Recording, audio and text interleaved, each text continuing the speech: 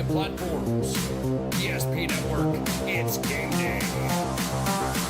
When facing disaster, it's not just the things we lose, but the memories. But there's hope. ServPro, with decades of experience in Minot and Bismarck, is always ready. Our certified professionals don't just restore homes, they rebuild lives. Because to us, you're not just a client, you're family.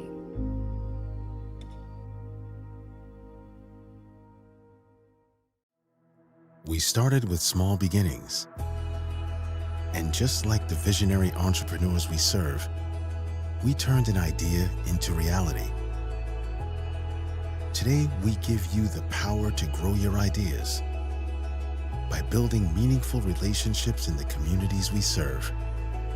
Because it's the same place we started. BNC National Bank, where possibilities begin right here at home. If you're in the Minot area and looking for a rental, start here. I just moved and had no idea where to begin, but then I found Creative Property Management. They've got the most listings in town, apartments, townhomes, even single-family homes. They made it easy, helped me find a place that felt like home, and their 24/7 maintenance means no stress. Whether you're new to the area or just ready for a change, book a tour with CPM today. When facing disaster, it's not just the things we lose, but the memories. But there's hope. ServPro, with decades of experience in Minot and Bismarck, is always ready. Our certified professionals don't just restore homes, they rebuild lives. Because to us, you're not just a client, you're family.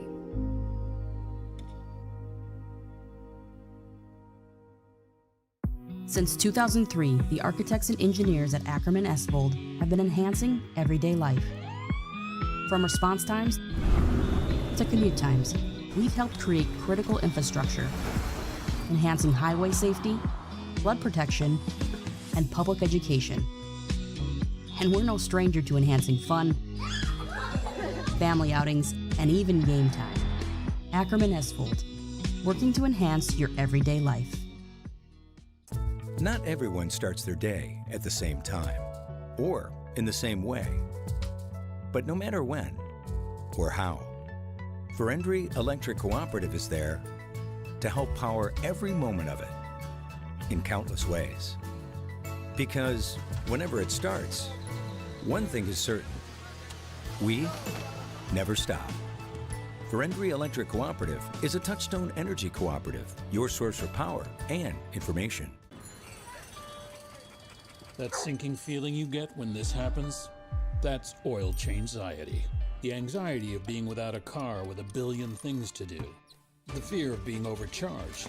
The stress of not knowing where to go or who to trust. But you never get those feelings at Valvoline Instant Oil Change, where you can watch us work right from your car, and we finish up in about 15 minutes. We changed your oil and did our 18-point safety check. Valvoline Instant Oil Change. Service you can see, experts you can trust. At Ryan Buick GMC, we treat every day like game day. 1.2-liter turbo engine, ultra-wide screen. 1.2-liter turbo engine, ultra-wide screen, on 2. Ready? We know how to get you in the right vehicle. Blue Canyons, and hut, hut. From the test drive to the handoff, we make every step easy. This season, start your drive at Ryan Buick GMC.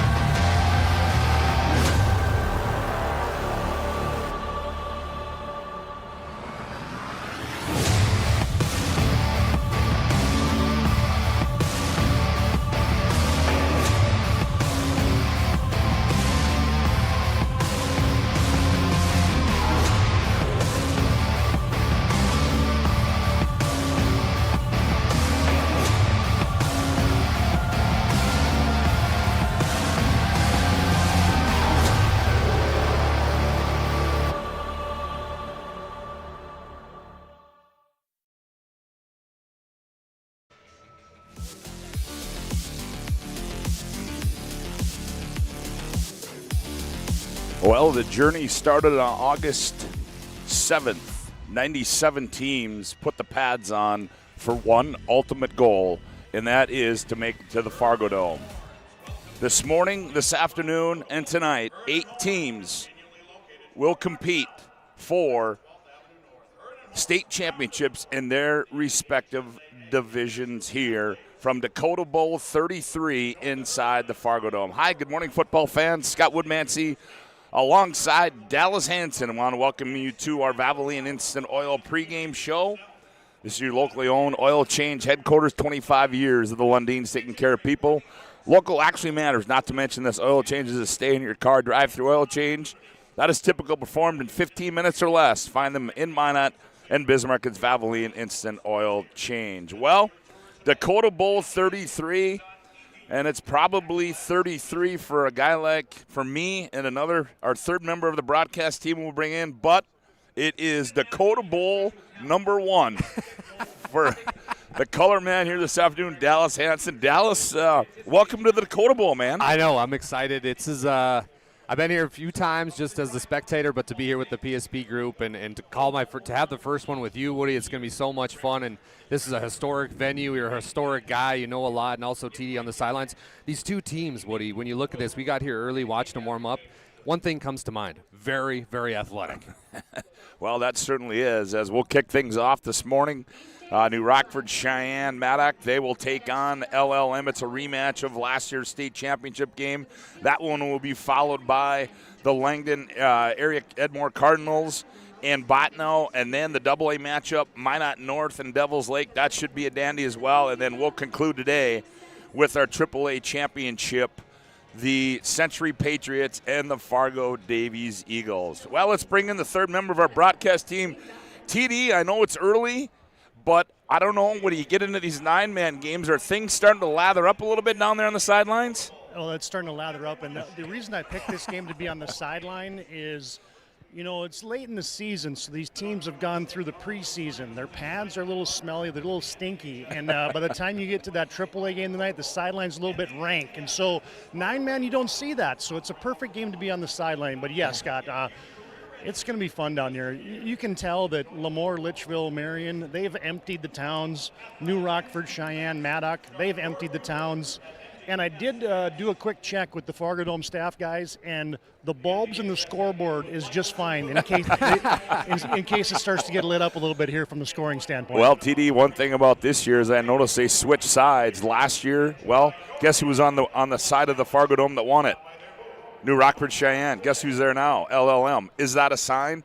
Well, stay tuned, as you'll find out here on the PSP Network. And, guys, I want to throw this out at either one of you. Can anybody give me the definition of what a Lobo is? It's a type of wolf, isn't it? Do you have it on there? TD, a Lobo? It's definitely in the canine family, and I believe it is some sort of a wolf dog. It's a Spanish word for wolf, otherwise a Mexican gray wolf. All right. So we've got the Wolves, the Rockets. That sounds electric to me, fellas. It should be a fun one here this morning on the PSP Network. Our Valvoline Instant Oil Change pregame show rolls on with more after this time out on the PSP Network.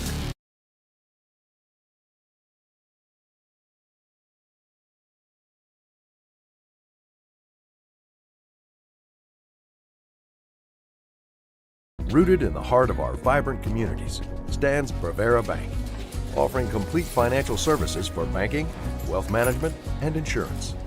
From home loans and checking accounts, let me tell you about the cashback rewards with this account, to wealth management, we'll help you forge your path ahead. Let's create a plan to reach your financial goals. Sounds great. With specialty insurance coverage, our advisors ensure your operation can carry on.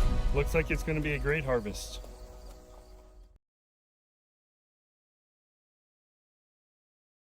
Over 60 years combined experience in the field. Not only are we writing estimates, talking with customers, we're in the shop working alongside of our team members. I've always had a very strong passion for repairing vehicles. I've been doing it since I've been in high school, and I've always enjoyed seeing the vehicle repaired back to the original conditions. Thank you for the opportunity to serve the Bismarck-Mandan community for the last 7 years. We look forward to expanding into our new addition to better serve our customers, Centennial Collision and Paint.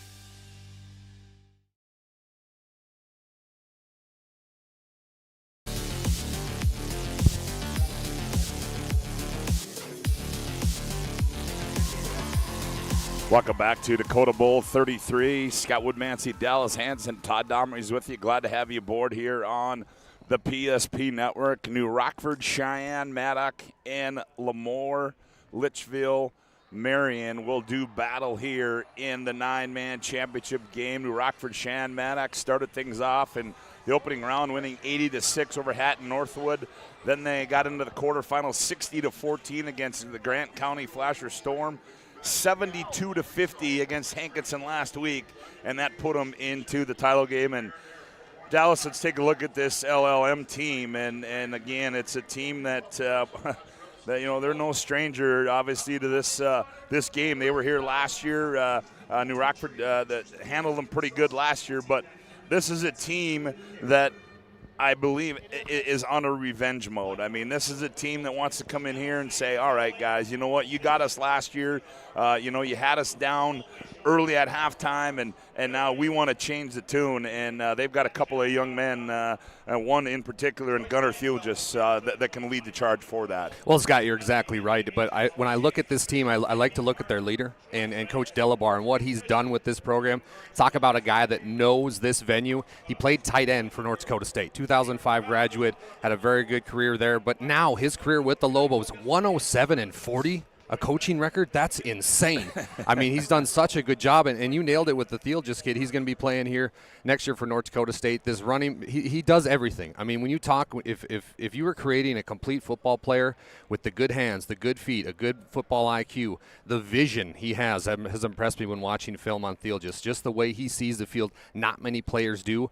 But the big question, Scott, is, can he get over the hump? Can this Lobo team get over the hump? Can they turn that corner and bring a state championship to Lemoore, Litchville, Marion? 171 carries, 2,279 yards, and 41 touchdowns this year for Gunnar Thielges. And watching some interviews with Coach Belquist leading up to this, and I think that in listening to him is that it's fair to say that the defense that the Rockets are going to throw out there, not the same defense they had last year. So I think the concern level probably of Coach Belquist is a little bit higher about Thielges, simply for the fact that you get this guy in space and he's gone. I mean, this is the guy that was runner-up in the 100-meter dash last year, and you get him to the edge or you get him out in the flat. I mean, and one-on-one, this guy can juke, this guy can jive, this guy can fly. And I think that's going to be a big concern of Coach Elliott Belquist. Well, he shimmy shakes and makes them bake. I mean, he's a fantastic player. But I know I talked about Delabar, but how about Belquist, also a graduate from North Dakota State? He was a wide receiver here. And his record, 109-52. So you're talking about two of the best coaches in 9-man throughout the season. And what I love about this New Rockford Cheyenne story is they've overcome much more than the game of football this season. Yes, they have. Scott, they've with what happened to them with the death of that player and the offensive lineman, very unfortunate. And I was thinking to myself, I went through something similar like that in high school. I'm thinking, how are they going to overcome this? This is going to be tough. Well, guess what? They got together as a group, as a football team, and that's what's great about sports. You can overcome things and get through it, and that's why I really love this Rockets team, and they're my pick to win today. Cannot wait for Dakota Bowl. Well, we'll take a look, further look inside the Rockets. It should be a fun one. It's breakfast, it's lunch, it's dinner. It's all here inside the Fargo Dome. Dakota Bowl 33. All the action right here live on the PSP Network. Back after this timeout. Learned a lot about why local matters. Unlike those guys, we take pride in our work and back our tires with our Plus Plan guarantee to get the most out of your tire's lifespan. Are the tires the same size on all the sides? We strive to provide great value to our guests and lowest prices guaranteed. That's not good. Stop at a trusted tire and auto and get a set of tires from people you know and trust, and will even match those guys.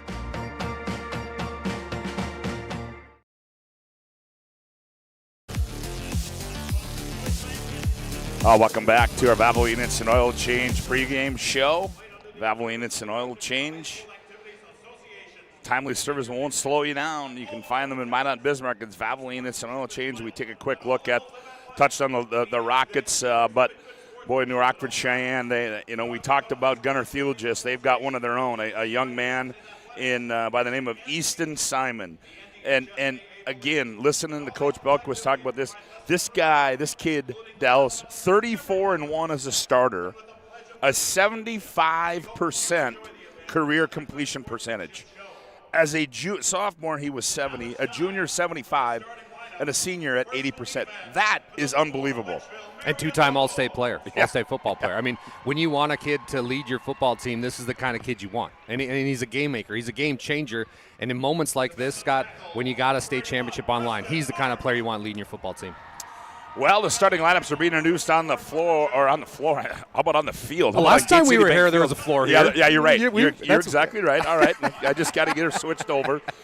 New Rockford Cheyenne, Matt, they will take the ball. But so here's the LLM defensive unit up front at tackle. Tucker Jones, 6 foot 190, and a senior. The other tackle will be Preston Arndt, 6'1", 220, and a junior. The linebackers, Gunnar Thielges, 6'1", 190, and a senior. Colby Thielges, 6'1", 180, and a junior. Henry Lettenmayer, 5'10", 190, and a junior. Cody Briggs, 5'9", 185, and a junior. At the defensive back, Logan Potts, 6 foot 150 and a junior. And Avery Kramer, 5'10", 155 and a senior. And Mason Workin, he'll be the safety, 6'1", 190 and a junior. For the home team on the scoreboard, the Rockets from New Rockford Cheyenne Maddock. They'll go like this. Up front at center will be Brody Weisenberger, 6'2", 260 and a senior. The left guard, Alex Weisenberger, 6'2", 215 and a senior. The right guard, Leighton Jacobson, 6'1", 190 and a junior. At wide receiver, Easton Benz, he's a good one, 6'3", 185 and a senior. And at wide receiver, Thomas Almers, he's 5'8", 150 and a junior. At another wide receiver, Grant Ingebretson, 5'11", 170 and a senior. Jackson Schumacher will be the running back, 6'2", 210 and a senior. And running the show for the Rockets will be Easton Simon, 6 foot 180 and a senior. Their head coach, Elliot Belquist, in his 17th year. Andy Delabar, the coach of the Lobos, in his 14th year. As we're going to have we'll go down on the field here after, as we're going to have the presentation of our colors, singing of our national anthem. We're going to have that for you all right here on the PSP Network, as we do each and every time, as we want to thank all of those first responders just coming off Veterans Day for, allowing us to be here and do what we do. As the colors being presented, and then we'll have our national anthem, and then we're going to play some football all day long. Ladies and gentlemen, our national anthem. Now may I have your attention for the singing of our national anthem. Today's national anthem will be performed by Quintessence from Shanley High School.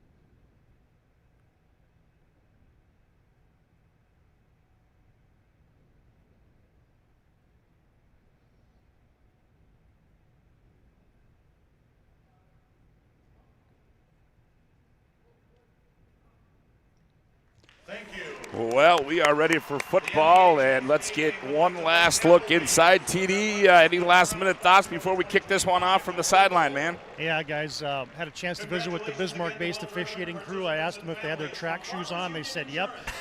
Casey Burt said, I'm going to be running 60, 70, 80 yards every time these guys score a touchdown. So the officiating crew is ready. Both sidelines were interesting. All the defensive staff and defensive coordinators looked like they didn't get a lot of sleep last night, so I think they're worried about their ability to stop the opponent. And the last thing, both teams mentioned to me that they love the 9 o'clock game, as opposed to being the second game of the day, because they can go through their normal routine. They don't have this end zone warm-up 20-minute crap that we have to deal with at the Dakota Bowl. So they appreciated the 9 o'clock game, and they are ready to go, guys.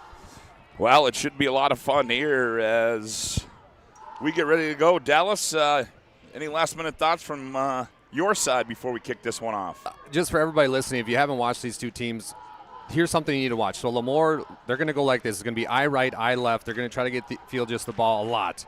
Now, New Rockford Cheyenne, they're going to do completely opposite. They're going to try to spread you out, throw the football a lot. So, Woody, I see it going this way. If this is a track meet, I got to give the edge to New Rockford.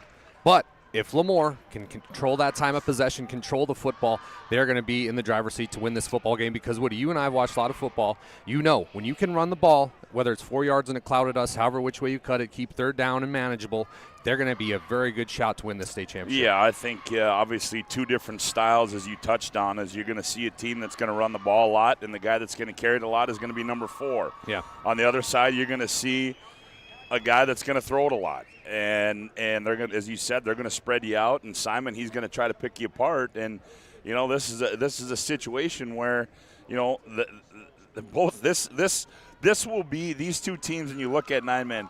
This all year long, you play all year long.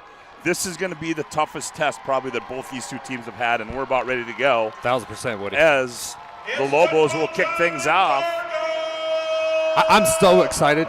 This is like Christmas Day for me. This is the best. I'm a 9-man guy, grew up a 9-man guy, and to be along with you, Woody, this is going to be fun.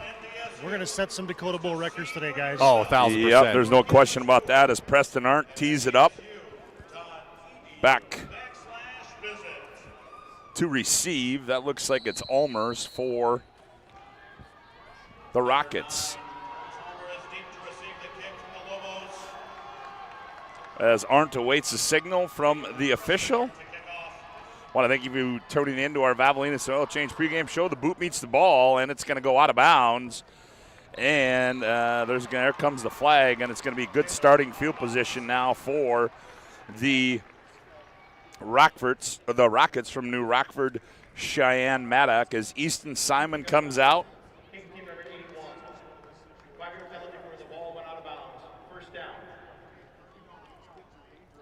Yeah, Woody, talking a little bit about Easton Simon. I mean, you're talking about a kid who doesn't throw many interceptions, and he does a very good job controlling the football. 52 touchdowns, 4 interceptions, passed over just over 3,000 yards. First-team All-State style quarterback.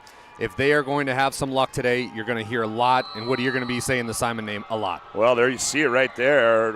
They go two twins left and right, lone back there. That's Schumacher. They throw it out in the flat. Ball's caught, turning upfield, and, well, it didn't get much as Ingebretson is going to be stood up at the line of scrimmage. So good coverage there defensively by the Lobos, and that'll bring up a 2nd down and 10 now for the Rockets. And quickly to the line of scrimmage. Now they go trips right, single receiver left. Simon rolling to his right. He throws back across the field. He's got a man out there, and it's going to be caught at the 30, 25, 20, 15, 10, down to the 5. Grant Ingebretson. A big play there for. And it was all from the play action, Woody. It was all because of the great route running, but they get everybody to flow to the left side. The wide receiver runs a great post route and then just heads right upfield. And how about the pass? We've already got an injury down there, Woody. Yeah, we do, and that. Who's that? That looks like it's Logan Potts. He's the one who made the tackle, I believe. Yeah, Logan Potts is on the field. Yeah, guys, the interesting thing, the first 2 snaps, Lemoore comes out and they're man across the line. You're seeing Gunnar Thiel just mats up with Benz across the board, and so that's going to be a tough task if you're going to play that type of defense all day against the Rockets. Well, here they go. They've got it inside the Serve Pro red zone. 1st and goal to go from the 6-yard line. Simon Hands off, going right, and on the carry there, that is Jackson Schumacher. And he's going to be stood up for no gain on the play, so it'll bring up second down and goal to go. TD's exactly right with that last point, Woody. How are you going to play man against these guys? You're going to have to leave a safety and some help over top for some of these cornerbacks, or it's going to be a long day for Lemoore. Second and goal to go. Simon looks right. Now he comes back left. Oh, he throws over high. His intended receiver was Ingebretson, and that'll bring up a third and goal to go now for the Rockets on the coverage there. That was Kramer for the Lobos. And Kramer, who just came into the game for the injured Lobo, and they're going to maybe pick on him a little bit here, Scott. It's going to be very interesting to watch for that fade route as Kramer's just kind of fresh in this ballgame as a cornerback. So they go trips left, single receiver to the wide side of the field. Simon works out of the shotgun. Simon looks left, now comes back right, looking. Now he's out in space. Now he's under pressure, trying to make something happen. He's got some room now, still on the move. Oh, and he is going to be brought down. Oh, what a great defensive play there. Tucker Jones finally wrapped up Simon, and that'll bring up a fourth and goal to go now for the Rockets from New Rockford, Cheyenne Maddock. Tucker Jones, 9 sacks on the year, 6 tackles for losses, did a great job, and watch him be the spy this time for that Lobo defense. Fourth and goal to go from the 6. Simon, twins left, twins right. Simon back to pass, looking, throws across the middle. It's going to be incomplete and batted down, and the Lobos come up big. And Todd, that is probably what the doctor ordered for the Lobos. I love the changeup. You saw the Lobos on a couple snaps there, guys. They brought 4 or even 5 guys. That time they only rushed 2. They dropped 7 into coverage, and they forced a stop. Man, you're not going to see that a lot today. It stops, I believe. So the first stop of the game goes to the Lobos. Now here comes their offensive unit. Laney at center, Jones and Arndt the guards. Just and Delabar the tight ends. Mason working under center eye backfield. Field just dots the eye. Now they motion Colby Field just left to right. Well, Workin looks like he's going to let that play clock drip down as far as he can. Down to 6. Handoff Gunner Field. He's got room over the left side, and he gets it up around the 15-yard line. A good hard move that time. Stop made there. That was Grant Ingebretson on the stop for the Rockets. And that's what you're going to see all day, Scott, is just right down, eye left, eye right. But when Thiel just hits that hole that the offensive line makes, it's just like an insane burst. I know everybody knows he's got the yards, he's a great sprinter, but just to watch the football speed is phenomenal. And you talked about keeping the ball, keeping drives alive. Watch Workin again here now. We'll see where the play clock got down to 6 in the last one. I formation behind Workin, not in any hurry. Now it's, and they're just, Field just again coming right, and he's going to be brought down for a loss of 1 there. On the stop was Kukowski, Malachi Kukowski making the stop there. So it'll be a loss of 1, or they're going to say no gain. So it'll be 3rd down and 1 now for the Lobos. When we talk about the Lobos want to keep these 3rd and manageables, and this is right in their wheelhouse, but what a play there by the Rockets defensively. They know the run's coming. Scott, the run is coming. Watch for the blitz. This is kind of where the game inside the game starts happening. Will the Lobos maybe throw a passing route here? We'll see. Ball spotted on the Lobo 15-yard line. Eye backfield behind quarterback Mason Workin. Field just dots the eye. Single receiver to the right. That's Colby Field just. Play clock to 2. Back to pass. They throw a quick pass. Colby Field just caught at the 21. And down right there, enough for the first down. They'll move the chains, and the drive stays alive for the Lobos. That tells me something right there about Coach Andy Delabar and his faith and his new second-year quarterback now, Mason Workin. 3rd and inches. You got the best running back in the state, but yet you run a pass and put the ball in the hands of your QB. Great play call there, as TD mentioned, by Coach Delabar. Now they get a new fresh set of downs. Ball spotted on their own 21-yard line. 1st and 10 for the Lobos. 8:23 left to go here, opening quarter of play. Eye backfield, play clock drips down to 8. Field just over the left side, and he's going to be driven back there after a gain of 3. Leighton Jacobson leading the way there for the Rockets. So it'll bring up a 2nd down and 7 now for the Lobos. You see these Rockets just trying to meet them inside the hole and try to rip out the football here, as Steele just is going to try to run wild. But how about the play from Leighton Jacobson? He's got 96 tackles on the season thus far, 7 TFLs. So they've got some nice defensive pieces. They're not just an offensive team as well. 2nd down and 7 now for the Lobos. Single receiver to the wide side. That's Colby Field just Workin goes under center. Play clock down to 7 again. Workin snaps it, hands off Gunnerfield is coming right. He's got some room, tries to cut back. He's met there, but he carries tacklers all the way down to the 32-yard line and move the chains, and that is another Lobo first down. Rockets showing blitz on that left-hand side, and that's a dangerous thing, Scott, when you're trying to play against this team who's just going to run that midline veer-style offense. This time, the blitz does not work, so they bring 2 guys off the edge. The middle of the field opens right up for Theelgis. Lobos on the move. Now they've got it 1st and 10 from their own 32-yard line. Again, Gunnar Theelgis dots the I behind quarterback Mason Workin. Here's Theelgis coming right, cuts back. No, he tried to cut back, but he was stood up, and he's going to be brought down at the 35. They'll give him a gain of 2. That's Jackson Schumacher making the stop there for the Rockets. TD, I don't know about you, but up here on the press box, field level, I'm not sure if it's different, but to watch this offensive line for the Lobos is a thing in itself. The feet, just the way they move, the effectiveness, it's amazing. I could totally agree with you, Dallas. They are getting off the ball right now, and they're getting some push. Look at all the guys in the box for New Rockford Shan Maddock. Yep. Now out of the shotgun formation goes Workin. They motion Theelgis, fake it him. Now they give it to Gunner. He's got trying to get to the edge.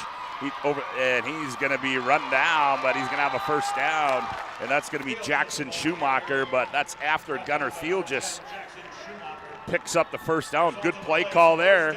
They spread everybody out. They go shotgun and misdirection. They give it to Theelgis. He picks up a first down. How many touches today do you think Gunnar Theelgis is going to have? Well, based on what's going on right now, it might be close to 40.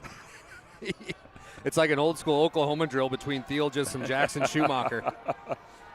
1st and 10 now for the Lobos from their own 44-yard line. Theelgis, the lone back. They give it, nope, that's not Theelgis. As they give it, that was Theelgis, but it was Colby Theelgis.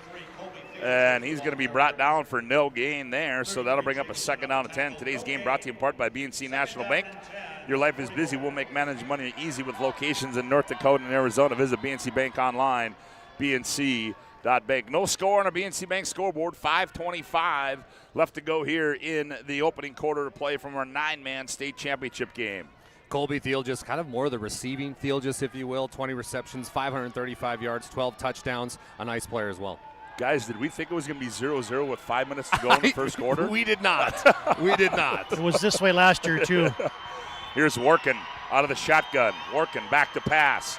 Looking, pressured, steps up. He's going to be on the move.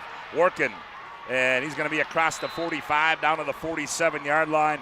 Jackson Schumacher makes a stop. Good coverage in that secondary there by the Rockets. I'm so impressed with Mason Workin just to see that 4-4 route develop and then to realize, okay, there's good coverage. I'm just going to have to take off. And he was one player away from breaking that. And if he gets away from Jackson Schumacher, he might score 6. I mean, he's a very athletic kid as well, but kudos and a tip of the cap to Jackson Schumacher on the great tackling. Well, now here's a big play now for the Lobos. They've got it 3rd down and 7 from their own 47-yard line. I backfield behind Mason Workin. Theelgis dots the I. Now they motion Colby Theelgis left to right. Workin fakes the head up, rolling out. He's under pressure. They throw it backside. He's got a man out there. Oh, and it's incomplete at the first down marker. The intended receiver there was Henry Lettenmeyer, and just over the outstretched arms. What a play call there, Dallas, by Coach Delabar. Oh, they had the great play call. They faked him to the right, and they snuck out Lettenmeyer out to the left-hand side. He had all wide open grass, and he tried to go over the shoulder. Couldn't come up with it. What a play call, though, by Delabar and the Lobos. That was fantastic. That's what makes the Dakota Bowl great right there. Here's 4th down and 7 now. Big play here for the Rockets defense. Workin out of the shotgun. Receiver left, receiver right. High snap, Workin. Oh, no, he's going to punt it, and it's going to be and that's going to take a Lobo roll. That's going to go all the way down to about the 1-yard line. What a punt. Wow. How about that, TD? Wow. Here we're thinking they're going for it. They're going for it. We got to outscore the Rockets. And then you run the pooch kick by the QB. How about that execution, guys, here at 9:15 in the morning? We got a First International Bank and Trust timeout on the field. 3:56 to go. 9-man championship game. No score in the BNC Bank scoreboard. Back after this timeout. Relax, spas, etc. Bismarck's #1 hot tub and sauna dealer brings luxury and wellness straight to your home. Discover top brands, Sundance hot tubs, and Michael Phelps swim spas that deliver not just relaxation, but real therapeutic benefits. Right now, save up to $5,000 or enjoy up to 72 months interest-free financing. Visit us today at 1420 East Main Avenue in Bismarck and experience the best deals for yourself.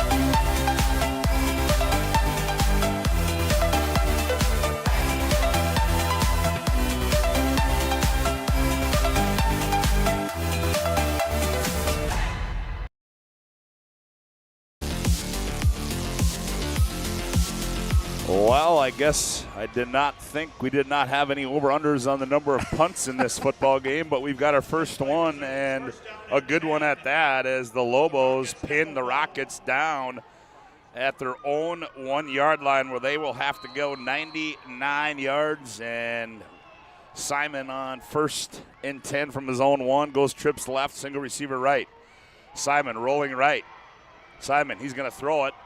He's got a man out there, and it's going to be caught. Easton Benz complete at the 16-yard line.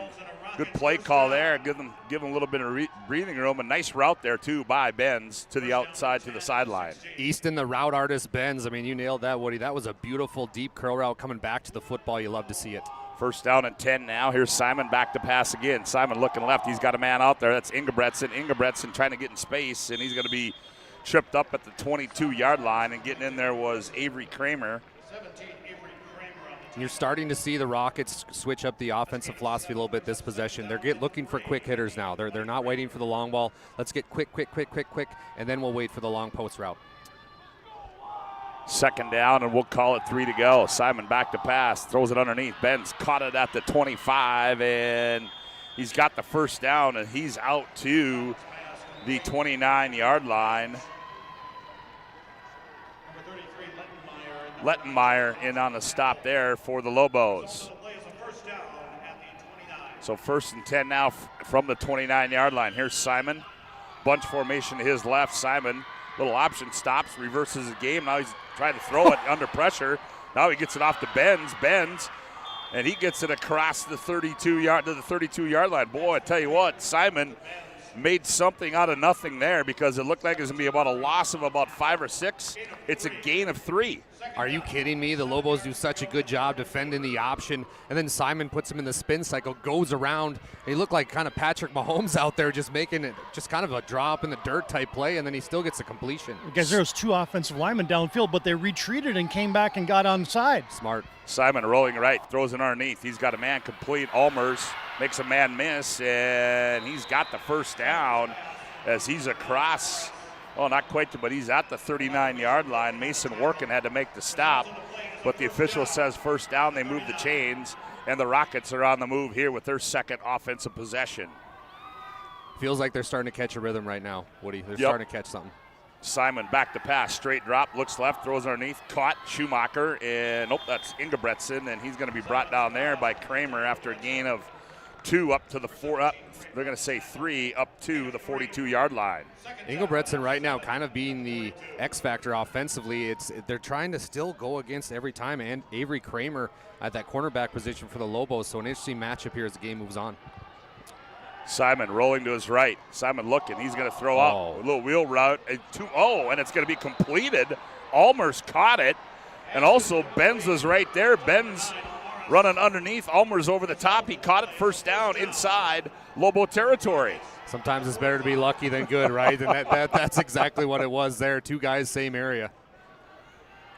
So just like that, the Rockets have it in Lobo territory from the 45. Simon. Handoff, Schumacher trying to come left. He's going to be brought down back at the midfield stripe.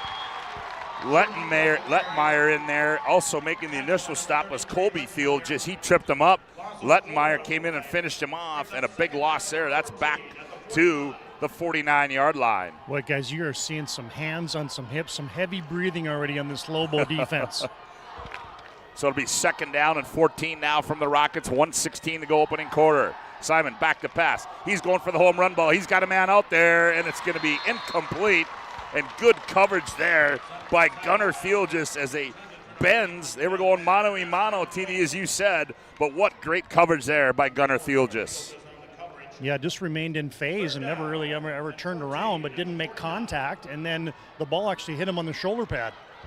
Like TD said, though, how is this going to affect this Lobo team? They do look a little tired right now, but I've been so impressed by this linebacker crew led by QB1 as well, Mason Workin. So 3rd down and 14 now for the Rockets. Simon rolling to his right, on the move. Simon still on the move, under pressure, and he's going to go down. Oh, the ball comes out at the 45. Tucker Jones there. Is it a fumble? Yeah, the beanbag came out. It was a fumble, but the Rockets fell on it. Oh, they did? Okay. All right. How about Tucker Jones, Woody? I mean, this kid's playing like his hair's on fire today. 9 sacks on the season, and right there, just going for he wants the ring. He wants the ring. Give me the ring. I've been really impressed with Tucker Jones. So now the Rockets are going to have to punt it away. Oh boy, look, thought about the fake there. Good kick there by Ingebretson. Hustle down. This one's going to go. Oh, did he? That's it. Oh, you gotta. That one's going to go into the end zone, and that'll be a touchback. And the Rockets forced to punt there, and this one, fellas, is turning into a defensive battle. Just like we thought. But on that last punt, if you're that Rockets player that was the bullet, just stop your feet, pick up the football. Instead, he decides to slide like he slid into home plate, and his body gets carried into the end zone. Well, now they're going to bring the football out to the 20-yard line where it could have been placed at the 1, and you're putting a team that runs like the Lobos at the 1. You could maybe get a safety. Yep, today's game brought to you in part by Planet Pizza, the best pizza on the planet. It's Planet Pizza. They've been around for over 25 years. They have the largest laser tag playground in the region, a giant lunch buffet, and they deliver. Call now, 701-852-1700. So here come the Lobos on 1st down and 10 as they motion Colby Fieldgis. Oh, fumbled snap. Working did a good job of picking it up, and boy, he got it out to the 25, 26-yard line goes Mason Workin. So there, a little bit of a scare in the backfield, but Workin did a good job of gathering and picking it up. And that is going to end the opening quarter of play here in our 9-man state championship game. On the BNC Bank scoreboard, 1 quarter in the books. The Rockets 0, the Lobos 0. Back for quarter number 2 after this timeout on the PSP network. Deliver more wonderful birthdays at Trinity Health Family Birth Center. We offer all new private, family-centered suites. Our maternity team provides more personalized support, advanced care, and the reassurances of a NICU and a neonatologist on staff. Take a virtual tour at trinityhealth.org/Family Birth Center. Trinity Health, making more possible.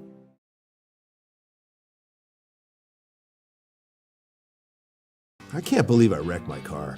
There are some things in life we can't control. But what's important is how we respond. At Jerome's Collision Center, they provide the highest quality of service, assuring the job gets done stress-free and making it feel like a breath of fresh air. And to give you peace of mind, they handle the insurance. Are you even a therapist? Don't worry about it. Jerome's, they're the experts. Jerome's.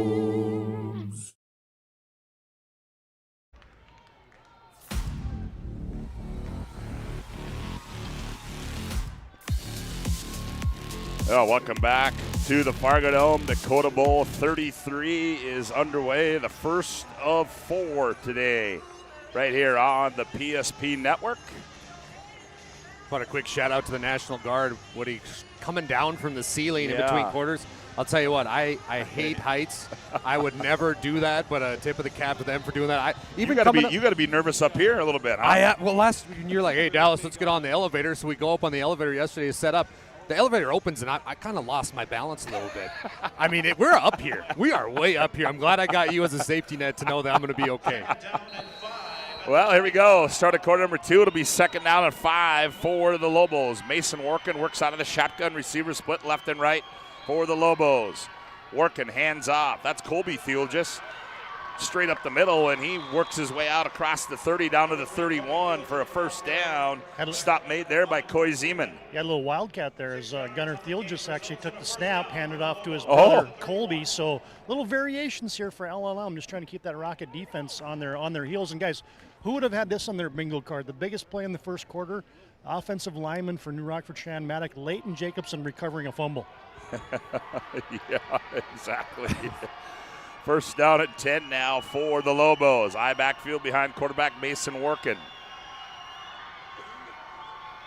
Workin hands off. Gunnar Thiel just straight up the middle, and he's going to be stood up there. Forward progress is going to be stopped after a gain of 2 up to the 33-yard line. Leading the charge there was Jackson Schumacher for the Rockets. TD, you got a great view down there, that coaching staff for the Lobos. What are you sensing down there? They know this is a big drive for them, because defensively they look tired. Now the same kids got to play offense. Well, that's why the pace is such a distinct difference for me, is when the Lobos have the football, as you've been pointing out. They're taking 30 seconds of rest. Right. And then they're going to do that religiously today just to keep the pace on their side. Yeah, as you said, play clock now down to 7. Working under center. Snaps it at 4. Gunnar Thiel just over the right side, and he carries the pile out to the 38-yard line. Coy Zeman making the stop there for the Rockets, and it'll be a third down, and we'll call it 3 to go for the Lobos. Well, Scott, as you've been mentioning his name a lot, it's Coy Zeman again, 6'3", 180. He plays defensive end, and if you're sitting at home thinking, 6'3", 180, that kid's skinny. Yeah, he is, but he's scary athletic, and at this defensive end position, he's putting the Lobos in a lot of trouble because he can break the outside, but he can also cut inside with a great swim move. Third down and 3 now as Workin works out of the shotgun. Workin hands off. Gunnar Thiel just going right, and he's going to be bottled up and brought down back near the original line of scrimmage. That was Alex Weisenberger coming in from his defensive end spot, and now the Lobos are what appears to be in a punt situation, and they spot it at the 34-yard line. These defensive ends have been playing out of their minds right now for the Rockets. I mean, we talked about Zeman, but now you got to talk about Weisenberger right there, getting pressure right from the snap count. Fourth down and 7, and well, Gunnar Thiel just. Are they going for this one? Is Workin in that Wildcat. And Workin can be a running punt, and he angles it. And boy, I tell you what, that turned out pretty good there. And that's going to go all the way down to the 26-yard line, and that's where the Rockets will take over, and we're going to have a First International Bank and Trust timeout on the field. 9:08 to go, opening half play on the BNC Bank scoreboard. The Rockets 0, the Lobos 0. Back with more after this timeout on the PSP Network. Beginnings. And just like the visionary entrepreneurs we serve, we turned an idea into reality. Today, we give you the power to grow your ideas by building meaningful relationships in the communities we serve. Because it's the same place we started. BNC National Bank, where possibilities begin right here at home.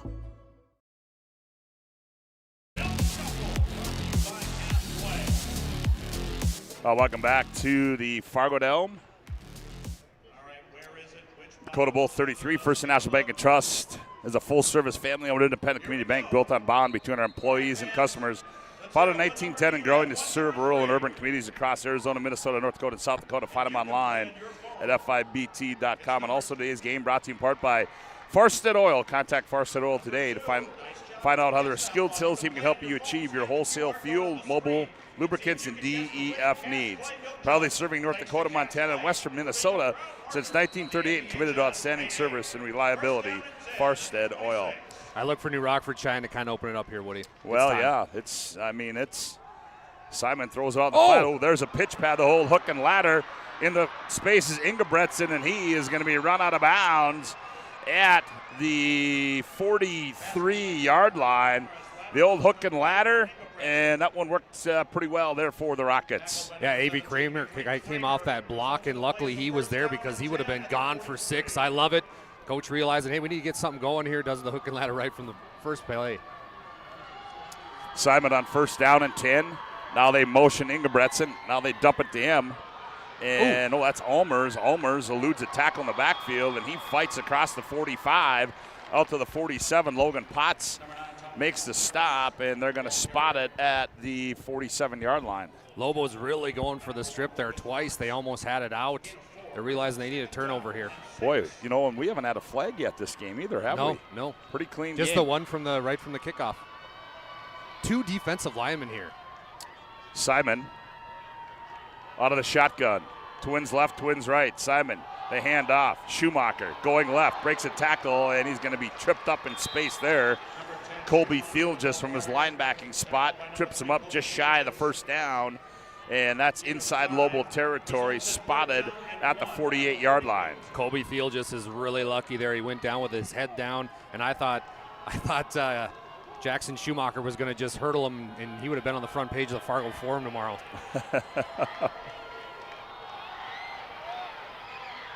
And coming near side is Grant Ingebretson. He's got the first down and more, but a missed tackle. Gunnar Thiel just runs him out of bounds, but Logan Potts had him wrapped up for a loss, but he was able to get out of it, was Ingebretson, and it's going to be a first down as they spot it at the 41-yard line of the Lobos. No safety look right now for Lemoore. Watch for a deep route. Look at the coaching staff saying it right now. Hey, look deep, look deep. So 0 safety, all man. This is where Tommy Allmers comes to play right here. Yep. Now they motion Benz from right to left, back to pass. Simon on the move, rolling left, directing traffic. He throws it over the top, and it's going to be incomplete as the intended receiver was Grant Ingebretson. Good coverage there by Kramer of the Lobos. Easton Simon had a wide open post route there, just couldn't see it because the Lobos brought a little additional pressure. But even with that, they almost got the completion. But man, if I'm a Lobos fan, I am so petrified when you go out with that 0 safety look. That is a scary time. And as Nostradamus said, guess who was in that deep post pattern? Tommy Allmers. Yeah. Yeah. Second down now and 10 for the Rockets. Simon looking left, throws back right. He's got a man, Schumacher, in space. 35-30, and puts his head down and falls forward to the 25-yard line. Goes Schumacher, and in on the stop there, that was Joey Potts for the Lobos. Again, go ahead, TD, sorry. I know, this Jackson Schumacher keeps flashing for me, guys. Would you agree with that? I would agree 100%. That's what I was just going to say. Yeah, he's a great player. You talked player. about how he runs hard. He certainly does. Simon back to pass, throws it out. Schumacher in the flat, in space. Cuts back inside, breaks one tackle. Tried to slip another one. He's tripped up at the 20 and brought down there by Mason Workin. And that'll be a good gain of, we'll give him 5 yards. So it'll be 2nd and 5 now for the Lobos inside the Serve Pro red zone. Workin was slow to get up there, Scott. Simon back to pass. Simon looking right, now comes back left. Now he throws in the corner. He's got a man out there. Allmers caught. Touchdown, Rockets. Tommy Allmers in the corner of the end zone and put 6 on the board for New Rockford, Cheyenne Maddock. Well, they missed him when he was wide open 3 plays ago, but they find him here. How about the route run? Just perfection. Notices they got nobody over top. He beats who other than the cornerback that is Avery Kramer, who they've been looking at a lot, but a beautiful pass. I'm so impressed by Easton Simon. Put it right on the money. And the Rockets will go for 2 as Simon spreads them out. They motion now. Simon got all kinds of time. Fires wide open back to the end zone. Caught. 2-point conversion is good, and that was Easton Benz. And so with 6:52 left to go here in the opening half of play, the Rockets 8, the Lobos 0. Back after this timeout on the PSP Network. Partner for commercial and business loans. We not only provide lending you need to grow your business, but we also reinvest in our communities. We believe in strengthening our businesses and creating opportunities for success. Choose Dakota Community Bank and Trust for your commercial and business loans, and together let's keep our communities thriving. Serving the community, looking out for you. At Dakota Community Bank and Trust, that's what we do.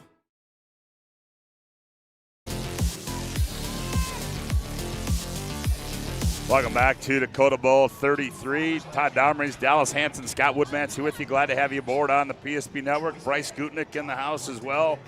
Nick Hulberg standing by as well. So we've got a full crew here for you because it's going to be a long day today, as it is each and every time here at the Dakota Bowl. Today's game brought to you in part by the Aggie Foundation. Vote each week for the PSP Network Player Performance of the Week. Nominees will be posted on social media each Monday and the winner announced on Thursday. The Player Performance of the Week is sponsored in part by the Aggie Foundation. Learn about their charitable work at aggiefoundation.com. And we got to give a shout out to probably one of our biggest, Johnny Jablonski, on his way up to Bemidji to watch the Marauders. Keeping them entertained, I guess, on the drive. So hopefully we can continue to do that as the Rockets get on the board first. They lead 8-0 on the BNC Bank scoreboard. Getting ready to kick it off will be Jackson Schumacher. Oh, they got the onside kick. Onside kick. They recover the onside kick. Wow. Talk about a development there. Well, that was planned, too. That wasn't just a misfire. I had a perfect angle on it. Jackson Schumacher just scuttled it. One guy there, and then there's Easton Benz grabbing it before it hits the boundary. So Elliot Belquist pulling out the bag of tricks. You might take a shot right here if you're New Rockford Cheyenne Maddock. I'm with you. Get him right out of the gates, and that Lobo defense looks tired yet again. So now the Rockets get it back with 6:50 to go here in the opening half. They have it 1st and 10 from the Rockets or the Lobo 45. Simon back to pass. Simon looking. He's going to run it. He's got some room. 40-35, slides down at the 30-yard line. Goes Simon, and covering him up there, that was Preston Arndt for the Lobos. Simon's so slippery. I mean, the pocket, great job by these cornerbacks and defensive backs, but Simon just gets out. 1st down and 10 now. Simon, hands off. Here's Schumacher going left, and he's going to be wrapped up. Arndt in there on the stop for the Lobos. They'll give him a gain of 1. It'll be 2nd down and 9. Reminder to stay tuned here at halftime as we will have our Jerome's Collision Center halftime show. This is such an important defensive stand right now for the Lobos. You give up 8 points, that's okay. 6 minutes left here in the first half, but don't give up another one. Simon throws it out in the flat. He's got a man caught turning up field. That's Coy Zeman on the reception. His first of the day. Logan Potts makes the stop, and they're going to mark that at the 26-yard line. Jerome's accidents happen as a part of life at Jerome's. Our goal is to help get your car and your life back on the road, both literally and metaphorically. It's a goal that focuses us to do more than fix your vehicle. We'll get back to that. Here's Simon on 3rd down. Simon rolling left. Simon looking. Simon throws it over the top, and it's going to be incomplete. A flag comes out. I don't know. Oh, boy. I don't know about that one. Intended receiver there was Grant Ingebretson. On the coverage was Kramer. The official was right there. TD, did you have a look at that one? I did, and I think if I'm the Zebras, I'm not going to want to watch that one on a Jumbotron. I'm with you. That was just great defense from Kramer, I thought, TD. Let's see if they're going to call no. Oh, they go pass interference. I was wondering if they're going to think better of it and wave it off. Jerome's Collision, it's a goal that forces us to do more than fix your vehicle. We've been doing it since 1975. Call 701-852-5126 to schedule a collision repair or other service. Collision repair is our specialty. We value you and your car. Jerome's Collision Center. So a big penalty there, and that moves the Rockets inside the Serve Pro red zone. 24/7 emergency service, trained technicians, advanced technology, fire, water, cleanup, and restoration at Serve Pro. Simon out of the shotgun, back to pass, straight drop, looking. He's going to flush, and he's going to be brought down. Arndt was in there. Tucker Jones was in there. Great job there. That was kind of a... They brought one more than the Rockets had to block. Guys, Lamore's Island was asking for a challenge. They wanted a challenge flag on that interception, or the interference. Sorry, guys. Well, don't they have that? I think they have that here, don't they? I think it's only on scoring plays. Is that what it is? Turnovers. Okay. So 2nd down and 15 now, loss of 5. Simon back to pass, looks left. He's got a man across the middle. It's going to be caught. Ingebretson into the end zone. No, they're going to say he's short. is Ingebretson gets tied up right at the goal line, and they knock him back to the 1 yard line. But it's first and goal to go for the Rockets. The 5'11", 170-pound Ingebretson's got the heart of a lion today, just playing out of his mind. What a route, what a catch. What a way to put this team in a good spot. First and goal to go. Now Simon's going to go under center. A full house backfield now for the Rockets. They hand off, going right into the end zone. Tommy Almers, touchdown Rockets. Tack on 6 more for the Rockets. Got that split back look, and Almers gets ahead of steam and just easily finds his way. Shout out to the offensive line. They're doing a great job, but Lobos with that bend don't break style defense, and that time it broke. So the Rockets are going to go for 2. They motion Schumacher. Simon back to pass. That one's going to be batted away, and the 2-point conversion is no good. 4:14 to go. Opening half of play at the BNC Bank scoreboard. The Rockets 14, the Lobos 0. Back after this timeout on the PSB network.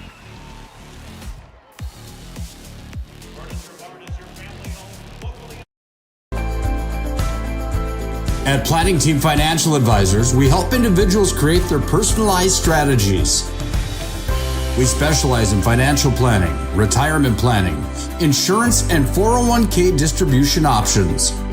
Don't leave your future to chance. Call Planning Team Financial Advisors today for a free retirement review. Planning Team Financial Advisors, your plan, your future, your team.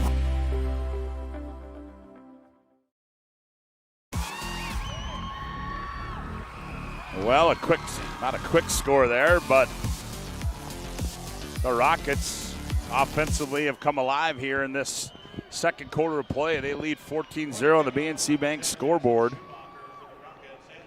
And now we'll see if the Lobos better be ready for another onside kick here because they're lining it up. Guys, I got a glimpse at Grant Ingebretson when he went for the whirling dervish at the goal line there, and he got up and he had the biggest smile on his face, like, you got me, baby, but I spun, and he was having so much fun. What a great scene.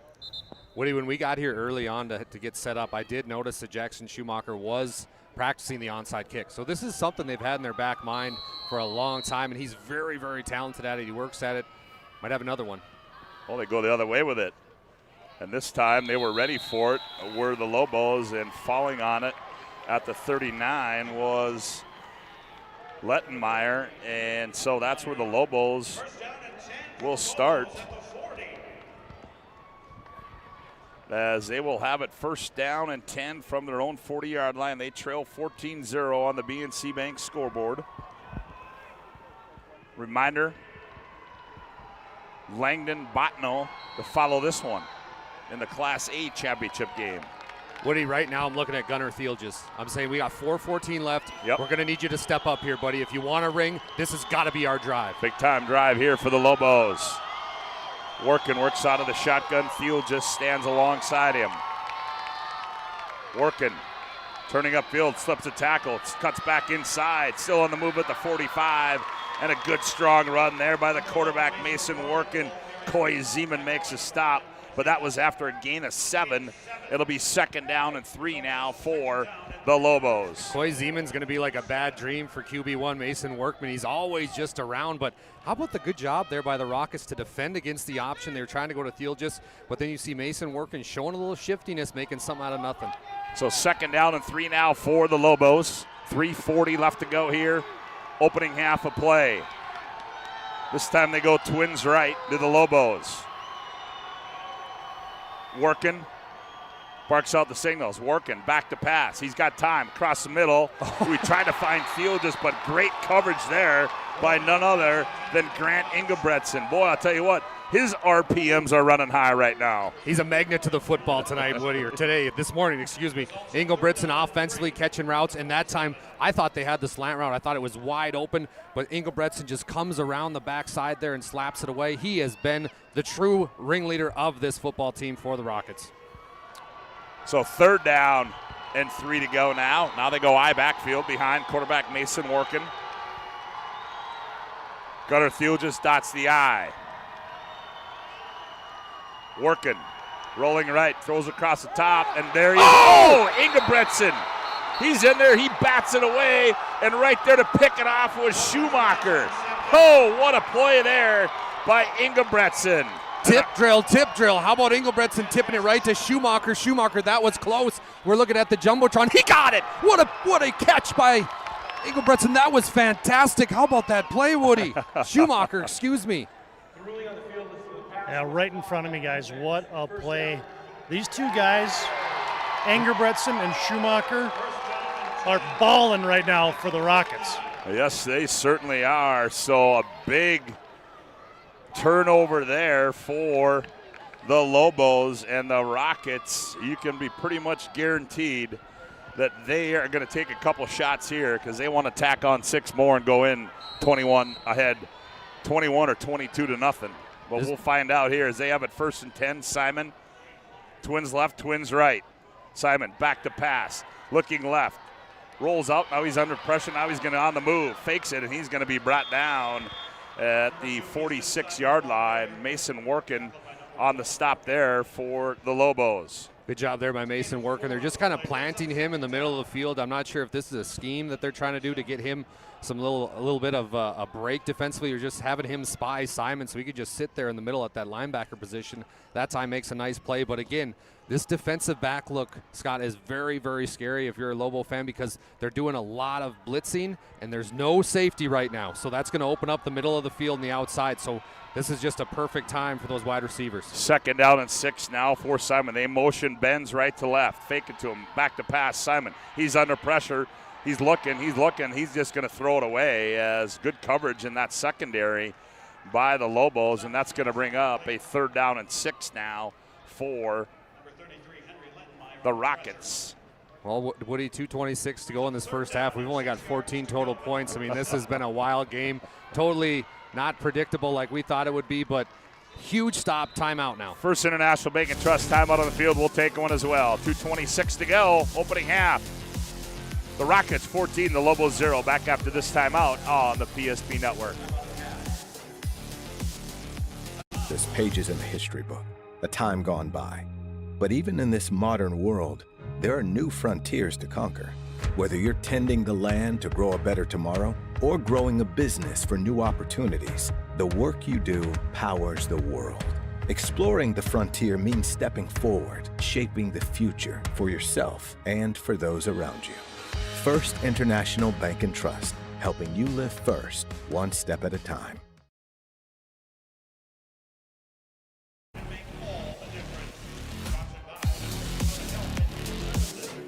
Today's game brought to you in part by Ryan Family Dealerships. For 50 years, Ryan's been a trusted name for car buyers in Western North Dakota. Shop their entire inventory, driveryan.com, or visit one of their 5 locations in Minot and Williston.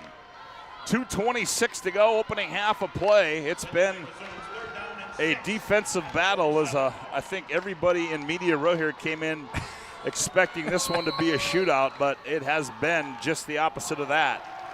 3rd down and 6 now for the Rockets. Simon out of the shotgun, Twins right, Twins left.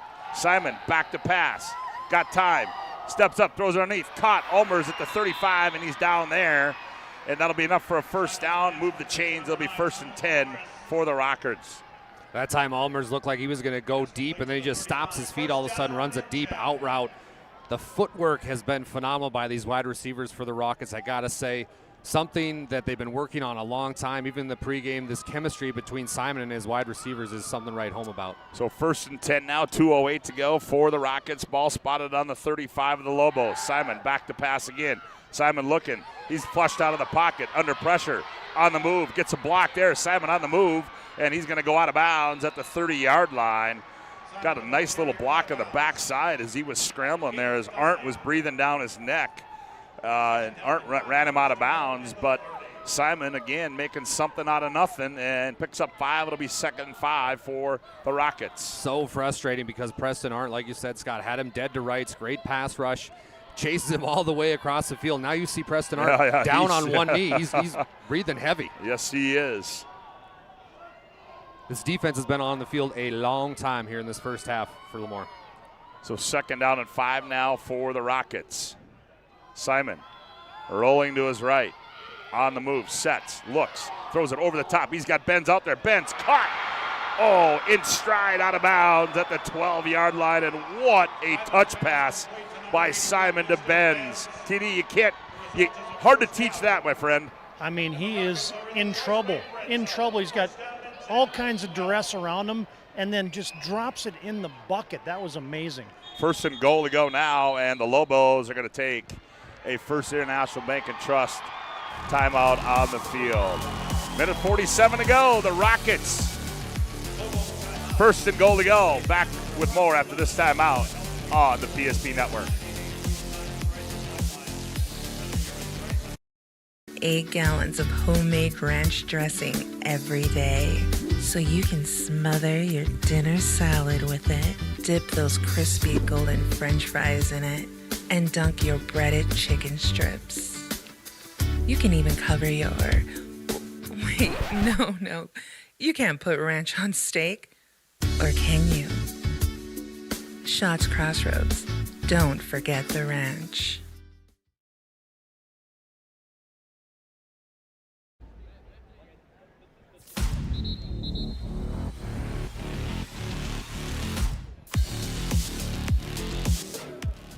.147 left to go here in the opening half of our 9-man state championship game.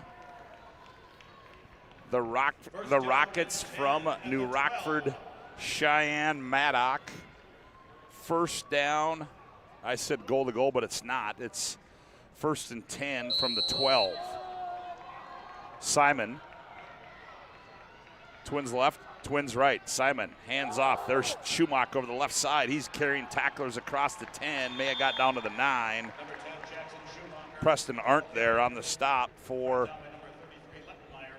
Guys, I think that was a huge defensive timeout for Lemoore, Litchfield, Marion there. Their guys were gassed. They have no pass rush.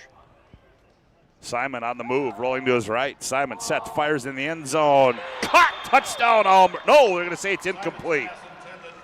Ooh, I thought he caught that one. He had to come back to the ball. It was underthrown. Ulmer slid, but they're going to say it hit the carpet, and now that'll be 3rd down and 7 for the Rockets with 1:22 to go. Clock stops on the incompletion. And he knows that he should have had that one. What a pass, though, by Easton Simon. It was tight coverage, put it right on the outside where only his player could make the play at it. And now we got a big one here, Woody, coming up, 3rd and 7. 3rd down and 7, ball spotted on the Lobo 9. Simon rolling to his left, looking. He's got Benz. He breaks free. Benz caught. Touchdown. Oh, Easton Benz breaks free and tack on 6 more for the Rockets. What a play. Simon expends the play out to the left-hand side, and just puts it right on the money to Benz. You can't draw it up any better. Well, TD, that was pretty good coverage there, too, by Gunnar Thielges, I got to say. Good coverage. A little bit of a pick route there for the Rockets. LLM looking for a little offensive pass interference, but how about the on-time, on the mark? Here come the Rockets going for 2. Simon throws it underneath. There's Benz. Oh, we got to have a flag. Roughing the passer? I think it might be a roughing the passer. We'll see, as I think Ryan Jungling is the white hat here today for... Wouldn't want to be that line judge right now in the referee crew. We'll see what the call is. I can hear the conversation. I think you're going to get... Yeah, you're going to get roughing the passer. But the conversation is that they're setting picks. Right. The receivers are, but the referee's coming right back and said, nope, he's on the line of scrimmage. He's allowed to do that as long as he doesn't go forward. 2-point conversion is good, and the Rockets extend their lead. 1:16 to go in the half. They lead 22-0. Back after this timeout on the PSP Network. In front of you, see? The slicer, the meat and cheese. It has a rhythm. This is the rhythm of the slice. The slice. Oh, yeah. The rhythm of the slice. This is the rhythm of the slice. The slice.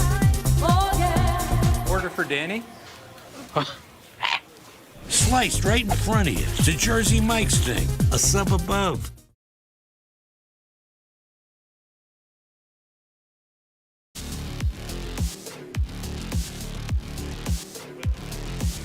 Well, the roughing the passer penalty is going to move the spot of the kick up to the 45 of the Lobos. Now, guys, you got a minute 16 to go. You've got some timeouts left.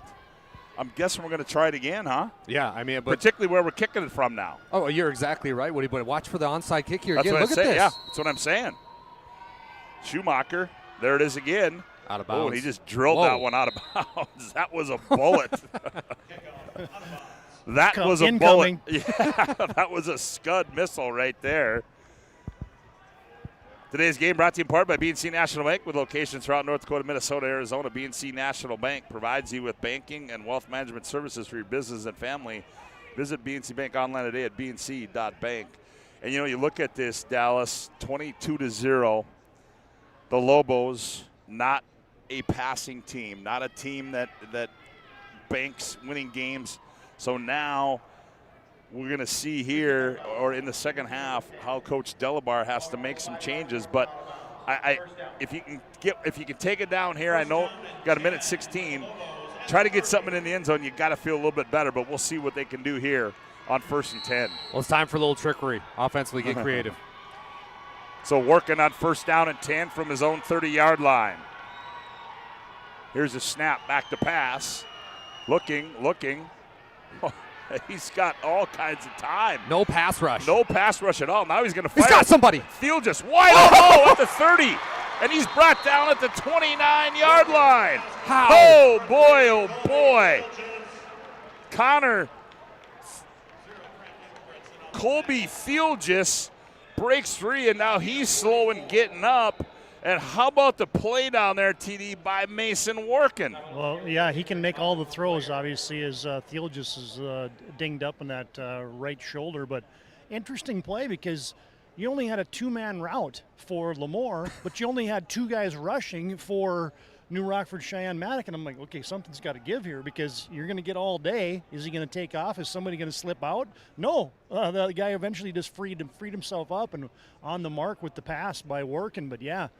Now, if you're the Lamore, Litchfield, Marion Lobos right now, if you can get anything positive here to end this quarter and then come back and get the football to start the third, that could be the momentum that the Lobos need.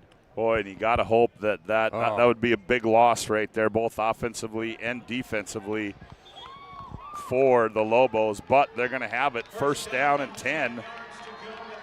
And it looked like a collarbone shoulder style injury from right the there. 26-yard line. A minute 3 to go. They've got 2 timeouts left. So here's Workin. Twins left, single receiver right. They hand off. Gunnar Thiel just trying to get to the edge. Turns it upfield, and he's going to be brought down for a loss of 2. What a play there by Coy Zeman. And we're going to have a First International Bank and Trust timeout on the field. 43 seconds to go. Opening half, 22-0 Rockets. Back after this timeout on the PSP Network. Engineers at Ackerman Esvold have been enhancing everyday life. From response times to commute times, we've helped create critical infrastructure, enhancing highway safety, flood protection, and public education. And we're no stranger to enhancing fun, family outings, and even game time. Ackerman Esvold, working to enhance your everyday life.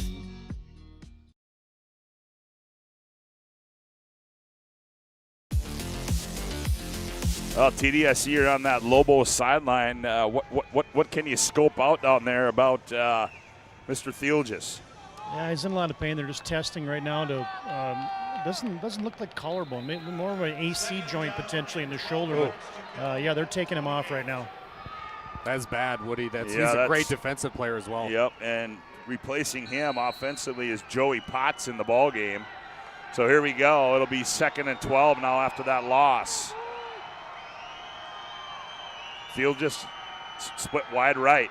Here comes the pressure. They're going to go mano-a-mano. They throw it up in the air. Field just goes up. Oh, what a play. Another play by none other. I think that was that Coy Zeman?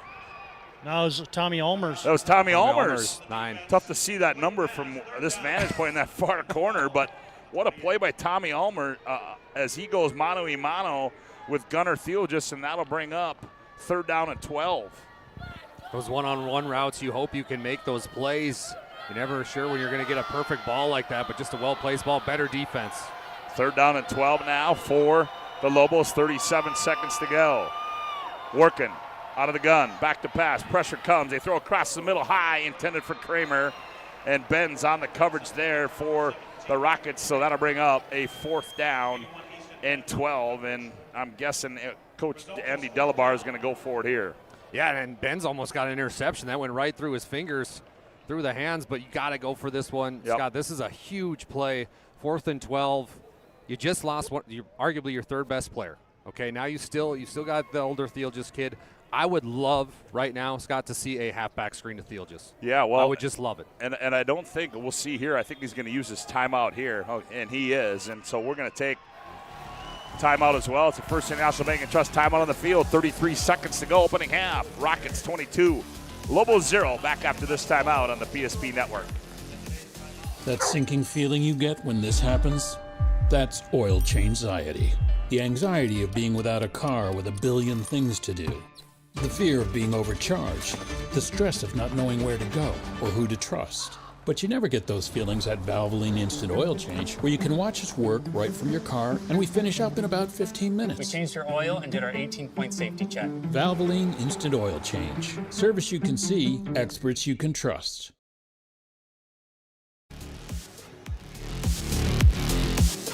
Well, welcome back to Dakota Bowl 33. Glad to have you aboard here on the PSP Network. Be sure to like and follow us on all of our social media platforms. Lots of things going on. We got 3 guys on the field right now. One guy taking pictures, and Cody Eisenbaugh, he's a great videographer. He's going to create like a documentary style. I cannot wait to see what he has. Tyler Hagan taking pictures. TD, how you doing down there? I'm doing good. Tyler Hagan, he's got like an 80-pound camera that he's lugging around. I mean, that thing is ginormous. Hey, he's pumping iron. Nobody better in the business than THP right there, as here we go on 4th down and 12 now for the Lobos. No timeouts left, as we'll see what they elect to do here. They go trips left. Gunnar Thiel just split wide right. They got double coverage over there. They get him to jump. First flag of the game, and they got him to jump, but unfortunately, it's going to only give them. They're still going to be 2 yards short. Weisenberger, the guilty party there. That's a sign of a great quarterback working. I stand corrected. 5-yard penalty, so it'll be still 4th down and 7. Sorry, Dallas. You're good working, looking like Aaron Rodgers right now with the hard count. Here we go, working now. Same formation, trips left. They got help over the top on Gunnar Theolgis out there, split wide or split to the right side. Working back to pass, looking Gunnar's way. He's going to throw it across the middle, throws it high. Oh, boy. Taken away. Almers, 20, 25, cuts back, 30, still on the move. Almers trying to make something happen. Oh, boy. 35, a nifty move there. He's up to the 40. Almers, 45. Oh, boy! He tried to pitch it back, and Benz has got to go back and fall on it. Oh, my. What was that? And what a way. Dallas getting a little excited about that play up here. He thought that was nifty.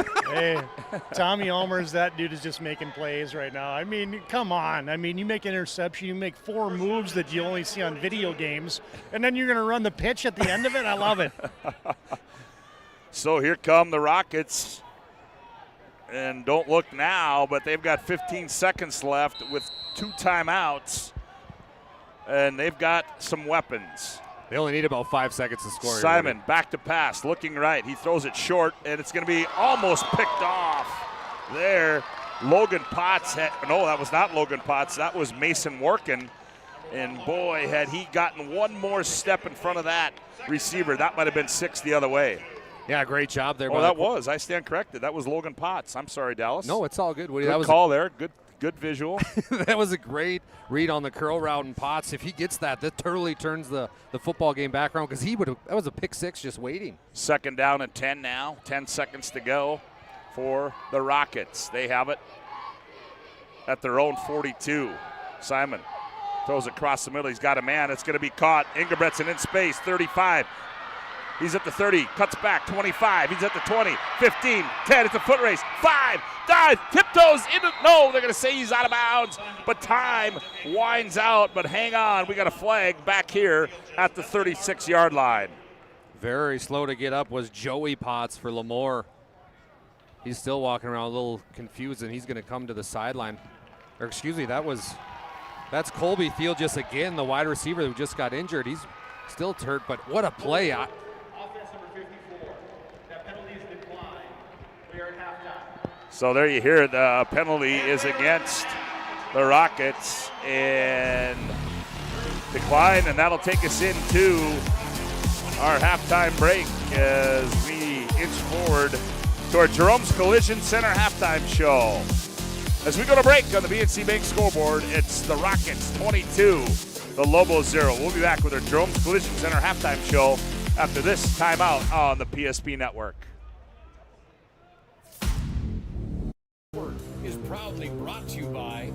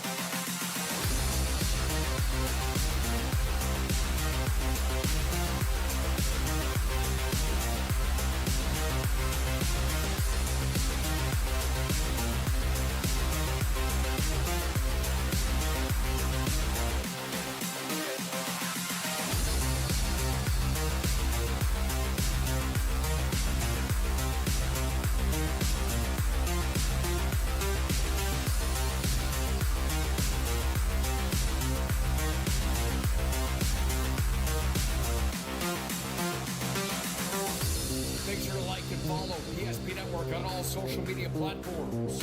PSP Network, it's game day. At Ryan Buick GMC, we treat every day like game day. 1.2-liter turbo engine, ultra-wide screen. 1.2-liter turbo engine, ultra-wide screen, on 2. Ready? Break. We know how to get you in the right vehicle. Blue Canyons, and hut, hut. From the test drive to the handoff, we make every step easy. This season, start your drive at Ryan Buick GMC.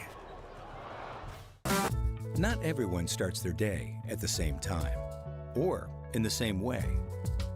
But no matter when or how, Verendry Electric Cooperative is there to help power every moment of it in countless ways. Because whenever it starts, one thing is certain: we never stop.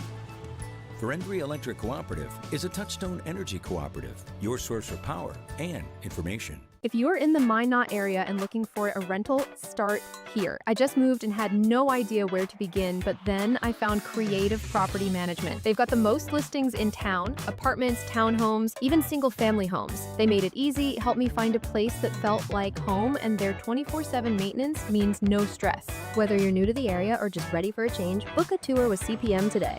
When facing disaster, it's not just the things we lose, but the memories. But there's hope. ServPro, with decades of experience in Minot and Bismarck, is always ready. Our certified professionals don't just restore homes, they rebuild lives.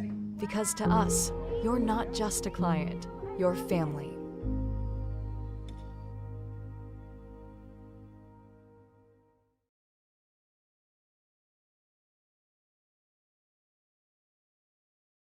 I can't believe I wrecked my car. There's some things in life we can't control. But what's important is how we respond. At Jerome's Collision Center, they provide the highest quality of service, assuring the job gets done stress-free and making it feel like a breath of fresh air. And to give you peace of mind, they handle the insurance. Are you even a therapist? Don't worry about it.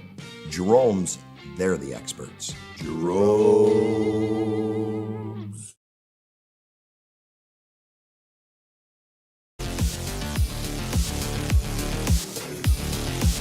Well, welcome back to the Fargo Dome and Dakota Bowl 33 as we are at halftime of our 9-man game, and welcome to our Jerome's Collision Center halftime show. Jerome's, accidents happen. It's part of life. At Jerome's, our goal is to help you get your car and your life back on the road, both literally and metaphorically.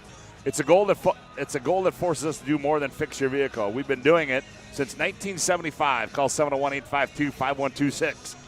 To schedule a repair or other service, collision repair is our specialty. We value you and your cars. We are at halftime, 22-0. The Rockets lead the Lobos. Dallas, before we dive into this one, let's just take a brief preview of what we got coming up the rest of the day. Next game, team you got to see last week, Langdon area Munich and Botno in that A matchup. And I guess probably some people would probably call that maybe a David versus Goliath. I don't know if that's the term you use, but an interesting matchup nonetheless. No, that's it. That's exactly how you should view it, because you've got this Langdon area team that's led by Jax Johnson. They've been in the top 5 all season. They find themselves at number 2 right now, or excuse me, number 1, but they're a very good football team. There you have this quarterback, defensive back, Jax Johnson, who last week in Langdon PSP, we were there. He had 5 total touchdowns.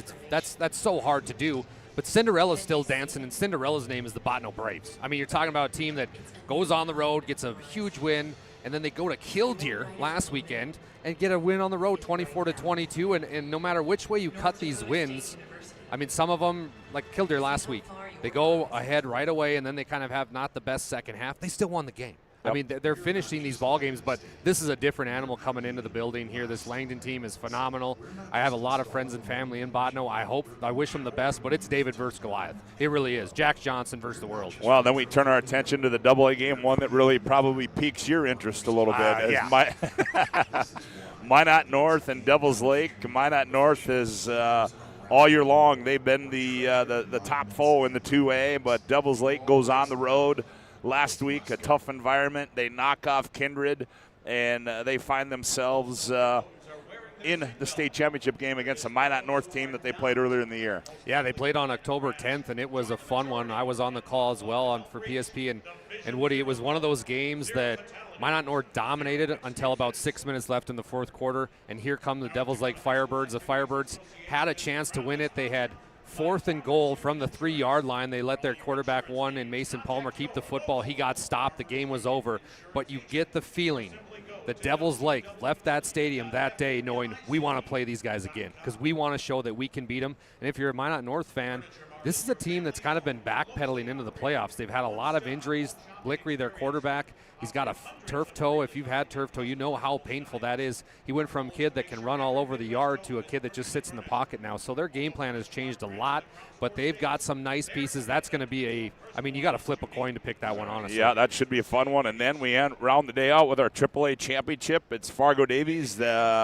The Eagles have been in the polls all year long, and then you've got a team in the Century Patriots, lost their first 2 to start the season off, and one of those losses was to Fargo Davies, and then they just go ahead and run 9 straight off, and here they are with a date against the Eagles in the championship. Well, like you said, Scott, they got what they wanted. They got the rematch. Can Century run the football enough to kind of control the clock? Just like this game, what we talked about in our Valvoline Instant Oil Change pregame show, can they run the ball and control the time of possession, keep Davies off the field in that potent offense?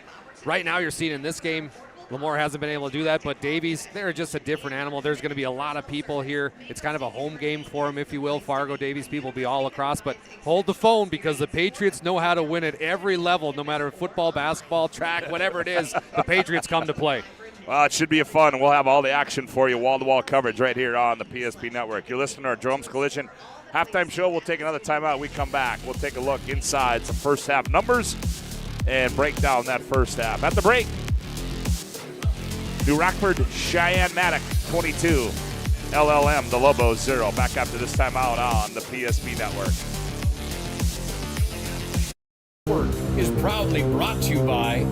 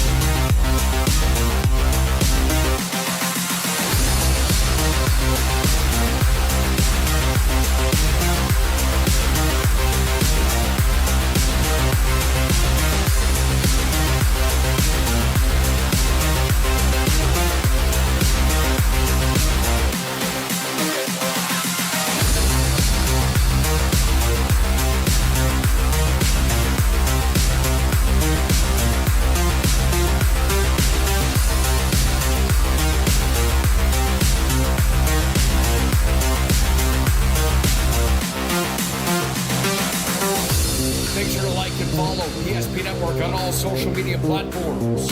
PSP Network, it's game day.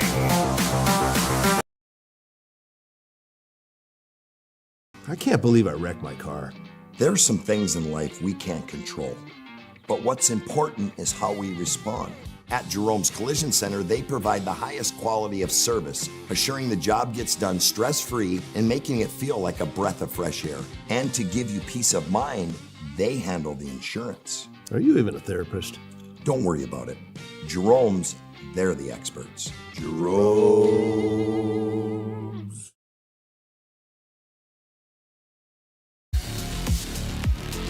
Welcome back to our Jerome's Collision Center halftime show. At the break, 22-0. The Rockets lead the Lobos, and I think Dallas has got some first half numbers. Dallas, why don't you take us through some of those first half numbers? And I see you got some highlights there too as well, huh? You got the old highlighter out. Some things stand out to you? The highlighter is out and ready to go, my friend. Thank you, Scott. First quarter, very interesting. It was 0-0. Then the second quarter, New Rockford started to pull away. The Rockets did it in a big way. It was Thomas Almers, a 20-yard pass from Easton Simon. And then the two-point conversion was from Easton Simon to Benz, so the two-point conversion was good. And then they scored the football again. This time it was a 1-yard rush by Tommy Almers. That made our score 14-0. The two-point conversion was no good.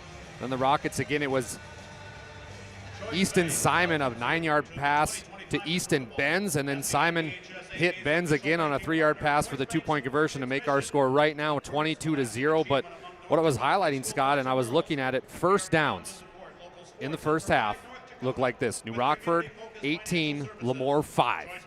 Passing yards look like this. 286 for the Rockets, 50 for the Lobos. Fumbles, 1. New Rockford hasn't fumbled at all. 2 interceptions. So you're looking at 3 turnovers to 0. When you're trying to upset a team and you're kind of up against it, as the Lobos are, you cannot turn the football over. 3 times to 0, and we've seen the Rockets take care of the ball phenomenally well here, Scott. Yep. Well, and then the other thing, too, is you pointed out, too, is Gunnar Thielges, just 10 carries for 30 yards. Yeah. I mean, this is the guy, as we talked about, this is the guy that came in here, and he had he's ran for almost 2,280 yards in the regular season, and Elliot Belquist and his defensive staff certainly found the medicine to bottle up Gunnar Thielges. Well, they have 1,000%. So if you're the Lobos coaching staff, okay, they're going to kind of contain Gunnar. Let's look at the other Thielges, and maybe he can make some plays for us. And Colby has done a good job. 2 receptions, 50 yards. That big reception towards the end of the first half helped matters. But then he gets hurt. So now you lose your other X factor, and now you're down to 1. And Workin's playing his tail off, their quarterback, but he's also got to play defense. And we've seen at the end of the first half, his hands were on his hips. He was tired. TD, any thoughts on that opening half? And I guess if you're head coach Andy Delabar, what are the changes you got to make here in the second half? Yeah, I had a chance to visit with Coach Delabar on the way in, and hey, they needed these 20 minutes here to regroup, right, and get back to some basics. They had some success in that very first possession about running between the tackles, and then hey, you got down and you kind of get away from that, right? And so I think they want to get back to their roots a little bit here and try to take this opening drive down and change the momentum of the game. Hey, one other quick thing here, guys. I was just getting myself fired up here. Onward, fight, fellow. Fight for Langdon High. Gotta fight for the red and white, boys. You'll win if you try. Rah, rah, rah! Well, if anybody's wondering who's going to call game number 2, you just heard it right there. You just heard it right there. That's the old alma mater of TD. And I was hoping that was going to work. I don't know if that came through or not. Oh, it came through. I'll tell you what, I don't know who's more fired up to call the Langdon game or the Minot North game. I'll tell you what, I got to do something. I guess I got to bring up maybe the Century Fight song for game number 4 tonight, huh?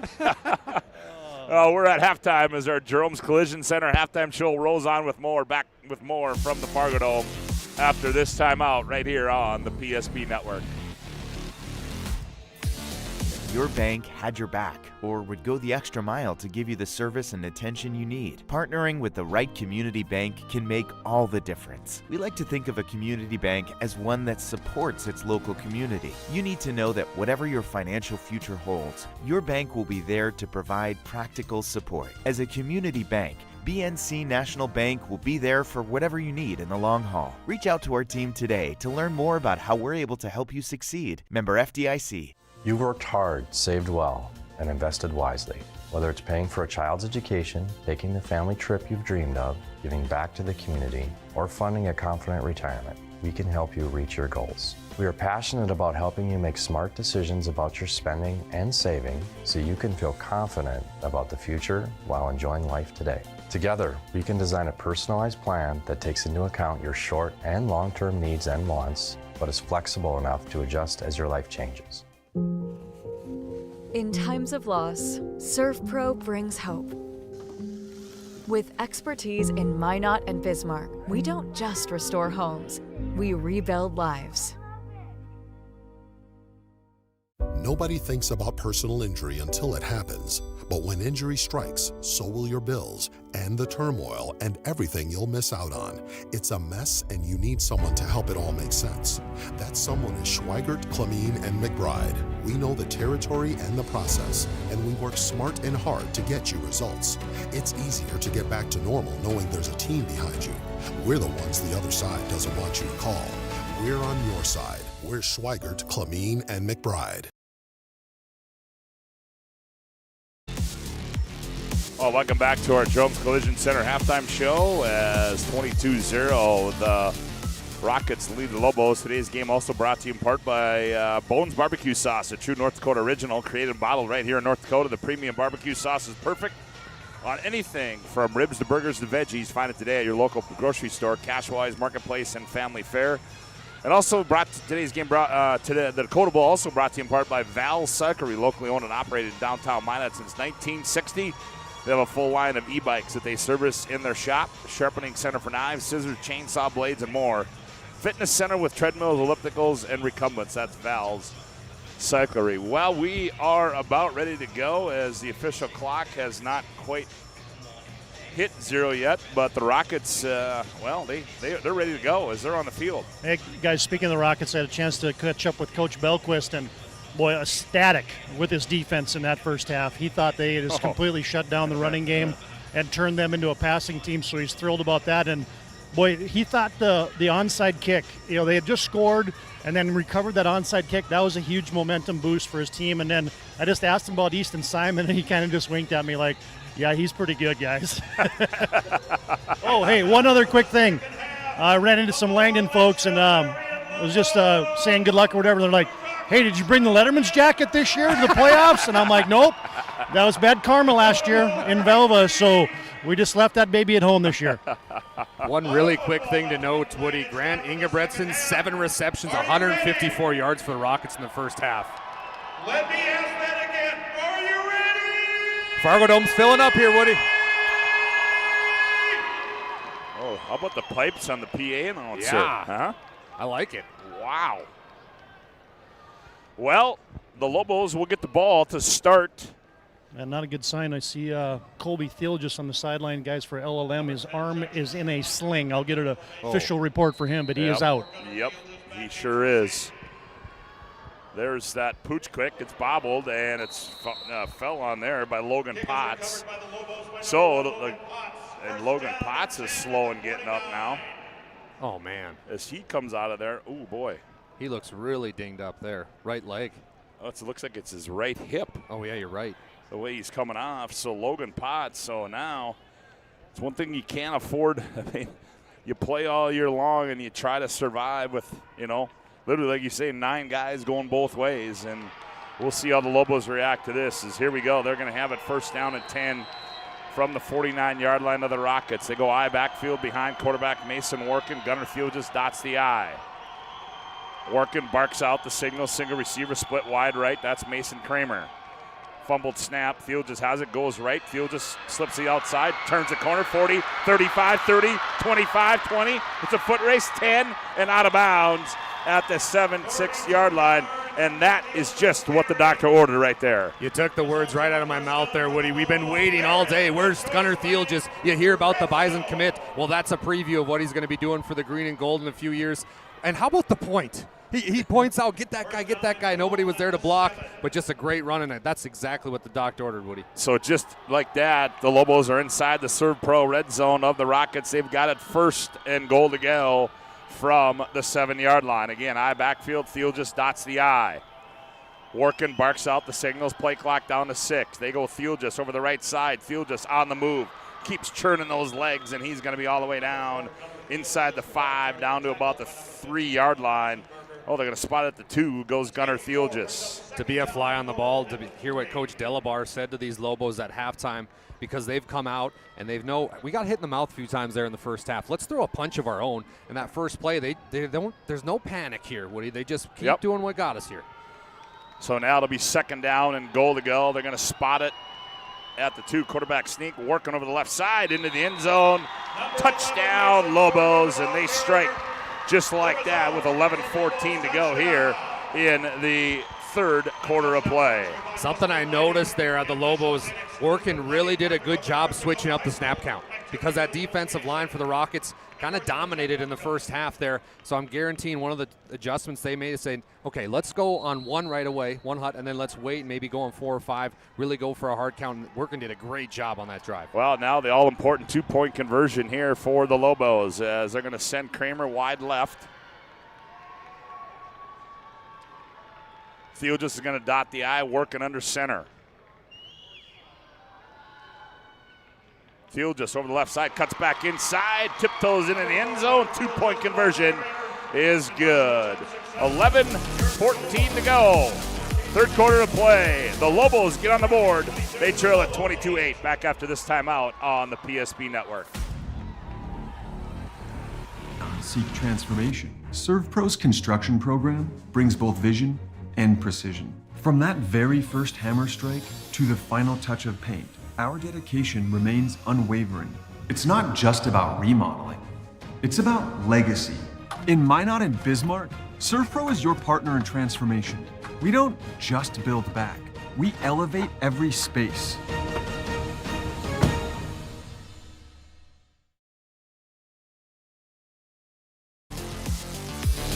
Today's game brought to you in part by, or the Dakota Bowl, I should say.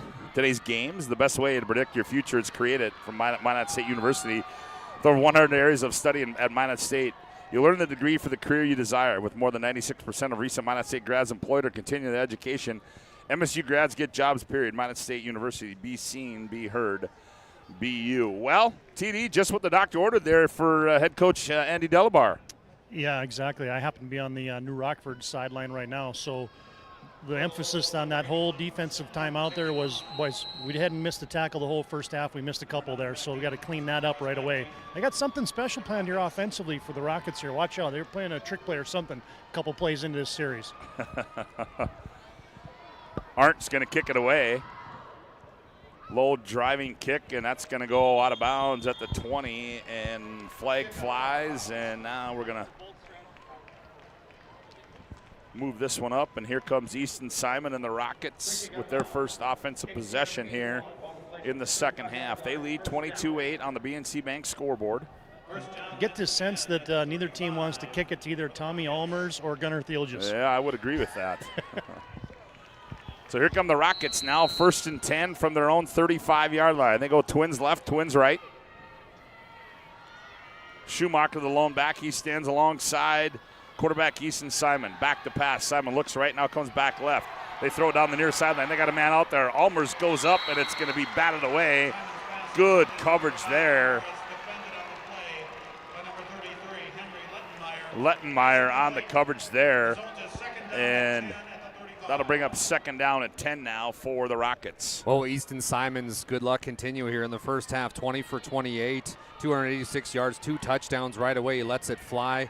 But I'm looking, if I'm a Lobo and I'm trying to guess who we're going to play the defense on, you got to look at Ingebretson. 2nd down and 10 now from the 35 of the Rockets. Simon back to pass, looks right. Now he's flush. Now he's in trouble. Slips out of one tackle. He can't get away from Arndt. Arndt throws him to the ground. big play there, making that initial contact was Tucker Jones, and Arndt came in and finished the job at a big loss, as that's going to go all the way back to the 28-yard line. Jones and Arndt doing a great job defensively, and they look refueled. Because in that end of that first half, they were the two tired guys, and that's kind of when the defense let up for the Lobos. Not right now. They're getting after the quarterback. Huge play here. Saw a little zone defense there, guys. Do a little zone blitz for LLM. Third down and a whole bunch. 3rd and 17. They got to get it to the 45. Simon rolling to his right. Simon on the move. He throws it underneath, and it's going to be incomplete. The intended receiver on the far sideline was Easton Benz. On the coverage was Fieldjus, and that'll bring up a 4th and 17 for the Rockets. How about this Lobo defense stepping up and showing out right at the beginning of our second half? That was a huge stop, Woody, to force. Yes, it certainly was. To force a 3rd and 17. You did exactly what you had to do. You go down, you score, you get yourself some momentum, you come back, and you force a 3 and out. That's the recipe to come back against a team like this.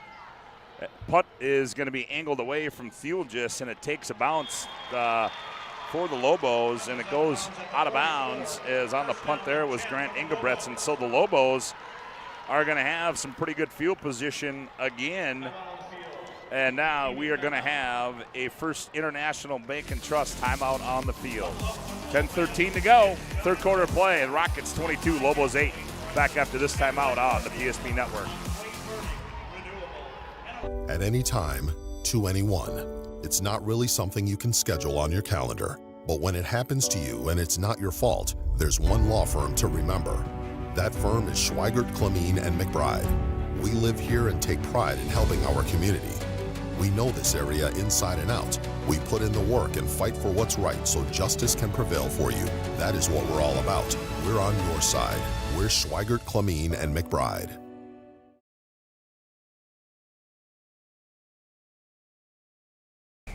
Every football fan has their Sunday routine. Maybe it's setting your lineup, firing up the grill, or claiming your spot on the couch. But the center of every Sunday is the drive. The morning drive home before kickoff. The drive to your buddy's watch party. Wherever you're headed, we can take you there.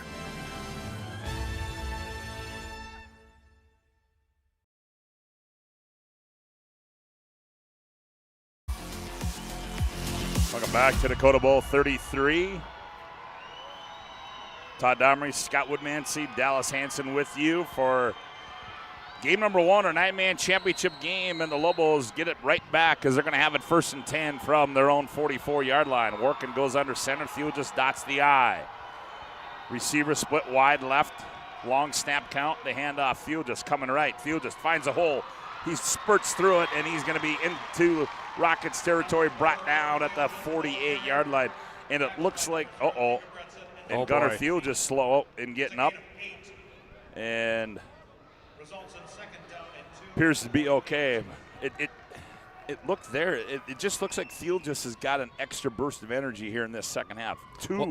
Every time he's just run it so hard every time he's had it in the second half. Well, already in 3 combined rushes here in the second half, he's already overcome his total rushing from the first half. I mean, we're talking about 45 yards already in the first half. He's nearing 100 now total. Well, now he goes out of the ball game, working quarterback sneak over the right side, and he's going to have the first down as he's down to the 44-yard line. And we'll see here what. Guys, I've made my way over to the Lobos sideline, and there isn't anybody watching the game. Everybody's looking at number 4 in the Lobo stands. They're like, where is Gunnar right now? Yep, and he looks like he's just trying to walk it off over there as he's. So 1st down and 10 now from the 43, working quarterback sneak again. He goes right up the middle, big gain there across the 40 down to the 38-yard line goes Mason Workin. Yeah, I think Thiel's just going to be fine. Looks like he just got the wind knocked out of him. Workin's going to have to pick it up a little bit. Thiel, just like TD mentioned, is going to come back into the football game, but you're kind of seeing him start to develop a rhythm. That first half, he seemed a little rushed. There was a lot of pressure now, but he's starting to find himself here at the Fargo Dome. 2nd down and 5 for the Lobos. Working under center again. Working. Long snap count. Now they snap it, now they give it. to the tailback in there, and on the carry that time, that is Avery Kramer goes in at tailback now. Here comes number 4 for the Lobos back in there.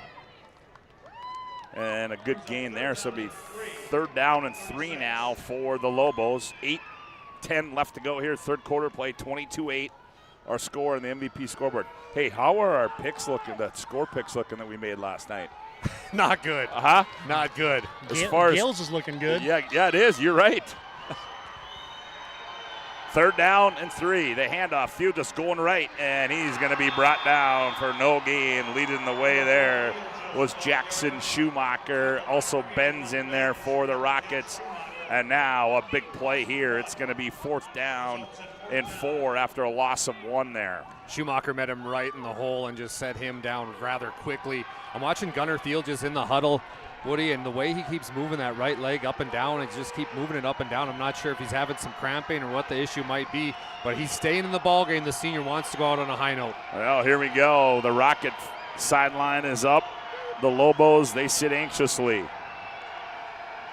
4th down and 4, working under center. Play clock to 6, working. A little play action, rolling, throws it underneath. It's going to be caught, 30, 25, and written out of bounds there. On the reception was Owen Delabar. They slipped the tight end underneath, and a nice play and a 1st down conversion there for the Lobos. What a beautiful play call. They make sure they fake to the left. Everybody flows to the left, and then right on cue, Owen Delabar, the freshman, 6'1", 205 tight end, leaks out. Nice little drag play to get the 1st down. I didn't see that one coming. I thought they were going to give it to Thiel just for sure.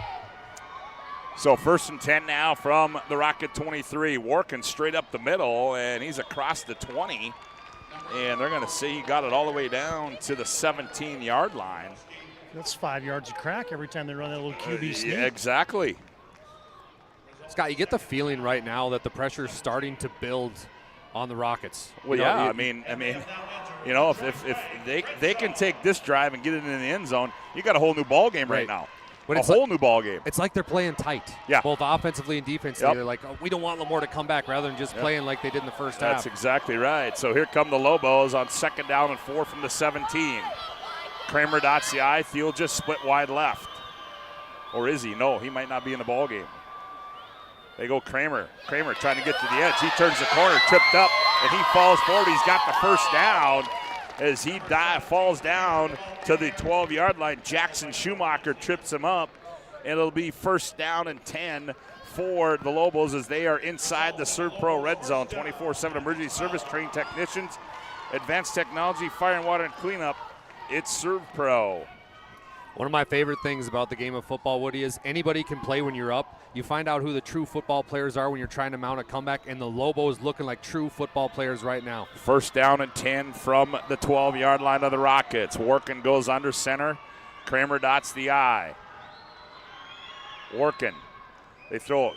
Field is in space. Jabs left, cuts back inside, and he's going to be brought down at the gain of about 1 there for Theelgis. Tommy Ulmers makes a stop there for the Rockets, so that'll be a 3rd. That'll bring up a 2nd down and 9 for the Lobos. 5:20 to go here. 3rd quarter of the BNC Bank scoreboard, 22-8. I would have really liked to see Gunnar bounce that one outside, a stiff arm and bounce it outside a 9-man. Don't go in. This time they split Kramer wide right, working. Quarterback sneak over the right side on the move, and he's going to get it down to about the 7-yard line, so that's going to bring up a 3rd down. And 6 to go. They're going to spot it at the 8-yard line. Watching this coaching staff, there was no hesitation in whatever this play call was. They've had it in the back pocket for a while. Excited to see what this is going to be. Yeah, it'll be 3rd down and 8 now for the Lobos. They trail 22-8 on the BNC Bank scoreboard. 4:33 to go, 3rd quarter. Working, sets him down, I formation. Field just dots the I. Receiver split wide left. Working under center. Play clock down to 7. Snaps it. Play action. He's got pressure on the backside. Gets a block. Throws it over the top. Oh, Lettenmeyer over the top of his head. He was open in the flat and may have had 6 there. But how about the pressure from the backside there that was coming from Alex Weisenberger. Now a big play here for the Lobos. That's the second time, Woody, they've had Lettenmeyer wide open. Second time. They've missed him 2 times in a row. Both times, maybe not the first time, it would have been 6. That time, that was a touchdown loading. You got to hit those plays. Play clock down to 16 as they got to go quick or they might have to take a timeout. And yeah, they better hurry here. Yeah, now they're all disheveled right here. They're going to have to take a timeout. Yep, there it is, as we're going to have a First International Bank and Trust timeout on the field as the Lobos were out of sorts there. 4:17 to go. Third quarter play, and the BNC Bank scoreboard. The Rockets 22, the Lobos 8. Back after this timeout on the PSP Network. Nodak Insurance Company has been serving our state's residents in good times and challenging times. We come together for the greater good, from simple acts of kindness to company-wide efforts that make a difference in our community. It's who we are, rooted in North Dakota and ready to serve when it matters most. Nodak Insurance Company, agents with answers. Darren Johnson, Cody Olson, and Scott Wilkins, your agents with answers in Mandan. This pages in a history book, a time gone by. But even in this modern world, there are new frontiers to conquer. Whether you're tending the land to grow a better tomorrow or growing a business for new opportunities, the work you do powers the world. Exploring the frontier means stepping forward, shaping the future for yourself and for those around you. First International Bank and Trust, helping you live first, one step at a time.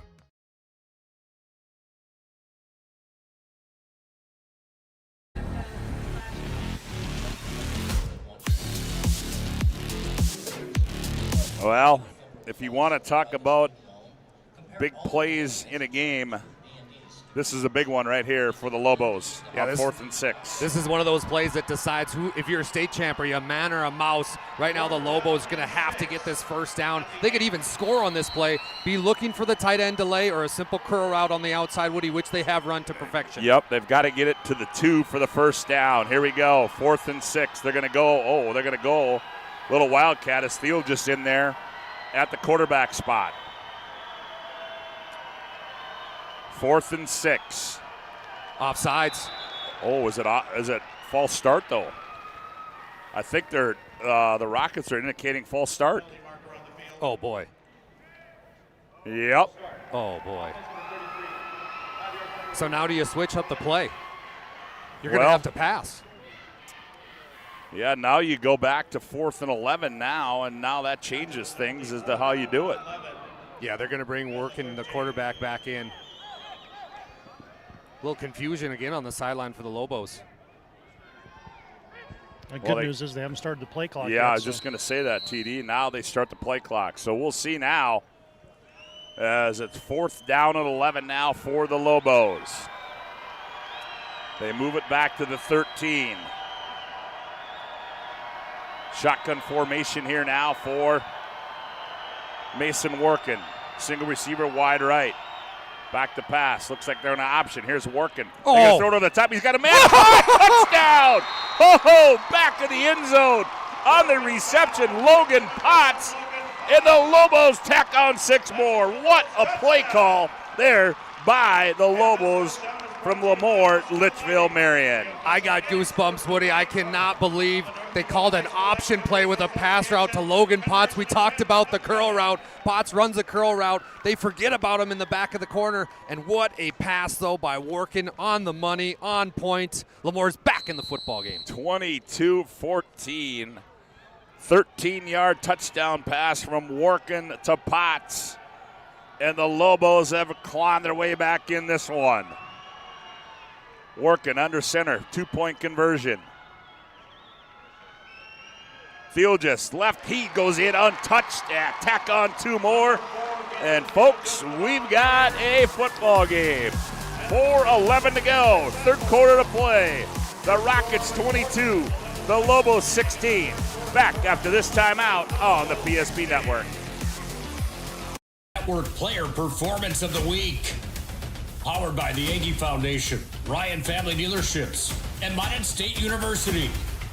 Congratulations to this week's nominees on Big Time Games. The votes are in, and this week's Player Performance of the Week belongs to... Make sure to like and follow the PSP Network on all social media platforms, and watch for next week's Player Performance of the Week. Powered by the Aggie Foundation, Ryan Family Dealerships, and Minot State University. PSP Network, it's game day. The Aggie Foundation is Well, TD, whatever Coach Andy Delabar said to his group at halftime certainly appears to be working. Well, the Lobo Nation is alive and well all of a sudden. And, yeah, whoever started putting dirt on the Spanish Wolf, they were a little premature.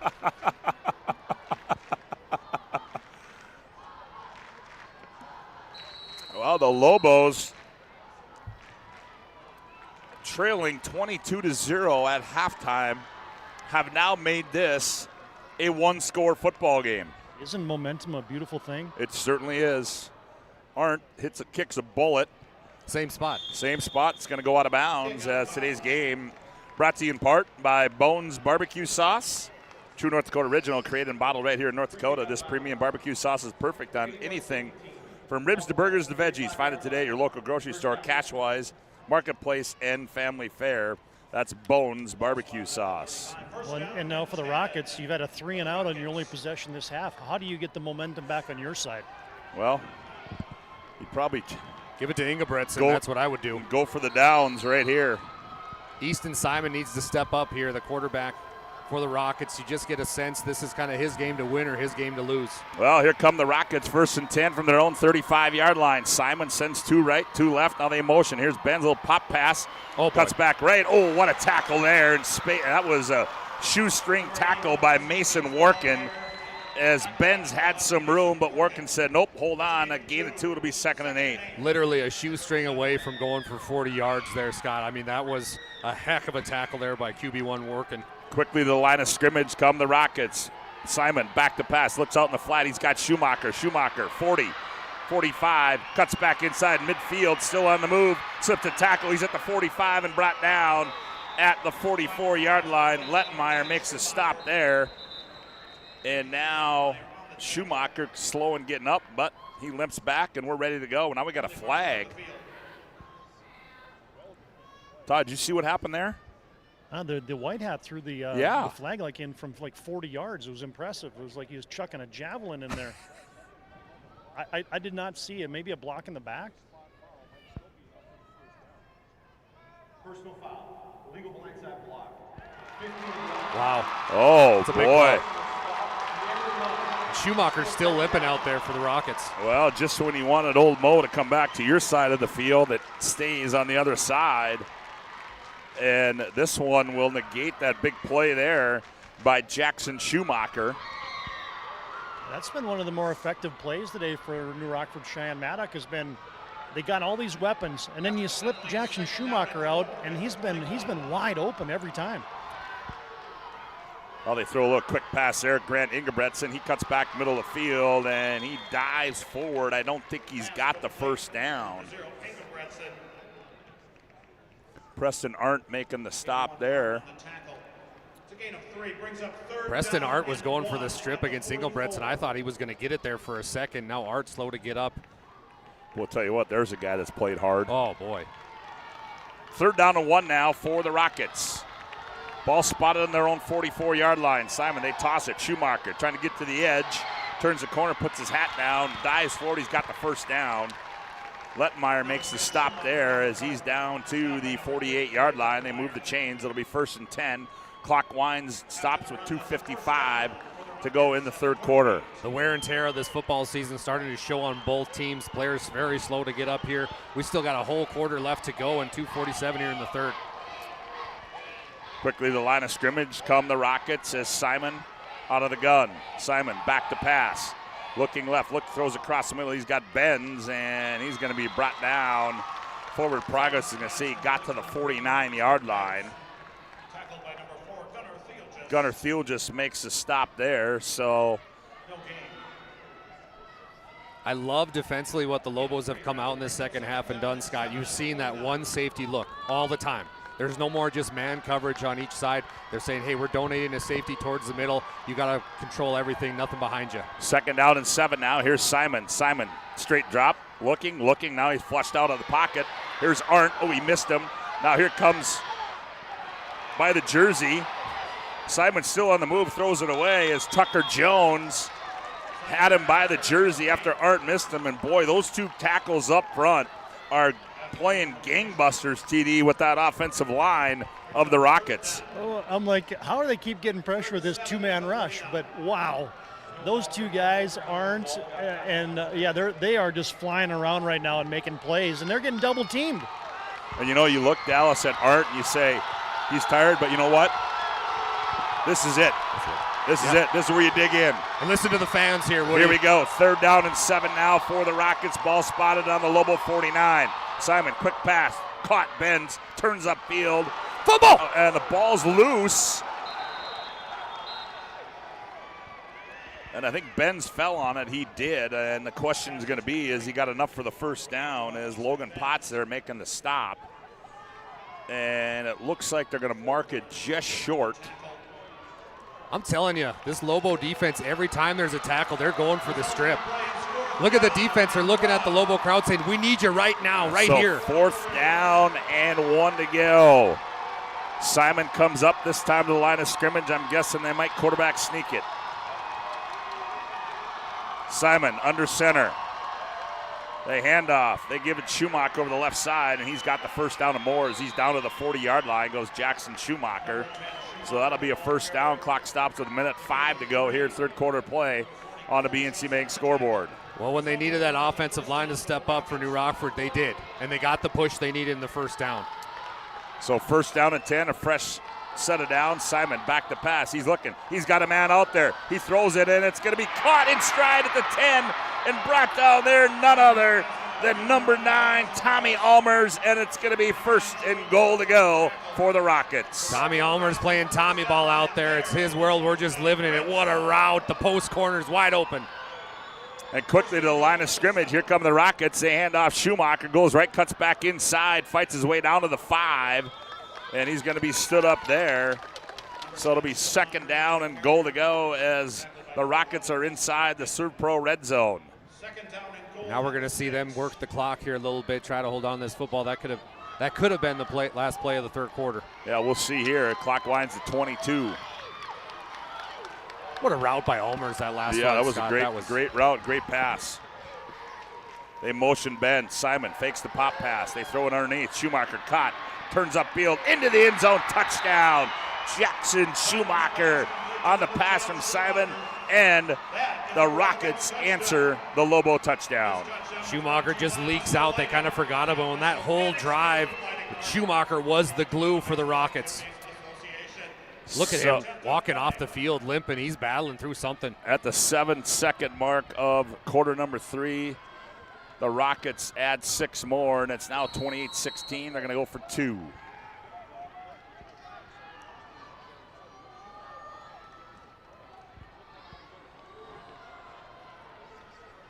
Here's Simon. Bunch formation to his right. Simon rolling right, looking. He throws back wide open. Ben's 2-point conversion is good. They everything flowed to the right. Ben slipped out the backside. 2-point conversion is good. And the Rockets now extend their lead to a 2-touchdown lead on the BNC Bank scoreboard. The Rockets 30, the Lobos 16. Back after this timeout on the PSP network. And just like the visionary entrepreneurs we serve, we turned an idea into reality. BNC National Bank, where possibilities begin right here at home.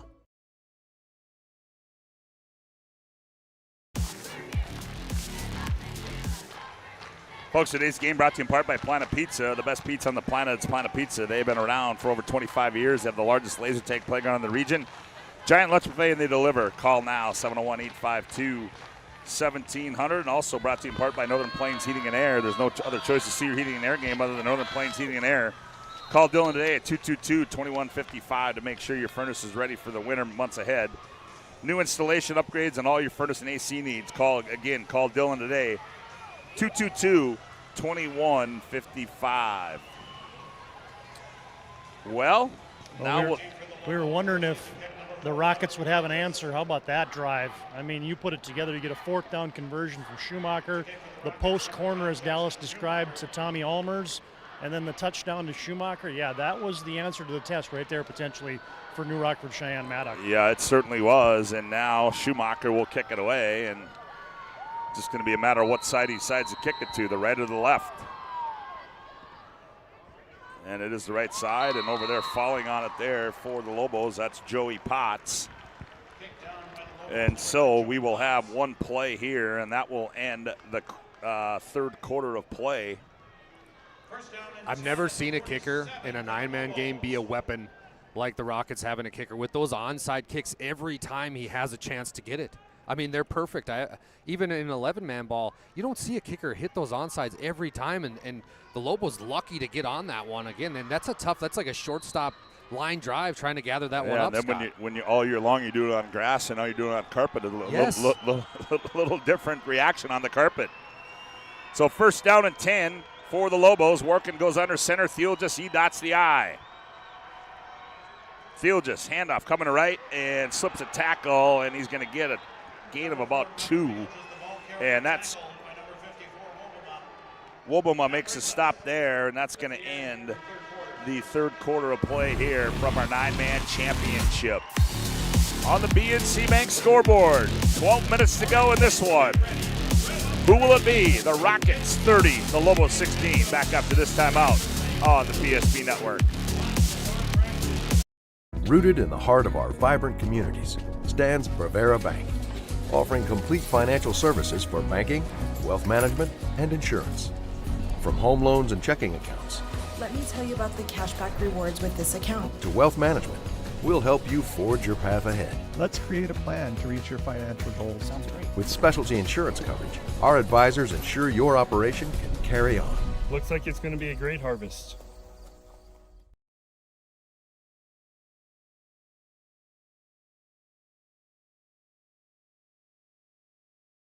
Relax, Spas Etc., Bismarck's #1 hot tub and sauna dealer, brings luxury and wellness straight to your home. Discover top brands, Sundance Hot Tubs, and Michael Phelps Swim Spas that deliver not just relaxation, but real therapeutic benefits. Right now, save up to $5,000 or enjoy up to 72 months interest-free financing. Visit us today at 1420 East Main Avenue in Bismarck and experience the best deals for yourself.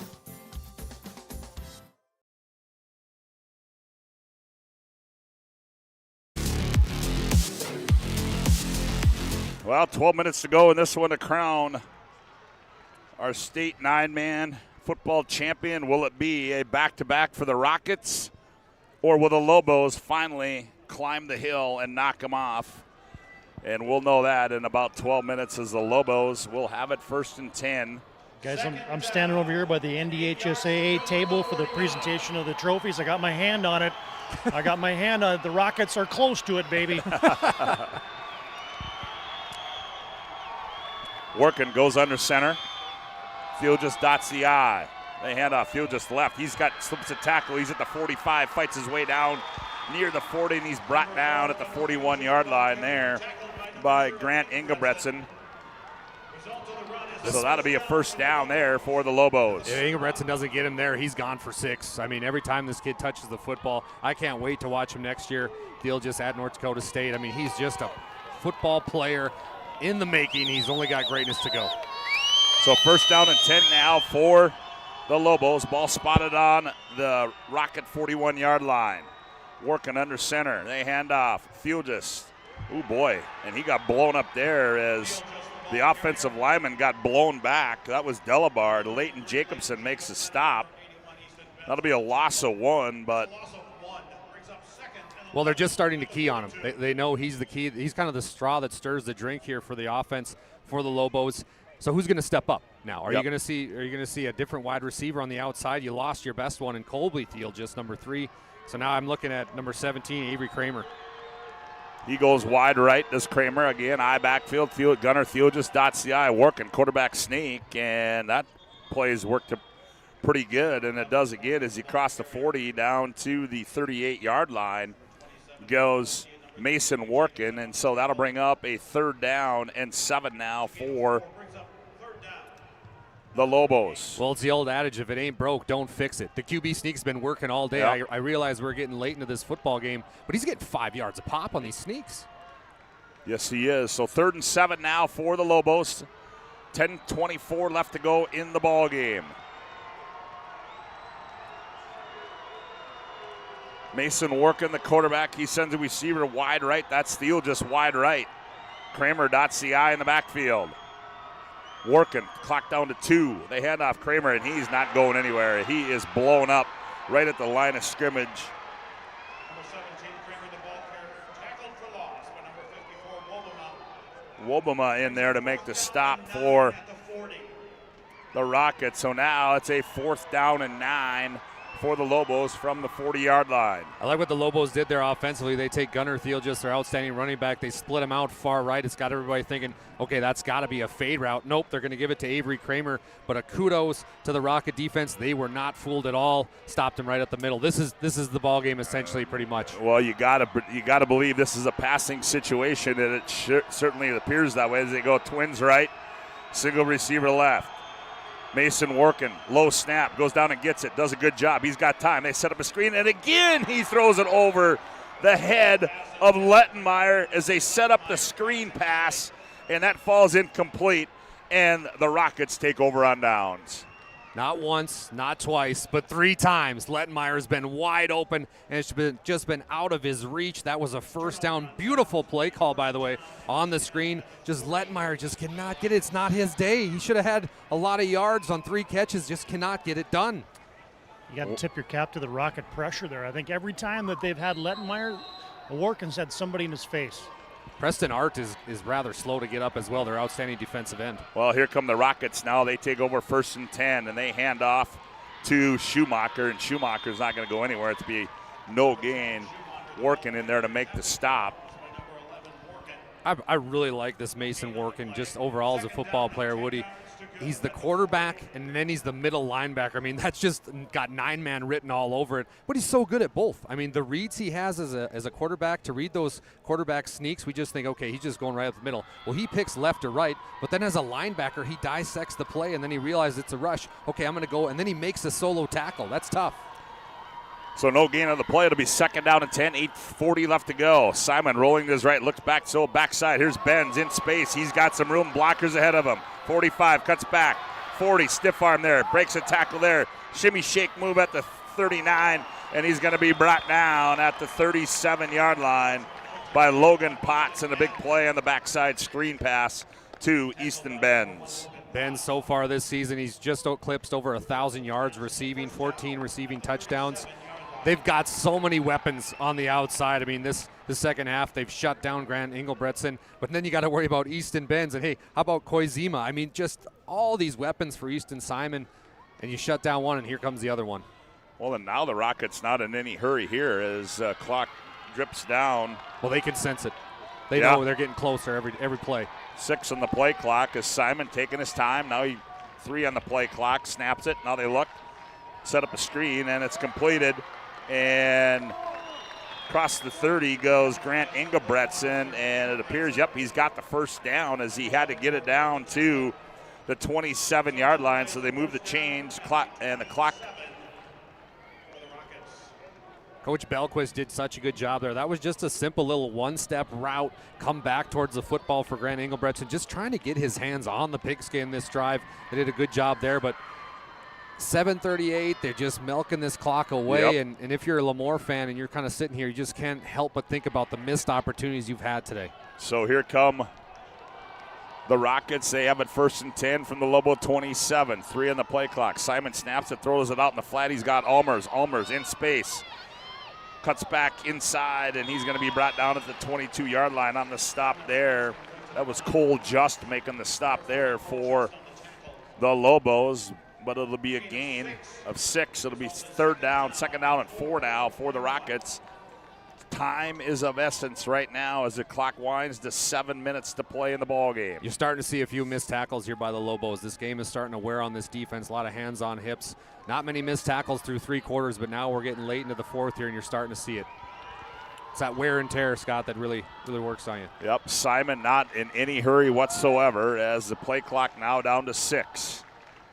Now he snaps it. Quick pass there. Caught. Almer's in space trying to get to the edge. He turns the corner, cuts back inside, slips a tackle. He's brought down at the 15-yard line there by Preston Arndt. Makes the stop there for the Lobos. Clock stops as that'll be a first down. They move the chains. You know, one thing I noticed, that last first down that they just had, I thought they stopped the clock on a first down when they moved the chains. Maybe they don't. Yeah, they should. They should, but it's been winding. You're exactly right. Isn't that the call, TD? No. Yeah, that's what it should be, right, Todd? Absolutely should stop while they move the chains. Yeah, that's what I thought. And the twice they haven't done it. Simon, little hitch and go. He's got a man in the back of the end zone. Caught, touchdown. Who other than number 9, Tommy Almers? What a play design. They had the whole defense fooled. The one mistake today that Preston Arndt made from the defensive end position, he thought it was going to be just a wide receiver screen, which they set it up for, and then Almers just heads right on a fade route. He's wide open, nobody within a couple feet of him. Beautiful play design by Coach Belquist and New Rockford Rockets. And the Rockets will attempt to go for 2 to try to extend this lead to 22. Simon fakes the handoff, rolling to his right, under pressure by Arndt, throws it in the corner. Almers, whoa, what a catch. He kept them inbounds. 2-point conversion is good. And Tommy Almers, have a day, young man. 5:56 to go in the ball game. The Rockets 38, the Lobos 16. Back after this timeout on the PSP Network. Learned a lot about why local matters. Unlike those guys, we take pride in our work and back our tires with our Plus Plan guarantee to get the most out of your tire's lifespan. Are the tires the same size on all the sides? We strive to provide great value to our guests and lowest prices guaranteed. That's not good. Stop at a trusted tire and auto and get a set of tires from people you know and trust, and will even match those guys.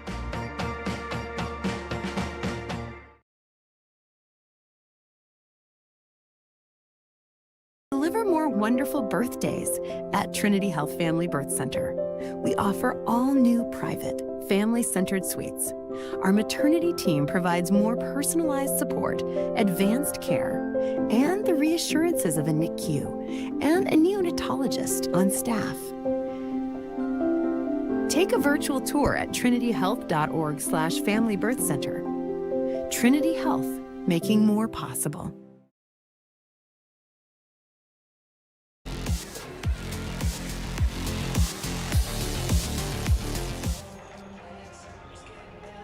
Well, things have just been made tougher for the Lobos as they trail it by 22 with 5:56 to go, 2 timeouts left.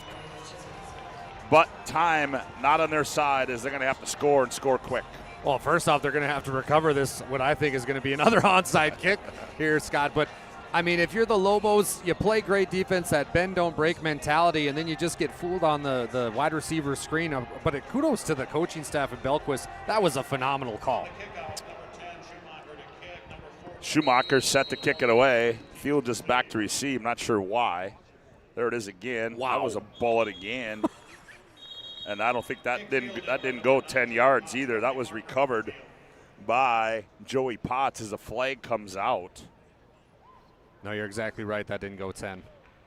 Yeah, that was why the line judge was right there, threw the flag. Today's game brought to you in part by Farstead Oil. Contact Farstead Oil today to find out how their skilled sales team can help you achieve your wholesale fuel, mobile lubricants, and DEF needs. Proudly serving North Dakota, Montana, Western Minnesota since 1938. Committed to outstanding customer service and reliability. Farstead Oil. Also a reminder, we'll have our planning team financial advisor, Shots Crossroads post-game report coming up. Planning team financial advisors helping clients work toward financial freedom at Shots Crossroads. Your post-game headquarters over online at shotscrossroads.com. We'll also have our Spas Etc. move of the game and our sport clips MVP of the game, and I think number 9 is doing a pretty good job for the Rockets of being one of the leading candidates for that here today. Yeah, I think so. I think 1,000%. If you're just now tuning in, I know a few of our listeners are wondering how the Lobos are going to come back. Well, you're dealing with a running football team who's now going to have to pass. Play calling's going to have to get a little interesting. Yeah, Workin's going to go out of the shotgun. Thiel just to split wide right. Now they hand off. Here's Kramer. He's got some room up the middle, and he's across the 45 down to the 42-yard line, and Jackson Schumacher makes the stop. But as Dallas mentioned, you trail by 22. The clock continues to wind. 5.5 to play. Time is not on their side. No, it's not. And you're talking about a team that's lost a lot of injuries throughout this football game. Your best wide receiver, who's got just – listen to this, 500 yards receiving. That's how much they run the football. He's got 500 yards in the whole season. So you're talking about Workman going to have to pass the football more and more. Halfback screens, everything like that have got to be open. 2nd down and 5 is Workin. They're going to hand off Kramer again, and straight up the middle, he's going to be brought down. And that is Kukowski there making the stop for the Rockets. With Colby Thiel just out, who is their best wide receiver, they're going to have to look at Gunnar Thiel, just the older Thiel, just brother, and they're putting him out far right, which I get. But then they're giving it the ball off to Avery Potts. We're under 5 minutes to go here. We got to start spreading this out. And I think we talk about, you talk about Colby Thiel just on the offensive side, but, he's a linebacker on the defensive side, and he was making some plays in that first half. And, how that also had a little change in the game. Here we go on 3rd and 5. Low snap, Workin picks it up, pressure on the backside. He's got a man out there, breaks free, and he overthrows the intended receiver at the 20-yard line. That was Logan Potts. And now they're faced with a 4th and 5 as Workin got blasted as he let that one go. Slow and getting up, but he's a warrior, and just over the outstretched arms there. That was 6 points if that defensive end did not get the rush that they had. Beautiful play call there by Coach Delabar. Good job by Potts just running a simple fade route. Kind of gave him a shimmy shake right at the line of scrimmage. But it was all because of the rush. So here we go. 4th and 5 now for the Lobos from the 43 of the Rockets. Working back to pass. Steps up. He's got room. He's going to tuck and run. He's at the 30 angle of the sidelines. He gets out of bounds. He's got the first down as he's run out of bounds at the 32-yard line.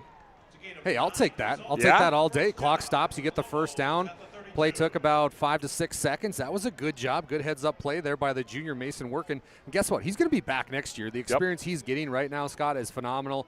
I'm pretty proud of this kid if I'm a Lobo fan and Coach Delabar. So that'll set up a 1st down and 10 from the Rockets 32. 4:25 left to go in the ball game. 38-16. New Rockford Shan Maddock leads it on our BNC Bank scoreboard. Watch now number 85, Owen Delabar. They go trips right. Working back to pass. Here comes the pressure. They throw it underneath, and it's going to be caught. Potts tried to spin out of a tackle, and he's going to be brought down at the 15-yard line. Logan Potts on the reception. Jackson Schumacher on the stop, and a flag is down back at the 39-yard line. Jackson Schumacher had a chance at this interception. Woody, look at the big screen. He had it right in his hands. Oh, he just missed it. Schumacher's going to be thinking about that one, but Avery Potts, kudos to him, came back to the football. Good catch. I didn't hear that, TD. Was that a roughing the passer? Well, now. Yes, guys, that's exactly what it was. Okay, thank you. All right, roughing the passer, so that puts them inside the Serve Pro red zone. 1st and goal to go now from the 8-yard line. How about Dom Izzo coming to give you a hug here, Woody? That's awesome, your old buddy. Huh? Dom Izzo.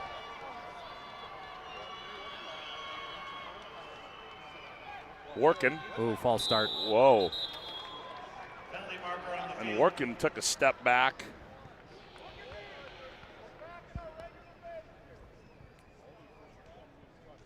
So it'll be a false start. So we're going to move this back 5. False start. Offense number 54. 5-yard penalty. Still 1st down.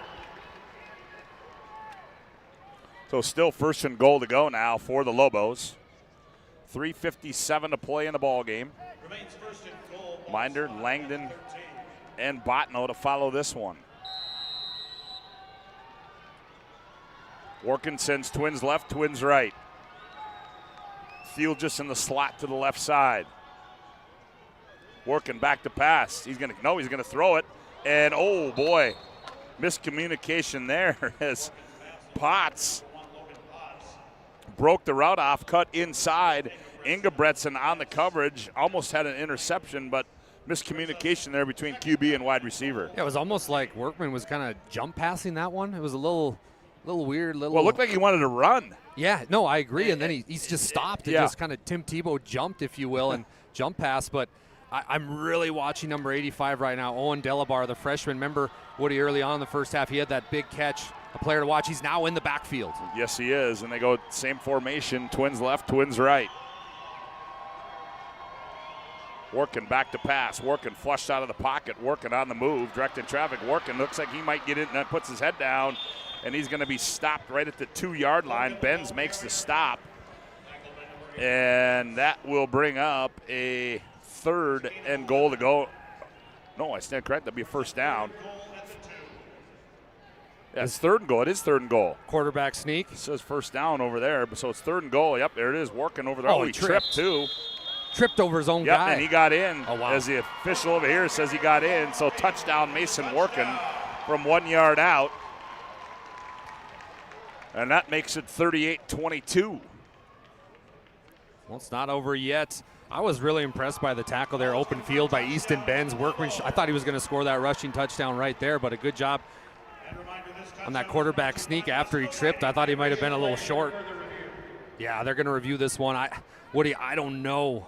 All the ball has to do is obviously cross the line, the white line there, but hopefully they show it here on the big screen because that was close. Tripped over his guard's foot, I believe. Yeah, and you had kind of dissenting opinions amongst your line judges here as one put his arms up right away. The other guy was kind of shaking his head like not so fast, and ultimately they decided on touchdown, but now we've gone under the hood for the first time today. Yeah, well, the line judge over here on our side signaled a touchdown. The line judge on the other side said no. So I don't know. You might have a point there, Dallas, because it did look to me like he slipped initially right away, and I just don't know if he had enough to get there. But I guess we're going to find out here. Well, and I had a bird's eye view on it. I was on the opposite side of the official that said touchdown, and I kind of believe that he was short from the other angle. Okay. But we'll see what the video replay tells. Well, fellas, either way, I guarantee if he's short, they might just QB sneak it again. I mean, why not? This is a big play, though, because you're talking about big time coming off the clock, even if they have to run another play. You're already 3:12 left in the football game. They're really taking a look at this one, Woody. Yeah, they are. Well, here comes Mr. Jungling, the white hat, and we will find out.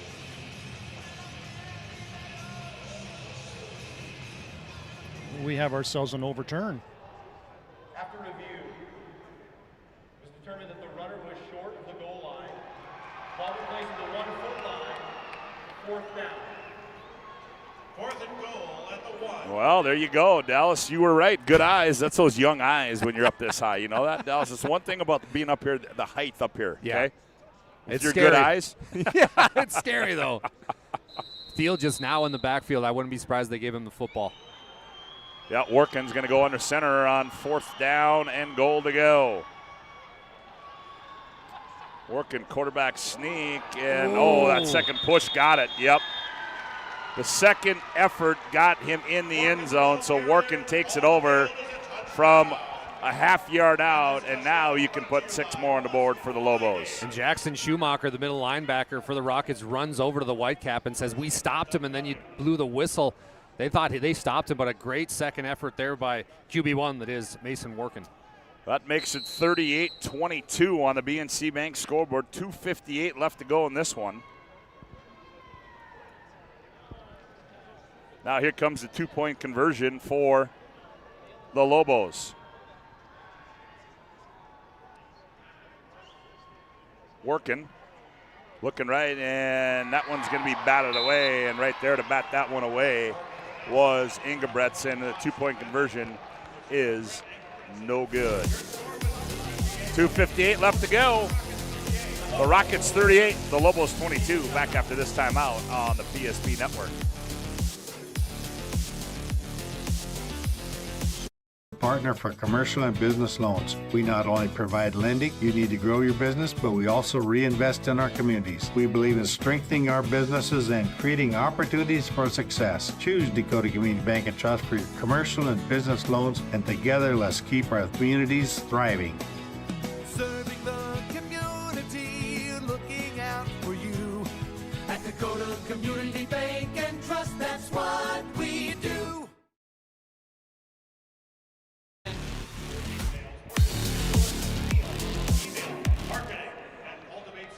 Well, 38-22. It's not over yet, but the task is large as the Lobos trail by 16. Get that hands team out there. If you're a Rocket fan, if you're a Lobo fan, you're hoping for a prayer here. Yeah. But we've seen weird things happen. Yes, in 9 yeah, minutes. you have.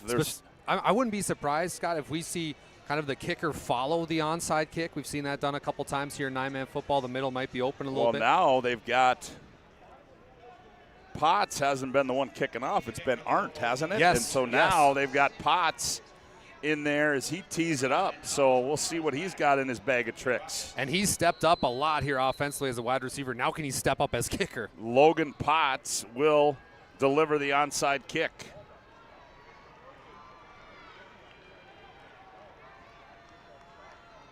From the 40.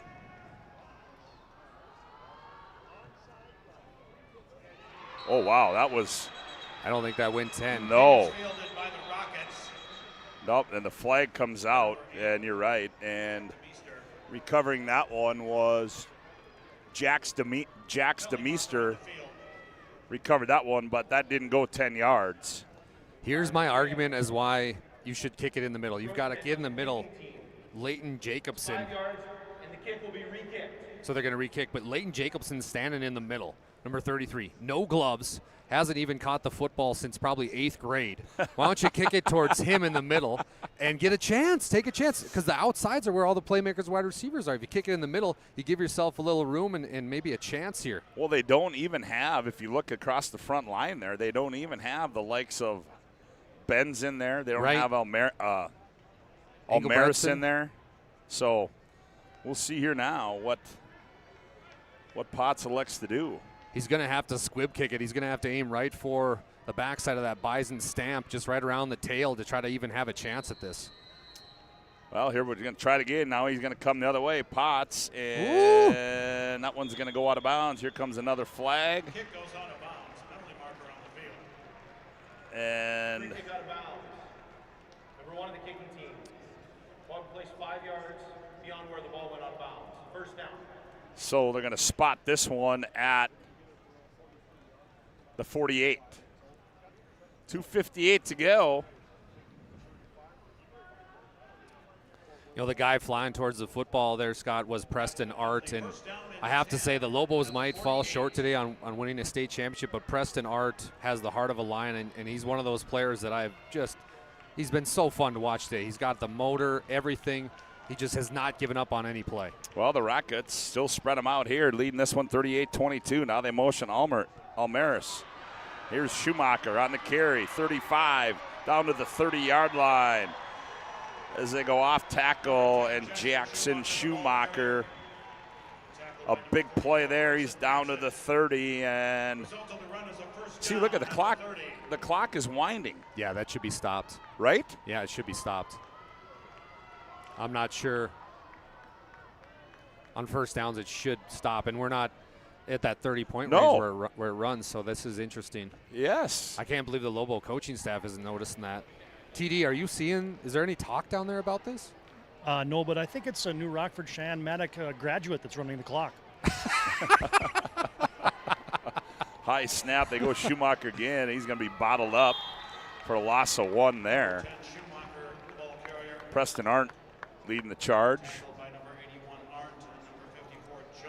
Arndt is just a junior. He's going to be a load to come back next year for the Lobos. And this is a Lobo team that's, I mean, you're losing Gunnar Thiel. I get that. He's a big part of the offense, but they're going to be good next year. Yeah, well, both these two teams lose. You know, Simon, a senior. Yeah. I mean, Almers is back as a junior. Benz is gone. But, you know, Elliot Belquist just seems to reload every year. I just can't believe the Simon stats. 3,000 yards passing. Amazing. 38-22, a minute 37 to go. And they throw a little out in the flat. Here's Almers again. And he's going to be brought down at the 25. And we're going to have a First National Bank and Trust timeout on the field as Andy Delabar wants to call one. Lettenmeyer makes a stop. We'll take one as well. Minute 29 to go. The 9-man championship. The Rockets lead at 38-22 on the BNC Bank scoreboard. Back after this timeout.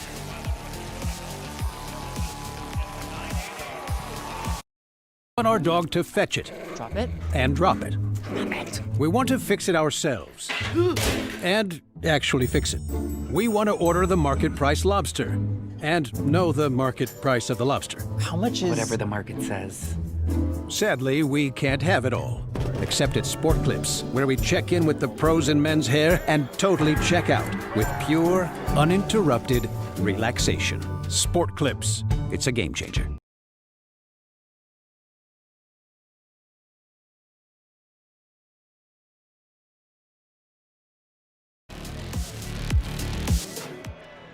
All right, reminder, we'll have our Sport Clips MVP of the game. Sport Clips keep you looking your best. Check it out live with the hairstyles today at sportclips.com and our spas, etc. Move of the game. It's time to bring your spa.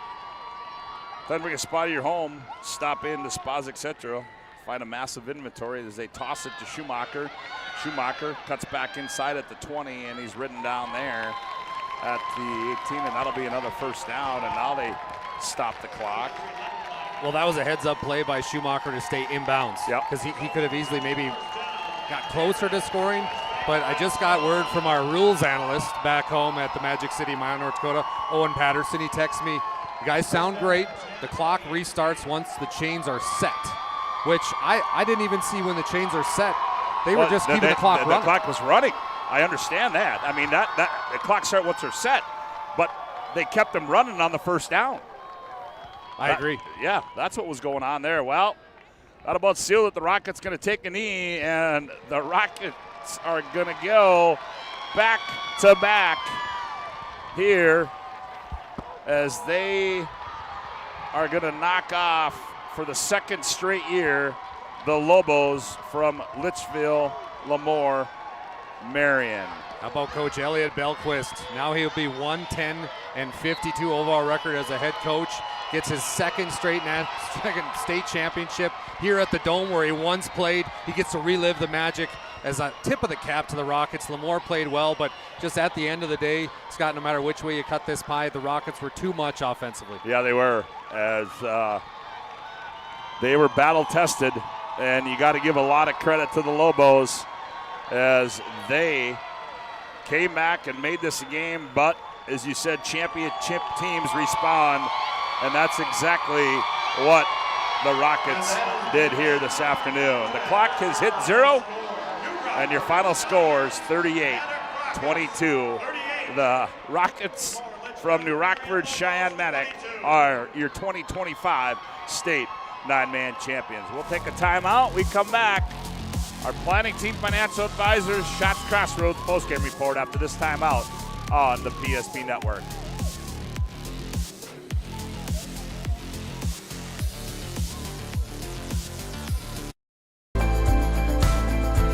At Planning Team Financial Advisors, we help individuals create their personalized strategies.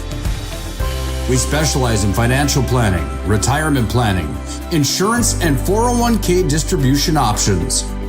Don't leave your future to chance. Call Planning Team Financial Advisors today for a free retirement review. Planning Team Financial Advisors, your plan, your future, your team.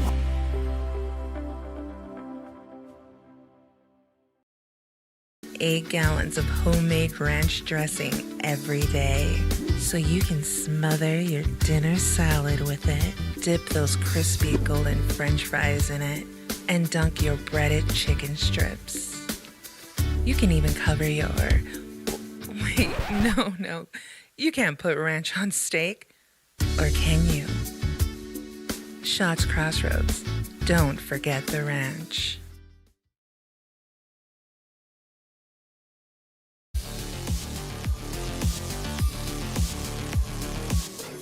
Welcome back to our Planning Team Financial Advisors Shots Crossroads post-game report. Planning Team Financial Advisors, we're looking for a full-service financial planner planning for farm or business succession. Planning Team Financial Advisors is here to help you work toward achieving your financial goals. Visit us online at planningteam.com. And Shots Crossroads get filled up with a delicious menu that includes the famous number 99. Order online at shotscrossroads.com. Team buses are always welcome. Well, Dallas, it was 2012 when New Rockford-Shan won their first state title over Divide County. It was 2024 when they won their second state title as New Rockford-Shan Maddock. Well, it's 2025, and they've just have gone back-to-back as New Rockford-Shan and Maddock, and Elliot Belquist adds another state title to the walls. Yeah, that 2012 stat there against Divide County, that's my alma mater. That one tugs on the heartstrings a little bit. But I remember that game, and it was the same style of offense that they ran today. A lot of pass, a lot of big play abilities. And you see it here again today, Scott, and how well Coach Belquist has orchestrated this offense and just the program he's built and the bond he has with these players. I mean, while they're celebrating, everybody goes up and hugs him, and just the thing they're building with the Rockets and this team. I mean, to go 12-0 is a feat in itself, but to just keep building, this program's only getting stronger every year. Yeah, when you run the table like you do this year, as we're going to have the Senior Athlete of the Year, and I'm guessing I know who the two finalists are. Yeah. What do you think? You think it'll be number 4 and number 2? Yeah. those will be your two. That'll be the two main ones. Yeah, Gunnar Thielges, Easton Simon. And I get how Thielges, he's really upset. His helmet's still on. You know, some tears are flowing down, I'm sure. And it's an emotional football game. You get the highs, the lows.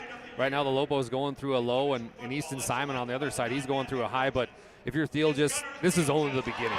His high school career was phenomenal. They're going to get to know his name more and more here at the Fargo Dome as he's going to be suiting up for the Bison for many years to come. Yeah, Gunnar Thielges is your Senior Athlete of the Year, well-deserved, and what a career that young man has had. For head coach Andy Delabarne, as you mentioned, here's a young man that has last year made the commitment to come play for the NDSU Bison, and I guess it's going to be a question of where are they going to put him? Is he going to play running? I mean, he's a guy, he's a kid that has the caliber of where you can put him anywhere, and he can play anywhere for you. So it'll be interesting to watch the career of Gunnar Thielges, and it'll also be interesting to see where the young man, Easton Simon, if he decides to attend and play college football as well. Yeah, I got to get on the phone and talk to Dickinson State. They might need a quarterback, and Easton Simon, we talked, I mean, just the touch he has and the way he can just throw the football down 40 yards with the flick of a wrist. And your coach of the year in 9-man is Elliot Belquist. Back-to-back. Yeah, how about that, huh? And what a program he's developed up in the community of New Rockford, Shan, and Maddock.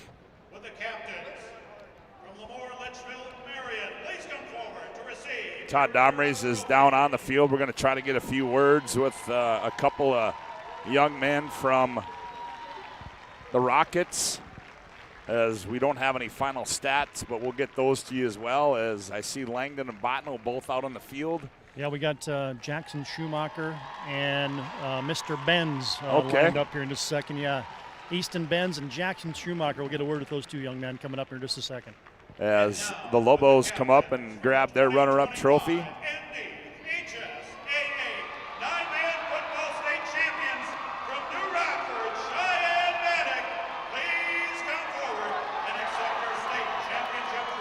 Oh, there it is. What a special feeling, Scott. That right there is what it's all about, my friend. Yeah, I mean, when you started this journey back in August, early August, and the end-all, be-all goal is to be right here playing for one of those, and that's exactly what the Rockets did. And I think right now Todd Domrey's is going to have a few words. Let's go down on the field, and TD, take it away. Yeah, thanks a lot, guys. A couple seniors here. Easton, you first. How's that feel, man? Back-to-back. I don't know. I haven't thought about it much yet, I guess. Feels great. I don't know. You can't even describe it. You dream of it as a kid, and then you put the work in, and the feeling is just awesome, indescribable. How fun is it to play wide receiver for a quarterback like Easton Simon? I mean, it's great. We've been doing it since sophomore year. I know where he's going to put it. He knows where I'm going to be, so it's just, we don't even got to think about it. We just got a great connection. All right, Jackson, you were battered and bruised out there, man. I didn't know there was a couple of plays, didn't look like you were going to get back up. How physical a game was that, and how fun was that? They're an unbelievable team. They hit hard. That's the most I've been tackled all year. My foot's been bugging me, and they just kept sniping it. So, I mean, unbelievable team over there, very well coached, but, I mean, we just played an unbelievable game today. You guys' defense came to play today. How were you able to slow down LLM and specifically Gunnar Thielges? Reed Weisenberger, our defensive coordinator, is fantastic. I mean, going into the week, he puts in so much time, and then after that, he leaves it up to us, and we rely on each other, our hard work, and just our overall effort to pull it off. Okay, I got to ask you about Rocket Nation over there. I mean, the community support that you guys have, the school support. Let's talk about that for a second. I mean, it's great. I remember when my brother was in high school, it was great, and then now with Maddock, I mean, it's even better. Every game, you know, it's going to be a packed crowd, and this was almost a home game with how many people we have here. I mean, it was great. You can just raise your arm up once, the whole crowd gets loud. It's unbelievable. All right, we'll let you guys go join your team here. How's this sound? Back-to-back champions for the Rockets. Amazing. We love it. All right, guys. Congratulations. Oh, there you have it. A couple of happy young men there as the Rockets go back-to-back here as they win this one by a score of 38-22. We'll take another timeout on our planning team financial advisor, Shots Crossroads post-game report. We come back. Dallas will have a look at the final individual and team numbers. The Rockets go back-to-back in 2025. Back after this timeout on the PSP Network. 8 gallons of homemade ranch dressing every day, so you can smother your dinner salad with it. Dip those crispy golden French fries in it, and dunk your breaded chicken strips. You can even cover your... Wait, no. You can't put ranch on steak. Or can you? Shots Crossroads. Don't forget the ranch.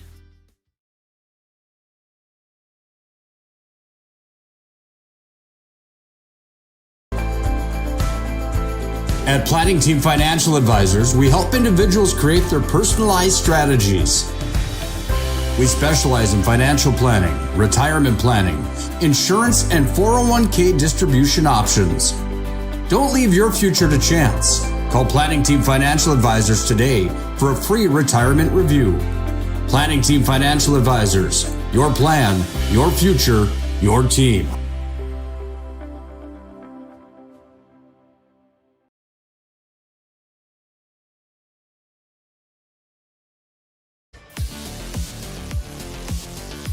Welcome back to our Planning Team Financial Advisors Shots Crossroads post-game report.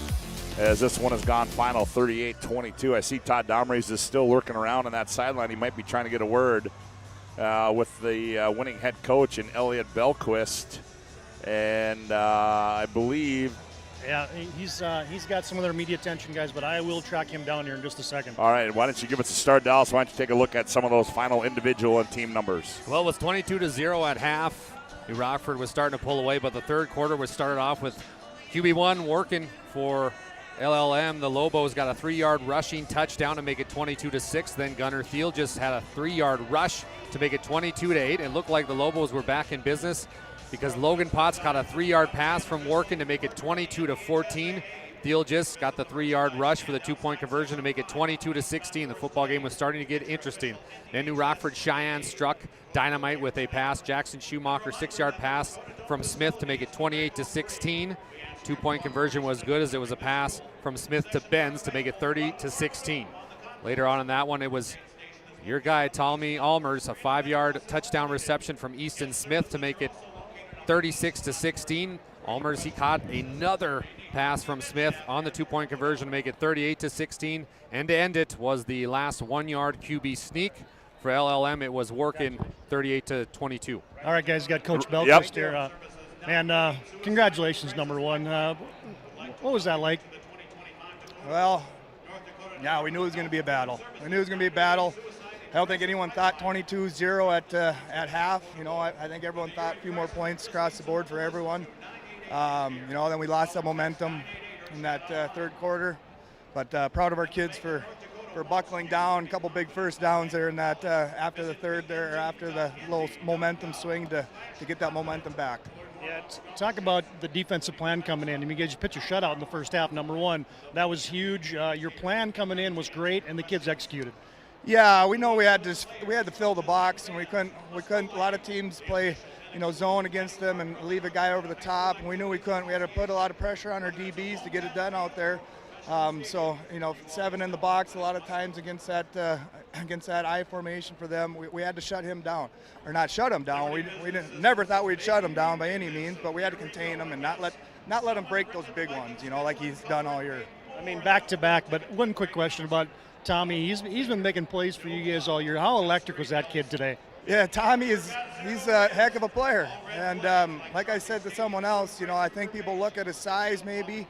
And think he's not going to make those big plays, but I'll take him anytime on a 50-50 ball or over the top on someone. The kid just knows how to catch the ball and make guys miss. Congratulations, Coach. Thank you. All right, that's head coach Elliot Belquist. Man, he's welling up a little bit, guys. That one, you win a back-to-back one. That means a little bit more. Well, it certainly does. And then I think, as Dallas talked about in the pregame, the young man, Tucker Fowle, who unfortunately lost his life, and I think it's fair to say they were playing for Tucker, and that one was for Tucker. To go through that, Scott, and right before playoffs start, I get it. You've got this good football team. I don't care how good you are. We're talking about kids from the age of 14 to 18. They don't know how to handle that. And to see how the Rockets did and come together as a group and led by their head coach right there, and you heard him kind of well up as TD mentioned, this was bigger than the game of football. Yep. This was a win for this community after a terrible loss of a life, and this will help things. And it's just so fun to see them come together and win a back-to-back state championships after overcoming something like that. Well, Dallas, why don't you finish up those final game stats? Yeah, after the work and 1 yard rush, that led us to our final 38-22, but something I had highlighted, Woody, that I wanted to talk about was the passing yards. This was a huge stat. Listen to this. New Rockford SM had 405 yards passing. Lemoore LM had just 95. Talk about how the game can be swayed. I mean, that's a huge one that rings a bell. And then Fort's passing touchdowns as well, and you had for New Rockford SM, for Lemoore LM, they had 1 touchdown passing, 2 interceptions. They turned the ball over 3 times. Did a nice job in the second half not turning the ball over. That is the Lobos that we're talking about. But how about the day and the career that Mr. Gunnar Thiel he finishes out, wins Senior Athlete of the Year. He played phenomenally well. He just wasn't enough today. They bottled him up, did a good job. He had 10 rushes for 33 yards in the first half. He finishes the day with 17 rushes, 97 yards. Did not score in the football game, but still did a heck of a job. But I think that's kudos to that defense for the Rockets as well. But just a fun game, Woody, here, and I feel bad for the Lobos. That's tough to overcome and tough to lose to the same team back-to-back years. But tip of the cap to how well Gunnar Thiel and a great career he had. Well, Dallas, a couple more things to do. We got to give out our Spas Etc. move of the game. It's time to bring a spa to your home. Stop in the Spas Etc. and you'll find a massive inventory and a next level sales team that help you find the perfect spa, sauna, game for your rec room. It's Spas Etc. And when you talk about, I don't know if it's a move of the game. I think I'm going to call it a drive of the game. I'm going to after LLM went down and scored and made it a 1-score game, the resiliency and as momentum was on the side of the Lobos, for the Rockets to come back, drive down the field, and answer that touchdown and kind of say, all right, boys, we're going to take it back. We're here to say, I don't think it's a move. I think it's the drive of the game is what that was. That's a great call, Woody, because that's so hard to overcome, especially like you said, Uncle Mo's starting to swing the other way. But just something to note that I want to talk about was that beautiful play call when it was the fake wide receiver screen, and then they sent Allmers right to the corner, and he was wide open. I mean, that kind of sealed it for him, if you will. But you're exactly right, Scott, that drive, when all the momentum was lost, they gained it back, and you kind of got the feeling they're like, okay, we're still in this football game. We can win this, where it was getting kind of tight there for a little bit. Well, New Rockford, the Rockets get the drive of the game, and we got to give out our Sport Clips MVP of the game, Dallas. Sport Clips brings you the MVP of this matchup. Sport Clips is the home to the MVP haircut experience. Nothing comes close to making you feel like an MVP quite like the MVP experience at Sport Clips, and that Sport Clips game MVP is Tommy Allmers.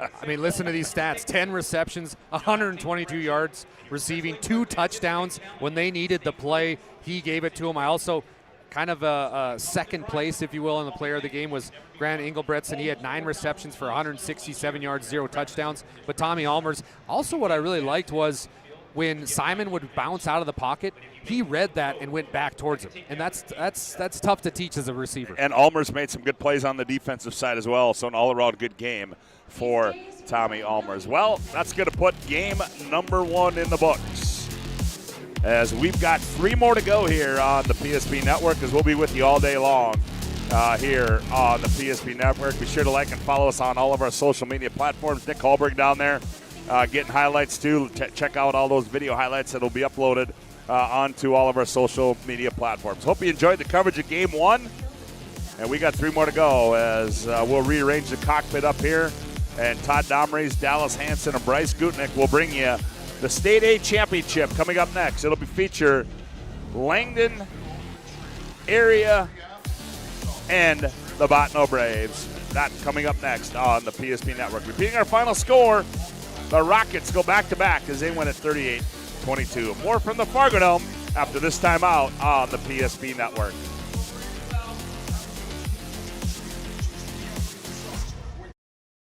Is proudly brought to you by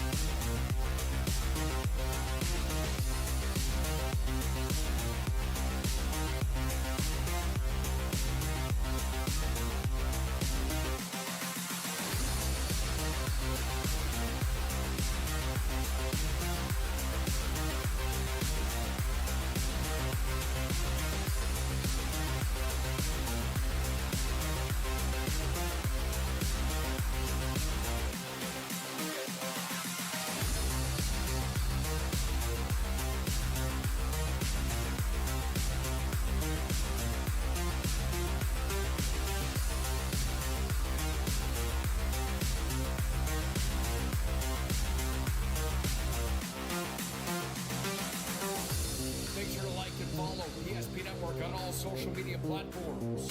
PSP Network, it's game day. We started with small beginnings. And just like the visionary entrepreneurs we serve, we turned an idea into reality.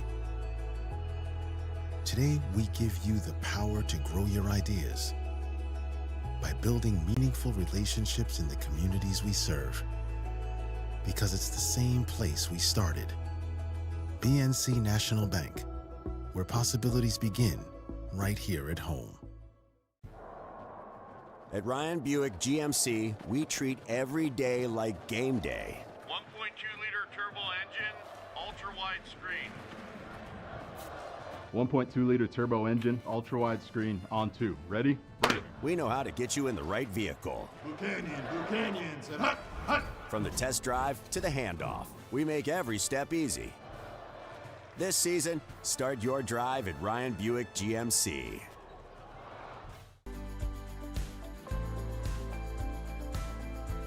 At Planning Team Financial Advisors, we help individuals create their personalized strategies. We specialize in financial planning, retirement planning, insurance, and 401k distribution options.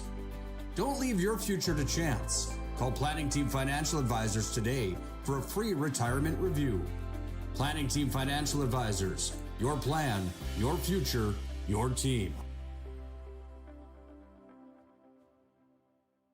At Schatz Crossroads, we make 8 gallons of homemade ranch dressing every day, so you can smother your dinner salad with it, dip those crispy golden French fries in it, and dunk your breaded chicken strips.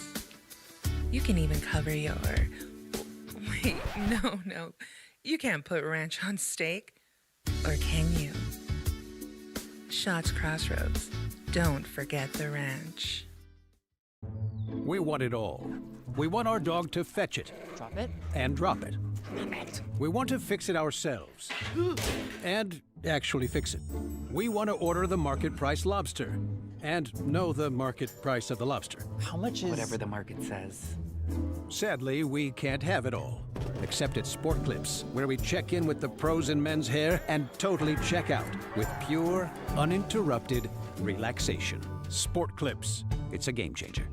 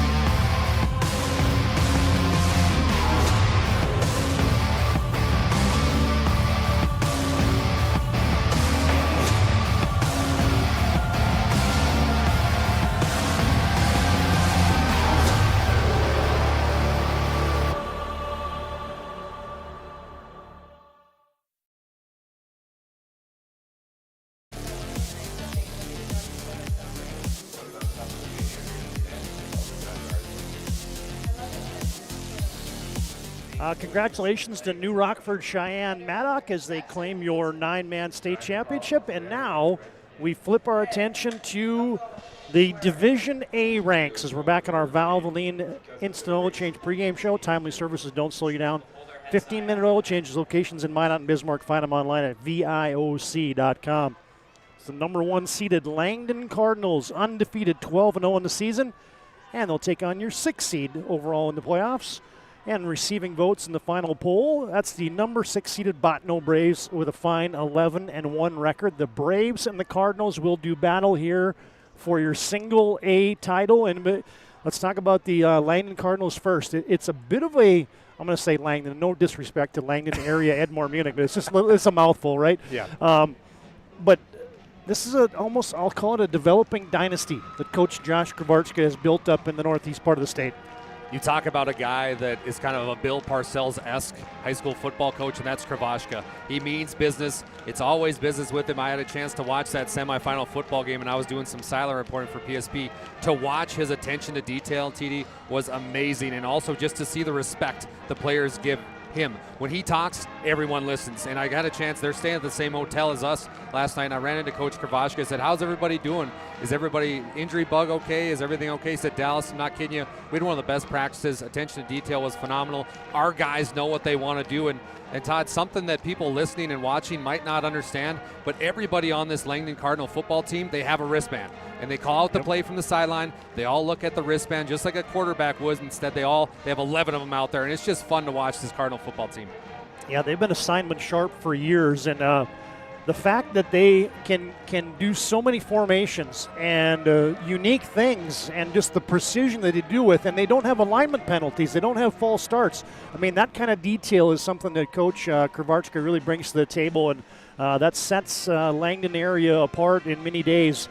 But let's talk a little bit about the Bottineau Braves as Todd Darmy's alongside Dallas Hansen as Bryce Gutnick roaming the sidelines for us here at the Fargo Dome in Game 2 as, hey, you mentioned it earlier, the slipper is still on for the Cinderella story of the Bottineau Braves, and I don't even know if they're that much of a Cinderella story. I looked at them as a number 6 seed in the field in the A field and said, boy, that's a little light, I think, for a team that only had one loss to Velva in the regular season. So, yeah, Coach Keller's got them playing great. All they wanted was a ticket to the dance, and they got that ticket, and they really punched it forward. I mean, Cinderella's still getting two-step here. How about this playoff run they went to? They're the playoff warriors. They go to Ellendale. They win that game 36-35. Very interesting. Ellendale had a chance to kick a field goal, just ran out of time. They get the 1-point victory. Then they traveled to Killdeer, a tough place to play, a long road trip. They win that one 24-22 in the semifinal. That's how they got here today. But their big player and their big key is Emerson Marham, the wide receiver defensive back. Todd Domrys, this kid can make plays all over. He's so fun to watch. He is the X factor. Well, and I was talking to the coaching staff for the Langdon Cardinals, and boy, they have their eyeballs on number 4. And Marham, he got loose a number of times last week against Killdeer, and as a quarterback, if Langdon is not able to contain Emerson Marham, the junior QB with 1,800 yards passing in the season, 20 touchdowns, 8 interceptions, and then he's rushed for 1,000 yards. If the Cardinals are going to be successful today, they're going to have to contain Emerson Marham. Yeah, you're exactly. And one of those guys that's going to be protecting Marham goes by the name of Carson Coleman, 6'4", 190-pound senior. He plays that right tackle spot. He wears number 51. I know Carson fairly well. I know his family. It was one of those things where they said, Carson, we know you can play tight end, but we really need your help on the offensive line. And kudos to Carson because he says, yeah, I want to protect Marham. I want to win a state championship. And he's done exactly that by protecting his quarterback. Well, Botno got here in impressive fashion, defeating Central McLean in the first round of the playoffs, and then winning an instant classic on the PSP network when they outlasted EEK 36-35 on the road, and then they went on the road again and beat the number 2 seeded Killdeer Cowboys. So you talk about a murderer's row to get to the Dakota Bowl. That's what the Botno Braves have gone through here, defeating number 3 and number 2 in successive weeks in the playoffs. Langdon, of course, had a tussle in the opening round against Northern Cass, then shut out Hillsboro, and then most recently, the defending champs are still standing. And the Velvet Drake Animus Aggies had to come up to Langdon, and that was I guarantee you that's a confidence boost for the Langdon area Cardinals. It was a cold, snowy day in Langdon, and Jax Johnson, quarterback 1 for the Cardinals, had 5 total touchdowns, Todd. I mean, it was one of the greatest things I've seen. He returned a kick for a touchdown, ran 2 in, and then threw 1, and then had I think it was a pick 6. He's so fun to watch, a player you got to listen to, and if you're watching on TV, listening to us, Jax Johnson, the quarterback for the Cardinals, is one of the best players on the field today. Let's bring in the third member of our broadcast team, Bryce Gutnick, down the sidelines. You had a front row seat to Langdon area the last week, Bryce, and what was your kind of takeaway from that for Langdon? The offensive line was the number one thing that stood out to me. Terrific movement. It's the footwork. Hey, how about linemen wearing wristbands? You guys talked about that, man. That's pretty cool for them. That's going to be about the closest they'll ever get to being a skilled guy. Come to Langdon and play offensive line. It's the best unit I've seen all year.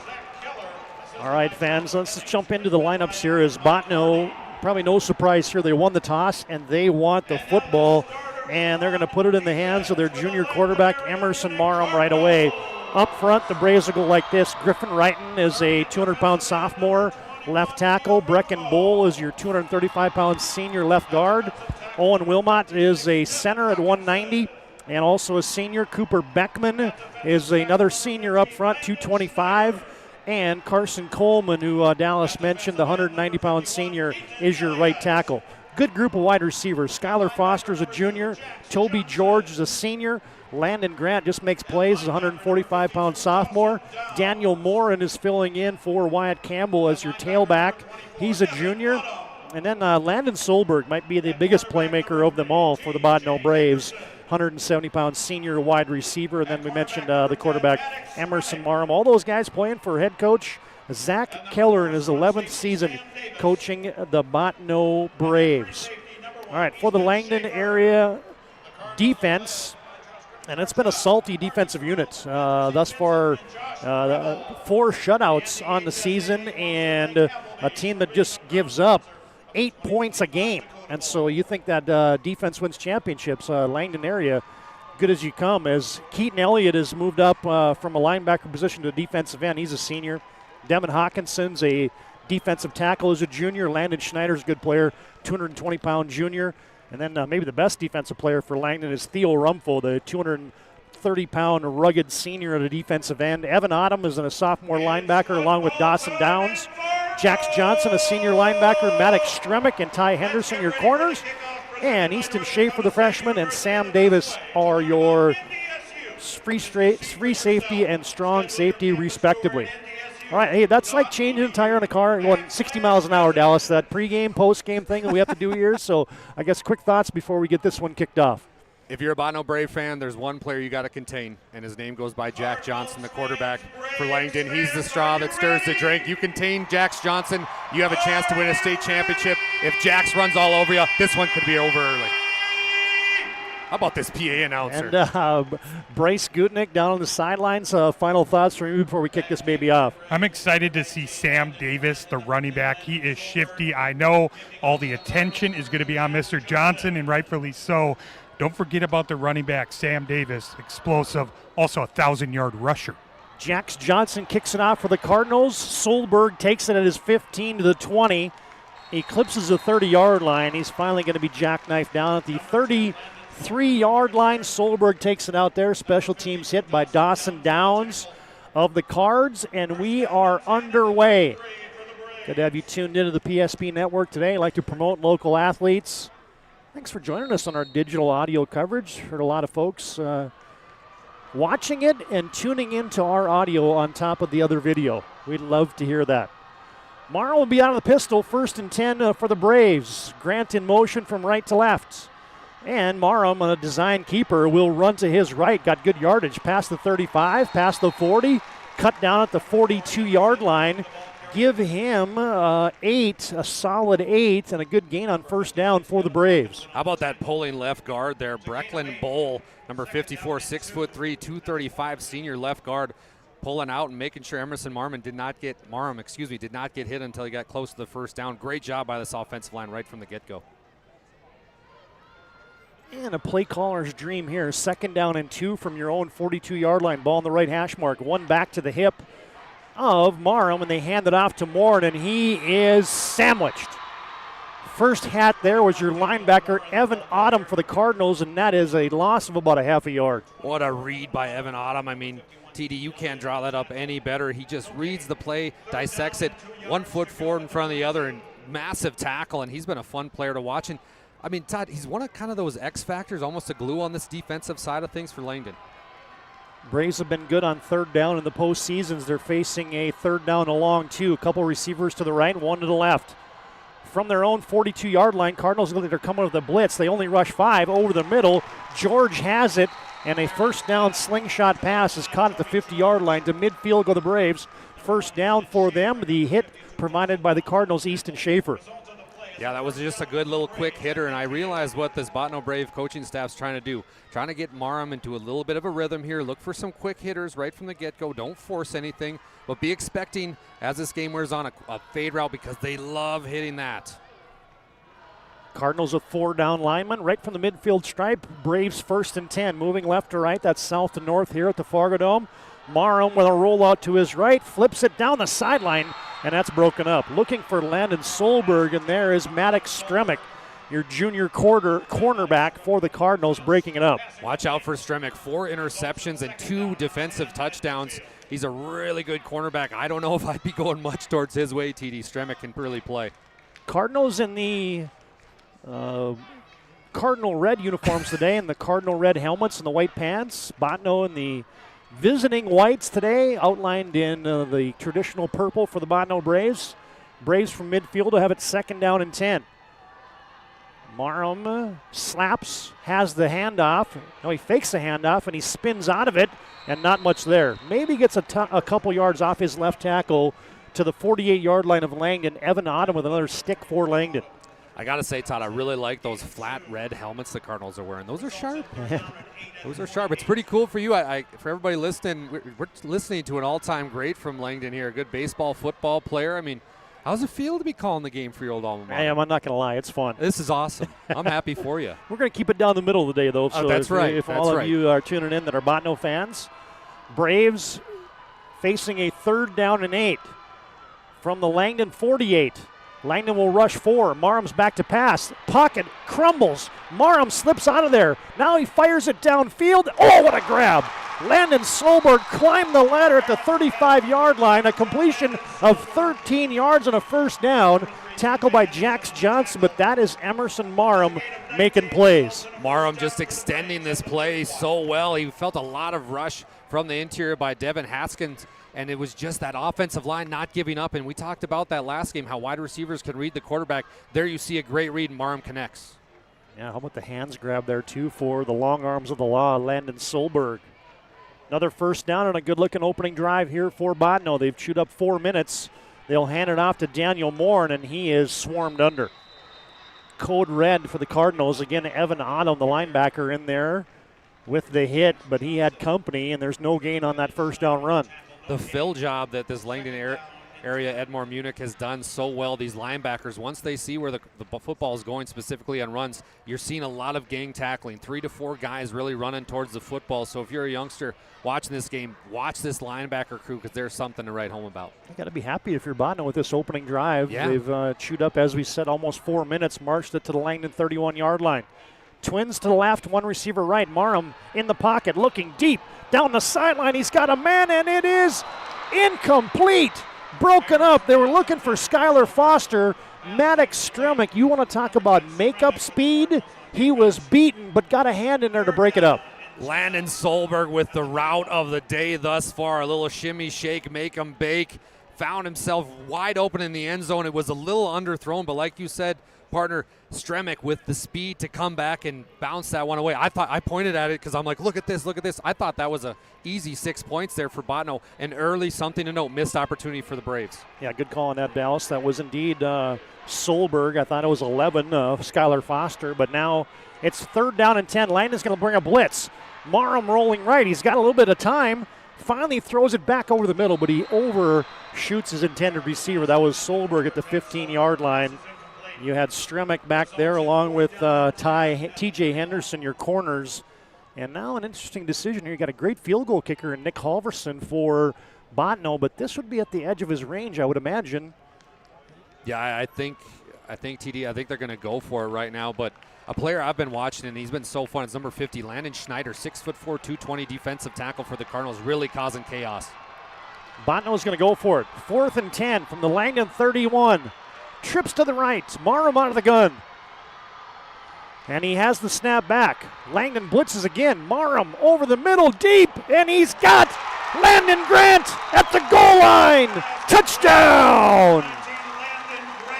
31 yards, Marham. And what a route for Landon Grant, the sophomore, and Botno strikes first. How about that poise and the patience by Emerson Marham just to wait for that route to develop, and it finally does, and he puts it right on the money to Solberg. He missed him on that couple plays ago, but hits him right between the numbers that time. How about the opening drive as Halverson slams through the extra point and a touchdown timeout. Botno takes it for 7, and we break. 7:56 to play, opening quarter, A championship from the Fargo Dome. It's Botno 7, Langdon area 0.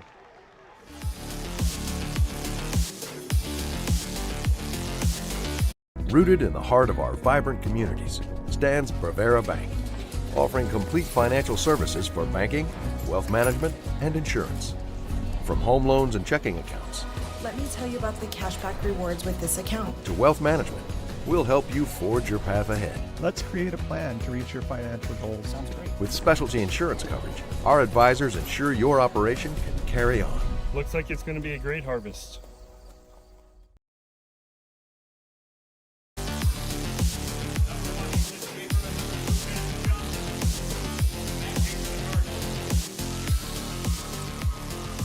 Well, an opening statement for the Botno Braves.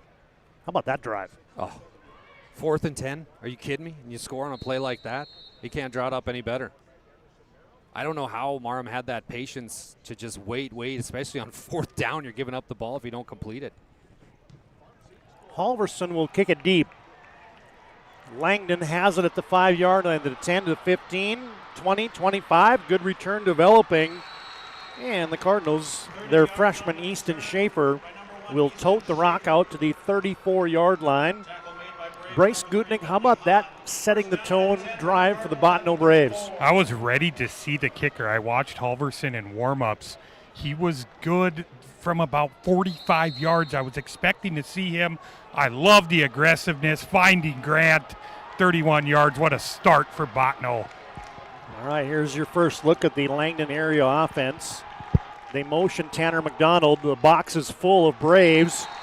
Jax Johnson, the quarterback, on a design run. He carries it for a yard, and that's it. Here's your Langdon offense as Daniel Morin has the stick for the Botno Braves. Dawson Downs, Devin Hawkinson, Landon Schneider, Colton Hine, Keaton Elliott up front. Theo Rumpel's like a sixth lineman as the tight end. Maddox Stremick, Easton Schaefer, your wide receivers, along with Tanner McDonald. Sam Davis, your senior fullback, and Jax Johnson, the senior QB, is back to pass. Flips it to the right flat. He's got his man, Tanner McDonald. He's ushered out of bounds at the 43-yard line by Emerson Marham. He'll be 1 yard short of the sticks for Langdon. Right there you see the arm strength by who is also a great baseball player, Jax Johnson. Really let that one fly. Brings up a third and manageable, and this is right where Coach Kravachka is going to want to be. 3rd down and 1. From their own 43-yard line, Cardinals got to get to the 44, I beg your pardon. And they'll give it off to Sam Davis. Boy, he didn't get much. Maybe an inch or two short. It's going to be close. They're marking him right at the sticks as he was enveloped there by Cooper Beckman for that Braves defense. And they do mark him short. And how about this early decision for Coach Kravachka? He loves his offensive line. Yeah. And you got a physical quarterback in Jax Johnson. So Langdon quickly runs up to the line of scrimmage. And they'll snap it in the QB run. Oh, and he spun off of it. Johnson was stalemated, and then he spun to his right, finally tackled by Emerson Marham, but he picks up 4 and a first down. Right there you see the ability that Jax has. He stopped initially, he spin cycled right out of that and gets the first down. When you have a playmaker like this, Todd, it's just fun to sometimes put the ball game in his hands. Langdon splits Schaefer wide to the left. McDonald in motion on 1st and 10 from their own 48-yard line. Johnson pump fakes. Now he looks deep. Now he tucks it, and he's got wheels to midfield. 45, 40, cut down and knocked down at the 36-yard line of Botno, but there's your senior QB making plays. Landon Solberg with the tackle for Botno. And what do we got? I believe the Whitecap threw a flag there. They're going to get together. Man, I didn't see a flag. Me neither. You'd think that would be in the area of holding. Bryce, did you see anything down the sideline? No, there's no flag on the field currently, so I'm not sure what this is about. Well, we'll get the explanation here. Oh, wow. Whoa. Whoa. Sideline interference. So somebody was not where they were supposed to be on the sideline. That happens on a long play like that. The official's running down and makes contact with somebody, and they're going to tack on 5 more for Langdon for sideline interference. Usually the first one's a warning, so that must have been the second or third time. Clock rolls with 6:10 to play in the first quarter. Botno on top, 7-zip on your BNC Bank scoreboard. Johnson has a pass or a snap back. Little swing pass to Sam Davis. Oh, how about the pancake block on the edge? And Davis runs for 15 yards on a first down. Toby George was lucky to chase him out of bounds there, but what a block. You see this offensive line winning the game in the trenches early on. TD, nice call, by the way, but this offensive line, 6'4", 220 is right around the average they have. Just a phenomenal job. Colton Hine with the block of the day. Put that one on your pancake reel as the Cardinals have moved it into the Serve Pro red zone. 1st and 10 from the Botno 15-yard line. And before we get started, it's going to be a timeout brought to you by First International Bank and Trust today. Botno wants to talk about it on the defensive side. Cardinals have it 1st and 10 from the 15 when we come back. 5:36 to play, first quarter, and it is Botno 7, Langdon 0 from the Dakota Bowl.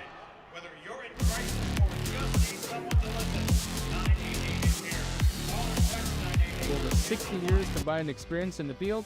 Not only are we writing estimates, talking with customers, we're in the shop working alongside of our team members. I've always had a very strong passion for repairing vehicles. I've been doing it since I've been in high school, and I've always enjoyed seeing the vehicle repaired back to the original conditions.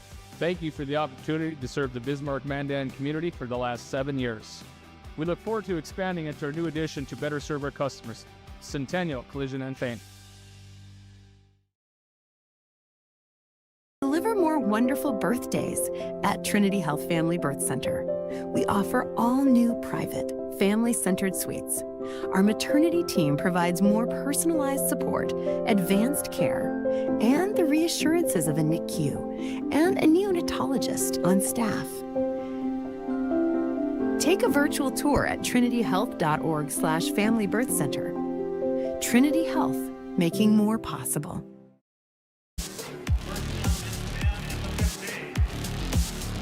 Out of the First International Bank and Trust timeouts. Find them online at FIBT.com. Langdon has it 1st and 10 from the Braves 15-yard line. Davis will motion into an H-back position. Schaefer in motion. They fake it to him. Johnson with a call. QB keeps it, and he is stacked up. Maybe a couple yards down to the 12 before he's racked up there by the big Cooper Beckman on that D-line for Botno. Yeah, Beckman's got 40 tackles, 6 tackles for loss, 3.5 sacks. He's a big man down there, a load to gather up, but that Langdon offensive line has done so well, TD. You kind of see him. One of their screw-ups, if any, was right there, but this is an interesting second down play call. We might see a little drag, delay, something. I expect this to be a pass. As the Cardinals got 3 yards, it's 2nd down and 7. Trips to the right. That's the short side of the field. And they'll hand it off. Sam Davis can't get away. He maybe gets a yard to the 11. Maybe give him 2. Good open space tackle there by Emerson Marham for Botno. Sets up Langdon for 3rd down. We've been saying Marham's name a lot here defensively. He was helped out a couple times there, but that's something that Sam Davis is not used to getting, and that's tackling. Usually he escapes out of that stuff. So good job by Botno to get some open field tackles right away. 3rd down and a long 6 for Langdon. Twins right, 1 receiver left. Johnson is back to pass. Has some time, looking. Now he scrambles. Oh, he's got some space. Gets a block on the edge, but how about the play by Landon Solberg? He was mano-a-mano getting blocked, and he somehow got Johnson to the ground. And Botno coaching staff was really, really adamant about a block in the back, and they might have been right as well, but it still didn't matter. Landon Solberg gets blocked in the back, still finds his way to Jack Johnson and makes the tackle. Here we go. 4th down. You a man or a mouse here, TD? This is a big one. Buckling up. Looks like Langdon just got the call in. Play clock at 15. They go to the wristbands from the left hash mark. 4th down and 7. Cardinals going for it. Johnson out of the gun, and now Coach Kravardska says, yep, let's get organized here on the big plays. Listen to the Botno fans urging on their defense as it's a First International Bank and Trust timeout on the field. FIBT.com is where you find them online. They were founded in 1910, serving rural and urban communities across Arizona, Minnesota, North Dakota, South Dakota. First International Bank and Trust brings you our timeouts. 7-zip, Botno leads, 3:35 to play in the opening quarter. Langdon has marched it to the Botno 12-yard line, but they got to get 7 yards for a new set of downs. Well, the Botno Brave fans are loud and they're proud because this is their first Dakota Bowl appearance ever. They have 0 state titles. That's right, 0. But this team has given this town hope. It's the most wins in program history with 11 straight. If they can get a stop here, the roof might come off of the Fargo Dome because the Botno fans are going to be loud. Yeah, and how about they've already got confidence in this game. They marched it down the field for a score, and now they could potentially get off the field here on a 4th down stop. Langdon has twins left, 1 receiver to the right. McDonald in motion from left to right. 4th and 7, here it comes. Johnson rolling right, looking end zone, fires, no, incomplete. It was right in the breadbasket of Easton Schaefer. I couldn't tell if Marham got a piece of it, but it was maybe deflected, and it falls incomplete, and the Braves have a stop. Schaefer was wide open, and I couldn't tell either, TD. Off that ball was tipped. If it was, I understand why he dropped it, but if it wasn't, that one hit him right between the numbers. You got to come up with that one. Johnson put it on him, and how about that early stop for this Brave defense? Again, Cinderella. She's got a little punch to the here as we're beginning this football game. Bryce, from your vantage point, did it look like that pass was tipped? I couldn't see if it was tipped, but what a throw by Johnson. You see him looked off, and then he just went to the right side. Schaefer wide open, but unable to capitalize on 4th down.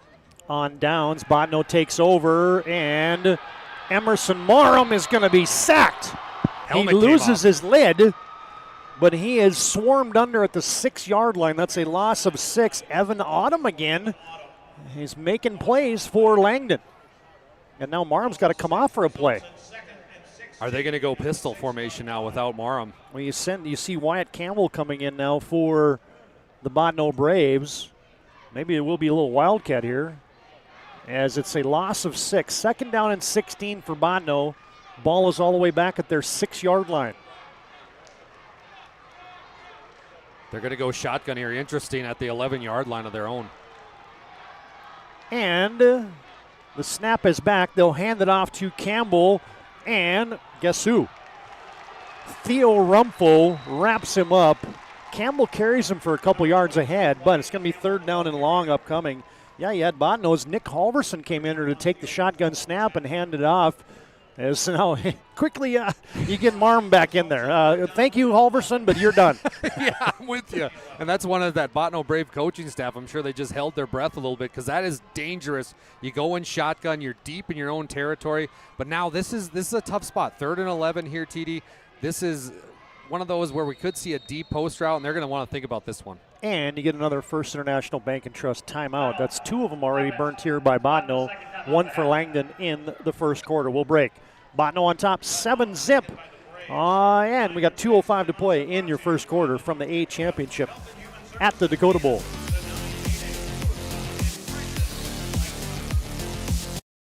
Learned a lot about why local matters. Unlike those guys, we take pride in our work and back our tires with our Plus Plan guarantee to get the most out of your tire's lifespan. Are the tires the same size on all the sides? We strive to provide great value to our guests and lowest prices guaranteed. That's not good. Stop at a trusted tire and auto and get a set of tires from people you know and trust, and will even match those guys.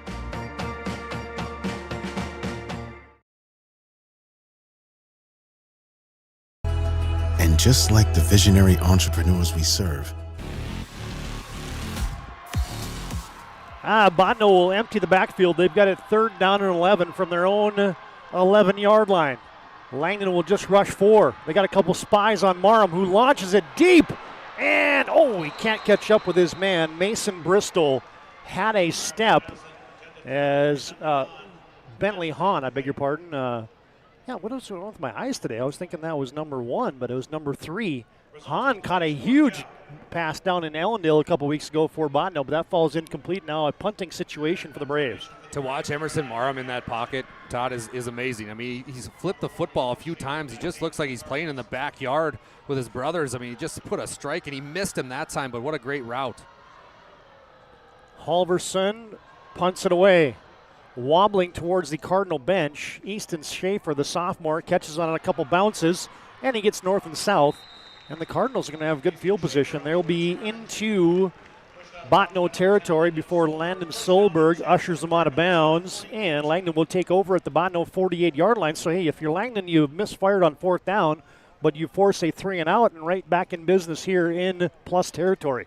Yeah, if you're Coach Kravashi, you kind of count your blessings there. You could this football game could easily be 14-0, but instead it's 7-0. You get the football at the 48. You're in good shape.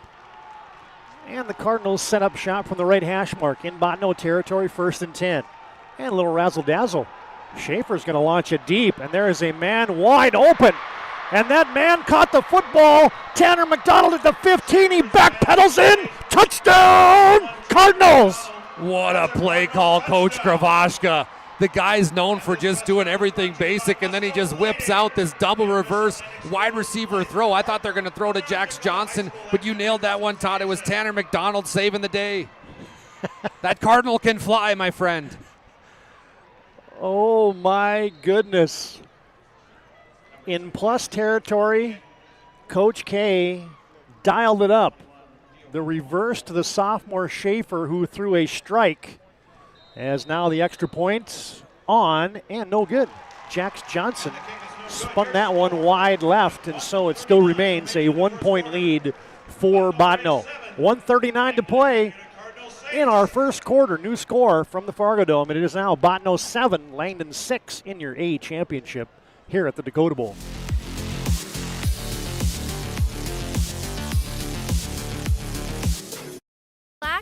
Spas Etc., Bismarck's #1 hot tub and sauna dealer, brings luxury and wellness straight to your home. Discover top brands, Sundance Hot Tubs, and Michael Phelps Swim Spas that deliver not just relaxation, but real therapeutic benefits. Right now, save up to $5,000 or enjoy up to 72 months interest-free financing. Visit us today at 1420 East Main Avenue in Bismarck and experience the best deals for yourself.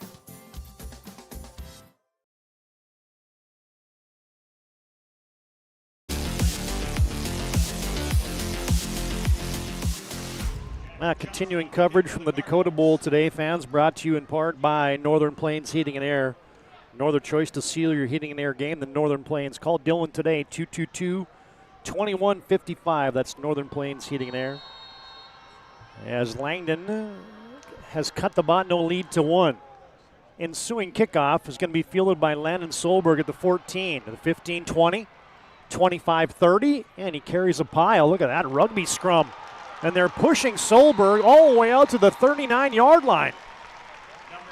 Todd, you don't think this game doesn't mean something for these Botno kids? I mean, watch that play. Like you said, perfect call, by the way. Rugby scrum. You see all these guys just come in, pushing there. They're fighting for every yard down there. Bryce, you had a sideline look at that razzle-dazzle play for Langdon. How about the execution on the trick play? Well, you always have some of those in a big-time game, and it's about timing. It's about timing when you're going to call and dial it up. And I'm not going to lie, that wasn't the prettiest ball by Mr. Schaefer that he threw to McDonald, but McDonald, great route, and great time. What about special teams, though? I want to make a note of that. Botno kind of has the advantage, I think, in that. And now it's a 1-point lead. Emerson Marham fakes a handoff, and he's got a bunch of Cardinals converging on him, and he'll be smacked down for a loss.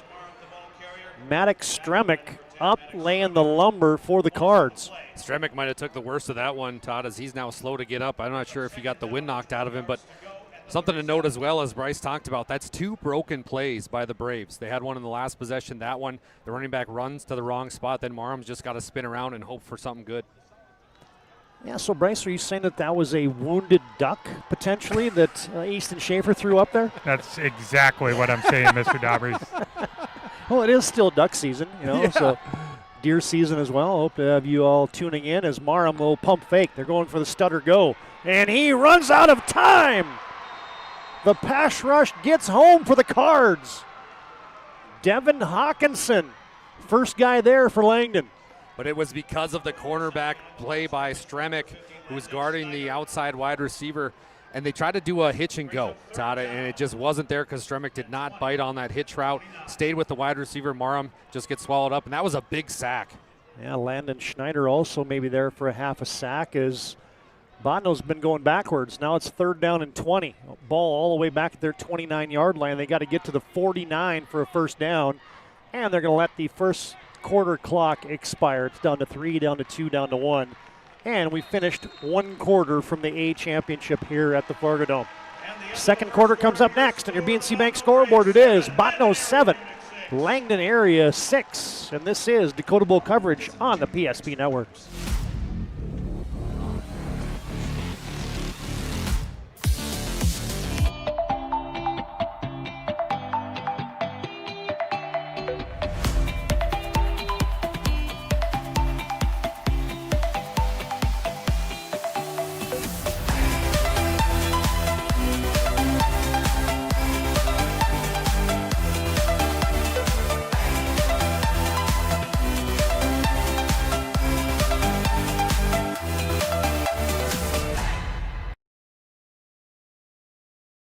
I can't believe I wrecked my car.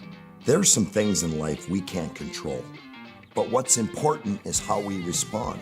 At Jerome's Collision Center, they provide the highest quality of service, assuring the job gets done stress-free and making it feel like a breath of fresh air. And to give you peace of mind, they handle the insurance. Are you even a therapist? Don't worry about it.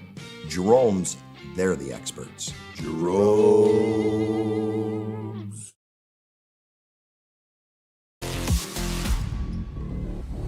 Now we just had the Army National Guard rappel team buffering down from the rafters here at the Fargo Dome. That's cool. I like that. So impressive. I mean, they just throw those bags down and they fall down to the football field. It scares me every time. I could not do that. A tip of the cap to them. And how about this Veterans Day? It was a couple days ago, but we get to do what we get to do today because of people like that. Dang right. Tip of the cap to those of you who have and are serving. As Botno in our first play of the second quarter in trouble. 3rd and 20.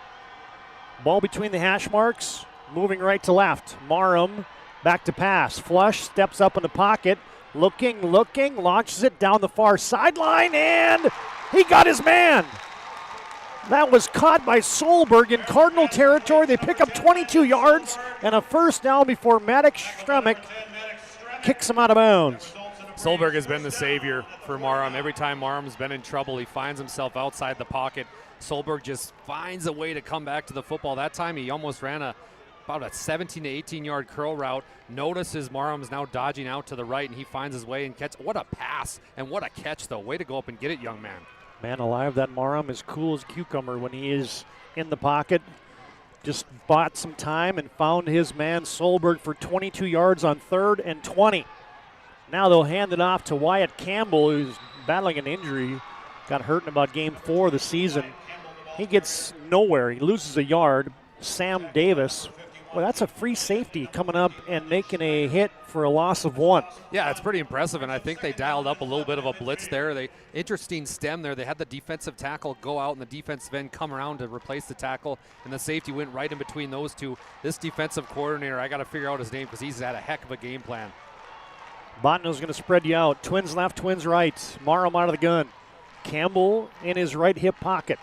Has the snap back. They throw a little bubble screen, and they've got Landon Grant sheds 1 tackle, and then he got pasted by Dawson Downs, but it's a positive gain.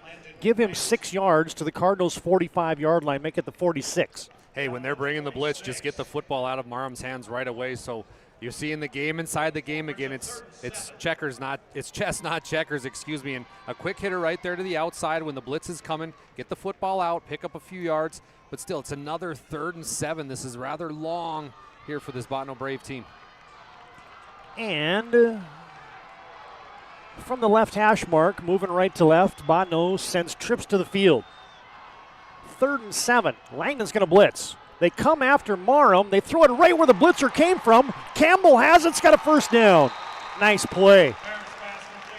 Tackle by Evan Autumn, but give him 11 on 3rd and 7. And Bottineau is executing efficiently here on 3rd down. How about that running back, Wyatt Campbell? He's so far this season only 1 touchdown reception, but he did such a good job breaking outside. And like you said on the call, Todd, goes right where that defensive end was blitzing from. The seas parted. He had a lot of green grass in front of him. 9:48 and counting left before halftime. 7-6, Bottineau on top. They have it 1st and 10. New set of downs for the Braves from the Cardinal 36-yard line. Trips left, and Marham is back to pass. Design quarterback draw. And he slips through 1 tackle, but then good convergence by Langdon to hit him down at the 32-yard line. Leading the charge there was Keaton Elliott from his defensive end position. But yeah, Marham will pick up about 4. Even when you think you got Marham, he still gets 4 yards somehow, Todd, and that's just how elusive he is. But how about Keaton Elliott there, just not giving up on the play? The senior wanted to win here pretty bad. 51 making a lot. Yeah, Elliott has to come off for a play. Looks like he lost his lid. Younger brother of Peyton Elliott's, part of a Cardinal State Championship team a couple of years ago. As now it's 2nd down and 6. Play action. Marham looking deep, right sideline. Behind the defense, caught! Touchdown! Touchdown, Bottineau. Schuyler Foster for 6. TJ Henderson got looking at what looked like a punt. That one was a high flyer. Henderson just lost the football in the dome roof ceiling, and what a catch, though. Didn't even let it affect him at all, and that's just what the doctor ordered. Schuyler Foster making some noise. A couple touchdown passes here in the first half for Emerson Marham. And Halverson on to slam through the extra point. And the Bottineau Braves have come to play today. And they have a lead and a touchdown timeout on your BNC Bank scoreboard. 8:47 to play before halftime. It is now Bottineau 14, Langdon area 6.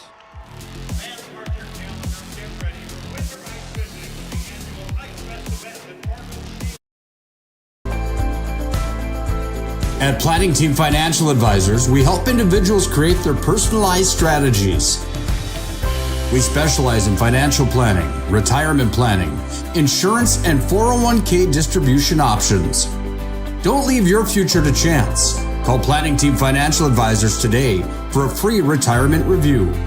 Planning Team Financial Advisors, your plan, your future, your team.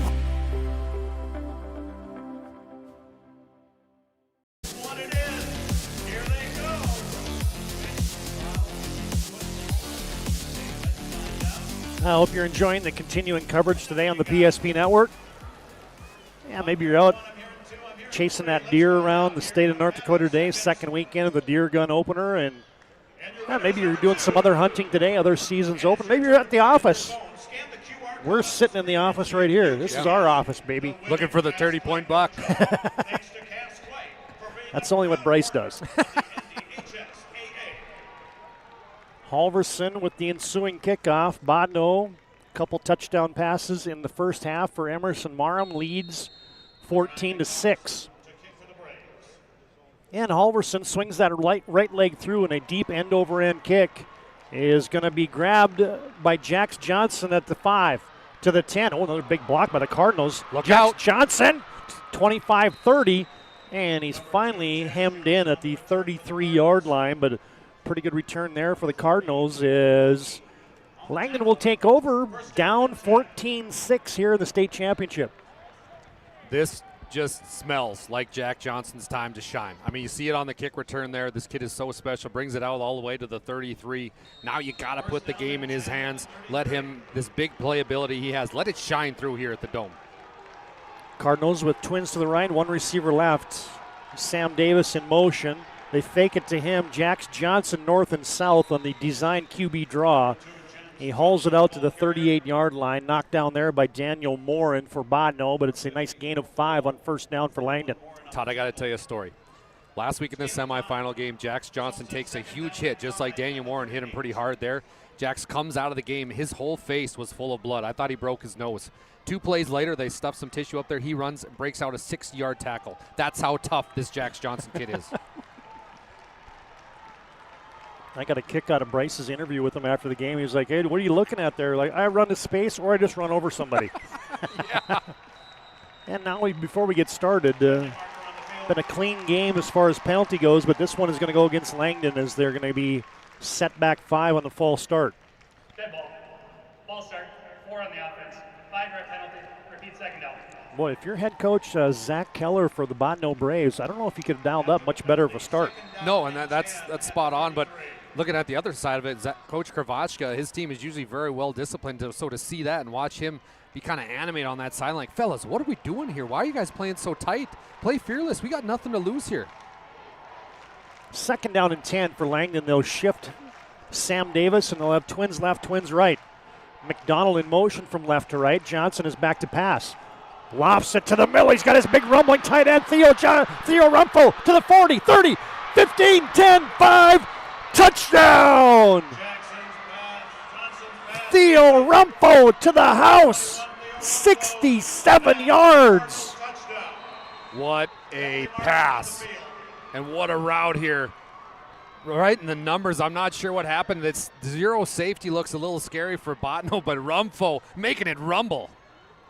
Got a penalty flag down on the far sideline. Let's sort this out. Getting their sideline call? The play is a touchdown. We have sideline warning. Langdon, that's just a warning, no penalty. There's your warning. Kravachka, he had a few warnings last weekend at the semifinal game too, and him and this ref had like a 10-second stare-off. It was awesome. Langdon hits a big one. Jax Johnson, 67 yards to Theo Rumpel. And Theo Rumpel, the cousin to Simon and Grant Rumpel, and also to Mason Rumpel. There have been some all-staters and guys that have gone on to play Division I football there. That Rumpel name is something else. As Langdon's going to go for 2. Johnson will run for it. Oh, and the physical finish gives the Cardinals the 2-point conversion, and we are tied. New score from the Fargo Dome. 7:25 to play in the first half. It's now Langdon 14, Botno 14. This is the A Championship on the PSP Network.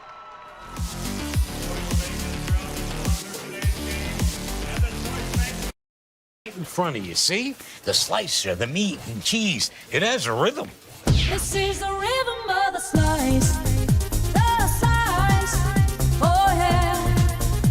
The rhythm of the slice.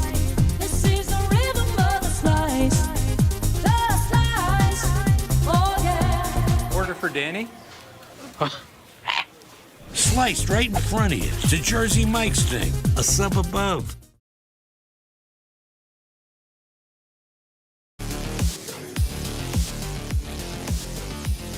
Man, how about the big plays already, Dallas? Is you had the 4th down play to Landon Grant for Botno. You had the touchdown pass to Skylar Foster, another big play, and then 2 plays for Langdon, 67 yards to Rumpho, and then the razzle-dazzle reverse pass from Schaefer to McDonald. I mean, this is big play central. Oh, it's so fun. I mean, these young kids dream of moments like this. So when they get an opportunity to make a big play, you got to do it. And so far, we've seen it from both sides. And Jax Johnson will send the ensuing kickoff in the air. We'll send it down to Bryce Gutnick here in just a second. As hand in the air, Johnson runs up on it, a low end over end kick.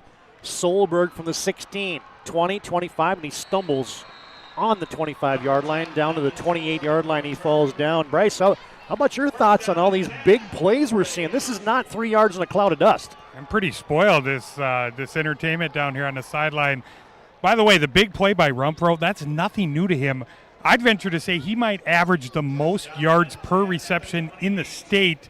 Going into this game, it was about 26 yards per reception. What an answer by Langdon area. Yeah, it just went up. He had 11 catches for 273 yards coming into the day, and that average just went up. 1st and 10, Botno from their own 28-yard line. We're tied at 14 halfway through the second quarter. Quick pass. And they've got Solberg, and he's been busy today. He gets sandwiched down there by Stremick and Johnson. But that's 11 yards on a quick hitter to the right boundary. At halftime, I'm going to be so interested, Todd, to see what this defensive adjustment is made by the Cardinals. Right now, giving a lot of cushion on those curl routes, and it's opening wide open for Landon Solberg, who's just taking advantage of that curl route after curl route. But it's that 7 to 8 yard cushion. It's just interesting. I got to see them maybe start pressing the defensive backs, pressing the wide receivers on the outside. And Botno now slowing it down a bit. They usually play with pace, but they take their time and they send trips to the right. 1 receiver left. 1st and 10. They pull a guard. They hand it off, and Daniel Morin gets stuck for maybe about a gain of 1, maybe 2, as Theo Rumpho in there on the hits. 6'3", 230, mean machine is Theo Rumpho. I mean, offense, defense, doesn't matter. This kid can just play football, bottom line. You see it there. Evades one offensive tackle and makes a great play. Should have seen his old man play basketball. Pretty He tough. was a teammate of mine on two state tournament teams, and Darren Rumpho was as good as they get. 1st and 10, or check that, 2nd and 8. Botno over the middle. Landon Grant in traffic. How about that? Threading the needle for Marham. Easton Schaefer there to immediately hit him down, but another big completion for Botno. I know that one flag is down. Sorry, excuse me, Todd. I know that one was complete, but that was dangerous. That was right in between 2 Cardinals. Yeah, it's back in the offensive backfield, so we'll sort this out with 6:03 to play as we are now halfway through quarter number 2. Stay tuned. Our Moonlight Home Improvement halftime show comes up as the White Hats and I think it might be a hands to the face situation here, maybe a penalty. Illegal helmet contact on the offense, hands to the face. Look at BG down there. Oh, he had the vernacular right. Not just a pretty face, gentlemen. That might be the line of the day right there. Bryce Gutnick, everybody. Oh, man. Oh. Yep. Hey, fans, today's game brought to you in part by Minot State University. Be seen, be heard, be you at MSU. Today's game also brought to you in part by Planet Pizza, largest laser tag playground in the region. Try the Blue Buffalo or the plain cheese. They deliver also 701-852-1700. That's Planet Pizza. Today's game also brought to you in part by Farstead Oil. Doing it since 1938. Farstead Oil for your wholesale fuel, mobile lubricant, and DEF needs. Big penalty. 2nd down and 23. Quick hitter right side. They've got Skylar Foster. This time he is spun down after a short gain. Got line of scrimmage is at 26, and we'll give him 10 out to the 36. TJ Henderson twists him down. It's still going to be 3rd and now 13 for Botno. What an interesting route job there. They just ran 3 straight slant routes on the far right side. What a play. I haven't seen that in a long time. Just slant, slant, slant. got it wide open, and and one thing you see about these wide receivers from Botno, Todd, they catch the football with their hands. They don't let it hit the pads first. It's all hands. Well, now it's 3rd and 13. Langdon showing a double A-gap blitz. Here they come. And they're loose. They're chasing Marham, who gets away, and he fires it over the middle, and that's going to be picked off. Picked off by the sophomore Easton Schaefer. And Langdon has your first turnover of the game. That's one of those where you wish Marham would have just threw that football away or even take the sack, run out of bounds. You don't want to give them the football here on their own, on the 48-yard line. Let the punter come out, try to punt this one, maybe pin him deep like to the 20-25. Instead, Marham forces the issue, throws across his body. Looked like Brett Favre and the Minnesota Vikings in New Orleans when Favre threw that pick to Darren Sharper. Not good. And Langdon takes over in Botno territory again. Cardinals have a little bit of momentum on their side as they shift Sam Davis. And now they will run Jax Johnson off tackle left. Small hole as he is going to be burrowed under at about the 45-yard line. Yeah, Bryce is tackled there by Brecken Bull. Bryce, that's the old adage of a quarterback. Just never throw that ball late back over the middle. Yeah, he's had that success outside the pocket, but I'm telling you, the Langdon defense is hitting him. He has been pressured. He's been hit a number of times. He's gotten away with it. Like you said, can't throw the ball across the middle of the field there, and a huge turnover. Chance for Langdon to take the lead here. Well, just go out of bounds, Todd. Yeah. Just go out of bounds. Eat that play. Live to see another day. 2nd and 7. Langdon looks like they're setting up a screen. They got it out to the big fella, and there goes Rumpho. He's got another first down. Caught it at the 38. He fires ahead to the 27. Give Rumpho 18 yards before Carson Coleman will wrap him up. I also just want to point out Rumpho might have the greatest hair at the Dome. He got a blonde mullet. Are you kidding me? Shades of Joe Diffie, and he can catch like Michael Irvin. I love this kid. Yeah, Theo Rumpho, the All-State football player a year ago, All-State baseball player as well, 2-time All-State baseball player. His older brother Jack was a Powerade Senior Athlete of the Year in baseball. Yeah, his dad Darren, a 2-time All-State basketball performer for the Langdon Cardinals. As Jax Johnson on 1st and 10 keeps it again. They fake it up the middle. Johnson to the boundaries, cut down at the 20 by Carson Coleman. Back-to-back sticks for the senior defensive end.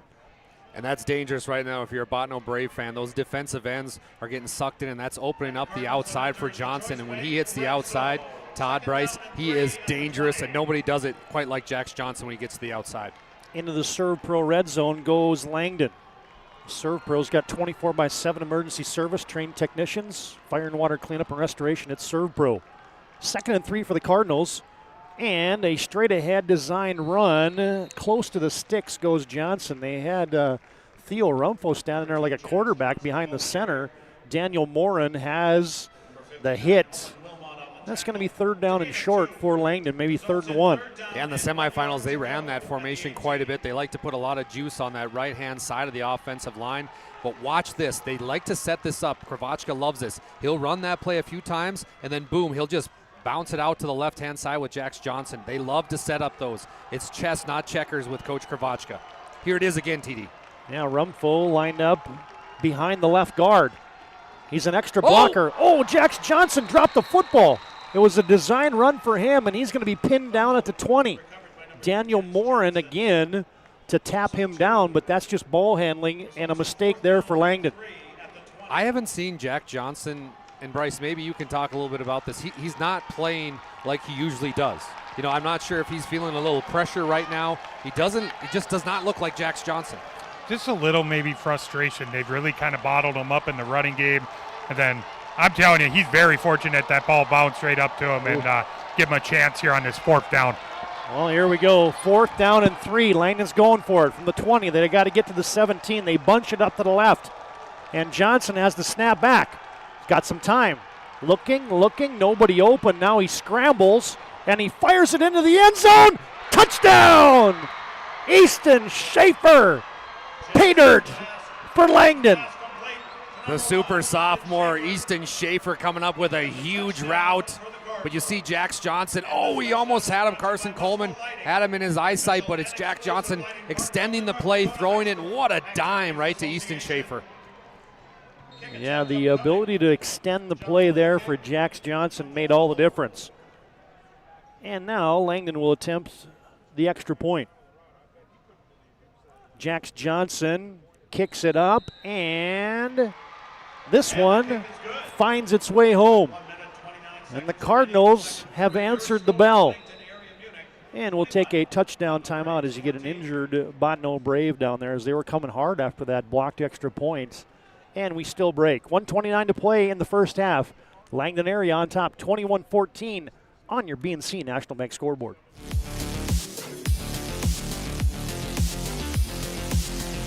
Partner for commercial and business loans. We not only provide lending you need to grow your business, but we also reinvest in our communities. We believe in strengthening our businesses and creating opportunities for success. Choose Dakota Community Bank and Trust for your commercial and business loans, and together let's keep our communities thriving.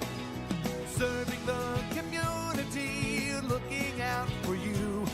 At Dakota Community Bank and Trust, that's what we do. Engineers at Ackerman Esvold have been enhancing everyday life.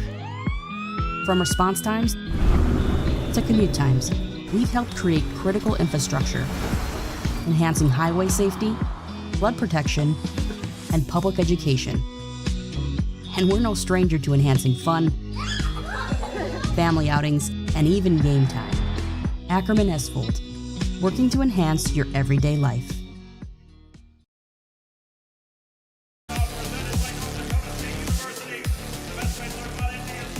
Well, Easton Schaefer has thrown a touchdown and caught a touchdown now for Langdon as they've taken their first lead of the game. 21-14. Langdon on top by a touchdown. And a bouncing kick is going to be fielded by Landon Grant, and he gets mowed down. Coming in there like a freight train was Caleb McDonald for the Cardinals. In a developing situation, the guy who was injured was Landon Solberg. He did go off under his own power, but that would be a huge chess piece missing for Botno if he was unable to return. You're talking about the number one wide receiver for the Braves, their best offensive player, arguably. Solberg, 6'3", 170. Been a standout in this football game, the state championship. If he can't come back, this is going to change things dramatically. Well, Botno's got one timeout remaining and 1:25 to go, 76 yards. First and 10 from their own 24-yard line. And a quick hitter launched out to the right side, and grabbing that is Morgan Longy. And he hauls that in. Nice hands catch up by his helmet, and he falls ahead to the 32-yard line. Give him 8. We're just seeing Solberg check back in for Botno, which is a welcome sign. He laid on the turf there for quite a while, Todd. It was kind of scary, but he's back in the football game. Yeah, there he is. He's going to be the wide receiver here to the wide side in a trips formation. Clock under a minute, 50 seconds to play first half. Marham back to pass. Langdon rushes 4. Marham is going to be, no, he gets away, and now he throws it away. Oh, almost had his man, Landon Solberg, who was wide open, but so much pressure on Marham as there was Landon Schneider in his grill for about the entire play. How did he get away? How do you get away from that? Schneider had him dead to rights. I thought he was down almost, but somehow, some way gets out of there and then still able to get a pass and almost a completion to Solberg. Well, now it's 3rd down and 2 here, and the last thing you want to do is misfire here and somehow give Langdon the football back with a couple timeouts, even though there's only 41 seconds left. You got a good punter in Halverson, but I think Botno would be well advised here to pick up this first down. Oh, there they went to the hard count. Twins left and right. They spread them out, and Marham got him to bite. Bryce, could you hear that hard count down there, buddy? Look at Coach Kravarchka. He's about 10 yards on the field. Those penalties drive him insane. He looked over at me. He's thinking Marham's knee was maybe down on the play prior there as he escaped. I was curious if we'd maybe be in a review situation on that play, but it didn't. Review didn't come. Well, and a new set of downs via the penalty. 41 seconds to play first half. Botno from their own 37. Marham sprint rollout left. Across his body has Solberg. Stops on a dime at the 45. Now he's loose to midfield. He's got space to the 40, to the 30. It's a foot race, and Solberg will duck out of bounds inside the 20-yard line. Easton Schaefer pushes him out of bounds at the 14-yard line. How fun is this kid to watch? You thought he was done for the day. He pops right back up, and he's the spark plug that the Braves needed. Look at this play all the way down. That's what makes the state championships fun. You get a story like Solberg. Amazing catch, but it's the yak, the yards after the completion. Well, now you're for sure in Nick Halverson field goal range, but the Bottineau Braves not looking for 3 right now. Still with 1 timeout remaining, 26 seconds, and you got a couple chances here to fire it into the end zone. Bottineau will split out Foster wide to the right, and they'll bunch up a trips formation to the left. That's the wide side of the field from the right hash mark. 1st and 10 from the 13-yard line in the red zone. Marham rolling left. Got time. Still stopping. Still looking. Now he throws it to nobody as he got drilled there at the end of that by Landon Schneider. And Marham's limping on that left leg. He wears the sleeve on his left leg and a little gimpy right now. And I think the officials are getting together there. Like, was there a receiver in the vicinity? Well, I guess maybe. Yeah. Generously in the vicinity. Talking about some tired players, how about this defensive line? Schneider's got his hands on his hips, bent over. Even Jax Johnson is kind of bent over a little bit. This is a huge 2nd down and 10. 18 seconds to go. Do you risk a run here? I suspect a little wide receiver screen to this left side, Todd. Play clock under 5. 2nd down and 10. Marham, tunnel screen. He's got Solberg, but good job by Langdon. And Bottineau's going to have to burn their final timeout here with 11 seconds to play as Solberg still just crumbling up and getting up slow as Theo Rumpho had another hit there for Langdon. And now, without timeouts, Bottineau wanted a timeout, and then they rolled the clock, so they're going to have to reset this somehow. I'm not sure what's going on with Solberg, but he is really gimpy and getting some more attention from the medical staff. Yeah. Reset the game clock to 11, please. Reset the game clock to 11. Yeah, that'd be warrior status for Landon Solberg. Is he is not 100%, but he has gotten it out right now, and they keep going to him. Well, I mean, if it ain't broke, don't fix it, right? But it's been the plays that Solberg has made when his quarterback Marham is out on the run. He's got such the connection those two have is phenomenal. He's able to always find the right place at the right time, and it's almost like the bend don't break type mentality for the Cardinals defense right now. Hey, you gave up the big play, but guess what? You can still defend that goal line. This is a 3rd down. Defend. Control Marham. Keep him in that pocket, those defensive ends. Don't let him out, and let's get a sack, because when they've done that, Todd, it's been well worth their time, and those quarterback sacks have come aplenty. Well, now your clock management becomes important here, so it's on Marham you can't take a sack. If you get tackled in the field of play without any timeouts, you're probably facing a clock running out situation. So this got to be end zone incomplete pass, and at least give yourself a chance for a field goal if you don't hit pay dirt here. Here we go, 3rd down and 6 from the 9-yard line. Bottineau in the red zone. Marham slaps his hands once, now twice, has the snap back, rolling to his right. Rushes on. Marham to the end zone, too tall. Over top of the hands of Landon Solberg, down to 5 seconds to play. As you're going to see Nick Halverson on now as Maddox Stremick with the coverage for the Cards, and Halverson will be lining up and attempting what looks to be about a 25-yard field goal.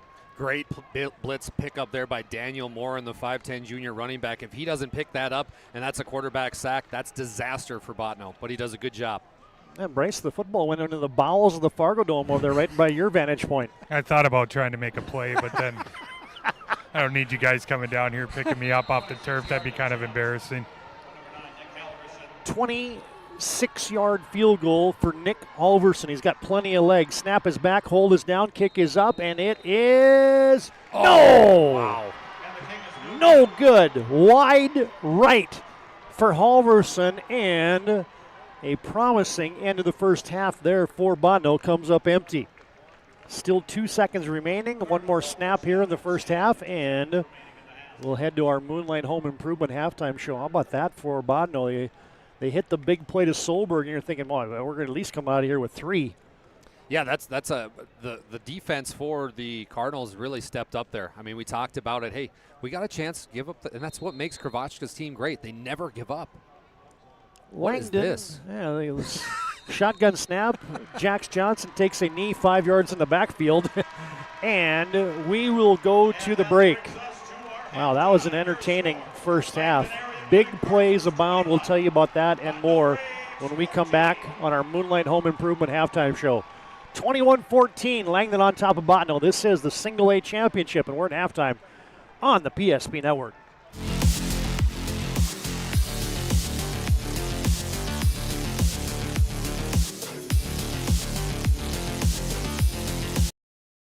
Is proudly brought to you by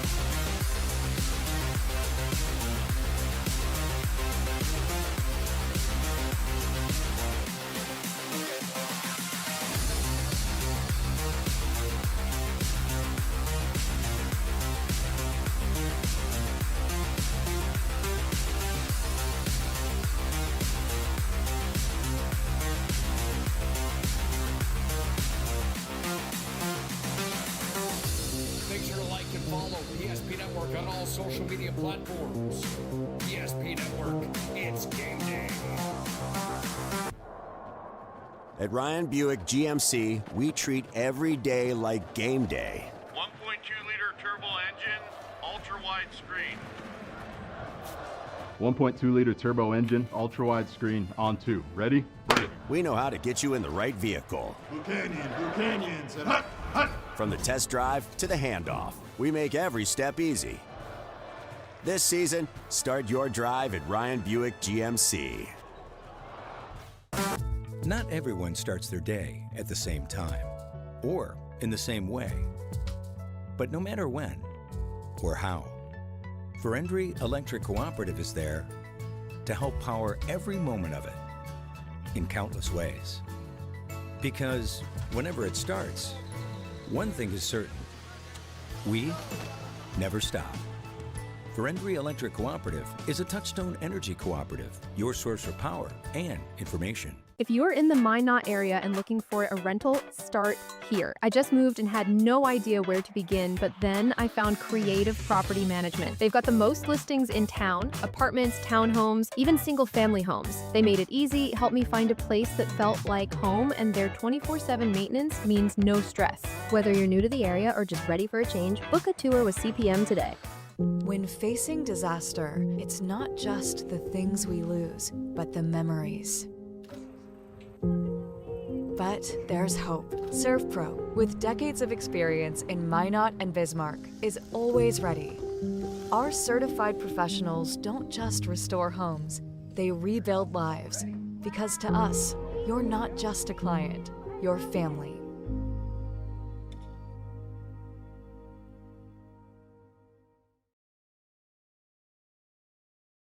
Is proudly brought to you by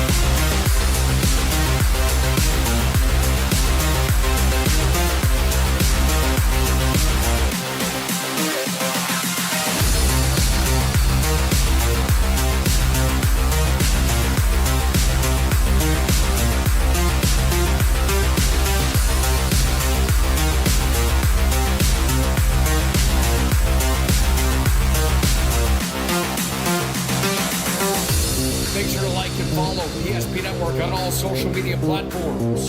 PSP Network, it's game day.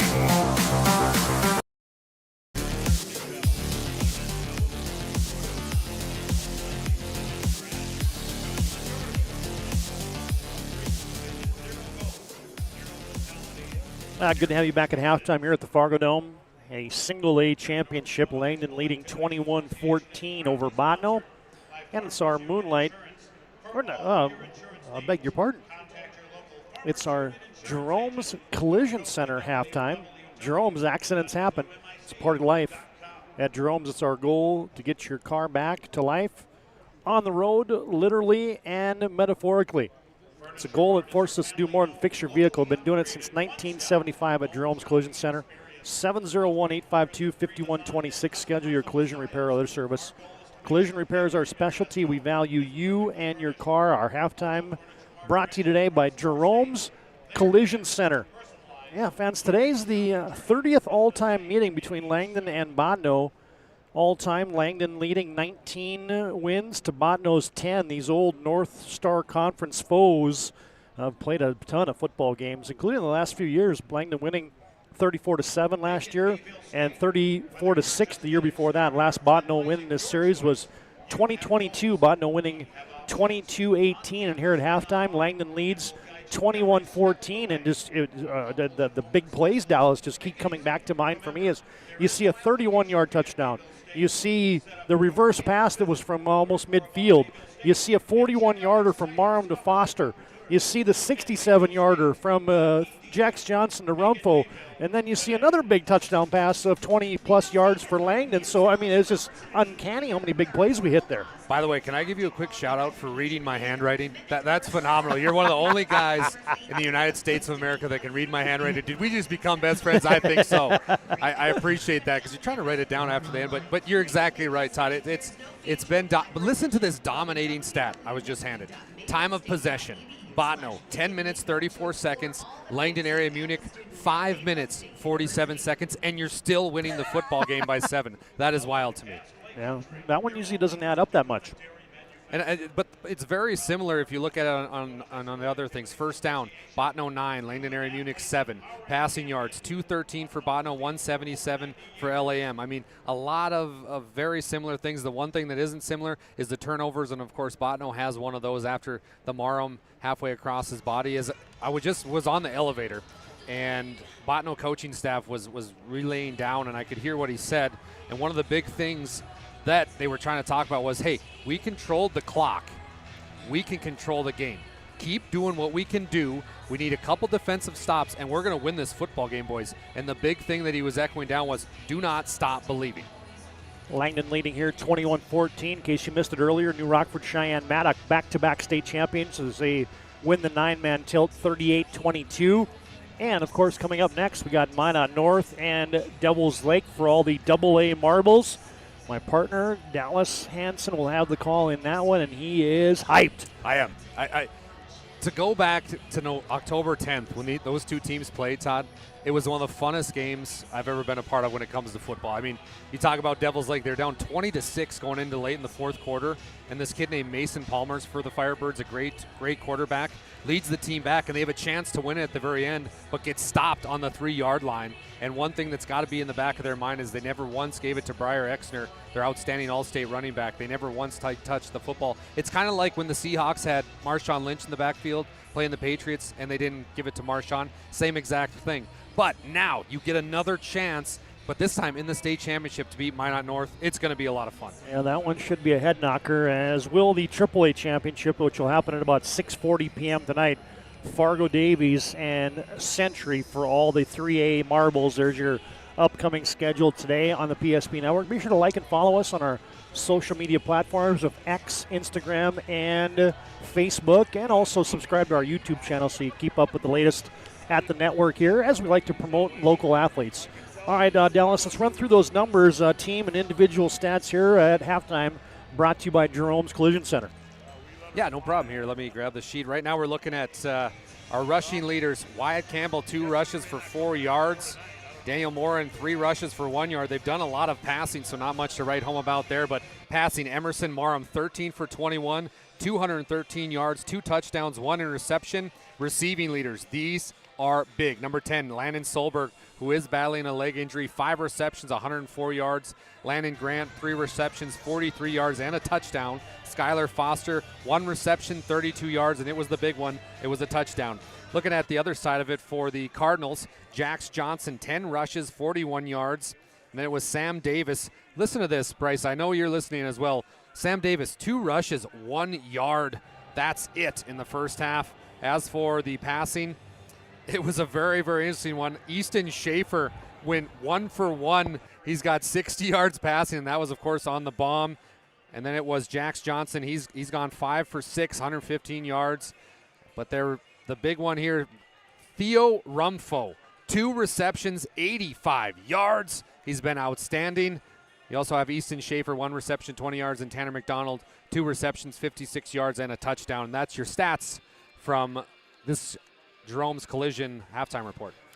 All right, fans, our halftime rolls on from the Fargo Dome, Gate City Bank Field. What a great venue. I mean, you get to sit here as a football fan, wall to wall, and listen to us bloviate about football all day long. I mean, what could be better in a venue like this? Even on a day like, you're going to set record temperatures today in North Dakota, like 61 degrees across the state, but we are in the friendly confines, baby. Where was that last week when I was in Langdon with -10 wind chill, listening to Kravashka Kravashka coach his tail off? It was so cold.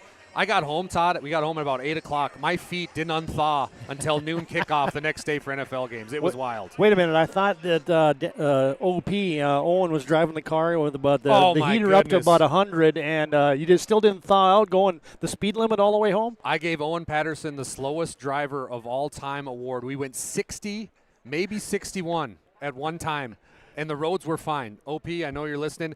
Put the pedal down a little bit here. Get some lead in that foot.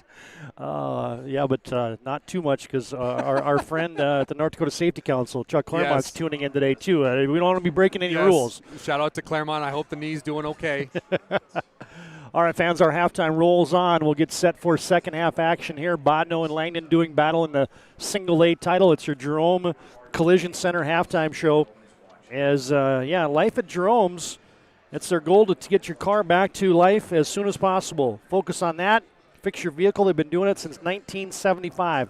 701-852-5126. Schedule your collision repair or other service. Collision repair is their specialty. At Jerome's Collision Center, they value you and your car. 21-14, Langdon on top at the break on your BNC Bank scoreboard. More after this break on the PSP Network from the Dakota Bowl.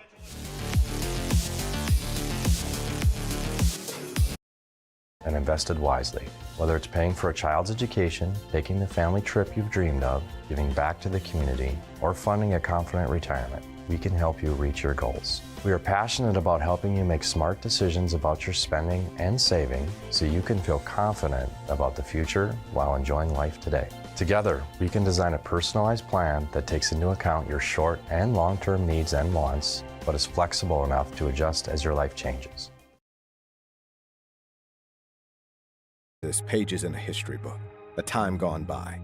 But even in this modern world, there are new frontiers to conquer. Whether you're tending the land to grow a better tomorrow or growing a business for new opportunities, the work you do powers the world. Exploring the frontier means stepping forward, shaping the future for yourself and for those around you. First International Bank and Trust, helping you live first, one step at a time.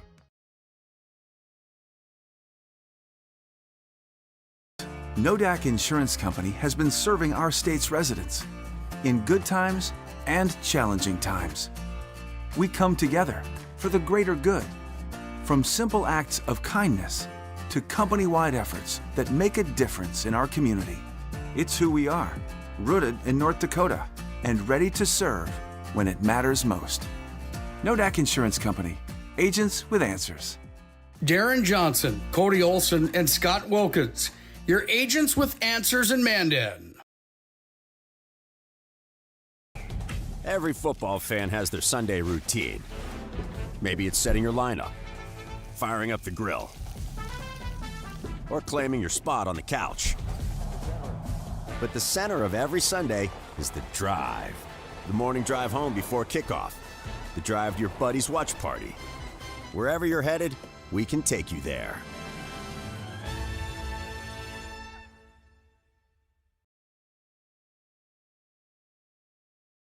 deliver more wonderful birthdays at Trinity Health Family Birth Center.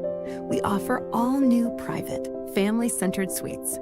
Our maternity team provides more personalized support, advanced care, and the reassurances of a NICU and a neonatologist on staff. Take a virtual tour at trinityhealth.org/family birth center. Trinity Health, making more possible.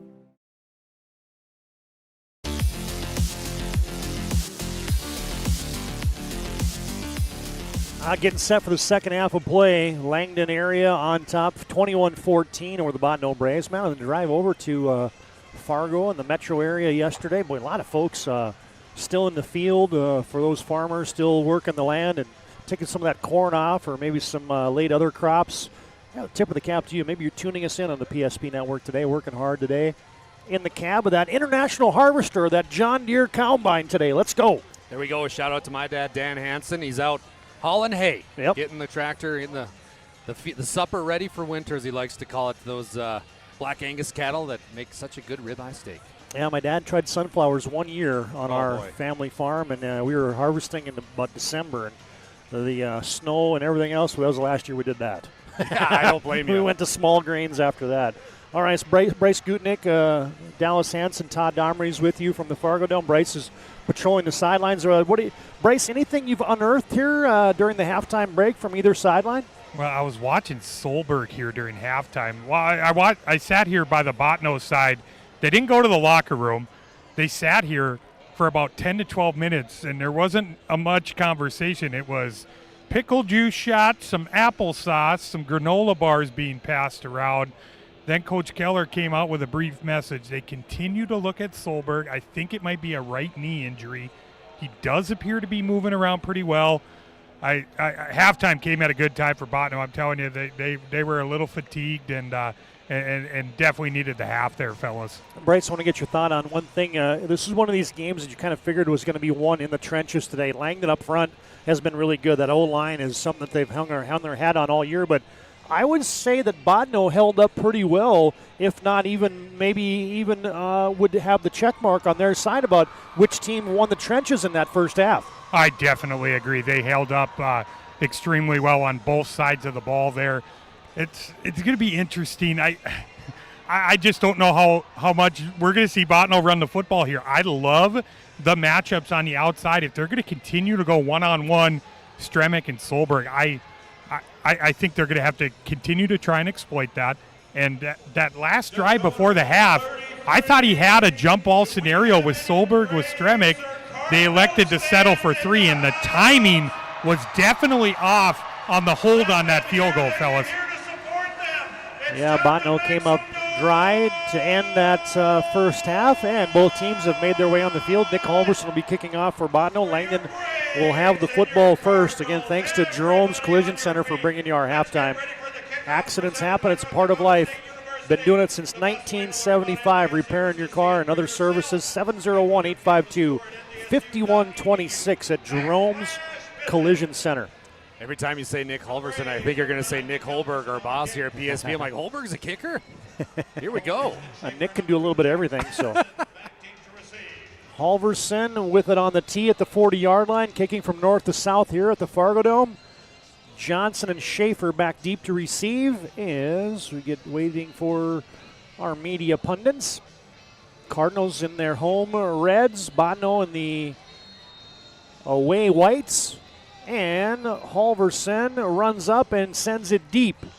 And it'll be Easton Schaefer from his 3-yard line to the 10, to the 15, far side return to the 20, 25-30, squirts through a hole, and he will be ushered out of bounds near midfield, but hold the phone. Hold your cell phone. Laundry is on the Fargo Dome turf. Right in front of Coach Kravashka as well. And it looks like that one is going to be coming back. Yeah, we didn't talk much about the coaches today, Dallas, but how about Josh Kravachka, the Lisbon native, the NDSU and Minnesota State Mankato graduate, as Langdon is going to get whistled there for a block in the back. Coach K is also a state championship baseball coach for the Langdon Cardinals. And then you get the hometown kid, the MSU Bottineau grad, Zach Keller, in his 11th season coaching the Bottineau Braves. It's fun to win a championship, I'm sure, when you're the head coach of a football team, but to win a championship specifically in football for your alma mater, I mean, that's a storybook ending. Yeah, how cool is that? All right, Langdon, after that penalty, is Schaefer had hauled it out near midfield. Cardinals will take over at their 19-yard line. Johnson has the backfield to himself. They motion Schaefer, fake it to him, straight ahead run. There goes Jax Johnson, rumbling and stumbling for a first down. He's finally twirled down past the 35. Mark him down at the 38-yard line. Landon Solberg gets him to the turf, but that's a big gain on first down. That's the Jack Johnson I remember from the semifinals, just taking on opponents, running them over top. You get the feeling that maybe at half, Kravachka grabbed Johnson and said, hey, relax. I realize we're at the Dakota Bowl. I realize we're playing for a state championship, but you are still the best player on the field. 19-yard gain on the first play of the second half for Langdon. Out to the 38-yard line they go with their own 38, ball on the left hash mark. Another design call for Johnson. This time the hole isn't quite there as he burrows his way to the 41-yard line. Daniel Morin pins him down there. It's a short gain of 3. Morin's a good football player. When you look at this linebacker crew, he's got 63 total tackles, 1 interception as well for 41. Does a good job, like you said, kind of burrowing down, and he broke down his feet really well, and that's something when you're playing an electric player like Jax Johnson, you've got to break down or he'll make you miss. I like the Botno helmets. They got their they're awesome. They get the awards and stuff, so they get the little things on there. Man, I love those stickers. Whole little backside play is set up. Langdon gets it out there. Schaefer has it. Slipping tackles. That is Sam Davis. Slipping tackles. Little fullback screen. Carson Coleman there to close up that backdoor play for Langdon. And it's going to be about a 5-yard gain. It'll set up 3rd and 2 upcoming for the Cards. Making something out of nothing there. The Botno Braves had him dead to rights, and then he evades 2 of them, and finally Carson Coleman's able to come up with the tackle. That's a little interesting. Is this defense getting tired, Todd, as the game wears on? 3rd down and 2. Langdon's got to get to the 48. Johnson has the backfield to himself. They motion Schaefer, and a long count. Langdon now gets organized. Twins to the right, 1 receiver left. And it's going to be a call and a run for Johnson. He slips outside midfield, and he runs into his own man. Knocked down by Tanner McDonald. Good stick there by McDonald. Hit his own player down at the Botno 45-yard line. You're spot on. I mean, we're watching the replay here at the Dome, and McDonald, that actually looked like it really hurt. Jax Johnson just got knee to knee. Luckily, he's okay, but Donald tackles him. What do you always say? The puppy's got a little tangled up there. That would have been a case for he got the puppies tangled up. Yep, I like it. Does he get credit for the tackle on that He play? should. New set of downs as Langdon moves the chains. They've marched it to the Botno 45-yard line, 1st and 10. And a design run. Johnson is enveloped. Pushed backwards, and he's going to lose a yard as there's big Cooper Beckman. Cooper Beckman, 3.5 sacks so far in the postseason, 40 tackles. This kid's a beast. I mean, 6'2", 225, one of the senior leaders, and right there, a great interior defensive lineman. Gets an extra push. Nice little swim move, by the way, able to tackle Johnson. Well, I would watch out where Theo Rumfo is right now on 2nd down and long. Rumfo is the middle receiver and trips to the left. Easton Schaefer goes in motion out of the backfield. Johnson back to pass. He's under pressure, and he is going to be sacked. Sacked in the backfield as a flag flies in. Carson Coleman tracks down Johnson from behind. It's a loss of 4, and let's sort out the penalty. And it's going to be holding on the Cards. Coach Keller's going to take the 4-yard loss on the sack. I was going to say you got to decline that one and force him into a 3rd and long, but watch the tenacity that Carson Coleman, this 6'4", 190 senior, 9 sacks so far on the year. He just make it number 10. This kid's got a motor. I mean, just watch him on the outside left side defensive end. He's going to make some plays. Langdon is stalling out at midfield. 3rd down and 15 from there. McDonald in motion. Johnson rolling right. Launches it to the boundary, and he one-hops his intended receiver, Easton Schaefer. Emerson Marham step for step on the coverage and the deep dig route. And it's going to be a punting situation for Langdon as they started on their own 19-yard line.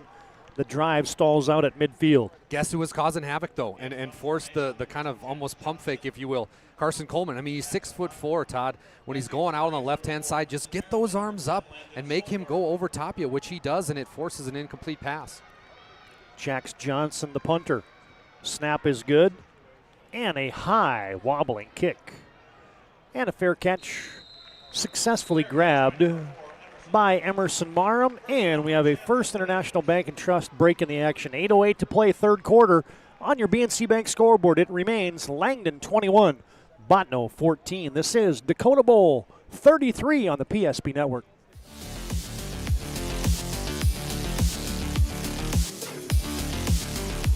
Deliver more wonderful birthdays at Trinity Health Family Birth Center.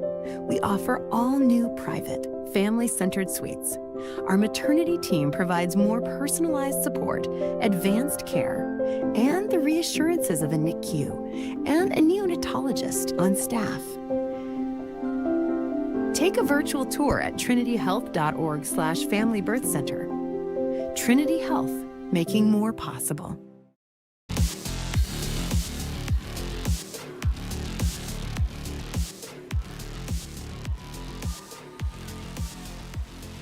Third quarter action, 8:08 to play in it. Langdon leading by 7, 21-14. Today's game brought to you in part by the Aggie Foundation. Vote for the PSP Network Player Performance of the Week. And you can learn about the charitable foundation work, Aggie Foundation's charitable foundation work at aggiefoundation.com. Today's game also brought to you in part by Bones Barbecue Sauce, North Dakota Original. Find it at your local grocery store, Cashwise Marketplace, and Family Fare. First and 10, Botno from their own 19-yard line. It's a handoff to Daniel Morin, and he cannot get away. Going to be a loss of 1 on the play. Trying a left side run. And getting in there was Sam Davis. As we can tell you again, today's game brought to you in part by Val's Cyclery. Owned and operated in downtown Minot since 1960. Full line of e-bikes. They service in their shop, sharpening center for knives, scissors, chainsaw blades, and more. Fitness center and more at Val's Cyclery. Might have to rename the Langdon Cardinals the Blonde Bombers. They all got blonde hair, and they're really diving after the football today. Second down and 11 after the loss of 1. Couple receivers left and right from the left hash mark. Marham out of the gun. Langdon showing blitz. Now they back off. Quick hitter. And getting stood up after the grab. Toby George buckled underneath. Maddox Stremick with the hit. It's going to be just about a 1-yard gain on the play, so not much there for Botno, and they're facing third down and long. Todd, they're almost calling audibles when they notice the blitz is coming, and it's almost like the wide receivers are just going to do a little screen. They're just trying to get the football out quick. That's a really, really high IQ, football IQ play. Langdon playoffs in 10 straight years. They've won 3 state championships. Botno, their first ever Dakota Bowl. They're facing a third down and 10. Marham is back to pass. A lot of time. Looking deep over the middle. Got him. Caught by Landon Grant. Sheds a tackle. And he's got a first down. He's belted down at midfield all the way to Langdon's 49-yard line. TJ Henderson brings him down. But another big third down conversion for Botno. And this time Landon Grant, again, the kid who had the big touchdown catch. 5'8", 145 pounds.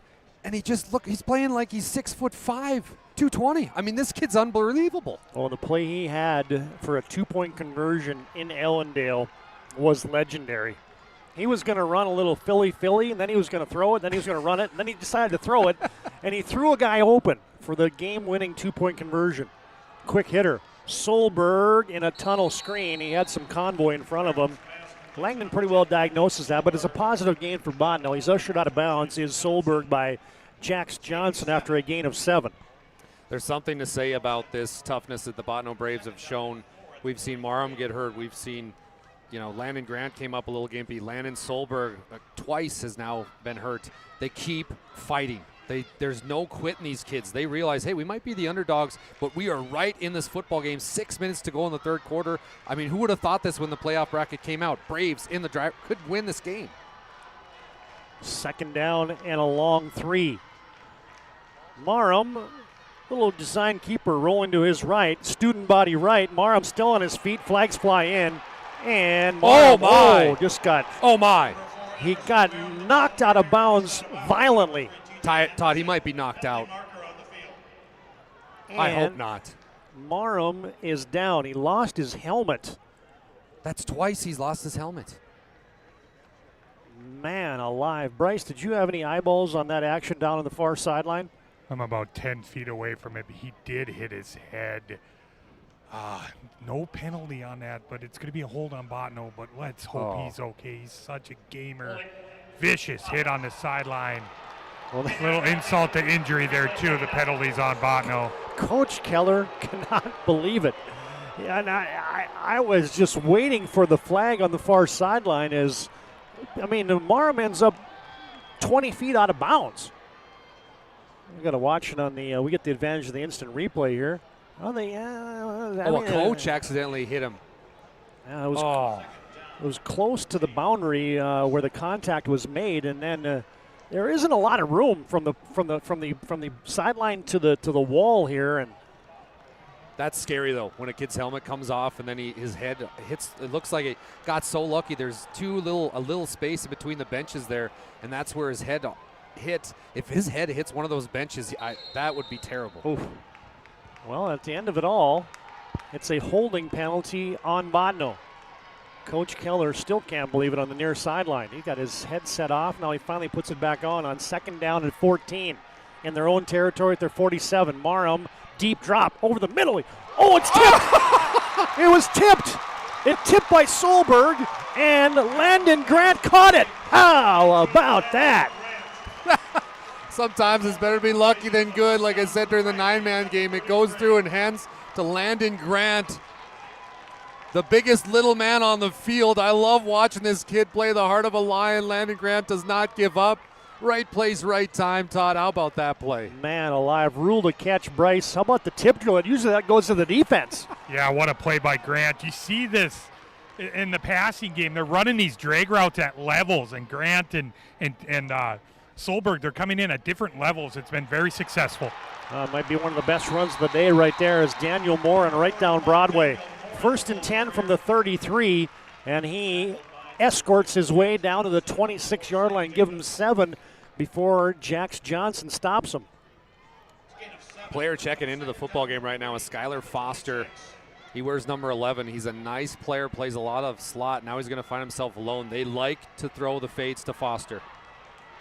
5:20 and counting in the third quarter. Botno down by 7, but they are sniffing the red zone. 2nd down and 3.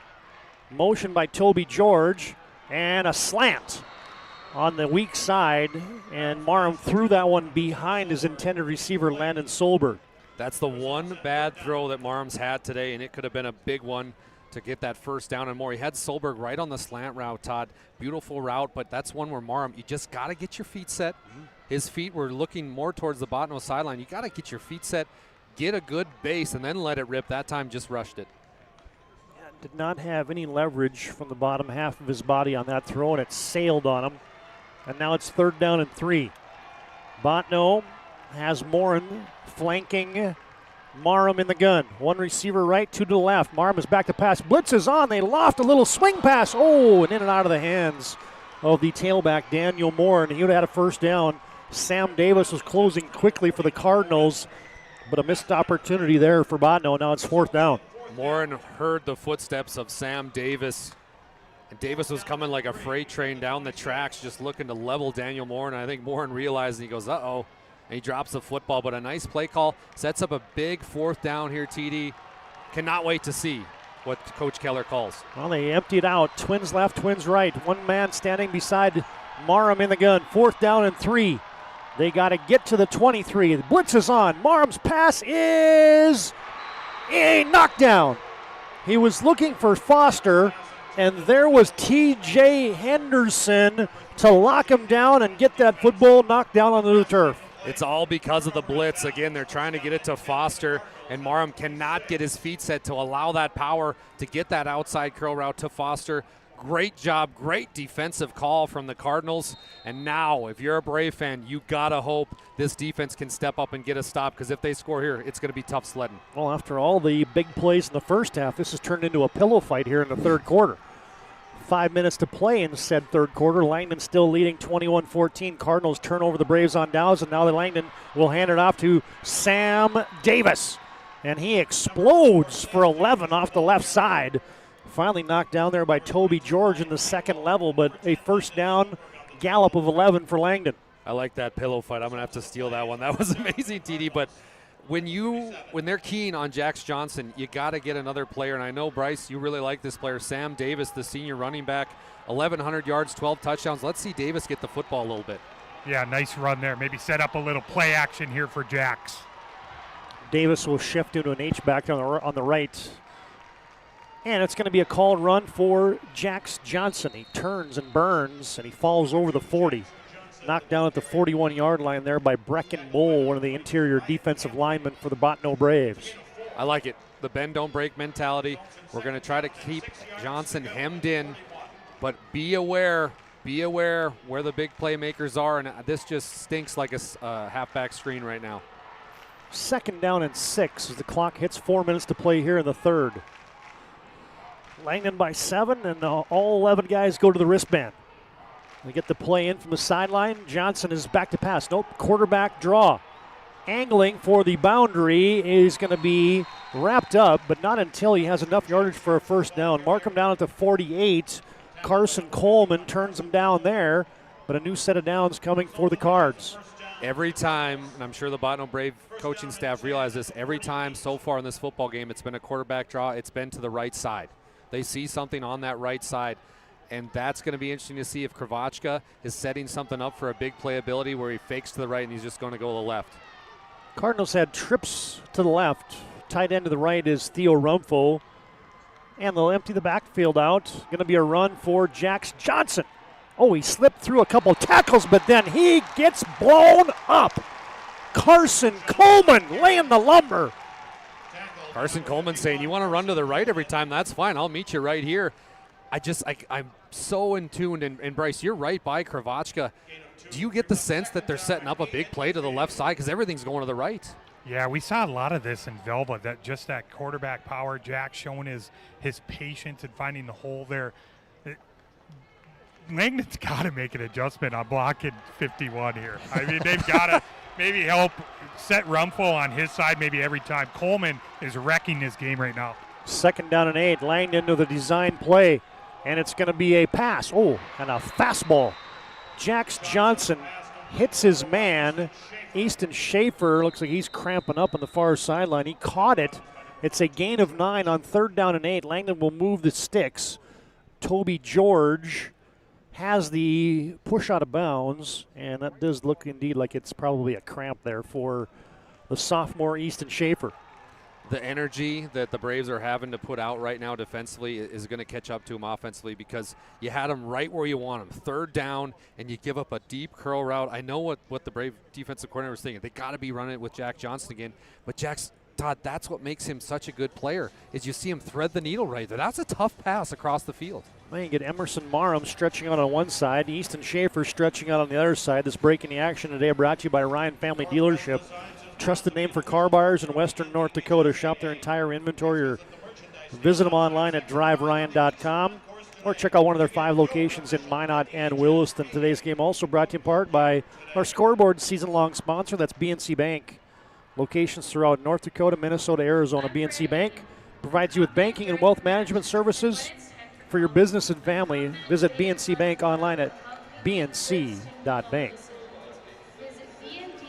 All right, I didn't realize we took an official media time out there, but that plays on. Our thanks to a couple guys working overtime for us this weekend on the PSP Network. Tyler Hagan Photography is here. Look for his work on our social media platforms, and you can find Tyler Hagan Photography online, and also a tip of the cap to Cody Eisenbeis. Man alive, Eisenbeis is a videographer and a man amongst boys. Some of that work he's already put out. I don't know how he's editing this on the field, but it's really good. 1st and 10 Langdon from the Bottineau 41-yard line. Design keeper for Johnson, straight ahead running. He went north and south immediately, and he is wrapped up and sat down there by Brecken Bull. It's simple simple things that Langdon does, but they do the simple things so well. Just a quarterback keeper, able to get some positive yards, and watch this. The clock is continuing to tick, tick, tick, tick, tick. They're going to use up a lot of this. Cardinals playing a bit of a keep away here in the third quarter, trying to even out that time of possession that was heavily favoring Botno in the first half. 2nd down and 8, under 2 minutes to play. And there goes Sam Davis, sprinting to the second level. He's upended after a first down gallop to the Botno 26-yard line. Give him a dozen. And it was Landon Grant spilling him after a nice gain for Langdon.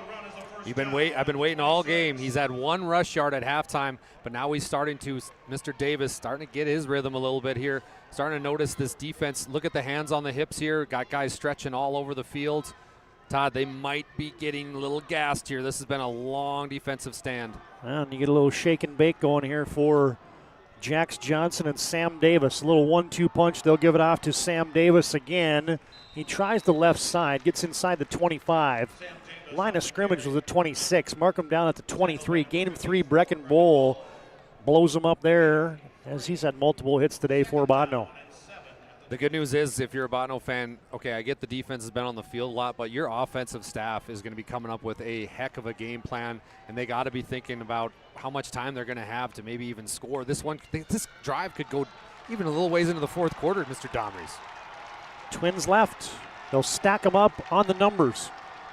Langdon from the left hash mark on 2nd down and 7 from the Botno 23-yard line. And Johnson on a zone read is walloped.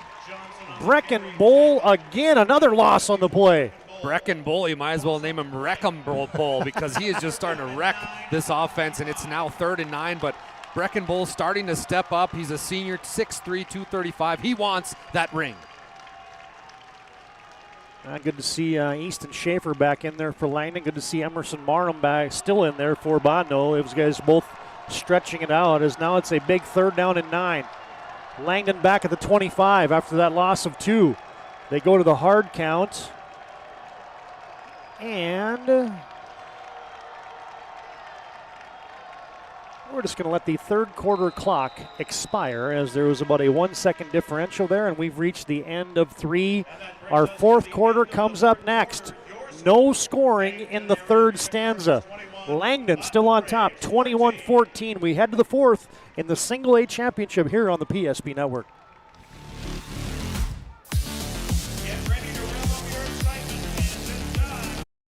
I can't believe I wrecked my car. There are some things in life we can't control, but what's important is how we respond.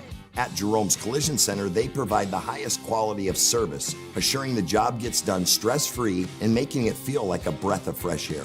And to give you peace of mind, they handle the insurance. Are you even a therapist? Don't worry about it. Jerome's, they're the experts. Jerome's. Deliver more wonderful birthdays at Trinity Health Family Birth Center. We offer all new private, family-centered suites. Our maternity team provides more personalized support, advanced care, and the reassurances of a NICU and a neonatologist on staff. Take a virtual tour at trinityhealth.org/Family Birth Center. Trinity Health, making more possible.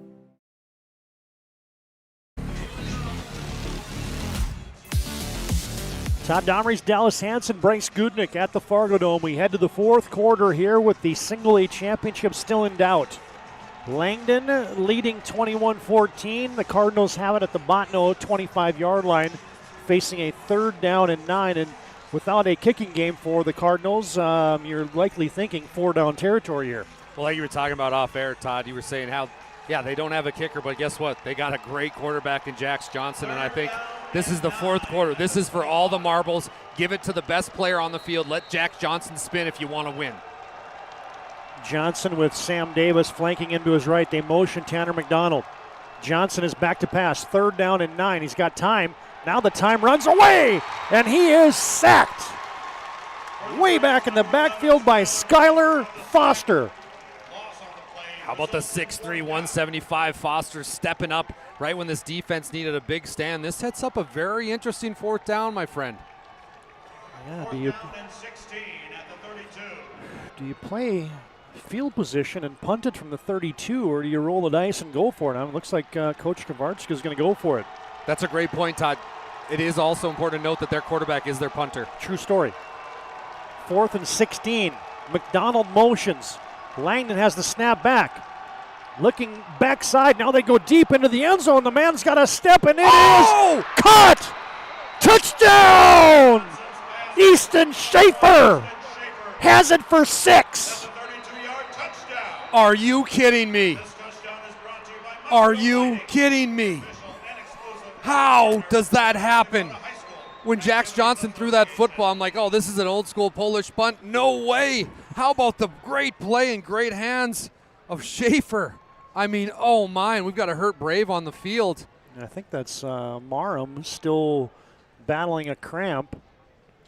As how about the strike for Langdon? A jump ball 50-50 in the middle of the yellow painted end zone here on the home field of the NDSU Bison, and somehow the Cardinals come down with it. Easton Schaefer with a jump ball. This Schaefer kid, a sophomore that averages about 19 points a game in basketball last year as a freshman, yeah, he just made what could be the play of the game.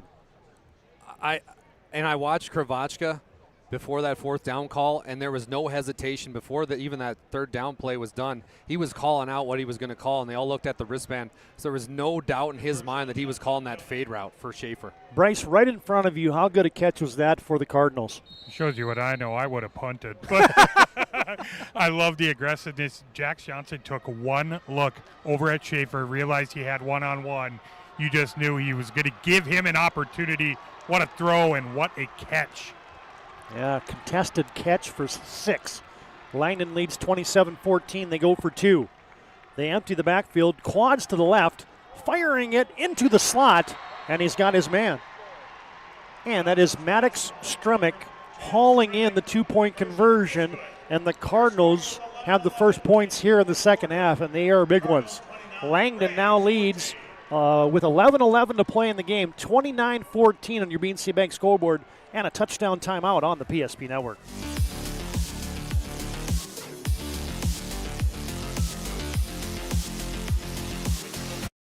Partner for commercial and business loans. We not only provide lending you need to grow your business, but we also reinvest in our communities. We believe in strengthening our businesses and creating opportunities for success. Choose Dakota Community Bank and Trust for your commercial and business loans, and together let's keep our communities thriving. Serving the community, looking out for you. At Dakota Community Bank and Trust, that's what we do. Well, Botno had the biggest 4th down play of the game in the first half. 4th down TD pass from Emerson Marum to Landon Grant. Langdon has the latest big 4th down play, is a 32 yards, 33 yards? Yeah. I mean, just, Todd, I'm giving up here trying to decide what they're going to do, because it's been wild here, both sides. Like you said, 4th down for Botno, 15. No problem, touchdown. 4th down and 17 for Langdon, no problem, touchdown. I mean, wild. And Jax Johnson, hand in the air, the ensuing kickoff is away. Landon Grant had a knee down when he fielded it at the 20-yard line, and that's where Botno will take over. And immediately you look down and see, is Emerson Marum coming into the football game? And the answer is a resounding yes. Well, yeah, he's got to come in. I mean, it's if you're looking at this Botno Brave offense and who's going to make some plays, why not look more to Landon Grant? I mean, throw in some post routes to him. He's got the hot hand, and everybody's going to be looking at Landon Solberg, number 10, who's played well in the first half, but Landon Grant stole the show. Yeah, Botno's been missing Connor Gus for most of the season. Also a great trackster, basketball player for Botno, been injured. And he's a good, probably a number 1 receiver type for the Botno Braves. This Marum, little double move on the outside, looking for the aforementioned Landon Grant. Now he looks a little hobbled as he couldn't come down with the football. He just had his fingers pinned underneath him, as it's going to be incomplete at the 35-yard line. Yeah, you don't want to see Coleman getting up slow. Carson's been so good offensively and defensively, specifically at that defensive end spot. But yeah, Grant, he's slow to get up, and it's the wear and tear. This is a long season. These kids have been playing since early August started practice, and now we're always find ourselves in November here, and it's starting to show a little bit. But listen, 11 minutes to go, state championship on the line. It's time to dig deep, fellas. Yeah, the senior class of 9 for Botano's got to dig deep right now. Their best ever season of 11 wins, first trip to the Dakota Bowl, and they're going to call a design QB draw for Emerson Marum, and he is burrowed underneath a wave of Cardinals after a short 2-yard gain out to the 22-yard line. And first guy there was Braxton Linseth for Langdon. Braxton Linseth coming into the football game, providing a little spark here defensively, flying around, making plays, and they line him up at so many interesting spots. You'll see him at D tackle. He'll fade back to a middle linebacker position. Very versatile player. And a 3rd down and 8, and an important one here for Botano. Langdon has stolen the momentum here in the second half. They lead by 15. Langdon threatening a blitz. Now they back off. They rush 4. Quick hitter near sideline, I beg your pardon, off the hands of Solberg at the 25. Right there on the coverage for Langdon was Maddox Stremick. And now what does Botano do? Well, 4th and 9 from your own 21. I think the way, and your defense is a little gassed right now. 10 minutes to go. This is why those coaches get paid the big bucks here. I mean, this is a lot on the line. I myself would go for it. Bryce, what are you thinking? I don't know how you do, but I mean, you're right. The defense is exhausted at this point. We still have over 10 minutes. Both coaches throwing some gambles out, fellas. Gotta love it. 4th and 9 from your own 21. They go for it. Langdon with an all-out blitz. They loft it down the near sideline. And oh, what a catch! Toby George at midfield. Somehow Marum threw up a prayer, and that baby was answered. And it's right in front of the 6'2" Easton Schaefer, who had perfect coverage, but it was a better job. And how about the pass, just laying it out there, Todd? My, oh my, a 29-yard completion. Gentlemen, that's 2 feet down on that one. That's NFL catch. That's good on Sundays. Unbelievable. You talk about a riverboat gambler and Zach Keller rolling the dice. Came up 7s and 11s right there, as now Marum looking for a fade pattern, far sideline off the hands of George. Maddox Stremick on the coverage again at the Cardinal 40-yard line. Football is spotted right at midfield as where Botano sets up shop with 10:05 to play in the contest. Langdon leading 29-14 on your BNC Bank scoreboard. Going back to that 4th down conversion, how well Botano picked up that blitz, because Cardinals, they brought the heat that time. It was almost like Engage 8 if you're playing Madden, and just everybody was coming. Marum able to get outside the pocket again and just heaved one up. Oh, I love the Engage 8 reference. That is too good, partner. 2nd and 10 for the Braves.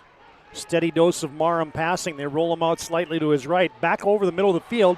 He's got Solberg. Solberg makes one man miss to the 40. Now to the 35. It's a foot race to the 30. And he is going to be wrapped up. And T.J. Henderson finally gets him out of bounds. But Botano moves into the red zone with a 31-yard completion. Most of it the yak for Landon Solberg. And look at Solberg. He's just hobbling along here. I don't know how he's just gritting this one out somehow, some way, Todd. But his big playability, you got to be on the field, Solberg. Yeah, T.J. Henderson did well to track him down there, the track guy that's a long jumper, triple jumper, sprinter for the Cardinals. But Botano's in the red zone. They need 7.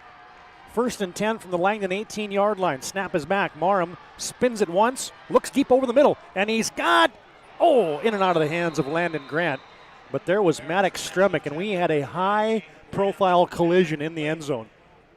Landon Grant, they're going after the hot hand. Grant's really slow to get up again. That was a heck of a collision. But Stremick, I mean, kudos to him. They've I wouldn't say pick on him is the right word, but they've really went to his side a lot. And he keeps continuing making plays, and it's been a good job defensively. But now 2nd and 10. I wouldn't mind seeing a run here. Give your wide receivers a quick break, a quick breather. Let them block a little bit, but let's see a run here. Clock stops with 9:21 to play in the game. I can't get over. Sorry, Todd. How great those Brave helmets look. Oh, yeah. With the stuff on it. I love that. Botano with a 2nd down and 10 from the Langdon 18-yard line. Landon Grant in motion from right to left. Marum sprint rollout to his right. corner of the end zone. He puts it up. Couple receivers back there as Solberg and Toby George in the vicinity of the back corner of the end zone, and that one sails out of bounds. You see Solberg just take a quick breather there, leans up against the Bison back wall, if you will, and catches his breath. He's got to be tired, and the amount of routes and the yards that these wide receivers have ran has been a lot. Just a little bit to go. 3rd and 10. This is interesting. Jax Johnson was the closest Cardinal in coverage. But now 3rd down and 10. In the Serve Pro red zone. They got 24/7 emergency service. Botno needs a play. Snap is back. Play action. Marham rolling right. Tosses it. Oh, it's caught. Flag flies in as Toby George has it. He's immediately decked by Jax Johnson. Let's see what the call is here. Maybe pass interference on the defense? Was that a little early? I think Jax got it early. I think it's going to be pass interference here. And that'll be important, too, because the completed. Illegal hit on a defenseless player. Oh. Whoa. It wasn't pass interference. It's going to be a 1st down and a hit on a defenseless player. Jax is looking for a little explanation there. I'm not sure on that one, to be 100% honest, Todd. I didn't see it that way, but I don't disregard the officials either. That's a tough job. That's a bang-bang play. Yeah. I don't really like that one, but we are still playing football. I know, and that's what I'm getting at. I don't see how that was a... That wasn't egregious by any stretch of the imagination. He didn't even tackle him. He had about a 1-yard run at him. All right, Botno gets a 1st down from the 6-yard line, and now the clock will stop as the referees will stop it. Last play is under review. Oh, the last play is under review. I was going to say that I wouldn't be surprised if this one gets reversed. Well, it's been a year or two since I reviewed the replay rules here, but I thought it was only like 1st downs, touchdowns, turnovers, things like that you could review. I didn't realize that a penalty could potentially be reviewed. So anyway, nonetheless, we'll have a zebra convention here at the Fargo Dome. The last play is under review. It's 1st and goal upcoming for Botno pending the result of this call. We'll take a short timeout. 9:07 to play in the game. Langdon on top, 29-14.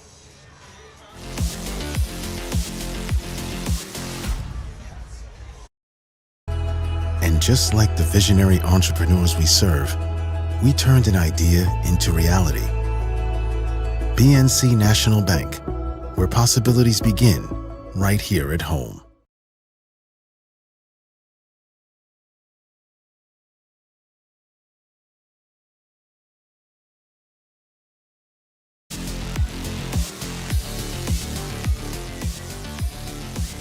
Of course, Bryce, we have the ability to look at instant replay in the Jumbotron here at the Fargo Dome, but 29-14, Langdon leading Botno. What is your thoughts on the defenseless receiver call? Or maybe what are they trying to review here? I didn't think a play like this would be reviewable in this situation. Here's the white hat. Reviewing the spot for penalty enforcement. Spot is good. It's 1st down. Oh, all they were doing is reviewing the spot, so they were not reviewing the penalty. Okay. Which, that makes sense. Yeah. I didn't think that you could officially review that. Very interesting. I thought I think he initially said that they were reviewing the penalty call. And you guys know at the college football level, NFL level, those aren't reviewable. Right. No, you're exactly right, BG. I agree. All right, here we go. Botno's got to punch one in. They're down by 15. Clock rolls and drips under 9 minutes to play in the game. Marham out of the gun. Got 3 receivers to his left. It's 1st and goal from the 6. 1 receiver to the right. Wyatt Campbell's the lone setback. And it's going to be a student body right run for Emerson Marham. Oh, and his lid flies off, and he is belted. Flag flies in again. Evan Autumn has the hit. Bryce hands him the helmet. Bryce on the spot.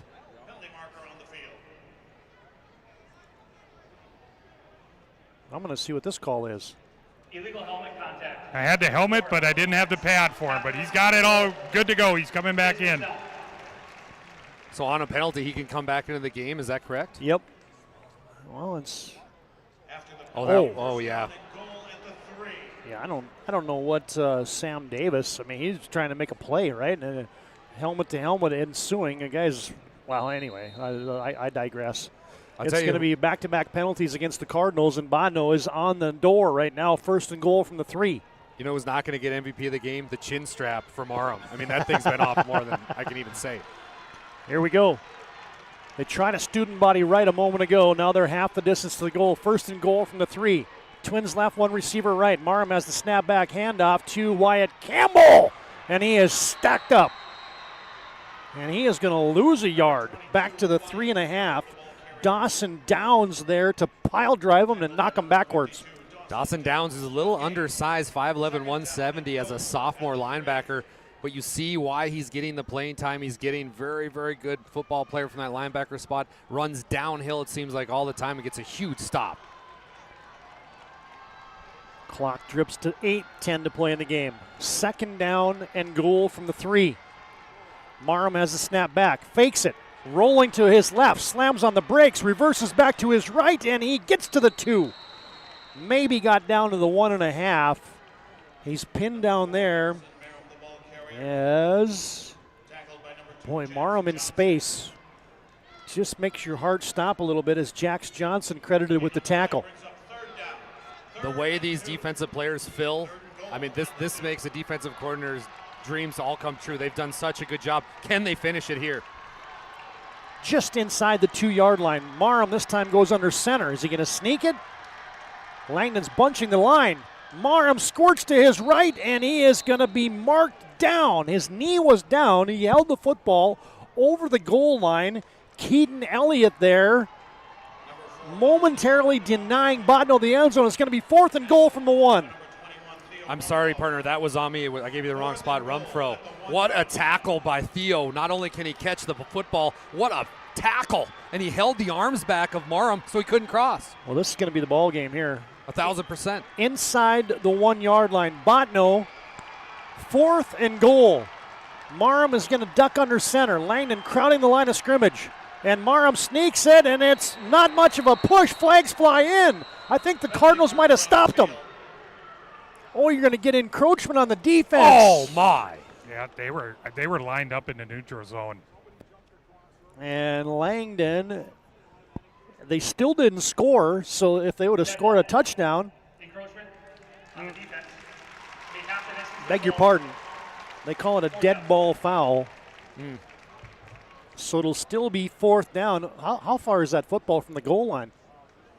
A smidge? I'm going to say 4 to 5 inches. Could you put a piece of paper in between the goal well, line and the football? You put a few, but I don't still, know, Bryce. I don't know. No, you're right, buddy. I agree, but it's I don't sneak it again.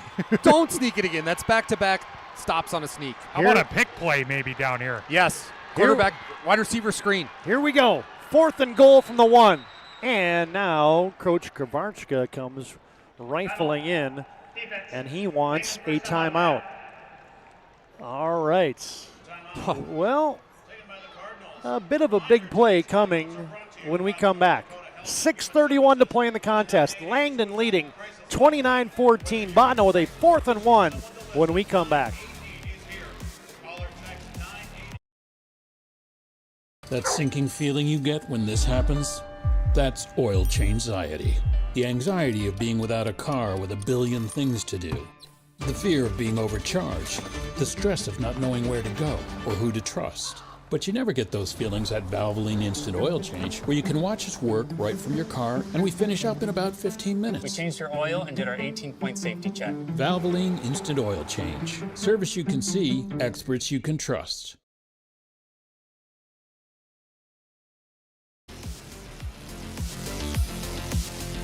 Oh, the X's and the O's, the strategy, the defensive philosophy, the offensive philosophy. Coach Keller out there getting ready to call a 4th and goal from inside the 1. Langdon has buckled here, but they haven't broken. And this is going to come down to, I guess, who wants it the most. How about Coach Kravachka unhooking the plow and sprinting down there to get the timeout called? I was impressed by that. Botno's going to spread it out. 4th and goal. Twins left, 3 receivers to the right. They're going to sneak it again. Marham, I think his knee was down. He didn't get it. If this is a goal line He's stand. short. He slipped. Why? Oh, my. Guys, when you watch this replay, there was an uncovered receiver. As Devin Hawkinson is going to get credited with the tackle there, Langdon with a 4th down stop for the ages. The slot receiver on the left had nobody on him. Wow. Bondo's going to go back and watch that and say, boy, if Marm could have recognized it, he could have just touchdown. But this is also a scary time if you're a Langdon fan because you could get, this is safety. Safety's written all over this. Langdon from the inside the 1 yard line. It's going to be a run for Jax Johnson. Easton Schaefer in motion from left to right. Maybe the Cardinals are going on the hard count, or tried to at least. Nope, they'll snap it back. Johnson running to his right. Oh, he's got space. To the 5, and he pinballs his way out to the 10 yard line.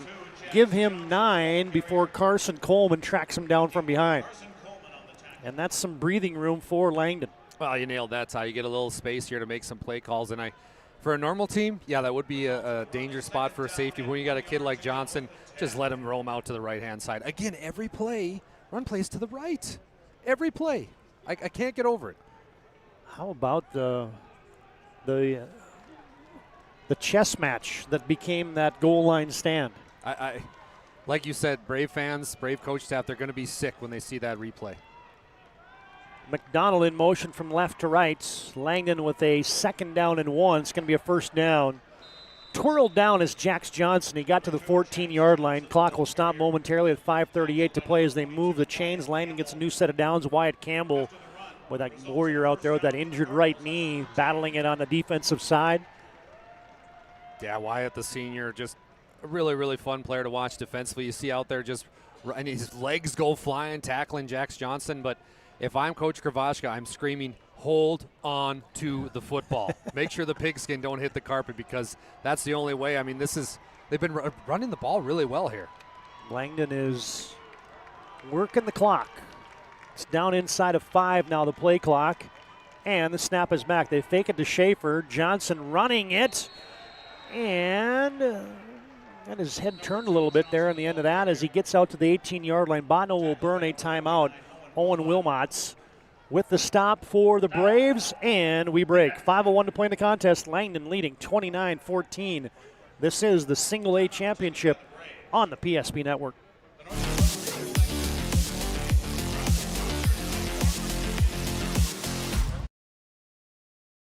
Deliver more wonderful birthdays at Trinity Health Family Birth Center.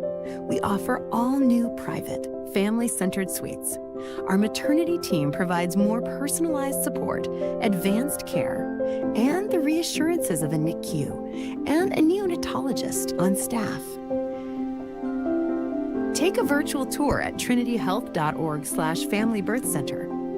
Trinity Health, making more possible.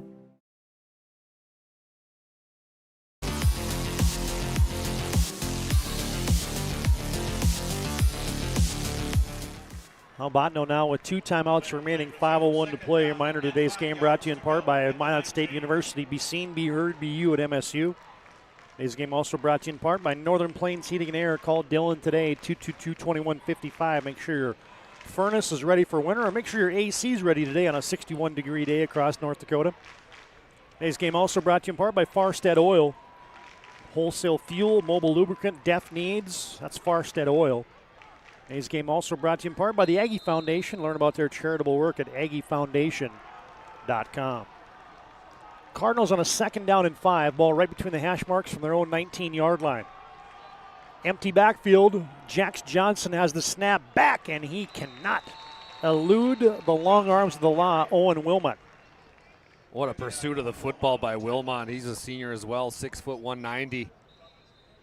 And Botno's going to burn a timeout. We'll keep this one right here. Bones Barbecue Sauce brings you today's game. Premium barbecue sauce, perfect on anything from ribs to burgers to veggies. Find out your local grocery store, Cashwise, Marketplace, Family Fare. That's Bones Barbecue Sauce. Val's Cyclery also brings you the game today. Locally owned and operated in downtown Minot since 1960. Full service of e-bikes that they service in their shop. Sharpening center for knives, scissors, chains, saw blades, and more. Fitness center with treadmills, ellipticals, and more at Val's Cyclery. Today's game also brought to you in part by BSN Sports. Personalized solutions for North Dakota high school and collegiate programs. Contact BSN and your local sales pros in Western North Dakota. That's Scott Woodmansey, Greg Foster, Naomi Erdahl, Nate Zachman, and our very own PSP colleague, Joe Cattell. Thanks to one and all for helping us bring you today's coverage on the PSP Network. As Langdon now has a 3rd down and 3 yards to go from their own 21-yard line. Botno has burnt 2 of their 3 allotted timeouts here in the second half. 4:55 the clock reads. Langdon leading 29-14. Sam Davis resets. Jax Johnson runs it, and he's going to be short. He tried to submarine his way to get to the 24-yard line. He couldn't do it. Brecken Bowl has the hit, and it looks like Langdon is going to be a punting situation with under 5 to play. Botno has burnt their 3 timeouts, and we'll take a break ourselves. 29-14, Langdon area on top of Botno. 4:51 to play in the contest, and this is the Single A Championship on the PSP Network. In front of you, see? The slicer, the meat and cheese. It has a rhythm. This is the rhythm of the slice. The slice. Oh, yeah. The rhythm of the slice. This is the rhythm of the slice. The slice. Oh, yeah. Order for Danny? Sliced right in front of you. It's a Jersey Mike's thing. A sub above.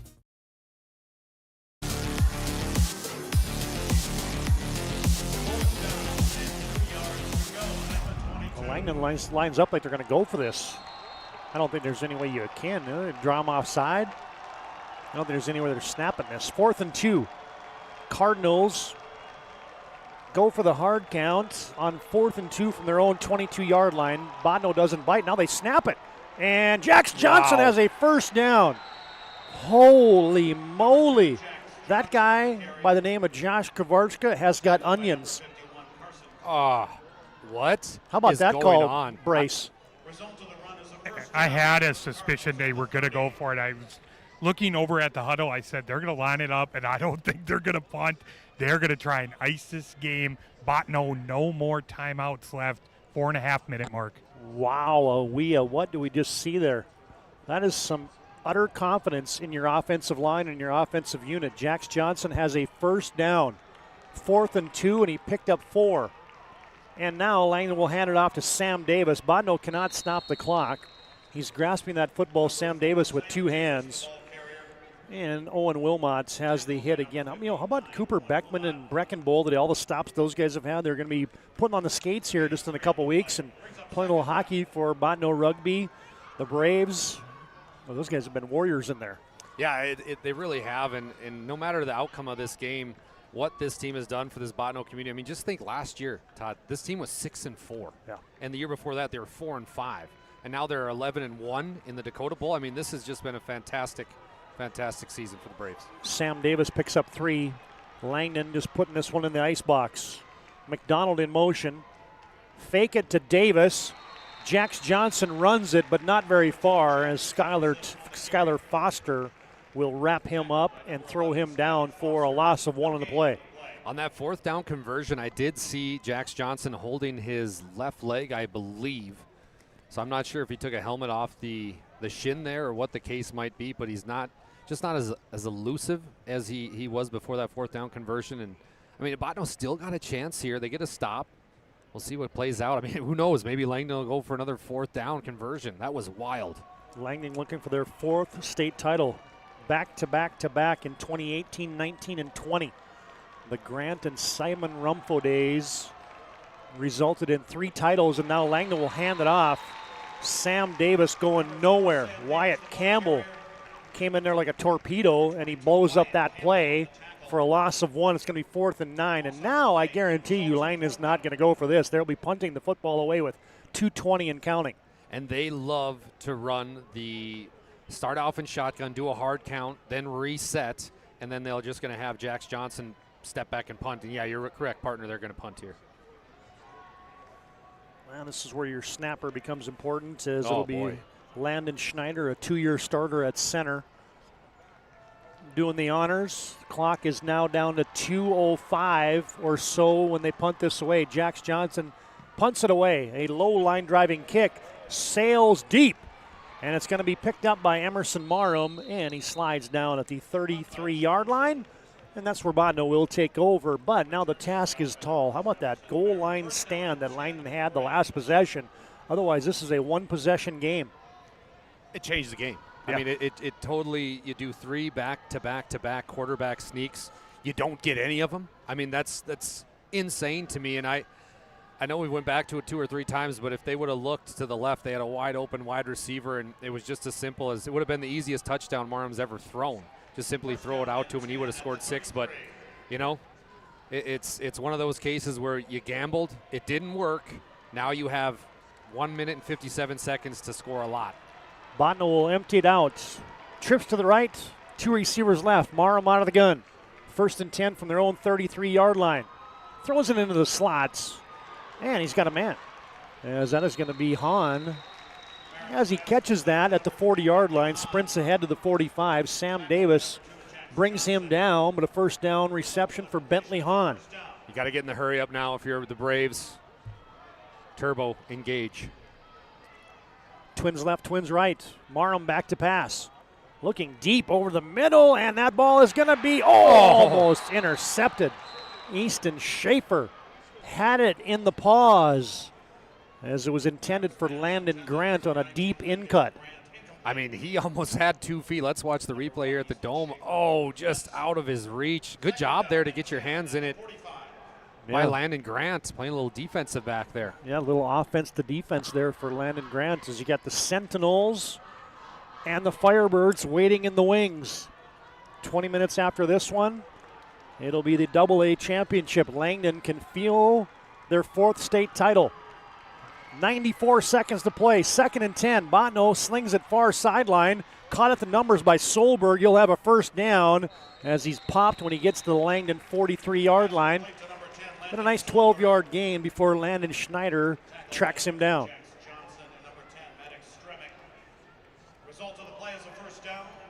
Clock stops. No, keeps running, I guess. I thought they had to move the chains. But Bodno running out of time. They'll snap the football with 1:15 to play. It's a bobbled snap. Marum picks it up, and he is dropped. Sacked down in the backfield. And there was Dawson Downs. Dawson Downs. This kid's just a sophomore. What a huge play for this defensive unit for the Cardinals. 2nd down and 15. Marum deep drop. Langdon rushes 5. Marum with hand singles, rolling right, and now he just got to throw it away as he gets pelted into the Botno bench again. Pass falls incomplete. And the Cardinals' rush was put on there by Braxton Linseth, one of those backup D linemen for Langdon. It's been you know what you've got with the Johnsons and with the Davises, but how about some of these role players stepping up? And Linseth comes to mind. Braxton, who's a substitute defensively, comes in and just been getting pressure on Marum time after time. And when you look back on this state title, those were the big difference makers. Botno with 42 seconds to play, facing a 3rd down and 15. Langdon rushes 4. Marum's got time. Nobody open downfield. Now he's just got to scramble. Flag flies in. Marum will slip out of bounds at the Langdon 36-yard line, but I think this one is coming back. Yeah, this is going to be a holding. As they're talking to the Langdon sideline. Yeah, they're going to take the penalty, I'm sure. Push them backwards as Cardinals making their 7th Dakota Bowl appearance. Couple as Langdon Munich in 2000 and 2009, then Langdon area 2017, 18, 19, and 20. They're the 6th team all time to make 4 consecutive Dakota Bowls. Cardinals won 3 of those 4 that they got to the big dance. That holding call looked like your great aunt grabbing you at Thanksgiving, just hugging you and dragging you down. Marum, it's 2nd down and a mile now. 3rd and 25 to be exact, and that's going to be picked off. Picked off by the Cardinals, T.J. Henderson. And he returns it into Botno territory, and that is the proverbial icing on the cake for the Cards. The Langdon fans just beside themselves, and kudos to everybody. Kravachka is the head of this program. Look at him get it. That's what it's all about right down there, Todd Domrey's. His grandson comes over, gives him a big hug. Kravachka, all-time coach. If you want to start a program and you want to build it, follow the book that this guy wrote on how to win football games. I really like him, love his game plan. And now the Cardinals in the victory formation. Down to 15 seconds left. They only got to snap it once, and this one is going to go final. Langdon area is your single A state champion. And there's the final horn. 29-14. Langdon victorious on your BNC National Bank scoreboard. 4th state football title for Langdon area. Welcome you to our Planning Team Financial Advisors Shots Crossroads postgame show. Planning Team Financial Advisors helping clients work towards financial freedom, and Shots Crossroads, your postgame headquarters. You can order online at shotscrossroads.com. Teams will line up and shake hands as our Planning Team Financial Advisors Shots Crossroads postgame show comes to you in just a moment. We'll take a short break. We'll come back with the numbers. We'll come back with the scoring plays. And we'll put a bow on a Cardinals state title here as they will go wall-to-wall undefeated 13-0. The Cardinals will finish. Botno's season will end 11-2, most wins in program history for the Botno Braves. Has some post-game interviews as well as it's a final. Langdon wins it 29-14. This is the Single A Championship on the PSP Network.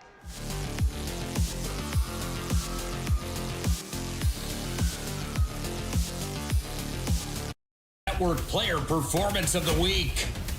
Powered by the Aggie Foundation, Ryan Family Dealerships, and Minot State University. Congratulations to this week's nominees on Big Time Games. The votes are in, and this week's Player Performance of the Week belongs to... Make sure to like and follow the PSP Network on all social media platforms, and watch for next week's Player Performance of the Week. Powered by the Aggie Foundation, Ryan Family Dealerships, and Minot State University. PSP Network, it's game day. The Aggie Foundation is a 501c3. Our mission is to really help out the communities that allow us in for charitable gaming. We are so thankful for Aggie Foundation for giving us the $2,500. I can't thank the Aggie Foundation enough for what they've done. Aggie Foundation has been just a great partner for our community. Some of these programs wouldn't be able to continue on without funding from programs like this. We're always looking for new partners, new communities to be in. If we can make an impact in that community, we will. Deliver more wonderful birthdays at Trinity Health Family Birth Center. We offer all new private, family-centered suites. Our maternity team provides more personalized support, advanced care, and the reassurances of a NICU and a neonatologist on staff.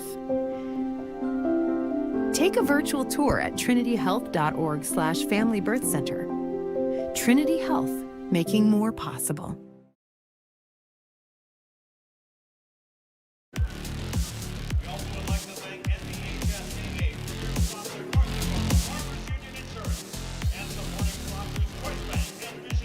Langdon victorious 29-14. Cardinals go wire to wire undefeated here in 2025. Langdon has their 4th state title. They win it over the Botno Braves. Cardinals finish the season 13-0. It's our Planning Team Financial Advisor Shots Crossroads postgame show.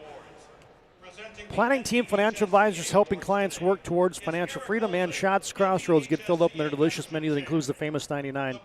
Order online at shotscrossroads.com. Team buses are always welcome. Well, you mentioned the 4th down stand, Dallas, but the other play that you almost kind of forget about here, but the only points in the second half were a 30-yard 4th and 17. Jax Johnson to Easton Schaefer. I mean, that's got to be the move of the game by far. Oh, I agree 1,000%, partner, and that just for Kravashka, I was watching him to know right after that third down was incomplete, he didn't even hesitate. He knew what he was calling, and it was that deep fade route. I would love to watch the film on that because maybe a tight end ran an out route, but there was no other routes. There's only one wide receiver on the field, and it was a deep fade. You trust Jack Johnson, who just got Player of the Year. Yep, Senior Athlete of the Year, and single A football will go to the aforementioned Jax Johnson. Much deserved. He has 0 college offers for football, by the way, which I find incredible. If somebody's going to have that guy have a home in their program someplace, you would think. Yeah, when you account for over 70 touchdowns in the last 2 years, yeah, that gets it done. Well deserved, like Bryce said, and he broke a smile, gentlemen. No way. Yeah, I saw it. Todd, when I got to interview him after the semifinal win, I said, Jax, is there anything you can't do on the football field? The kid looks at me, stone cold face, and goes, nope. And I'm like, okay, I'm a little scared. We're going to send it back up to you, Owen Price. Oh, how about this? Your Division A Coach of the Year, as selected by the Coaches Association, is none other than Zach Keller from the state runner-up Botno Braves. Well deserved. I mean, you brought this team to the Dakota Bowl after going 6-4. It's phenomenal. And another thing, TD, to watch and see this Botno community rally around this football team. They just got a brand new field up there in Botno. A lot of momentum now with this program, and to go on this run. Yeah, it didn't end with a state championship. I get that. But the things you've created by all these young kids wearing Brave jerseys, to see what they can do through hard work, I mean, that's you can't match that. I love the new turf field they got up in Botno. How awesome. Sweet is that thing? Yeah, you're going to get your boys, the squad. Yeah, you're going to get your captains from the Cardinals out there accepting that state championship trophy, and now it's the mob scene. Yeah, you get... No Letterman's jacket up there. I'm a little disappointed, TD. I thought we'd see the Letterman jacket. I know it still fits, too, but... Hey, you're about the fourth person that's asked me about that, so our coverage goes beyond our boundaries here. As I said, though, we lost last year when I pulled out the when I pulled out the Letterman's jacket, so I'm like, I'm not doing it again this year. I got Nick Holberg down here. We're going to get a quick interview with Theo Rumfo here. Oh, I love it. Oh. He was outstanding today, wasn't he, Todd? Yep. We're going to change up the photos here just a sec. He's got the board with him, Rumfo. I love it. Take it away, guys. Theo, first off, best hair voted on at the Dakota Bowl. Can you make a comment on that? You know, it's getting a little long, but I thought I couldn't cut it during the season, so I'm planning on getting a cut Saturday. I'm sorry to make everyone sad, but it's got to go. It's got to go, but it helped, so. Talk about early in this game, the opening drive for Botno, they're up on you guys early. What's your mindset in that and being behind, something that hasn't happened to you guys rarely this season? Yep.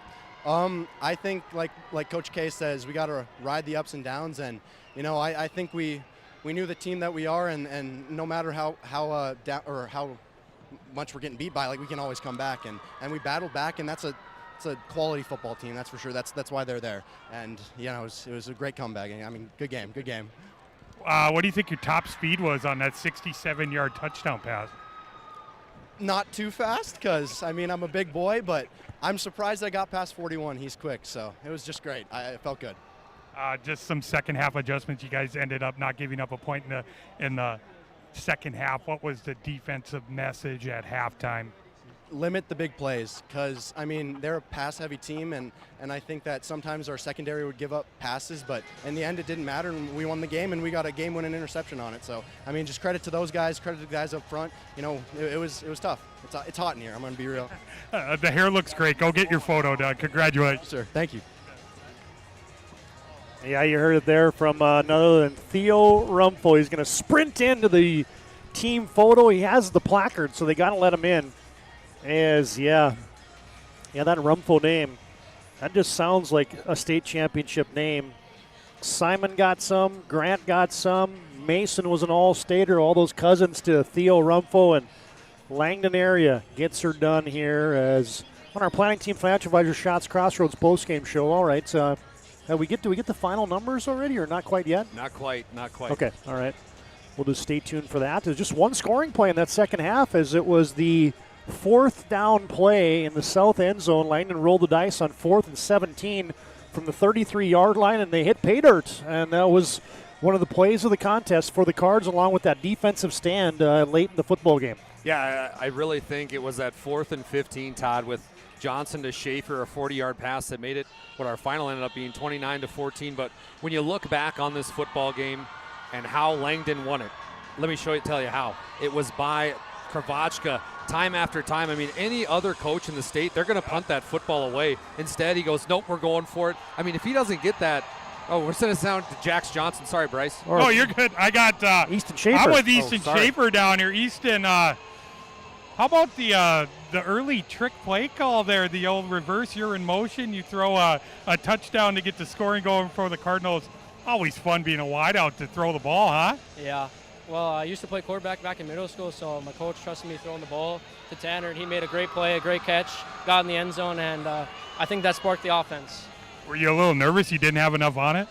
I was a little nervous when I first seen it. It was a little wobbly, but it got there, got the job done. Absolutely. Then talk about the back end. You guys, you knew Botno was going to throw the football a lot. You know that's what they're kind of known for.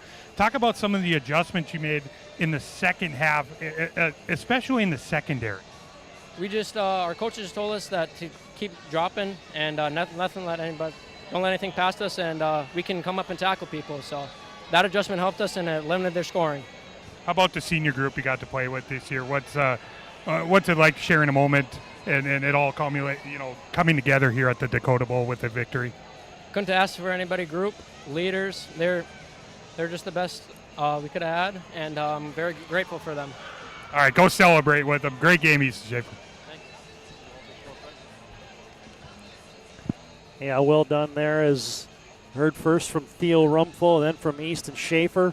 Boy, that Schaefer kid had his fingerprints over the contest today as he throws for a touchdown, catches a touchdown, and plays a salty brand of defense too, as Langdon area holds a high-powered Bodno team to 14 points. All right, Dallas, let's run through those planning team, financial advisor, shots, crossroads, final game numbers as Langdon wins state title number 4. Let's talk a little bit here about our Botno Braves.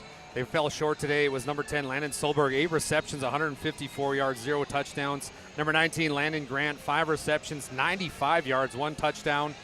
Skylar Foster had 1 reception for 32 yards and 1 touchdown. Emerson Marum finishes the day 22 to 40 for 41, 361 yards, 2 touchdowns, 2 interceptions. And how about the state champs? Langdon area, Jax Johnson, 8 for 10, 177 yards passing, 3 touchdowns, 0 interceptions. And just heard from him, Easton Schaefer, 1 for 1, 48 yards, 1 touchdown. Rumfro, you heard from him as well, got the best mullet in the state, 2 receptions, 85 yards, 1 touchdown. Easton Schaefer, 3 receptions, 62 yards, 2 touchdowns. Tanner McDonald, 2 receptions, 56 yards, 1 touchdown. But partner, the stat that just blares at me, I just showed it to Scott Woodmansey. I tried to show to you while you were doing all the audio stuff. Listen to these rushing yard stats as a total for the teams. Langdon area Munich, 117 yards rushing. Botno, 7 yards rushing for the football game. That's a championship number right there. And the time of possession was dominated by Botno, 18 minutes, 31 seconds to Langdon area Munich, 13 minutes, 59 seconds. So, I mean, Botno did everything, just the rushing game came to bite him in the end, and you saw that on that QB sneak 3 straight times, and that's a kudos to the defensive line for Langdon area Munich. Spas Etc. move of the game brought to you by Spas Etc. Massive inventory, next level sales team. Spas Etc. in the capital city has to be the one of 2 touchdowns that Easton Schaefer caught in the football game.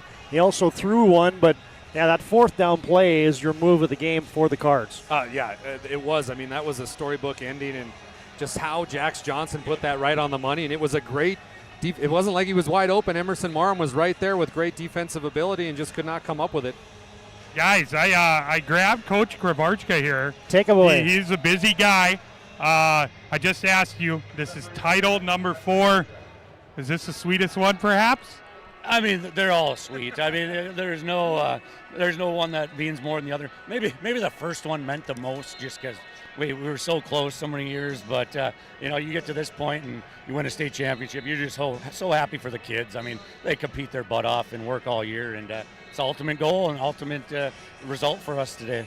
Are you exhausted? I feel like everyone just down here on the field was so tired. Everyone, especially the teams they battled. Are you tired as well? I'm kind of spent just walking down here and just covering this great game. Yeah, I mean, I got some major cotton mouth here, but and our kids, both teams, like their quarterback is a special player, just made plays and really stressed our defense. But like you said, both teams were pretty stressed, and it was a little different playing in the Fargo Dome. So it was fun though.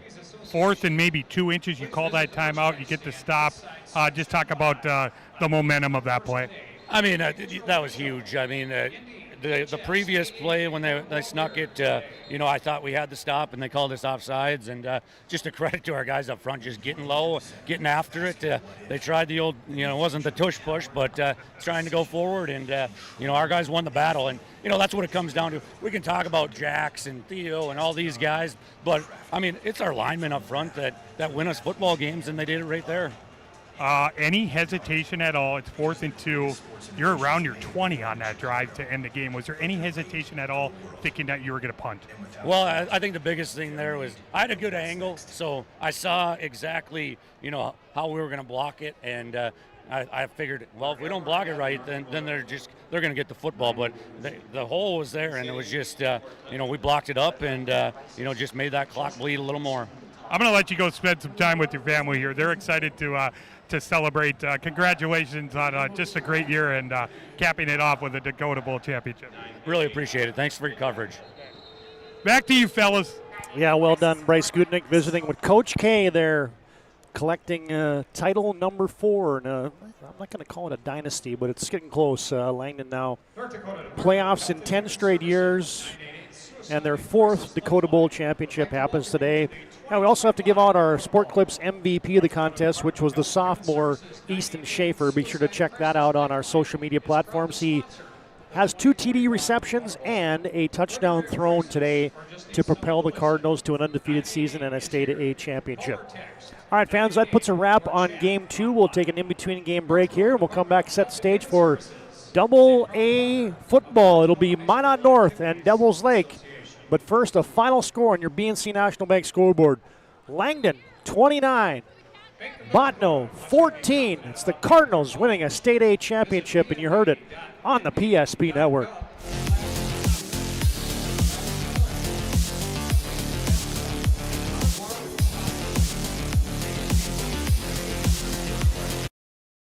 Is proudly brought to you by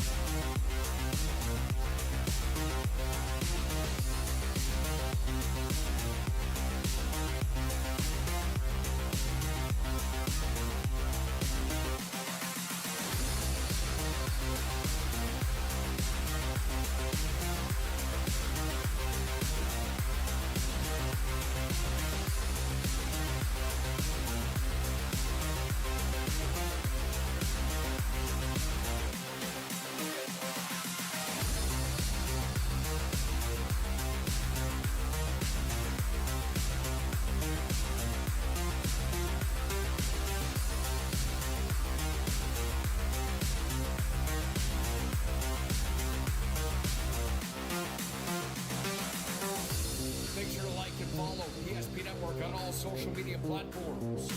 ESP Network, it's game day. We started with small beginnings. And just like the visionary entrepreneurs we serve, we turned an idea into reality.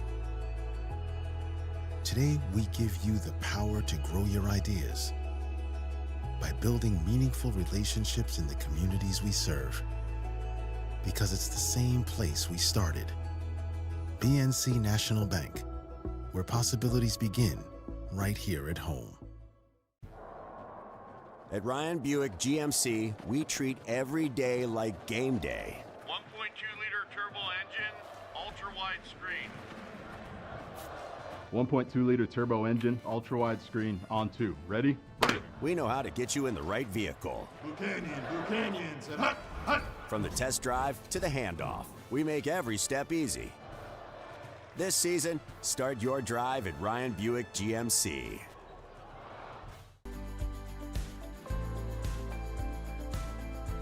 At Planning Team Financial Advisors, we help individuals create their personalized strategies.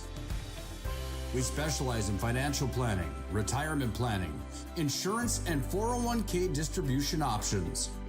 Don't leave your future to chance. Call Planning Team Financial Advisors today for a free retirement review. Planning Team Financial Advisors, your plan, your future, your team. At Shots Crossroads, we make 8 gallons of homemade ranch dressing every day, so you can smother your dinner salad with it, dip those crispy golden French fries in it, and dunk your breaded chicken strips.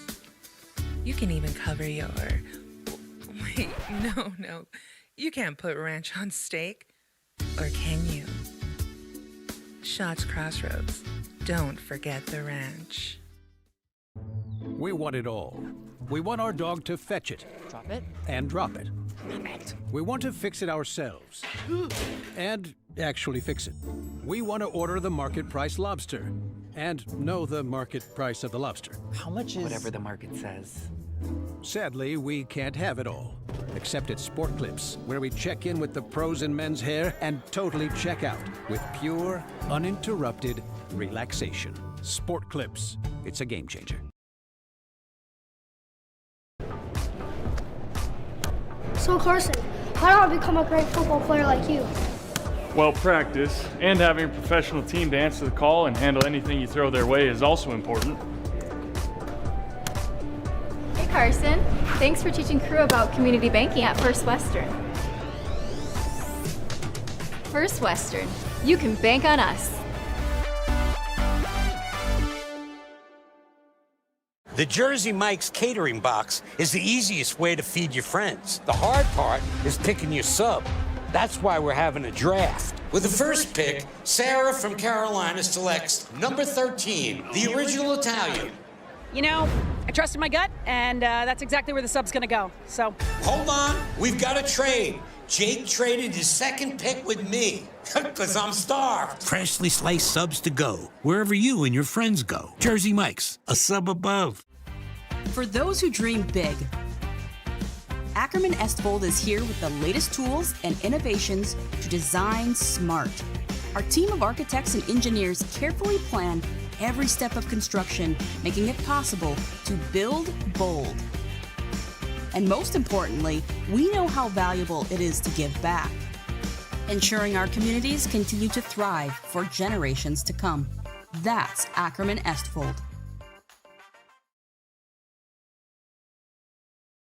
Is proudly brought to you by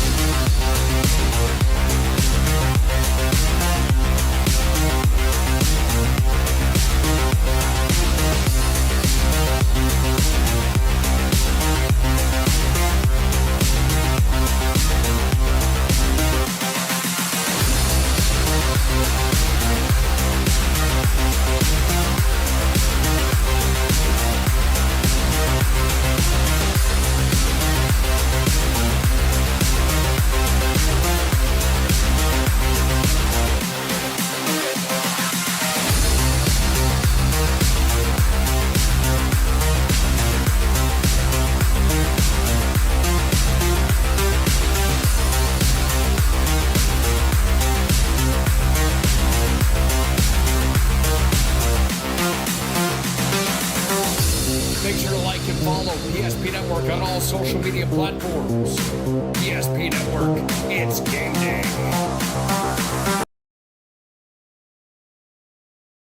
Deliver more wonderful birthdays at Trinity Health Family Birth Center. We offer all new private, family-centered suites.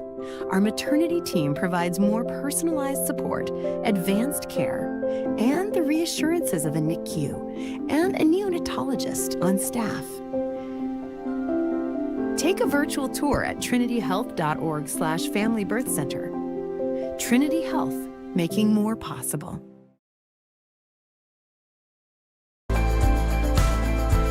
At Planning Team Financial Advisors, we help individuals create their personalized strategies.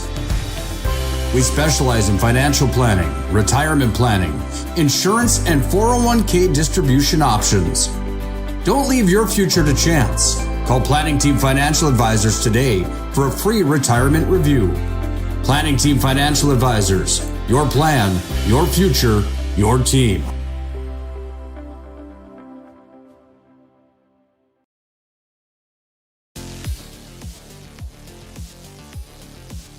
Back under the bright lights of the 10th wonder of the world we go, that is the Fargo Dome.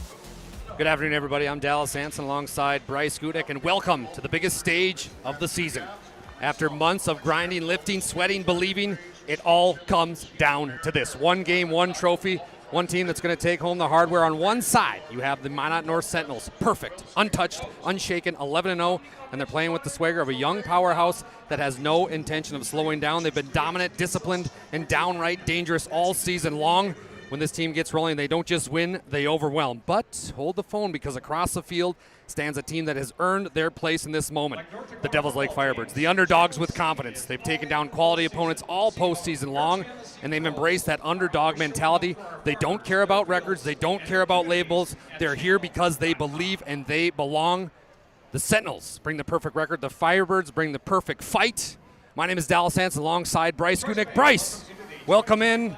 Good job jogging up here off from the field, which is a long ways, my friend. But now we get to watch Minot North, a team that you and I know very well, and the Devils Lake Firebirds. How about them? They're coming in with a lot of swagger and that fearless mentality. I want to let everyone know that I did skip the elevator. I'm a stairs guy, so I grabbed some oxygen. I'm ready to go. This is the game of the day. Remember, I said that. I think this is going to be the tightest ball game. We're in for a treat with our AA championship. You've been listening to our Valvoline Instant Oil Change pregame show. They're a locally owned oil change headquarters. 25 years, the Lundins taking care of people. Local actually matters, not to mention this oil change is a stay-in-your-car drive-through oil change. It's typically performed in 15 minutes or less. Find them in Minot and Bismarck. It's Valvoline Instant Oil Change.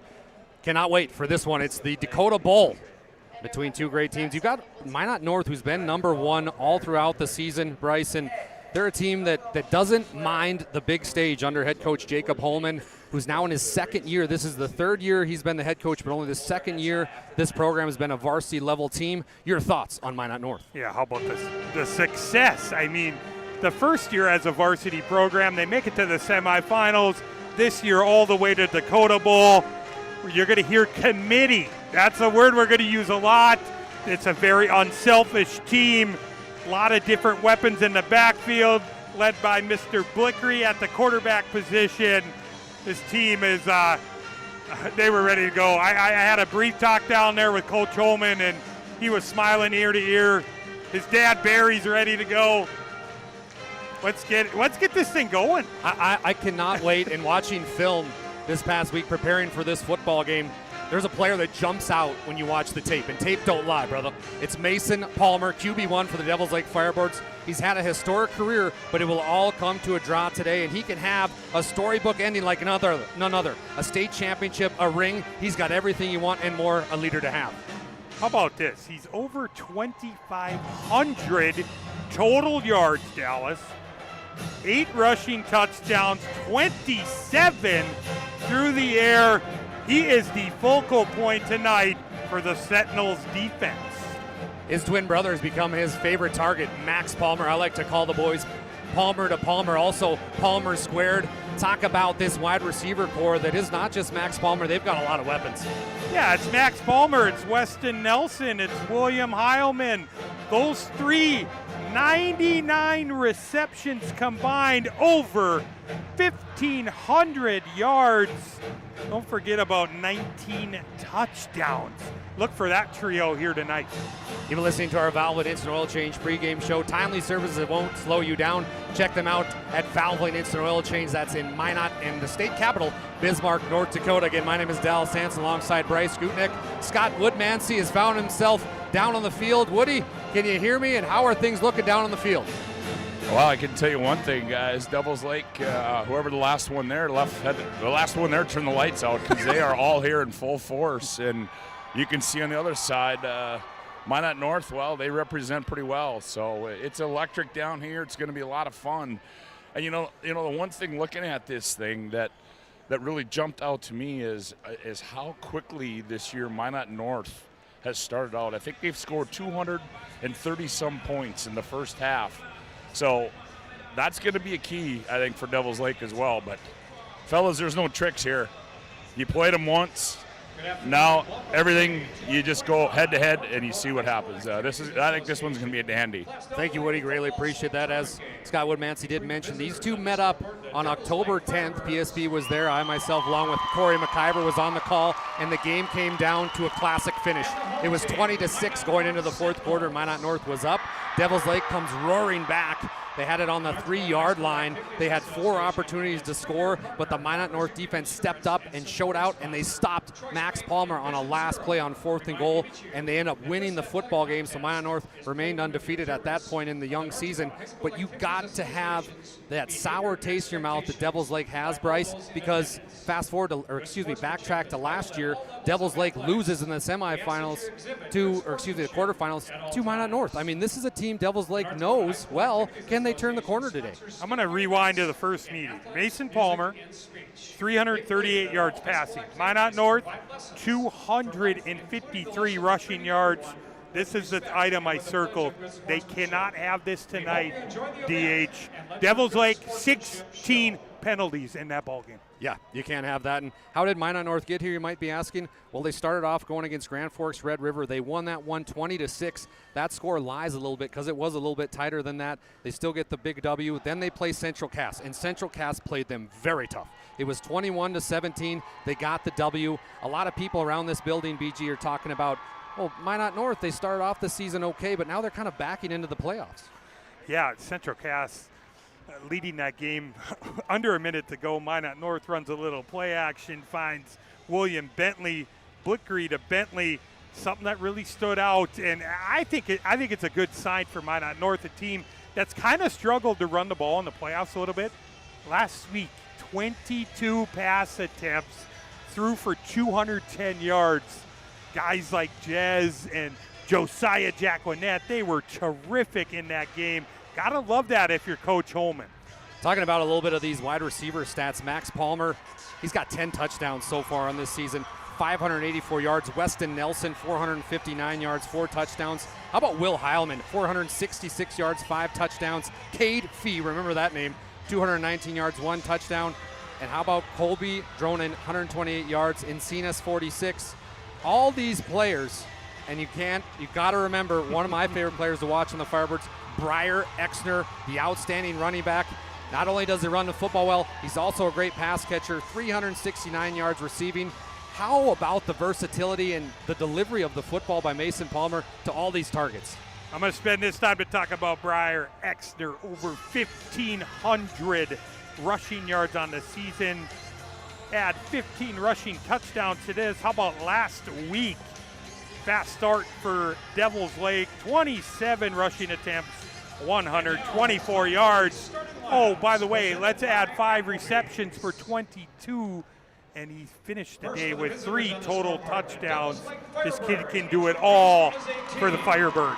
We'll fire it up here for the Valvoline Instant Oil Change pregame show. Timely service that won't slow you down. Let's take a look at the starting offense, starting off with the Devils Lake Firebirds, and boy, oh boy, are they jacked up to be here. Like Scott Woodmansey said, last one in Devils Lake, turn the lights out. I'm pretty sure it's dark for Firebird Nation. Starting off with their left tackle, Carter Christensen, he's a sophomore. Left guard, Grayson Asselson, the senior. The center, the man in the middle, number 50, Casey Brown, just a junior. Right guard, number 54, Briar Albert. Right tackle, Brenner Wayman, a junior. And then the tight end, Cade Fee, a player to watch tonight. He can really dive across, and Cade Fee does such a great job. And then the wide receivers, number 3, Max Palmer, twin brother to Mason Palmer. And then it's Weston Nelson, number 4. And on the wing, Easton Encinas. Now where's number 7? And then the running back, the man with the lime green Grinch shoes, the player that stole the state championship possibly, it's Briar Exner, the senior. And then QB1, the outstanding, the great, the powerful, number 2, Mason Palmer. Yeah, Devils Lake, probably one of the, perhaps the hottest team in AA football, this run that they've went on, finishing it off with that blocked extra point against Kindred, coming in with all this momentum, little revenge on their mind. Don't forget about that. That always comes into play as well. Head coach Todd Lambert, who we got a chance to speak on the phone with a little bit, he said, Dallas, I've never seen a team this well built together. We are so in this. We are one unit, and we want to end this season with a ring. That concludes our starting lineup for the Devils Lake Firebirds. How about for the number 1 team in the state, and they've been that since week 1. That's the Minot North Sentinels under head coach Jacob Holman. They're going to go like this offensively. Starting off at the left tackle, Ethan Howie. Left guard, Andreas Good. Center, Gabe Mendez. Right guard, Gavin McKeithen. Right tackle, Tyler Steele. Tight end, Will Bentley. And Bentley, 2 receptions last week, 2 touchdowns. He had the big go-ahead touchdown. So Bentley, a player to watch. He wears number 17. Wide receiver, Gunnar Jost, a senior. Another one, Cameron Jez. And the big fullback, the fumbling, bumbling, stumbling, Mike Allstott-esque Evan Berg. He's a senior, wears number 8, the glue for this offense. And the tailback, who's going to be tailback by committee, Bryce, like you talked about, Cooper Chick. He wears number 7, just a junior. But it's QB1, Braden Blickery, who runs this, the orchestrator of the offense, and a player who's had a turf toe injury, but it seems like he's getting back to health. Yeah, he's really managed it well, and a guy who ran the football so prolifically during the season, and they haven't had him doing that here in this postseason run. It's been the other guys. It's been Deadman. Chick's been bagged up. He appears to be healthy. I'm looking at Evan Berg. Last week, when they needed a big play, they went up to Evan Berg. I could read their lips in the huddle. Can you get me this yard? And he said, absolutely yes. Like I said, a lot of good things from last week. Throwing the football, see how many times they have to do that tonight in the Dome. That concludes our Valve and Instant Oil Change pregame show. Timely service that won't slow you down. My name is Dallas Hanson alongside Bryce Gudek way up top here at Gate City Bank Field at the Fargo Dome, where the Bison call it home. But tonight and today, it's the home to the Dakota Bowl. Scott Woodmansey is on the field. Want to give a big thank you to everybody at home that's listening to PSP's coverage. And away we go. The 2A state championship game is now underway. Firebirds in their white and red jerseys. Minot North in the all blues today. How about this great return, but he stopped very quickly. That was Will Heilman on the return, and out trots this Firebird offense led by Mason Palmer. Yeah, the trio of wide receivers is going to be interesting. Minot North secondary has played so well, especially last week. Gavin Toby, Cameron Jez back there. Don't forget about Cole Richardson. If I'm Minot North, you got to get more pressure this week. Didn't get after the quarterback as much last week for Central Cass. Trips left, 1 to the single. Exner joins Mason Palmer in the backfield. They fake the screen. Incomplete pass. That one was intended for Max Palmer, his twin brother, so already we're seeing the Palmer to Palmer. But how about the defense right away just staying at home? Yeah, and we're going to see this. I mean, Devils Lake probably going to throw the ball about 35 or 40 times. Going to be interesting to see what that number is.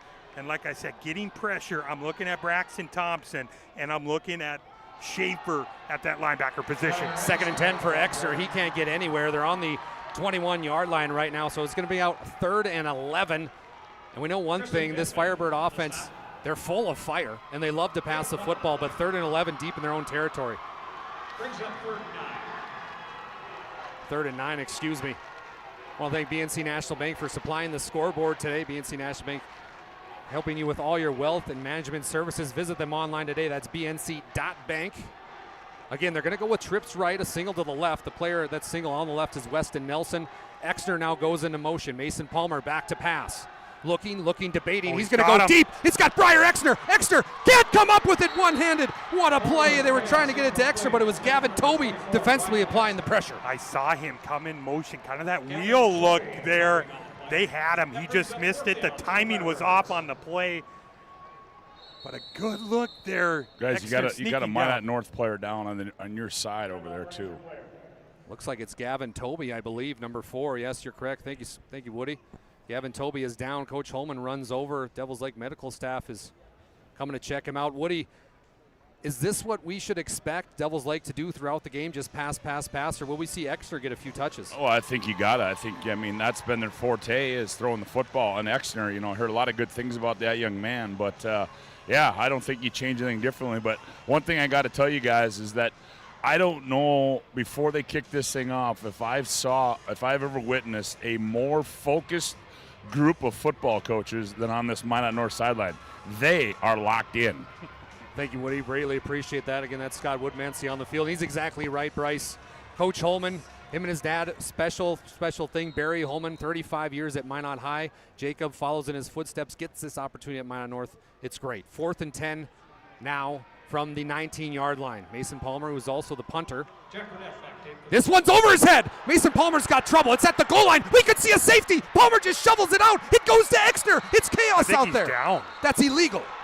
So there's going to be a flag on the play. Safety. Oh, my. The referees will get together. We talk about how important special teams are, and there you see it right away, partner. And what's more important about this, in those scenarios, you've got to have your mind made up that you're going to give up some kind of points. Give up the 2. Do not give up the 6. Land on that football. Surrender the safety. Trust your defense to go back out there and get a stop. No flag on the play. Bryce, you are spot on. In the area. It was an incomplete pass. First down, Minot North. So it'll be first down, Minot North. Coach Holman is beside himself, as we can see. Woody, you're down there right now beside Coach Holman. What's it sounding like? Well, I'm trying to get over to the other side. I was on their side where that happened, but I don't know what he's got. I don't know why he should be excited. I mean, you got the ball first and 10 from the Firebird 20-yard line. So, I mean, couldn't ask for better field position to start your first offensive drive. So the Minot North offense will trot on the field. And, Bryce, we've had a chance to watch this Sentinel football team a lot this past season. Were we going to see mainly runs today with Blickery trying to kind of get over that toe injury? Well, 253 last time they met. They really ran the football well. I'm interested to see Chick, the first series. I've heard he's gotten healthier as the playoffs have went along. Look for him to be heavily involved. Deadman has been, his uptick in carries has continued throughout the playoffs. I'm interested to see, we know it. It's committee approach, what they're going to bring. And Berg's going to get a lot of looks too, just some simple fullback dives. We want to thank First International Bank and Trust. They're a full-service, family-owned, independent community bank built on the bond between our employees and customers. Quarterback's knee was down. Result is a safety. So they will call it a safety.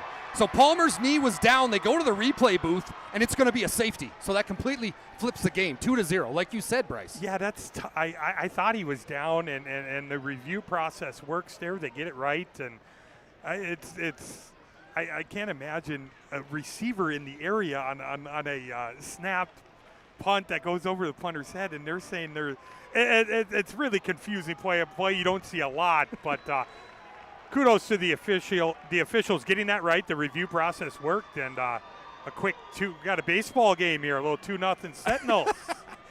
Finishing up that First International Bank and Trust. They were founded in 1910 and growing to serve rural and urban communities across Arizona, Minnesota, North Dakota, and South Dakota. Find them online today. That's FIBT.com. So after all that is said and done, we had 4 downs, and then it went over the head of Mason Palmer.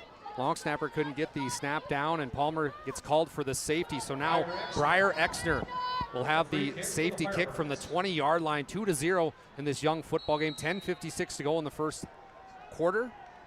Sentinels 2, Firebirds 0. Exner, deep boot on this one.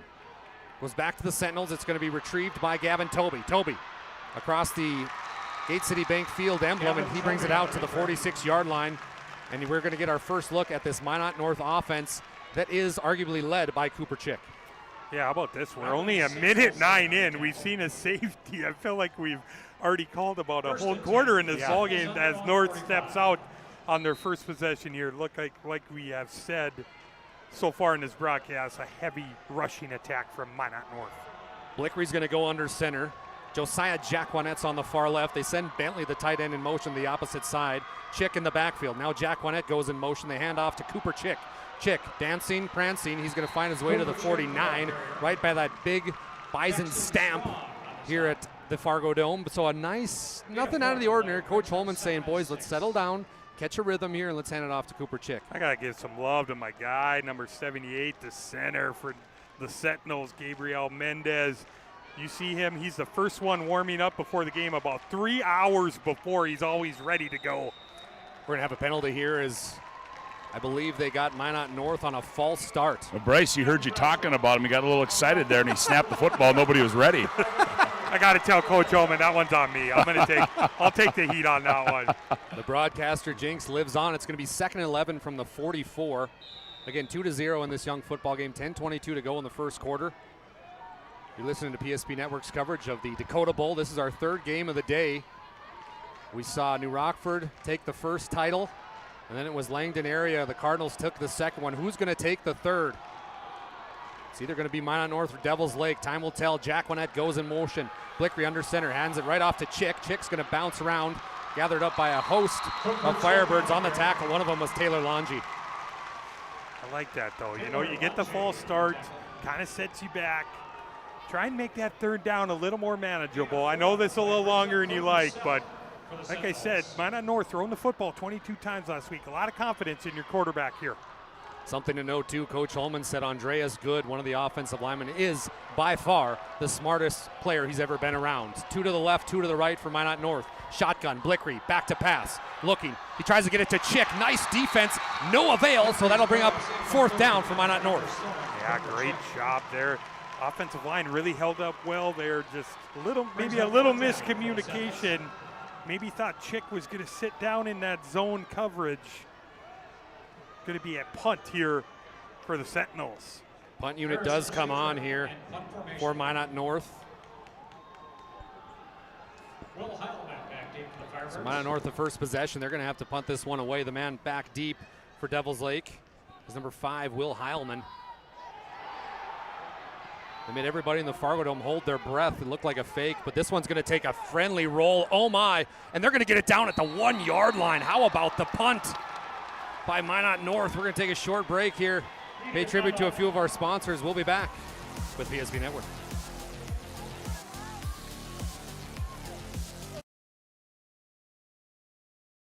Relax, Spas Etc., Bismarck's #1 hot tub and sauna dealer, brings luxury and wellness straight to your home. Discover top brands, Sundance Hot Tubs and Michael Phelps Swim Spas that deliver not just relaxation, but real therapeutic benefits. Right now, save up to $5,000 or enjoy up to 72 months interest-free financing. Visit us today at 1420 East Main Avenue in Bismarck and experience the best deals for yourself.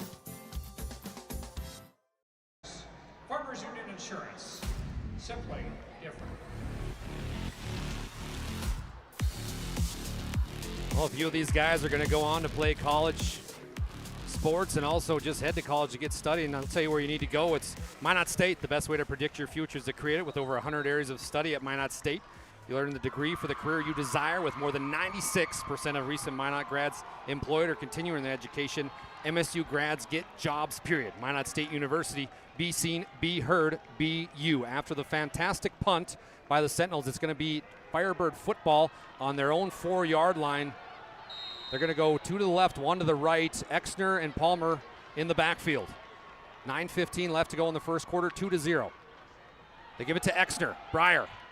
He's going to be tackled by a host of Sentinels. One of them on the play was number 55, Ethan Howie, who, Bryce, you're a big fan of. Yeah, he's been terrific the last 2 weeks on this defensive line for Minot North there, limiting that gain, maybe calling a couple there for Devil's Lake. It's going to be 2nd and 7 now. As they move the football forward only 3 yards. And I just keep thinking, Bryce, when are they going to open this up a little bit? I mean, we're going to be expecting a lot of fireworks here as of late, but kind of a comeback team. This time it's 2 to the left, 1 to the right. Exner and Palmer in the backfield. Mason, that is. Palmer loves the slap count. He's going to slap his hands together, say, let's go, fellas. Palmer fakes to Exner, looks across the middle, and it's almost picked off. Went through the hands of Will Heilman. And right there was also Harrison Schaefer, who had a chance at it. I think Heilman might still be running if he catches that ball in stride there. He knows he should have had that one. That was a good ball there by Mason Palmer, just unable to capitalize, bringing up 3rd and long. Guys, that was a case of the footsteps. Yep. Heilman heard the footsteps come, took his eyes right at the ball at the last minute. Otherwise, that would have been a big play. 3rd and 7 from the 7, 8:29 to go in the first quarter. Firebirds, Palmer gets the snap, rolls out to the right. Now he's going to throw the football. It's going to be completed. What a beautiful pass. And Will Heilman is on the receiving end of that one. First down and more. Great ball there. How about Heilman? Says, hey, give me another shot here, Paul. Throw me another ball. A little toe tap. Inbounds, moving the chains. Gavin Toby shoved him out of bounds. That's going to be 1st and 10 for the Firebirds. 8:23. Clock is stopped. Now the football's on the 20. 2-0. Still after the safety. The Firebirds gave up after they couldn't get the punt down. Palmer hands off to Briar Exner. Exner up the left-hand side. He's met immediately by a few Sentinels, one of them again, and you're going to have to say this name a lot tonight, Scott and Bryce. It's Ethan Howie. Ethan Howie's, it's, like you said, a guy who's just elevated his game during this playoff stretch for the Sentinels. Looking great early in this one. 6'4", 225 is how Howie stands. Devils Lake, 2nd and 9 from the 21. 2 to the left, 1 to the right.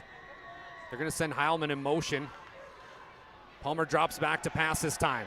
He's going to go up the middle. He's got a wide open player. It's Weston Nelson. It's incomplete. He had him. Nelson had a beat on it. They fooled the Sentinels, and he kind of went right in between the safety and corner. Bryce, what happened? It's just been timing. I think he's got to get that ball out earlier, give him a shot. Nelson had his hand up earlier saying, hey, man, I'm open here in the middle of the field, but it's just been a little timing. The timing's been off here early for the Firebirds offensively. 3rd and 9 from the 21, 7:42. The clock is stopped. 2-0 Sentinels. That's right, 2-0. 2 to the left, 1 to the right. Briar and Heilman in the backfield with Mason Palmer. He's right in the middle. Firebird sandwich. Palmer back to pass this time. Heavy pressure from Minot North. He now rolls out to the right. Palmer pump fakes. He's going to be almost sacked. Palmer's still alive. Palmer now in the middle. It's going to be completed. What a play to Will Heilman. Heilman still going to the 40, 30, 25, 20. Heilman puts his fist up, says Devils Lake is here, and we want the Dakota Bowl. Guys, take a look. I don't know what this is going to be, but the official there is a flag. Threw a flag back here at the 40. I don't know if that's going to be celebration or what, but we'll see. What a play. That was, hey guys, I was right in front of that. That was an unbelievable athletic play by the quarterback, Mason Palmer, right there. God, it looked like Howie had given up containment there, but Sentinel defense recovers. Looks like they have him for a minimal gain. Palmer escapes, finds Heilman. Heilman gives the hello, the wave to the Firebird student section.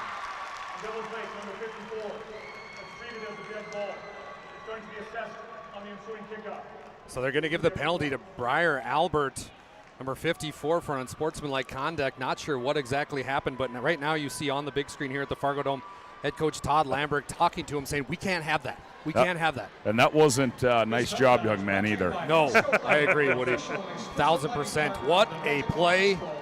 What a start to this Dakota Bowl. We saw safety, and then we saw Mason Palmer look like Patrick Mahomes out there, just evading every defender he could, and he throws a bomb to Heilman to put our score right now 6-2, 7:22 to go in the first quarter. On your BNC National Bank scoreboard.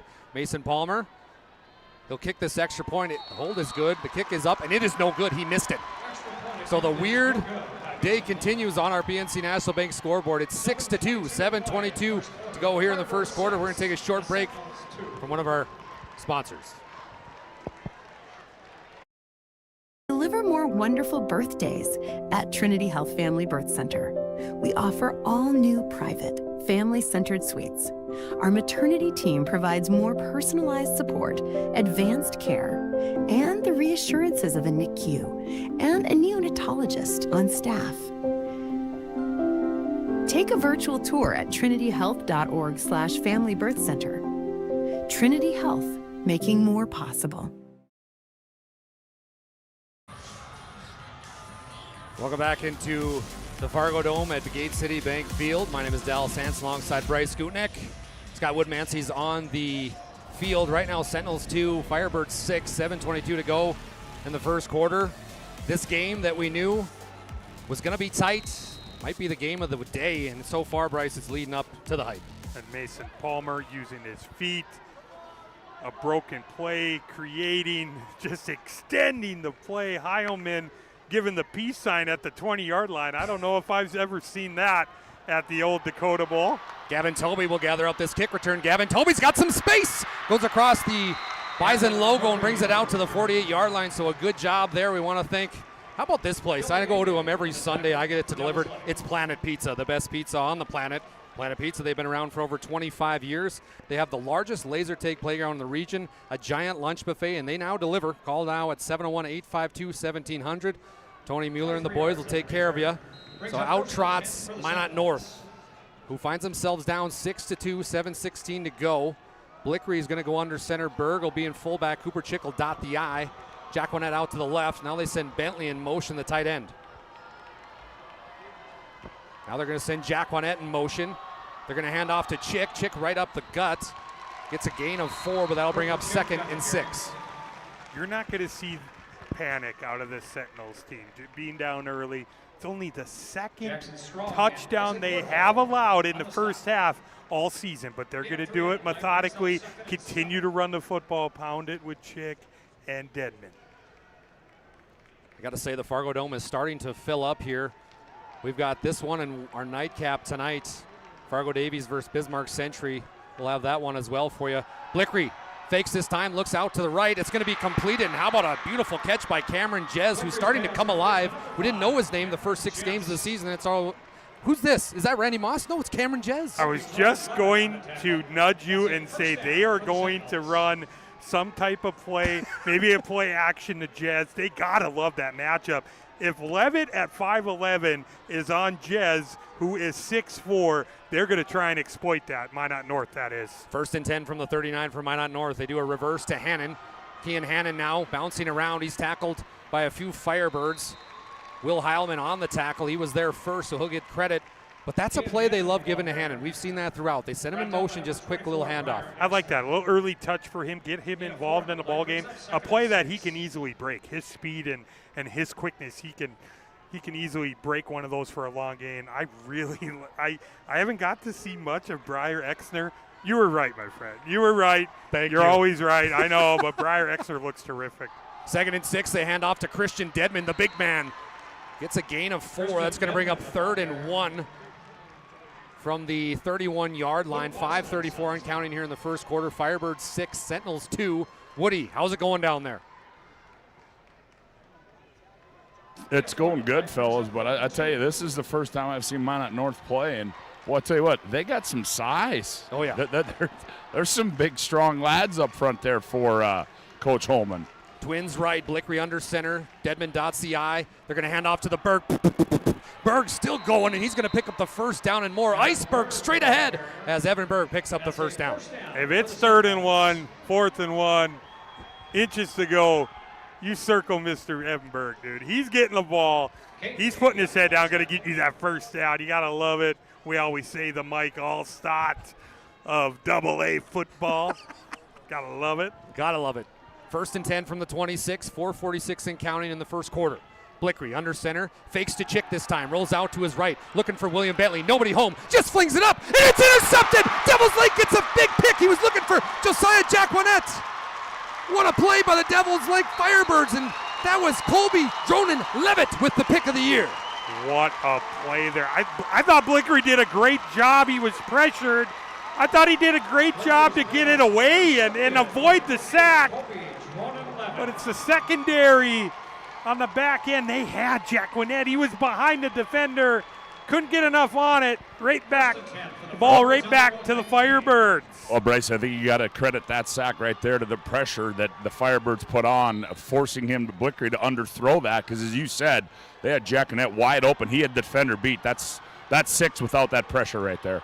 Spot on, both you guys. Dronan Levitt, the 5'11", 165 cornerback. The senior gets a huge pick here at the Dakota Bowl. They hand off to Briar Exner. He's still going. Briar Exner looks like a man possessed. He goes by the 50, 45, 40, 35, 30. Exner's still alive. The Grinch who stole the Dakota Bowl. Briar Exner scores 6. What about the fireworks of this Firebirds offense here early? Exner refusing to go down. 81 yards later, he is into the end zone. We'll check on the injury here for Minot North. What a start for Devils Lake. That's Cameron Jez, guys, that's down. And Mark Bigsley, the radio guy, play-by-play guy for Devils Lake, coming down here. I talked to him about this Devils Lake team. He said, Briar Exner is a hard guy to tackle. Well, he proved it right there. Did you happen to see what happened to Jez? I did not. I was watching the play, and then he was slow in getting up. So it looks like he may got the wind knocked out of him or something like that. Doesn't appear to be too serious. What a play by Briar Exner. He still might be running back to Devils Lake. The kid is phenomenal. And early on in this football game, Devils Lake putting some exclamation points up in the score box. After the safety, you're thinking, how are they going to rebound after this? They got to give the ball back to Minot North. Well, and by the way, it's still the first quarter. Still the first quarter. 12-2, 4:16 to go. Mason Palmer out to kick the extra point. Mason Palmer, his twin brother, will hold it. Snaps good, holds good. Palmer's kick is up. And it's right down Broadway. So your score with 4:16 to go in the first quarter. Firebirds 13, Sentinels 2. You're listening to PSP Network.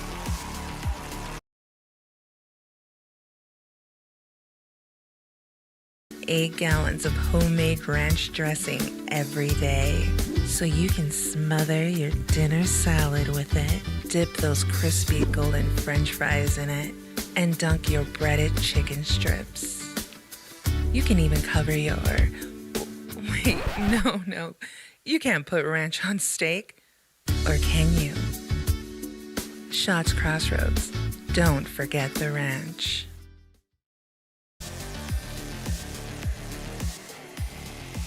While they Northern Plains Heating and Air, there's no other choice to seal your heating and air game than Northern Plains Heating and Air. Call Dylan today at 222-2155 to make sure your furnace is ready for the winter months ahead. New installation upgrades and all your furnace and AC needs. Call Dylan today at 222-2155 at Northern Plains Heating and Air. 13-2, 4:16 to go in the first quarter. My name is Dallas Hanson alongside Bryce Skutnik. Scott Woodmansey is out on the field. Appreciate all of you joining us here on PSP Network. Make sure to subscribe to our YouTube channel. Give this one a like and share with friends and family because this one's going to be a dandy. Gavin Toby will return this one up to the right-hand side, 30-yard line. He reverses and he fumbled the football. It's on the turf. The Devils Lake get the football. Got it. Firebirds get the football after Toby coughs it up on the kick return. My goodness, you talk about, you get that, the snap goes over the punter's head. Minot North gets the safety. This answer by Devils Lake, now a turnover here on the kickoff return. The north sideline is stunned. They are sitting in silence. Meanwhile, Devils Lake on our side is waving flags, singing Kumbaya. Mason Haugen, the senior 5'8", 160, comes out of the dog pile with it. Woody, did you get a look at that on the field level? Yeah, I sure did. I mean, that was just a great strip right there on the cutback move, and I couldn't tell right initially if Devils Lake, it looked like it went in between a kid's legs, and then he was able to fall on it, but it was hard to tell initially. 4:06, 1st and 10 from the 34 for the Firebirds, who are on fire right now, up 13-2. Palmer 2 to the left, 1 to the right. Exner in the backfield with him. Mason back to pass. No pressure. Goes down the middle to Heilman. He catches it. Heilman's loose again. A spin move. Out to the 10, 5. Touchdown! Firebirds. Heilman hits it twice. Heilman in the middle of the field. Once again, we see Exner. It's the yards after contact. Heilman, it's the yards after the catch. Tackling is a major issue here early for Minot North. All Firebirds here in the first. Mason Palmer on to kick the extra point, 19-2. The stunner. Holds good. Palmer's kick is right down Broadway. 3:57 to go in the first quarter. That's right, first quarter. Firebirds already have 20 points. It's 20-2. Don't go anywhere. This one's got a lot left.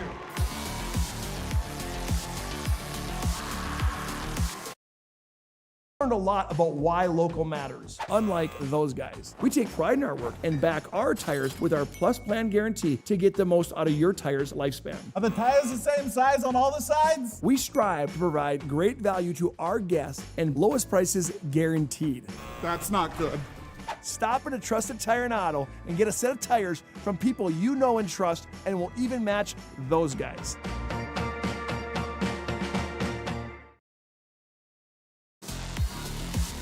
Appreciate Ryan Family Dealership for their sponsorship for 50 years. Ryan has been a trusted name for car buyers in Western North Dakota. Shop their entire inventory at driveryan.com or visit one of their 5 locations in Minot and Williston, North Dakota.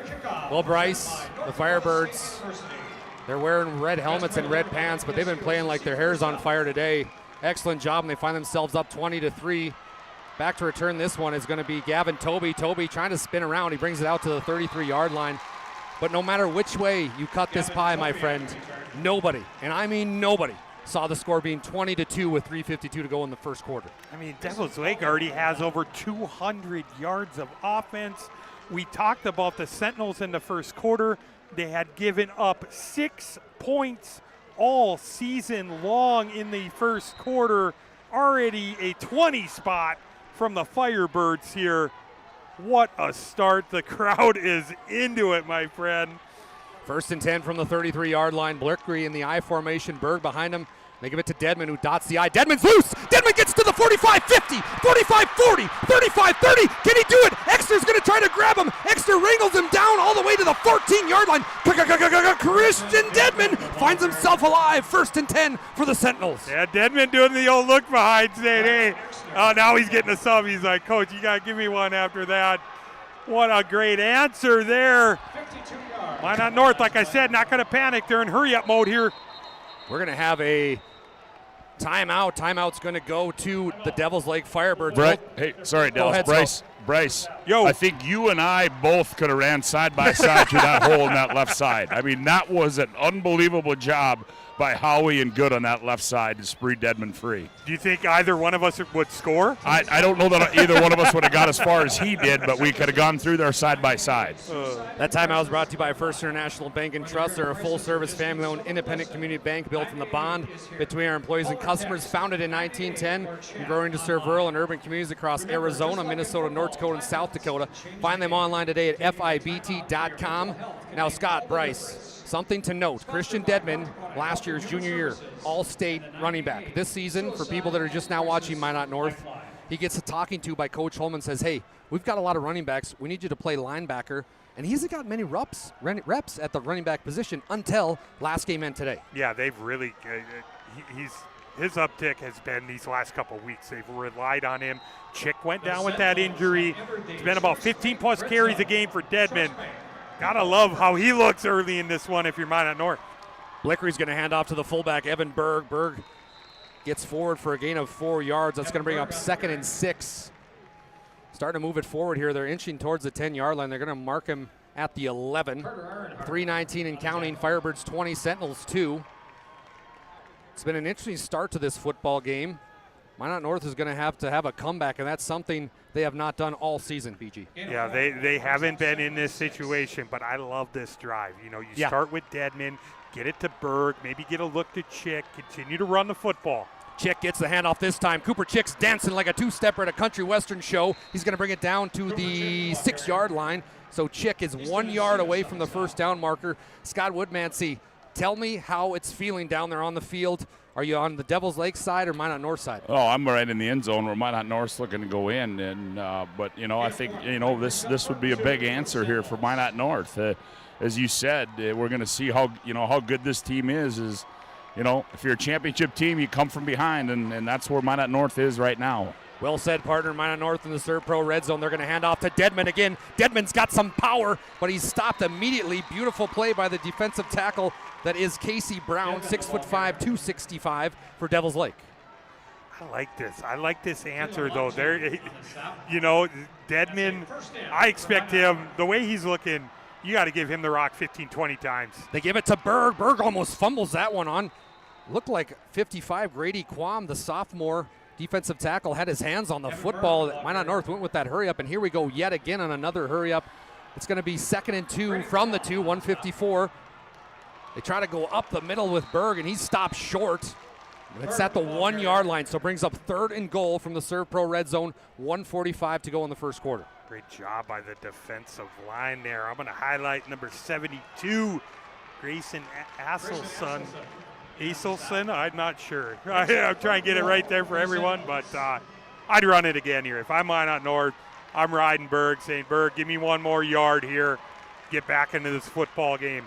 Blickery in the I formation, hands off to Christian Dedman. We got a flag on the play. This one will stand for now, but we might see a Minot North penalty as it looks like a false start. It's Oslison, Bryce. Oslison. Thank you, Woody. You are welcome. So a 5-yard penalty is going to back up Minot North to the 6 yard line. So it's going to be 3rd and goal from the Serve Pro red zone. Serve Pro 24/7 emergency service, trained technicians, fire and water cleanup and restoration. It's Serve Pro. This is a big 3rd down. Just can't have those kind of penalties. You're at the 1 yard line. You're moving it on the ground. Dedman's walking into the end zone, it looks like, and then it sets you back 5 yards. I formation, they give it to Christian Dedman again. Dedman bounces it up the middle. Touchdown, Sentinels!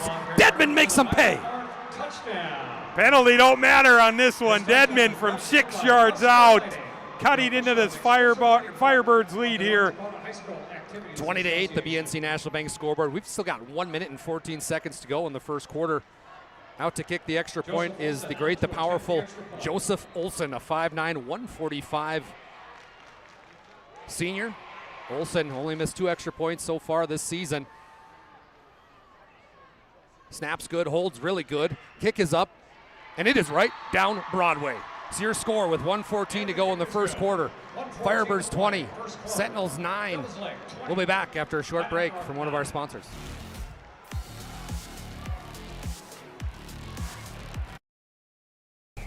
Every football fan has their Sunday routine. Maybe it's setting your lineup, firing up the grill, or claiming your spot on the couch. But the center of every Sunday is the drive. The morning drive home before kickoff. The drive to your buddy's watch party. Wherever you're headed, we can take you there.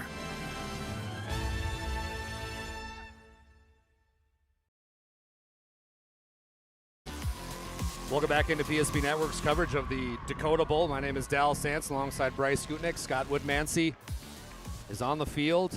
Todd Domries and Scott Woodmansey are going to have your coverage for the next game. Nick Holberg is also here. We want to send an appreciative thank you to everybody who's followed PSP Network's coverage of football season. Heartfelt thank you. If you've subscribed to the YouTube page, bought a PSP Plus membership package, just know you made today possible for us, and we love you. Sentinels are going to kick off. They're down 20-9, 1:14 to go. Heilman's going to pick it up here for the Firebirds. Brings it out to the 20, 25. He's tackled finally at the 28-yard line. Excuse me, that was Colby Dronin-Levitz. The player that's on the special teams that got the tackle was Landon Salyards. And Bryce, if you're a Firebird fan and you came to this game and you see your team put up 20 points after surrendering a safety, you've got to be feeling good. Oh, you're ecstatic here. And this first quarter, as it continues here, I'm interested to see if they maybe try and take a shot right away here. I mean, everything that they dial up offensively has been working. Maybe look for something in the middle of the field. The kid who's been quiet tonight is Max Palmer, number 3. Right now he finds himself top right. They're just going to hand off to Briar Exner. Exner's right up the middle. 10 yards for Briar Exner. He's finally tackled down by Minot North, and that was by Dawson Letham. But a first down and more here as the clock will continue. We're under 1 minute here in the first quarter. How about this offensive line here to start for Devils Lake, the big boys up front. I'm going to highlight Brenner Wayman, 6'2", 260 at that right tackle position. 1st and 10. Chains are set. Ball's on the 40-yard line, 36 seconds and counting left here. Devils Lake going with a heavy set. Briar Exner on the left-hand side, and that's where all the heavy big boys are. They're going to give it to Exner. Exner's going to go on the right side. Minot North had him bottled up, but Exner somehow gets away. He's loose again. Picks up a gain of 10 yards, believe it or not. Tackle on the play was by Tyler Kippen from Minot North. How about that motion in the lead block? Not the biggest guy, 6'1", 180 Easton Encinas there leading the way as the first quarter here ticks down. Scott Woodmansey's on the field. Scott, after the end of one, what do you think of this young ball game? Oh, I'd tell you what, I think, with Devils Lake, and you guys saw that first game, but when you've got weapons like they have on the outside and Heilman and Palmer, and he's been quiet, and then you got Exner, well, I tell you what, that makes you a dangerous football team. But Minot North, they got to come up with a big defensive stop here. 20-9, start of the second quarter, right around the corner. National Guard's dropping from the ceiling here at Gate City Bank. We want our dog to fetch it. Drop it. And drop it. Drop it. We want to fix it ourselves. And actually fix it. We want to order the market price lobster. And know the market price of the lobster. How much is... Whatever the market says. Sadly, we can't have it all. Except at Sport Clips, where we check in with the pros in men's hair and totally check out with pure, uninterrupted relaxation. Sport Clips. It's a game changer. Quick round of applause for the National Guard as they are dropping from the ceiling. That's right. They've got ropes that they put down, and then they just shimmy their way down. And so far, it's been the Devils Lake Firebirds shimmying their way towards a Dakota Bowl victory, a state championship that this Devils Lake Firebirds team is obviously hungry, and they're out of the starting blocks phenomenally well. 79-yard touchdown, Palmer to Heilman, followed up by 81-yard run by Exner. Then you go 34 yards, Palmer to Heilman. I mean, they've got easily 250 yards of total offense, and we're only one quarter into this ballgame. Your scoreboard today is brought to you by BNC National Bank. Your life is busy. We'll make managing your money easy with locations in North Dakota and Arizona. Visit them online today. That's bnc.bank. Max Palmer goes in motion for Mason Palmer. Palmer's going to hand off to Exner, but we've got Laundry on the field. So we'll start off our second quarter with a penalty. Ball start. Offense, number 72. So move them back 5. It's going to be 1st and 15 to kick off this drive. And there's a player that I know Coach Holman and his defensive staff are going to have to watch, and his name goes by Will Heilman. Yeah, Will Heilman, what a start. I still can't get over it. I don't know if I've ever seen that. You see it with Tyreek Hill in the NFL. He's doing a little peace sign when he's at the 30 or 40, but Heilman gave the peace sign to the fans at the 20 as he went untouched into the end zone. 1st and 15 from the 46. Kicking off the second quarter. Palmer sends Max Palmer in motion. Mason's going to wide receiver screen to Briar Exner. Exner's loose to the 35, 30. Exner still going, gets it all the way down to the 26-yard line. Briar Exner finally gets tackled by Christian Dedman, but it's been the Briar Exner show. And it's these wide receivers. We talk about their ability to catch the football. How about the blocking? I'm going to highlight Weston Nelson out there leading the way, springing Exner loose for a big gain. Guys, that guy is a horse. Oh, boy. I mean, when you see him down, I mean, he is put together, and this guy he's determined right now. Woody, does BSN sell those lime green Grinch shoes? They should. What? Yeah, we can get them. They look great on them. Briar Exner gets another handoff. This time, Minot North is there, and on the tackle was Gavin Toby. So it'll bring up 2nd and 8. Ball is now on the 26-yard line. 20-9, 11-10, and counting to go here. Firebirds in the lead.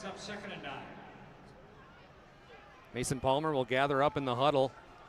Mason, who's looked good thus far, he's thrown for over 150 yards, has 2 passing touchdowns. He's going to have his twin brother Max Palmer far right. To the left is Weston Nelson. He's joining the backfield in shotgun by Briar Exner. Palmer hands it off to Briar. Briar tackled immediately again by Christian Dedman, the linebacker for Minot North, still gets a gain of 2. Yeah, great fill there. Great job, Bergen, on that play as well. Yeah, Phil, the Minot North defense got to improve on the tackling. That's a given, but must stop maybe here early in this ball game. 3rd and 6, try and force Devils Lake into a big 4th down. Spot on, partner. 10-20 and counting. 20-9 Firebirds. 3rd and 6 from the 24. Devils Lake being the underdog, but right now playing with that fearless mentality. Palmer's got Twins left, single to the right. Exner's in the backfield. They're going to hand off to Breyer. He bounces up to the right side. Nice tackle, but he still gets drug along. I couldn't tell it was on the tackle there, partner, but a big play. He hit him in the backfield, and Exner still gets 2 yards. Yeah, it's just that falling over, just finishing, falling over, forward. You got to I like when coaches do that, though. They get that 3rd and 5 situation. You got your mind made up. You're going to go for it. Let's run it. See if we can get it here. Now come with one of your best plays here on 4th down, a play you really like. Let Palmer create. The Fargo Dome comes alive. 4th and 3 from the 21. Twins right, single to the left. Exner in shotgun with Mason Palmer. Palmer's going to send Cade Fee in motion, the tight end, to the right side. Palmer back to pass. It was a big high snap. He gets it to Exner somehow, some way. Did Minot North stop him? No, he got past the 1st down marker. So what a play. The magic continues for the Firebirds. The screen works to perfection there, but Toby had a chance. He had a shot at cutting down Exner there and a turnover on downs, but it's Exner able to get the 1st down and move the chains for Devils Lake. Well, how about another great play by Palmer, because the Sentinels brought the house there, and he was able to get that off. That's just another good athletic play by the quarterback. 1st and 10 from the 16 for the Firebirds. Find themselves in the Serve Pro red zone. Palmer, Twins left, hands off to Exner. Exner bounces it out to the left. He's going to be tackled there by Cameron Jez, but still gets a gain of 4 yards. Cameron Jez coming up from the safety position there, but not before Exner picks up a nice gain, maybe 4 or 5. Speaking of a nice game, make sure you check out the Aggie Foundation. Vote each week for the PSP Network Player Performance of the Week. Nominees will be posted on our social media each Monday with their winner announced on Thursday. The Player Performance of the Week is sponsored in part by the Aggie Foundation. Learn more about their charitable work at aggiefoundation.com. Twins left, single to the right. Exner right behind Mason Palmer in a pistol formation. They fake to Exner. Palmer, he's going to bring it up the middle. Goes past the line of scrimmage. Now he's going to rush it in. Palmer gets stopped at the 1-yard line, but it'll be 1st and goal for the red-hot Firebirds. That's a great job. Didn't have anybody open. There you see him improvise, use his feet. Offensive line for Devils Lake has looked terrific here in this 1st half. We are just under 8 minutes to go here in the 1st half. Firebirds 20, Sentinels 9. Ball is on the 1-yard line. 1st and goal for Devils Lake from the Serve Pro red zone. Max Palmer to the left. Wide receiver to the right is Weston Nelson. Exner now in single eye. We're going to have another penalty on the play. So they stopped the play. That was a handoff to Exner, who got in the end zone, but we're going to have a penalty. False start against Devils Lake. We saw that from Minot North. The same thing at that ball was at the 1-yard line. Now Devils Lake picks up a false start, sending them back to the 6-yard line. Well, if you're on social media, make sure to check out Tyler Hagen Photography. Again, that's Tyler Hagen, Hagen. And how about Cody Eisenboss, who's down there creating documentary style. He's the best at video coverage. Again, that's Cody Eisenboss. Appreciate those two joining our PSP crew. My name is Dallas Sands alongside Bryce Gutnick. Scott Woodmansey is on the field. We got Twins right, single to the left. Palmer, he's going to hand off it from shotgun to Exner. Exner's tackled by a host. William Bentley was in there on the tackle. So now it's going to bring up 2nd and goal from the 3. Woody down there on the field. Who was hurt? I can't see from up here. Yeah, it looks like that is Schaefer, maybe? Is that Harrison? Is number 6? Yeah, it's Harrison Schaefer. Yep, he's the injured player down, but there was a lot of contact on that tackle, and he was unfortunately right in the middle of it. So Harrison Schaefer will get looked at by the medical team from Minot North. We'll take a short break. Your BNC National Bank scoreboard: Firebirds 20, Sentinels 9, 7:01 to go in the 1st half.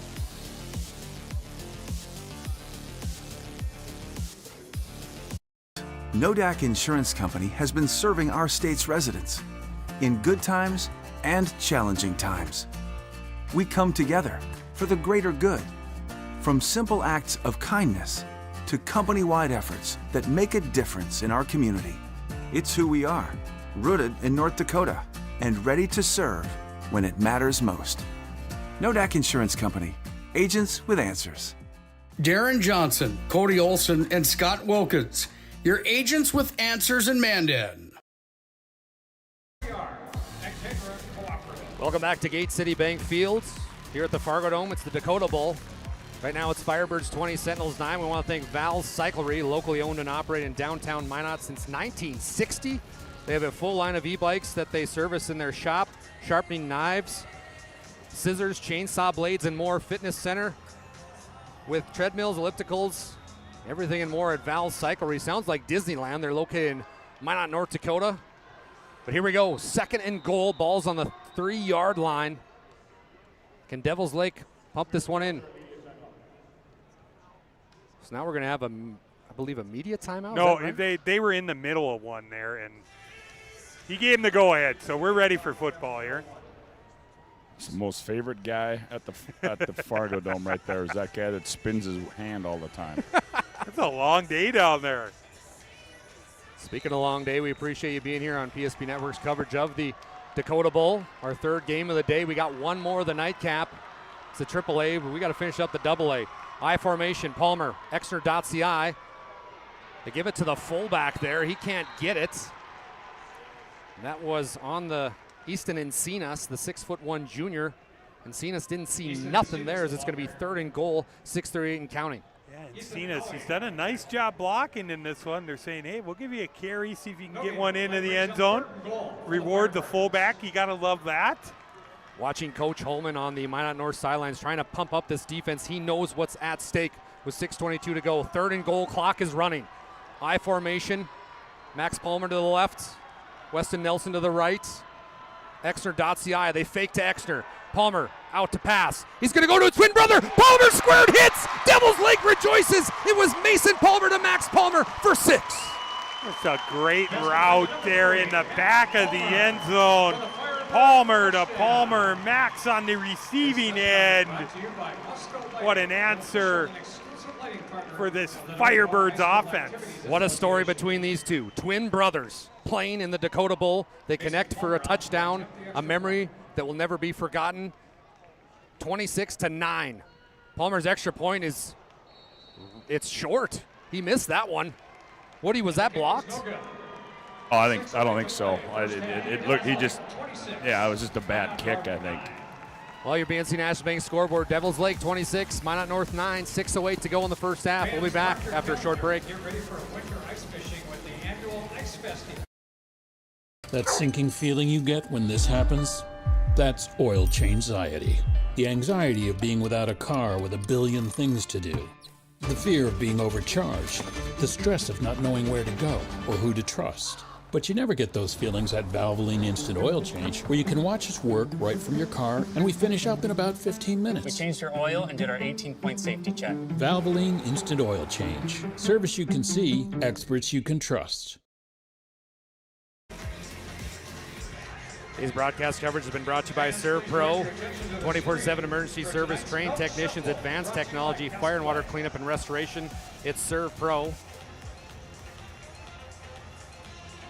Well, the Serve Pro red zone has been tough for Minot North to find, but it's been rather easy for Devils Lake, who right now finds themselves up 26-9. Yeah, how about that? You get the bad snap on the punt.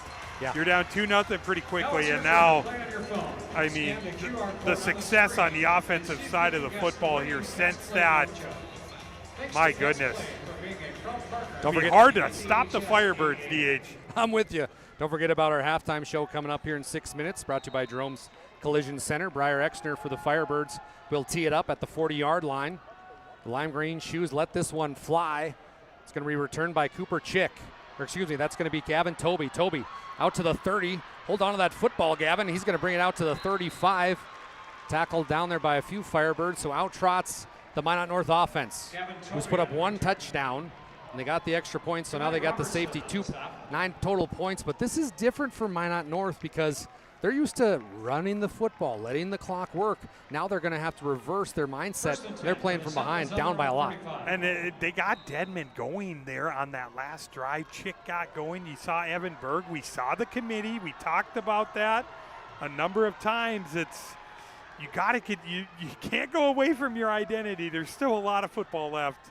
Twins right for Blickery. Cooper Chick gets the handoff. He's going to go 8 yards and be stopped by Colby Dronin-Levitt. Dronin-Levitt, who has an interception already in this young football game. gets the tackle there, 5:48 and counting. I talked about Levitt here in that matchup with Jez, and he's not afraid to come downhill too, hit a few people. Like he said, just 5'11", 165. He plays a lot bigger than that. Head coach Todd Lambert for Devils Lake has got to be enthusiastic with his group. Jack Juanette goes in motion. Blickery fakes. He's going to go deep this time. Blickery looking for a player that wasn't even looking for the football. That was Cameron Jez on the post route, and Blickery pump faked and didn't get it. I don't think Jez could find it. I think it got lost there. He just couldn't pick up the football. Go ahead, Scott. That was an odd. It looked like Jez just quit on it. I agree. I mean, he was the intended receiver, but I think where the ball was thrown, he keeps running, runs through that one. That's 6 points, fellas. I agree. They hand it off to Dedman out of the I formation. Dedman's tackled. Beautiful play by the Devils Lake defensive group. On the tackle that time, it was Weston Nelson who met him. It's going to bring up 4th down now, Bryce. 5 minutes and counting left in the first half. 4th and 2. See what they do here. I'd maybe go to a play action look. We haven't called Bentley's name yet. Maybe get him something. Try and find a little hole in the zone here. 4th and 2 from the 48-yard line. They're bringing out Wildcat. Christian Dedman now at quarterback. He's going with a hard count. Now Jacob Holman, the head coach for Minot North, is going to call timeout. We'll take time as well when we come back. 4th and 2 for Minot North. They're down 26-9 on the BNC National Bank scoreboard. Choice Bank is proud to sponsor today's games. I can't believe I wrecked my car. There are some things in life we can't control. But what's important is how we respond. At Jerome's Collision Center, they provide the highest quality of service, assuring the job gets done stress-free and making it feel like a breath of fresh air. And to give you peace of mind, they handle the insurance. Are you even a therapist? Don't worry about it. Jerome's, they're the experts. Jerome's.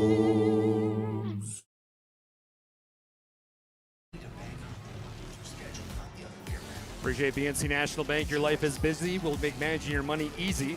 With locations in North Dakota and Arizona, visit them online today at bnc.bank. Pistol formation again. Dedman at the quarterback spot. Dedman is going to fake to hand in. Christian Dedman's going to get the first down and more. Dedman still going, barreling forward. He's tackled finally by number 55, Grady Quam, but they pick up the first down. Yeah, that's a formation we've seen these last couple of weeks them go with. Get Dedman in that Wildcat look. You're trusting him here to make the right read. He decides to keep it, moves the chains for Minot North. Clock continues to roll, 4:20 and counting in the first half. Ball's on the 49, 26-9, Firebirds up. Number 1 in trouble here in the first half. Dedman, he fakes again. They're going to have Dedman at the pistol. Dedman's bounced out to the left, and he's tackled awkwardly down there. Dedman, the ball carrier. Interesting play call. Let's go down to Scott Woodmansey on field level. Are you sensing that Minot North starting to play a little tight, Woody? Well, I think they just got to get back to what they were doing, and right now it appears that they're going to try to ride the horse of Dedman, but Minot North looks like they're a little out of sorts thus far. 2nd and 7, Bryce. What are you calling if you're Coach Gutnick or Coach Gutnick, Coach Holman? You don't want me coaching that. Yeah. I do. I think you're great. I continue. Try and get something with Chick, make it a more manageable 3rd down. 2nd and 7, Blickery hands off to Chick, the running back. Chick, who's tackled rather aggressively by number 22, that's Luke Wasness.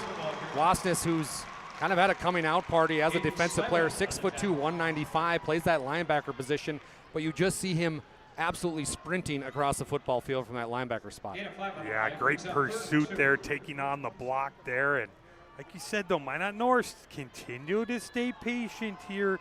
Now you're in a very manageable 3rd and 2 here, maybe a long one. Ball's on the 41. They're going to give it to Berg, the fullback. Berg still going forward, picks up the first down and more. Give him a gain of 6. So I'll bring up first down. Clock will stop momentarily until the chains get set.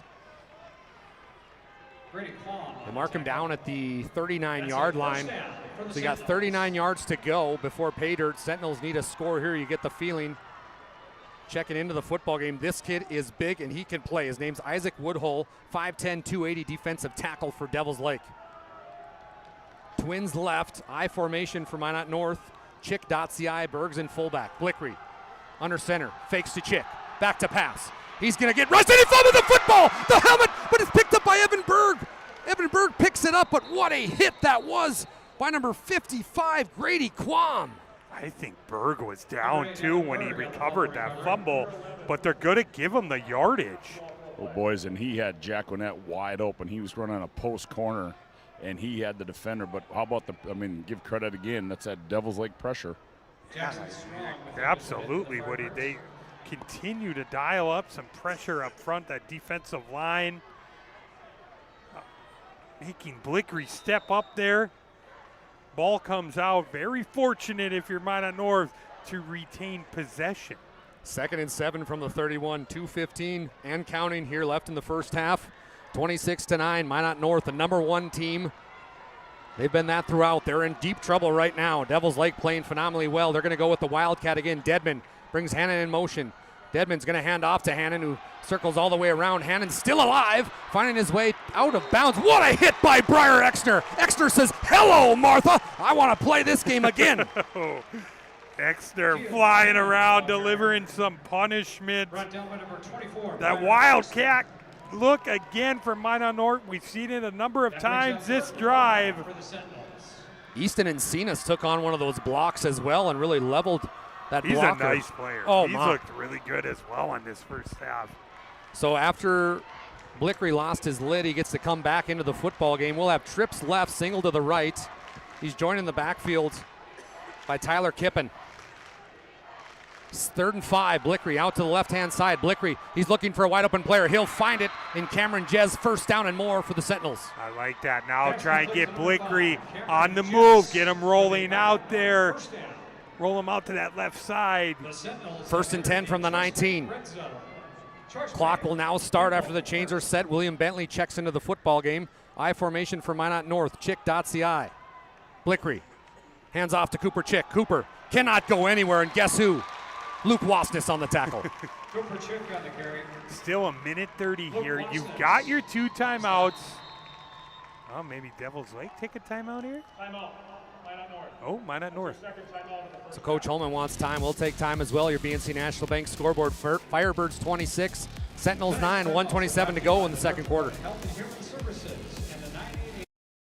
Want our dog to fetch it. Drop it. And drop it. Drop it. We want to fix it ourselves. And actually fix it. We want to order the market price lobster. And know the market price of the lobster. How much is... Whatever the market says. Sadly, we can't have it all. Except at Sport Clips, where we check in with the pros in men's hair and totally check out with pure, uninterrupted relaxation. Sport Clips. It's a game changer. That timeout was brought to you by First International Bank and Trust. They're a full-service, family-owned, independent community bank built in the Bonbon to area employees and customers. Founded in 1910 and growing to serve rural and urban communities across Arizona, Minnesota, North Dakota, and South Dakota. Find them online today at FIBT.com. 1:27 to go in the second quarter. 2nd and 9, balls on the 18. Firebirds defensively trying to get a stop here, but as of late, it's been Minot North going back to the grassroots of their offense, which is run the football. Dedman this time in the backfield. Near side here, Dallas. They got that matchup. They like Jez. They're going to hand it off to Dedman. Dedman's got nowhere to go, Bryce. Nowhere to go. Tackle on the play was by big 5'5", Grady Quam. He's got nowhere to go, BG. Yeah, that was a great play. Grady Quam, 6 foot, 220, stopping Dedman in his tracks. Kind of wrangling him down there. Took him for a 360. Twins right, I formation. Blickery fakes it. Looking for Jack Juanette. Josiah's got a chance. Great defense from Mason Palmer. Playing defensive back, also plays quarterback. That brings up 4th and 10 from the 19. Yeah, really good defense there. Jack Winnett maybe looking for a little pass interference, but him kind of going up, high pointing that ball was Palmer, Mason Palmer that is. Great defense on the back end by Devils Lake. Head coach Lambrick signaling out to his defense. Quick audible defensively. They're now hitting the top of their heads. Could see a blitz loading. Trips right. Single to the left. Blickery in shotgun. Blickery back to pass. Good pocket. Tries to go up to Dedman. Dedman catches the football. Touchdown Sentinels. I believe they got a pass interference. It ain't going to matter as Blickery to Deadman, hits. Yep, that penalty ain't going to matter. That is Deadman making a huge play on 4th and 10. 19-yard touchdown. Minot North right back in this one. How about the strike from senior leader Braden Blickery? Guys, two things had to happen right there. A great pass and great hands, and that was perfect. Had he not caught that, that was coming right at my mug. that was just great concentration by Deadman as the defender all over him, but he caught it. Big score there for the Sentinels. Well, if you're listening to us and watching on TV, look for Scott Woodmans. He's got the shorts on, the cap. He's right by that NDSU logo. Olson's going to kick the extra point here, trying to make it a 10-point game. Snap's good, holds really good. Olson's kick is good as well. No, it's not. It's far left, they're going to say. Boy, the Fargo Dome, they can really play tricks on the eyes, I guess. Right now, Firebirds 26, Sentinels 15, 51 seconds to go in the first half. We'll be back.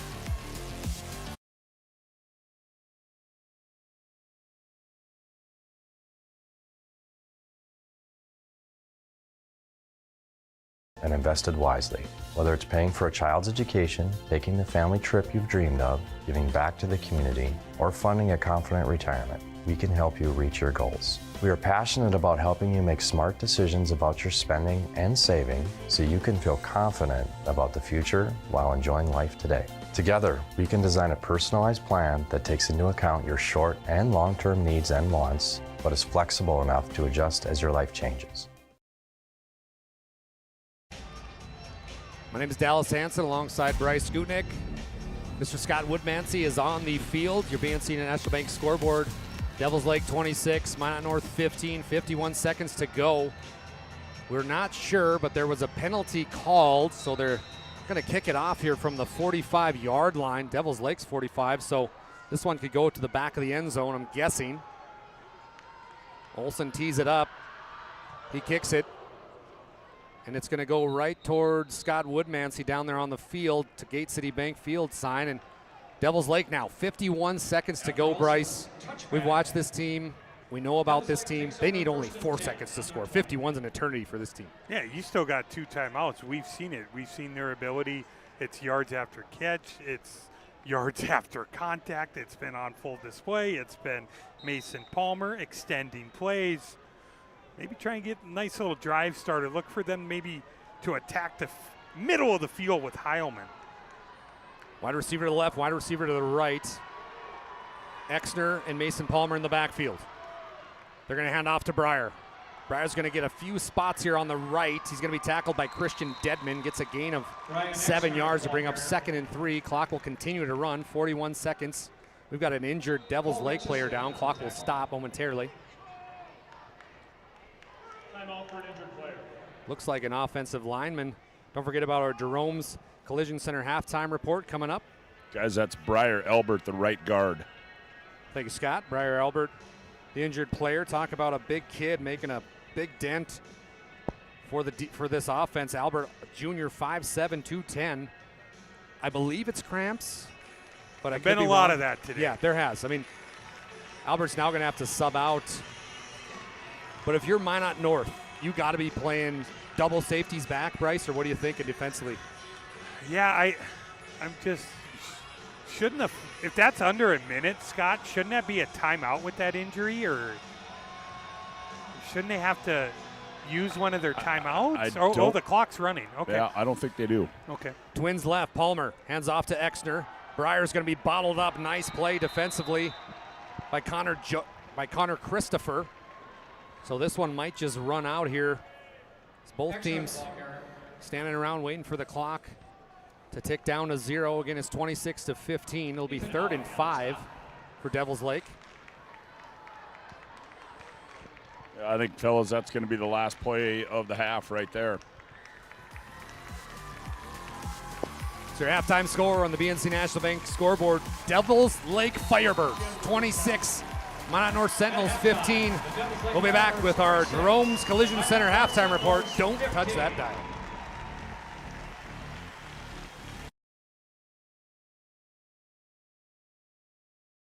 Deliver more wonderful birthdays at Trinity Health Family Birth Center. We offer all new private, family-centered suites. Our maternity team provides more personalized support, advanced care, and the reassurances of a NICU and a neonatologist on staff. Take a virtual tour at trinityhealth.org/Family Birth Center. Trinity Health, making more possible. Is proudly brought to you by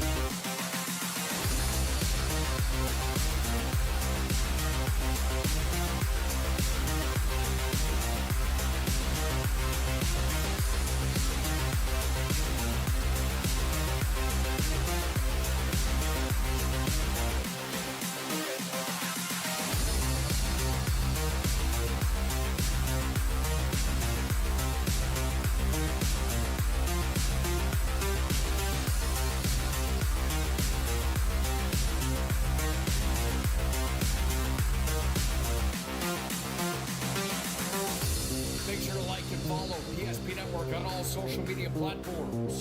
PSP Network, it's game day. At Ryan Buick GMC, we treat every day like game day. 1.2-liter turbo engine, ultra-wide screen. 1.2-liter turbo engine, ultra-wide screen, on 2. Ready? We know how to get you in the right vehicle. Blue Canyons, and hut, hut. From the test drive to the handoff, we make every step easy. This season, start your drive at Ryan Buick GMC. Not everyone starts their day at the same time or in the same way. But no matter when or how, Ferendry Electric Cooperative is there to help power every moment of it in countless ways. Because whenever it starts, one thing is certain: we never stop.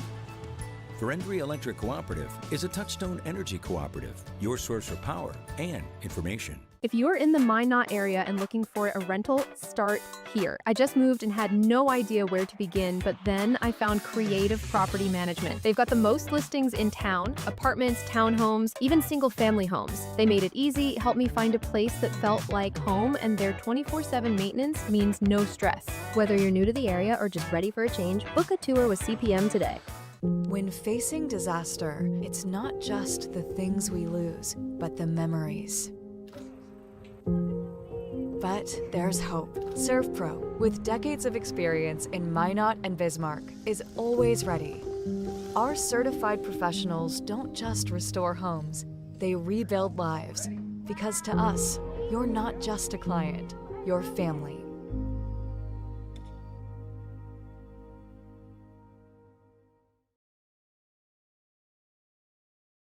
I have over 60 years combined experience in the field. Not only are we writing estimates, talking with customers, we're in the shop working alongside of our team members. I've always had a very strong passion for repairing vehicles. I've been doing it since I've been in high school, and I've always enjoyed seeing the vehicle repaired back to their original conditions. Thank you for the opportunity to serve the Bismarck-Mandan community for the last 7 years. We look forward to expanding into our new addition to better serve our customers, Centennial Collision and Paint. Learned a lot about why local matters. Unlike those guys, we take pride in our work and back our tires with our Plus Plan guarantee to get the most out of your tire's lifespan. Are the tires the same size on all the sides? We strive to provide great value to our guests and lowest prices guaranteed. That's not good. Stop at a trusted tire and auto and get a set of tires from people you know and trust, and will even match those guys.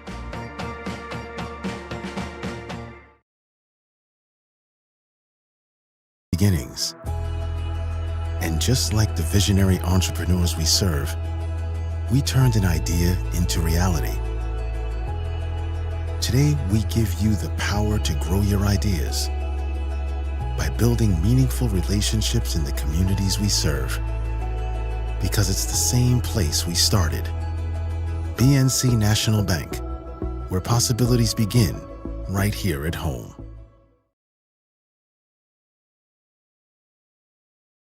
Network Player Performance of the Week. Powered by the Aggie Foundation, Ryan Family Dealerships, and Minot State University. Congratulations to this week's nominees on Big Time Games. The votes are in, and this week's Player Performance of the Week belongs to... Make sure to like and follow the PSP Network on all social media platforms, and watch for next week's Player Performance of the Week. Powered by the Aggie Foundation, Ryan Family Dealerships, and Minot State University. PSP Network, it's game day. The Aggie Foundation is a 501c3. Our mission is to really help out the communities that allow us in for charitable gaming.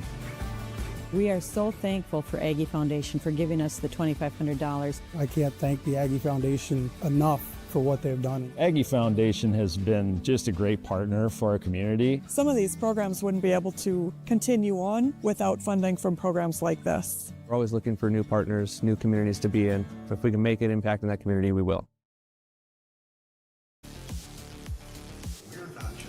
Welcome into the Jerome's Collision Center halftime report. Jerome's accidents happen. It's a part of life.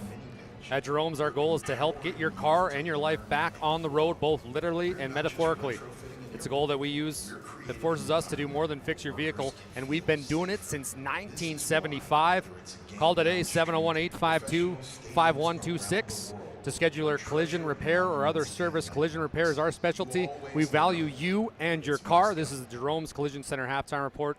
My name is Dallas Hansen alongside Bryce Gutnick, Scott Woodmansey on the field. Your BNC National Bank scoreboard, Firebirds 26, Sentinels 15. Bryce, before we get into stats and the scoring, how about this first half? Yeah, just the response. And you wonder about your team in these situations. That early safety, I mean, just a bad snap. He tries to get rid of the football with his knees down. You're kind of thinking Minot North's in business. They've got possession. They're going to go and maybe take score a touchdown already up, extending it to a two-possession game. The big play ability of this Devils Lake offense was on full display. A lot of missed assignments by the Minot North defense. Tackling has to be a priority in the locker room chat for Coach Holman. This is Jerome's Collision Center halftime report. Let's get some of those scoring recaps. Bryce, go ahead. It was started out with a safety. Don't say that very often in this game. Minot North, the old 2-0 lead after the safety. Then it was Devils Lake. Heilman, 79-yard reception from Palmer. Made it 6-2 at that point. Then Exner says, whatever you guys could do, I'm gonna top that with an 81-yard rushing touchdown. I'm not sure how many tackles he broke on that one. Made it 12-2 at that point. PAT by Palmer, 13-2 Devils Lake. Will Heilman, 34-yard reception from Palmer. Mason Palmer, that is. 19-2 extra point, made it 20-2. Then it was Deadman in the Minot North run game, a 6-yard rushing touchdown. Got us to 20-9 after an extra point by the Sentinels. Then Palmer squared. As Dallas Hansen likes to say, Mason maxed 3 yards out. 26-9 at that point. And then Christian Deadman, what a play, what a catch. I believe that was on 4th down. From Braden Blickery gets us to at the half. Devils Lake 26, Minot North 15. Well, it's not just me and Bryce Gutnick up here in the press box. We got Scott Woodmansey on the field. Scott, your thoughts on the first half? Well, yeah, I think Minot North finds himself in some unfamiliar territory, and I think Coach Holman is going to have a message for him at halftime, but certainly they're not out of this game. I mean, obviously it's a 2-score game, if that, but you look back and over the overall season, Minot North appears to be more explosive in the first half than the second half. Well, now based on their season stats. Now we'll see if they're able to do that. But you got to give a lot of credit to this Firebird team because they came out and they're displaying all their weapons. And Minot North, and you guys touched on it too in that first half, is, man, they got to tackle the football better. And if they can do that and get their offense going, this one could be who's ever got the ball last. Well said, Scott. Thank you. You're listening to the Jerome's Collision Center halftime report. Bryce, you got some stats individual-wise you can share with us? Yeah, how about Exner? I mean, he carried the ball 13 times. I know he got 81 yards on the one run, but already 125 yards rushing in this ball game. 136 as a team for Devil's Lake. And then it's Minot Northside. It's been Deadman. Deadman, 8 rushes, 74 yards. He has a touchdown in this one.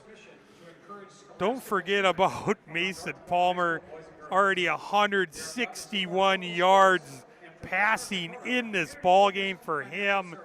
Oh, by the way, 3 touchdowns as well.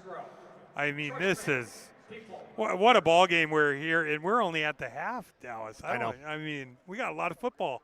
Speaking of that, we got one more to go after this. It's going to be Fargo Davies versus Bismarck Century, our AAA Dakota Bowl matchup. Todd Domrys and Scott Woodmansey be on the call. I myself will be on the field. Can't wait for that one. Your thoughts on that football game, BG? Just, that first meeting between these teams, I know it was a long time ago. I know teams are different. Dallas, here we go. You're going to give BG analysis on that next game. I'm going to sit back and just listen to this because, oh, goodness gracious. Oh, Woody's going to give me a dirty look. And it was Davies, and it's what they do best. They ran the football. Yeah. And I think it was north of almost 400 yards a game. Don't quote me on that, but that's Davies' game. It'd be interesting to see how many times, they even throw the football tonight. And Century's D-line's going to have something to say about that game. It's going to be bits. It's going to be guys like Schweigert up on that defensive line. The Century defense, no slouch, my friend. Can't wait to hear that one again. Scott Woodmansey and Todd Domrys will be on the call. Players are starting to leak out towards the field here. We're going to take a short break. You've been listening to our Jerome's Collision Center halftime report. We'll be back with second half action here from the Fargo Dome for the Dakota Bowl.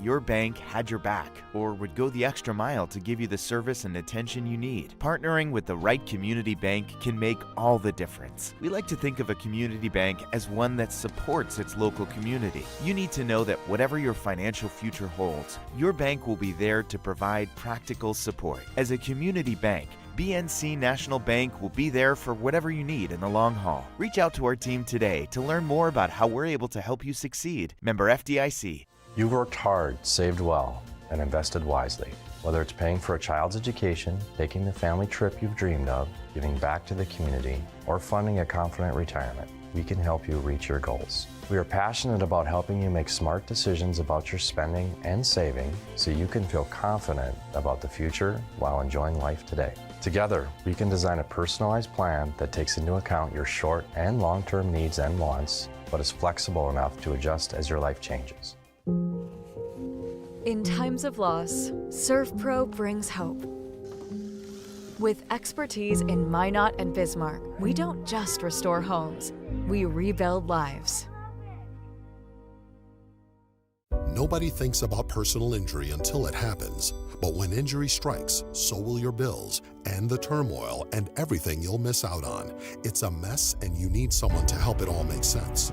That someone is Schweigert, Clemene, and McBride. We know the territory and the process, and we work smart and hard to get you results. It's easier to get back to normal knowing there's a team behind you. We're the ones the other side doesn't want you to call. We're on your side. We're Schweigert, Clemene, and McBride. Deliver more wonderful birthdays at Trinity Health Family Birth Center. We offer all new private, family-centered suites. Our maternity team provides more personalized support, advanced care, and the reassurances of a NICU and a neonatologist on staff. Take a virtual tour at trinityhealth.org/familybirthcenter. Trinity Health, making more possible. Hey, it's PSP Network. Coverage of the Dakota Bowl here. It's Devils Lake and Minot North squaring off.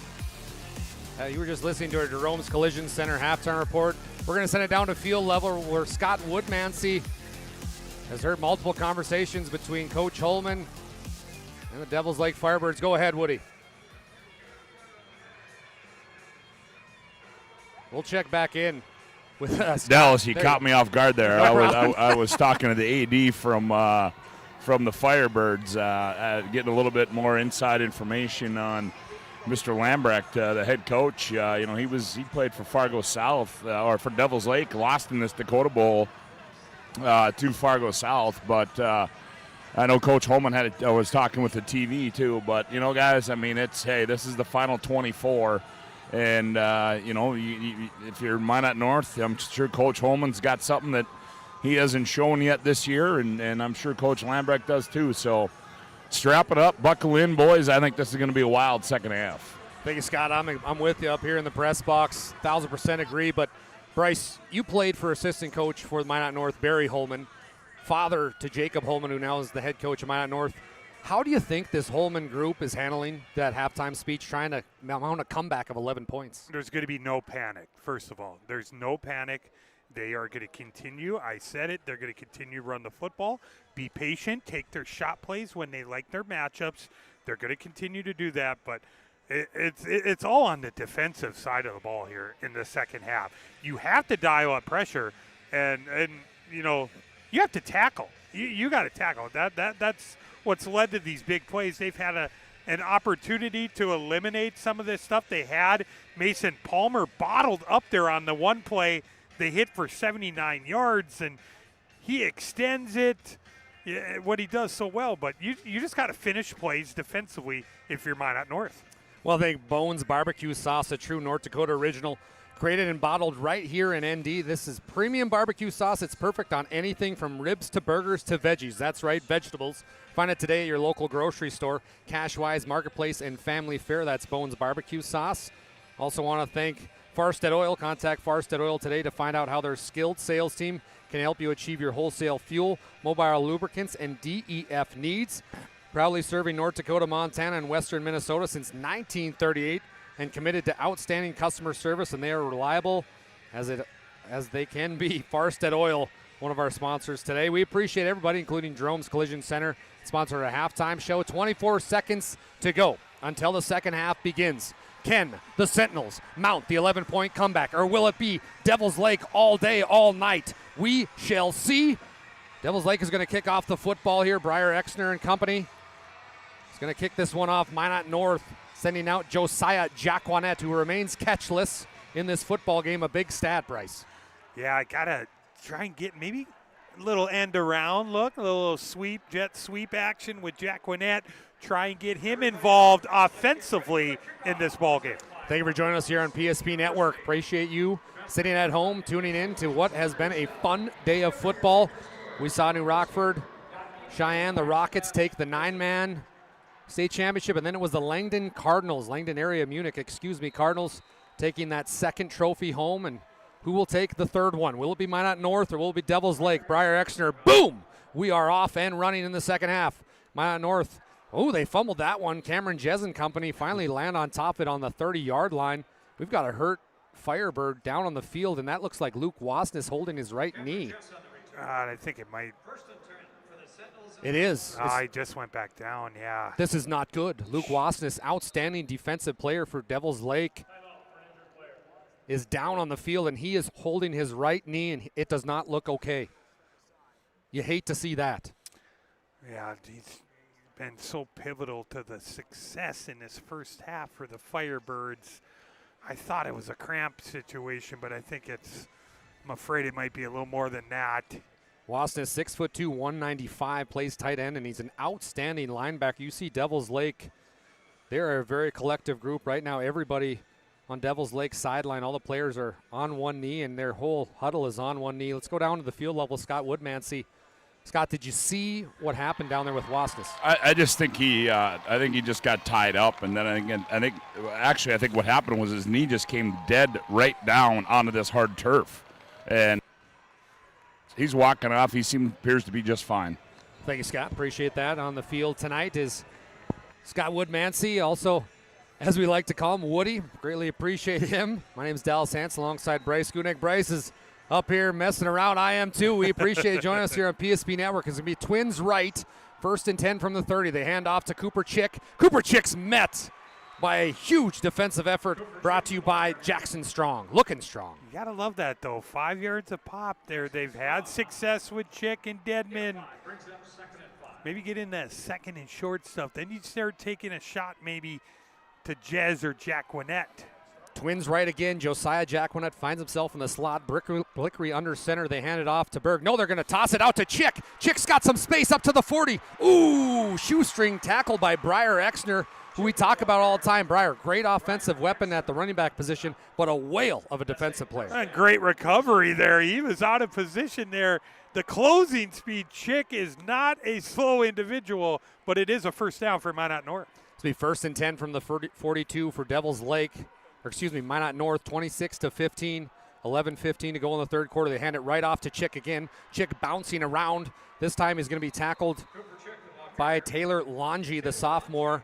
So a heavy dosage of Cooper Chick right off the bat.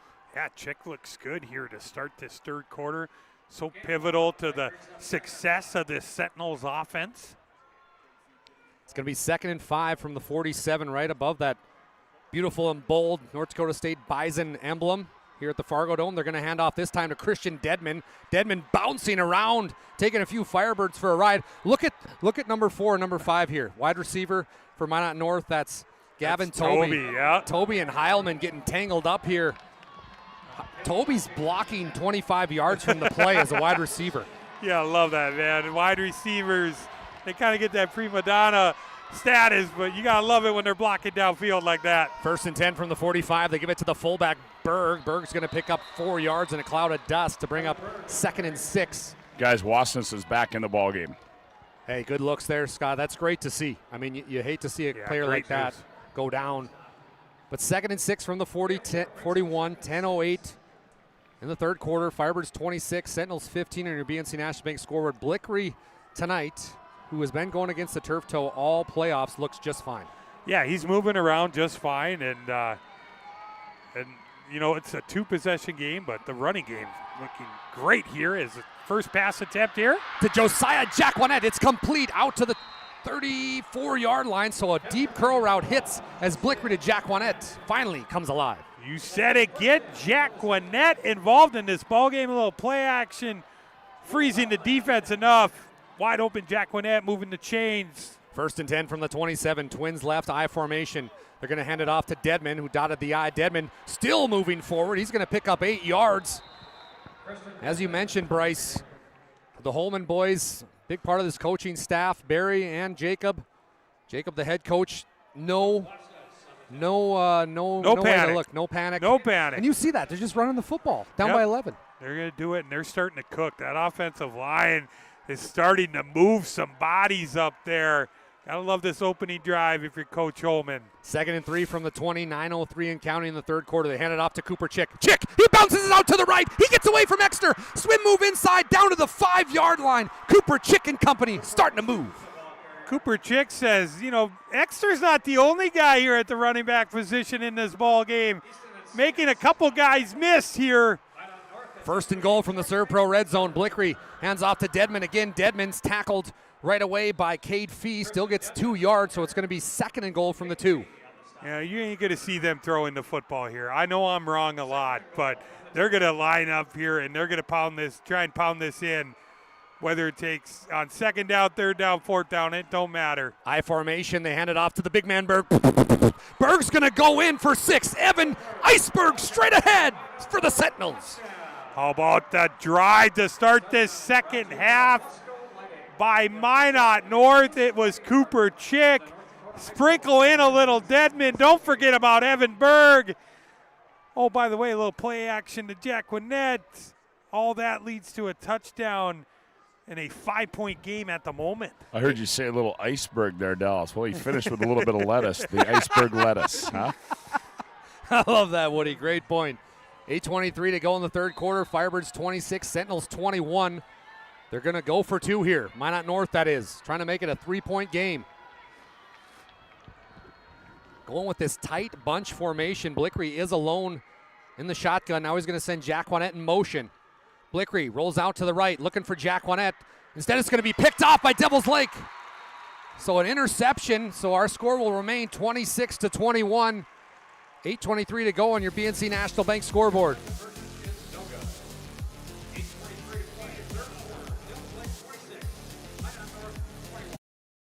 And invested wisely. Whether it's paying for a child's education, taking the family trip you've dreamed of, giving back to the community, or funding a confident retirement, we can help you reach your goals. We are passionate about helping you make smart decisions about your spending and saving so you can feel confident about the future while enjoying life today. Together, we can design a personalized plan that takes into account your short and long-term needs and wants, but is flexible enough to adjust as your life changes. First International Bank and Trust is a full-service, family-owned, independent community bank built on the bond between our employees and customers. Founded way back in 1910 and growing to serve rural and urban communities across Arizona, Minnesota, North Dakota, and South Dakota. Find them online today. That's First International Bank and Trust. And when you run an offense like that, it's money in the bank, and Minot North love that possession. Yeah, great job, Berg, finishing it off. I am going to say this. I'm surprised they didn't run it on the 2-point conversion. Me too.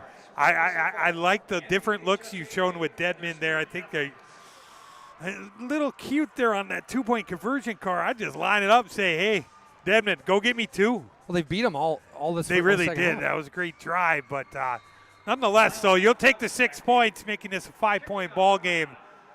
Great start to the second half for the Sentinels. Joseph Olsen has now teed up the football, and he will kick it off from the 40. And away we go. Firebirds.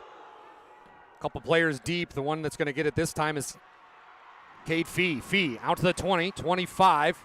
He's wrestled up. How about that beautiful special teams play? And now for the first time in this football game, you hear the Minot North faithful come alive. Yeah, they're starting to feel it here. Special teams flying around on that kickoff. See if the defense here, not too many stops in that first half. One of the more poor first halves, this defense who's been so good all year. See if we can get maybe a early 3-and-out here for Minot North. Out trots Mason Palmer and company. Up 26-21, 8:17 to go in the third quarter. 1st and 10 from the 22. Palmer in the backfield with Exner in shotgun. This time he's going to bring Will Heilman in motion. They're going to hand it off to Exner. Exner up the middle. He can't be stopped tonight. He looks like Superman. Picks up 9 yards. It'll be 2nd and 1. Yeah, great job. Right back to Exner there, dragging defenders.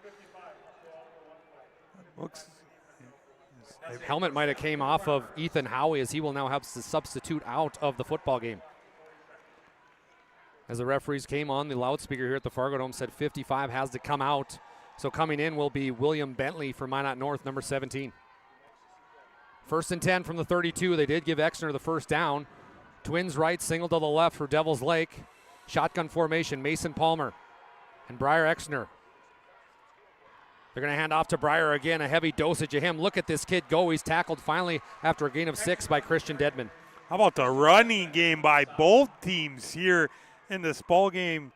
We show a little love to number 6, Cade Fee there, leading the way there, springing Exner loose for a nice gain. Appreciate Ryan Family Dealership for sponsoring tonight for 50 years. Ryan has been a trusted name for car buyers in western North Dakota. Shop their entire inventory at driveryan.com or visit one of their 5 locations in Minot and Williston, North Dakota. 2nd and 4, 7:16 in the third quarter left. Ball's on the 38. Another handoff to Exner, this time bounces out to the left. Evades Christian Dedman. Exner's out to the 48-yard line. Finally gets chased out by Hannon. But Exner, again, another first down. And then he's got words with Coach Holman. Pretty sure Holman's just saying, hey, good job. But a little interesting there is we got Laundry on the field as well. What's going on, Bryce? I don't know. That penalty's in the backfield. Oh, big call. Let's go down to field level with Scott Woodmansey. Scott, is it getting chippy down there? What's going on? Well, I couldn't tell. I was behind, and I was walking from the other side down to where Devil's Lake is heading. I didn't see what took place there with Holman and Exner, but yeah, they had the jib jabs going a little bit there. Yeah, a little bit of an exchange there. It's going to be 2nd and 13 from the 29 now after the block in the back. Mason Palmer has got twins right. Single to his left. That's his twin brother, Max. Mason is phenomenal. Can he win the Dakota Bowl? He rolls out to the right. Mason, he's going to go deep this time. It's completed. Nice pitch and catch there to Will Heilman. Heilman goes out to the 49, and then he's got something to say to Minot North. And we've got Laundry. It's getting chippy. This is the Dakota Bowl, baby. Yeah, Wake up. That was just an absolute brain-dead play right there by catch the ball, get off the sidelines, go back to the huddle. Now they're going to tack on 15 on that one. Yeah, if you're going to sit there and scream in a guy's face, I mean, they're going to call it. Yeah, head coach Todd Lambrecht's beside himself, but he didn't see what's going on, and we had the perfect vantage point. And he's guilty. We could see it from up here. He gets in his face with the screaming, the excitement there. What a great throw. I get it. You made a great play. But now you take one step forward, 2 steps back. Well, did you see that? As what happened is he went out of bounds, Heilman went out of bounds, he kind of threw the defender just kind of at him. And then after that, then he went over and kind of just, let him nodded know. his head right up in his face. So, yeah, I mean, that's 15 right there, fellas. 1,000%. 1st and 10 from the 34. 6:58 left in the third quarter. Firebirds up 26-21. 2 to the right, 1 to the left. Palmer back to pass. Perfect pocket for the young man. Again, he just hits Heilman. Heilman almost gets the first down. It's going to be a gain of 8 yards, so they're just 1 yard short of the first down. It's going to be actually very close to a first down. They're going to mark this one. Now they're going to say first down, so Devils Lake gets a pivotal first down conversion. And kind of an interesting look here. Vigestead is in defensively for Minot North at that cornerback position. Hasn't had a lot of time out there. A guy I haven't seen defensively who's been really good for Minot North is Cameron Jez. So maybe something to monitor there. 1st and 10 from the 44. Twins right, single to the left. The man in motion is going to be Heilman. Palmer in the backfield with Exner, and we're going to have a penalty on the play. This is against Devils Lake. It is. So Devils Lake, they got bitten by the penalty snake early on in this second half, not helping their matters. Want to play a clean football game. I mean, I know they've played great thus far, Bryce, but you were still the underdog coming to this game. And they had 16 penalties in the first matchup. I know I've already got them for 7 in this ball game. We still got a lot of football left. But this drive kind of going backwards after a couple really nice completions. 1st and 10 from the 41. 6:05 left in the third quarter. Palmer back to pass. Rolls out to his left. Now Palmer's going to take off himself. Mason Palmer to the 45. Tries to get to the 50. Picks up a block. Palmer's still alive. First down and more. Mason Palmer is alive and well at the Fargo Dome. Minot North wanting a block in the back there by their sideline. Not going to get it. It's Mason Palmer improvising, using his feet. First down, Firebirds. How about this play from Mason Palmer, who's got a few baseball offers to play collegiately? He threw the perfect game this past summer. I mean, what can't this kid do? Yeah, he's such an athlete. And I might have to have some football offers coming in here. I mean, take a look at this kid. 1st and 10, they hand off to Exner. Exner's got some space. 45, 30. Briar Exner all the way down to the 32-yard line. He signals for the first down and more as Devils Lake continues to move the football. I mean, what an answer this drive here.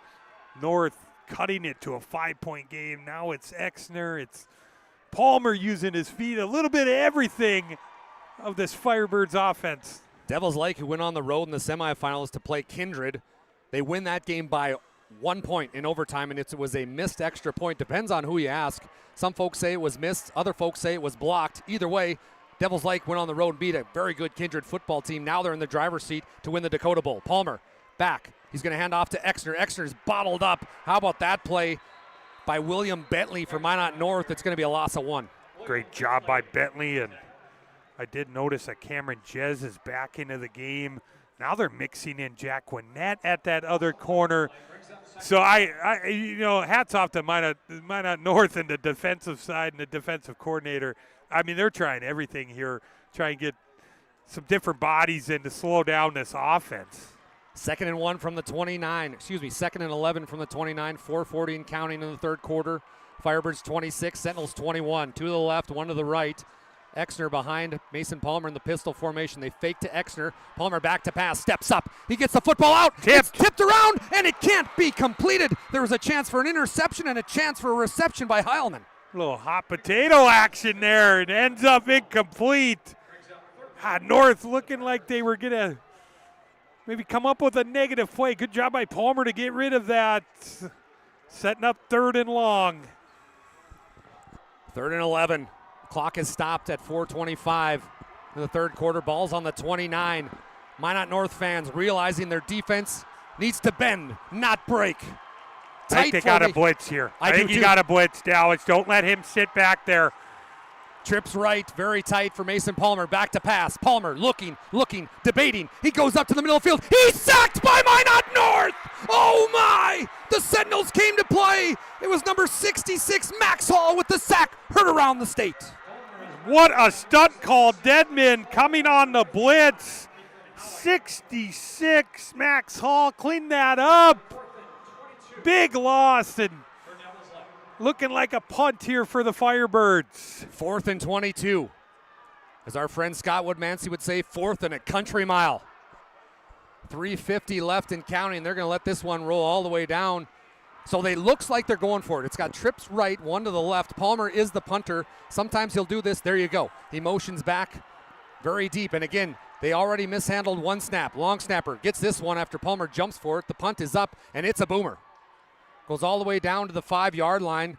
Be a fair catch at the 9, Fair catching that was Gavin Toby. We're going to take a short break. When we come back, the Sentinels, will they go marching on offense? You'll have to pay attention and wait.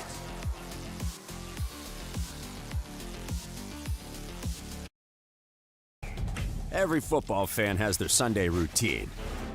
Maybe it's setting your lineup, firing up the grill, or claiming your spot on the couch. But the center of every Sunday is the drive. The morning drive home before kickoff. The drive to your buddy's watch party. Wherever you're headed, we can take you there.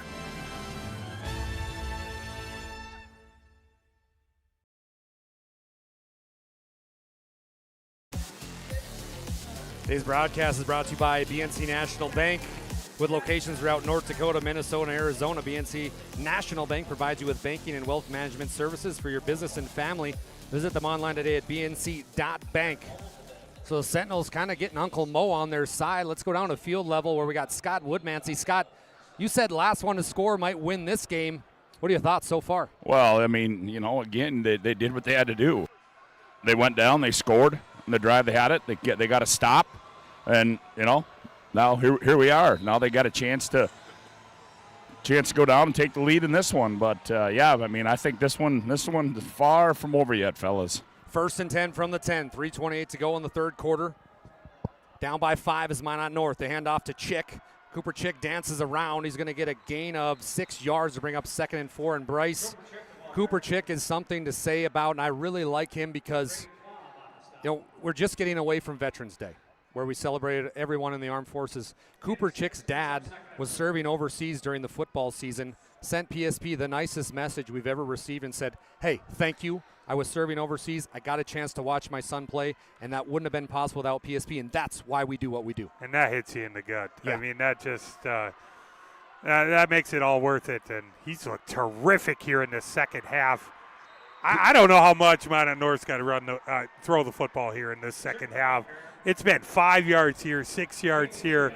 They're starting to impose their will up front. That offensive line looking terrific. Guys, the way Cooper Chick is running here in this second half, I don't know when it's going to be, but I feel that this kid might bust one here in this second half. No, I agree. It's going to be a first down after the Chick run. They hand it right off to Cooper Chick again. This time he's bottled up by a couple Devil's Lake Firebirds. One of them in on the play. It was 2 of them. We didn't catch the one number, but it was Luke Wasness who went out with a right knee injury. He seems to be back to 100% to bring up 2nd and 9 for the Minot North Sentinels. Down 26-21. Clock is continuing to tick here. 2:08 left in the third quarter. Jack Wanette's on the far right. I formation, Blickery under center. Fakes to Chick. They're going to go deep to Josiah. Jack Wanette. Jack Wanette almost caught it left-handed. Incomplete. Great defense from Will Heilman. Yeah, that was a really good route. Josiah looked like on that little comeback route, Blickery had delivered the ball before he was even out of the route, but that's just better defense. Will Heilman there answering the call. 3rd and long here for Minot North. Ball's on the 26-yard line. 3rd and 9 as my partner today, Bryce Gutnick, talked about. My name is Dallas Hansen. Thank you for choosing PSP Network wherever and however. Just know we appreciate it. Trips right, single to the left. Blickery in shotgun with Evan Berg to his left. Blickery back to pass. Pocket's good. It's going to be wide receiver screen to Josiah. Jack Wanette. Jack Wanette still going. He's tackled by... Here comes the extra effort. Look at him. Look at the offensive lineman pushing him forward. It's going to be a first down. That's extra effort, championship effort there. Look at the awareness of the offensive line there. Pushing Jack Wanette just enough. How about a little screen pass on 3rd and long? Huge conversion for Minot North. Tyler Steele, the offensive lineman, 6'1", 265, was running like Willie Rofe. Excellent job there. It's going to be a half fullback handoff right up the middle to Evan Berg. He picks up 6 to bring up 2nd and 4. 1:20 now left in the third quarter. What a game it has been. Back and forth, back and forth. 2nd and 4 now for Minot North, and Coach Holman, that mantra continues. You can't tell if he's winning or losing. It's the same face all the time. Twins left. Blickery, Berg, and Dedman dots the I. They're going to hand it off to Christian Dedman. Dedman's going to be mighty close to the first down. I believe he got stopped. Wasness on the tackle. Well, guys, the story of this second half so far has been the time of possession. Yeah. Minot North's had the ball dang near the whole third quarter. No, you're exactly right, Woody. We've seen this. We've seen this a number of times where they, it's just methodic, straight handoff, Chick, get Dedman involved in the run game. That offensive line taking over this game in the second half. 3rd and 1, they give it to the big man, Berg. He's going to pick up the first down and 2 more yards. How about Evan Berg? The glue of this offense, always old Mr. Reliable. And that's going to probably bring us to the end of the third quarter here. You got to love having a fullback like Berg just saying, hey, any 2nd one, 3rd and 1, 4th and 1, you're getting the rock. Go get me a yard. 1st and 10, Twins right. 5 seconds left. They're going to actually hike this one. They will. Christian Dedman's going to get the football. He's tackled after a gain of 2 by a Firebird. That was Cade Fee on the tackle, and that will bring us to the end of the third. 3 down, 1 to go. Who is going to win the Dakota Bowl? Firebirds right now with the lead, 26 over Minot North's 21. Don't go anywhere. It's coming down to the wire on PSP Network.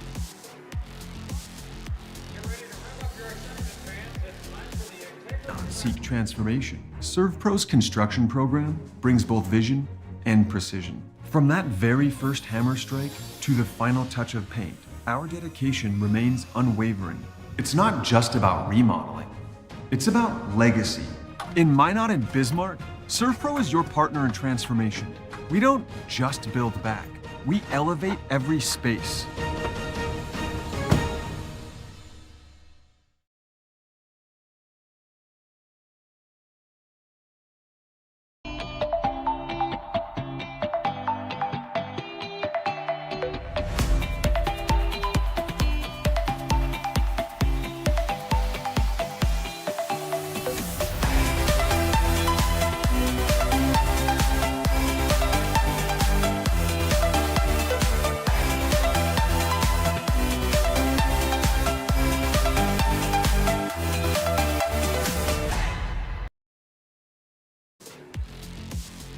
Welcome back to the Fargo Dome here at Gate City Bank Field. Dallas Hansen, Bryce Gutnick, Scott Woodmansey on the call here. Everybody's holding up the number 4 because we are now into the fourth quarter, and this ball game is rather tight. Devil's Lake, the underdog, with a heck of a story. Up by 5 right now, 26-21, but number 1, the big dog, Minot North starting to fight back. They're going to start off here 2nd and 7. Deadman's going to fake to Hannon. They go with the Wildcat. Deadman picks up 1 yard. How about the play there from Devils Lake defense? And that was Grady Quam again. The guy's name we've said a lot. Grady Quam just sitting on that. Knows his assignment on there. Staying home. Reading the Wildcat look there from Deadman. Big 3rd down here. 3rd and 7 from the 48. Clock continues to tick away. 11:30 now left in the ballgame. They're going to go with trips left, single to the right. Joining the backfield is Blickery and Berg. Shotgun formation. Blickery rolls out to the left. He's now going to throw. It's fumbled! It's fumbled! It's Luke Wasness! Devils Lake just got it! Oh my! Luke Wasness came flying around. What a play! Devils Lake is playing out of their mind, and they just got the turnover they needed. Just the ball. He loses the ball as he goes into that throwing motion. Turnovers have been the story. +3 for Devils Lake in this ball game. Mason Palmer can sense it. They're going to take over after the fumble by quarterback 1 Blickery for Minot North. Palmer's going to have 2 to his left, 1 to his right, joining the backfield by Briar Exner. They're going to send the tight end in motion. Palmer slaps his hands. We got a penalty now. More Laundry.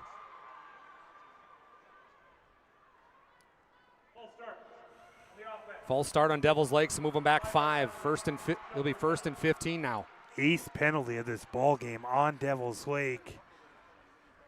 Putting them behind the chains here to start this drive. Got to feel for Blickery there. Just losing the football as you're going into your motion, rolling out to that left side. Looked like he had Deadman kind of sitting down in that zone, but nonetheless, Devils Lake capitalizing. 1st and 15 from the 45-yard line. Palmer's got twins left, single to his right. Briar Exner in the shotgun with him. Palmer's going to keep this one in a quarterback draw. Palmer nowhere to go, bottled up and tackled for a loss by number 55, Ethan Howie. Howie there whiffed on the first time, comes back, cleans up the play. Gotta love the effort. Number 55. You could cut the tension in this Fargo Dome with a butter knife. Minot North fans, Devils Lake fans, chewing on their fingernails. They want both teams to come home with the state championship trophy. We don't know who it's going to be. Right now, Devils Lake's in the driver's seat, but it's 2nd and 16 from the 46. Twins left, single to the right. Sorry, Bryce, go ahead. Been in these long situations. Look for Exner maybe in the flat. Palmer back to pass. Perfect pocket. Palmer now steps up. He evades one. Can he evade another? He can. Palmer's still alive. Brings it out. He's going to be about 4 yards short from the first down, but Mason Palmer, my goodness, what a kid. And Deadman's limping off the field there on the far sideline, shaking off. I hope it's nothing serious. But what about the stiff arm? Mason Palmer there. So gifted, dual threat. 3rd and 4 from the 34. BNC National Bank scoreboard, Firebirds 26, Sentinels 21. Thanks for coming along for the ride here at the Dakota Bowl. Twins left, single to the right. Palmer. They're going to hand it off to Exner this time out of shotgun. Briar Exner's a little loose here. Briar down to the 25. He's still going. This kid's like a horse out there. Bring out the Clydesdales. Briar Exner, 1st down and more. Dragging defenders. That's been the story. Yards after contact. That total continues to climb for Briar Exner. So the ball will be 1st and 10 from the 24. Let's go down to field level. Scott Woodmansey. Scott, what's the read down there in the vibes? Well, after that run right there, the guy's still possessed, and I think you got to ride that horse as far as you can ride him, because that was just that was a man run right there. They're going to hand it off to Exner again. Exner right up the gut. Tackle is going to be made after a gain of 8 by Evan Berg. Clock continues to go. 9:43 left in the 4th quarter. Ball's on the 24. It's going to bring up 2nd and 5. Ball will be on the 19. You got the feeling here, Bryce. Partner, it's going to be a lot of running. We're going to see a lot of Briar Exner. Yeah, see if you can try and create some type of negative play here. Set up Devils Lake in an obvious passing situation. You've had some success with the blitz looks you've shown in the second half. Twins right, single to the left. Palmer and Exner in the backfield. They hand it off to Breyer. He's stopped immediately by Minot North, and that was William Bentley on the tackle for a loss. Bentley's been really good this second half. How about Max Hall as well? He's been a name we've called a couple times, wrecking some havoc on that D-line. Brings up 3rd and 8, ball spotted on the 22 in the Serve Pro red zone. Serve Pro 24/7 emergency service trained technicians, fire and water cleanup and restoration. It's Serve Pro. A big 3rd down here from the Fargo Dome. Devils Lake fans are quiet. Minot North are erupting. Palmer back to pass. Looking. He's got Exner wide open. Exner, he's going to be close to the first down. What a tackle in the open field. Exner tries to get away. It takes 2 Sentinels and more. Right there was Harrison Schaefer. Also joined along by Gavin Toby, but Breyer Exner, as Scott Woodmansey just talked about, he's a man to take down, a man amongst boys. They're just hanging on for dear life. Look at Toby. He's like, I am not letting go. Somebody come help clean this up. Well, and he tackled him where you got to tackle a guy like that. Absolutely. And the guy just refused not to go down. I mean, big play here, fellas. 4th and 4 from the 18. Twins left, single to the right. Exner and Palmer. Palmer almost gets Minot North to jump, and they might have. Oh, my heavens. Oh, my. A huge play. I don't know how the official on the far sideline doesn't. That's what Minot North's asking. How can that? That's insane. That's a first down. So the line judge closest where the player jumped doesn't throw the flag. Scott, explain this. Yeah, well, the line judge over here threw the flag, and I can't speak for the other guy, but this guy had a good look at the encroachment call. So I think that's really hard to argue that one. Yep. Good call by the officials. 1st and 10 from the 13, 7:43 to go. Devils Lake 26, Minot North 21. Twins left, single to the right. Palmer's going to hand off to Breyer Exner. Who other? Breyer's met immediately. Woo! Nice play and great tackle by Howie. Howie standing him up there. I think his mouth guard's in the top of his helmet. I'm not sure It is. what happened there. But Good call, partner. Hi, Bryce. My name's Ethan. My goodness. Howie's played a heck of a game for Minot North tonight here. 2nd and 8, ball's on the 11-yard line. Breyer Exner just alongside his best friend, Mason Palmer. Palmer is going to fake to Exner this time. Palmer back to pass. He rolls out to the right. Palmer's still alive. Throws in the end zone. Wide open player. Touchdown! Devils Lake. It's Will Heilman. He might be mayor of Devils Lake after today. It's just Palmer again. Buying time, scrambling there, getting outside the pocket, giving Heilman some time to move around, find him in the corner of the end zone, extending the lead to 2 possessions here. 32-21 now. Devils Lake just got some insurance points as they're up with 6:55 to go in the football game. Mason Palmer on to kick the extra point. Snap's good, holds good, kick is up, and it's good as well. So your BNC National Bank scoreboard right now, Devils Lake 33, Sentinels 21, 6:55 to go.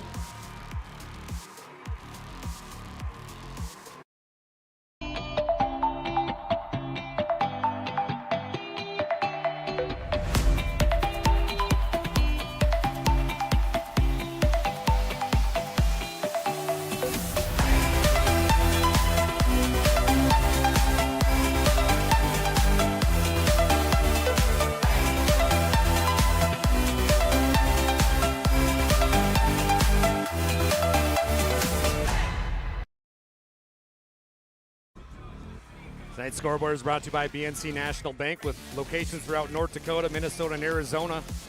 They provide you with banking and wealth management services for your business and family. Visit them today at bnc.bank. How about Ryan Family Dealership? At Ryan Family Dealership, the commitment and respect for their customers is as strong today as it was 50 years ago. Experience the difference when you visit one of their 5 locations in Minot and Williston or shop online at driveryan.com. 33-21. Devils Lake shocking the great prairie land they call North Dakota right now as number 1 is on the ropes late. The biggest play there, it's the 4th and 4. You just cannot jump off sides in that situation. Couple plays later, it's what Palmer does.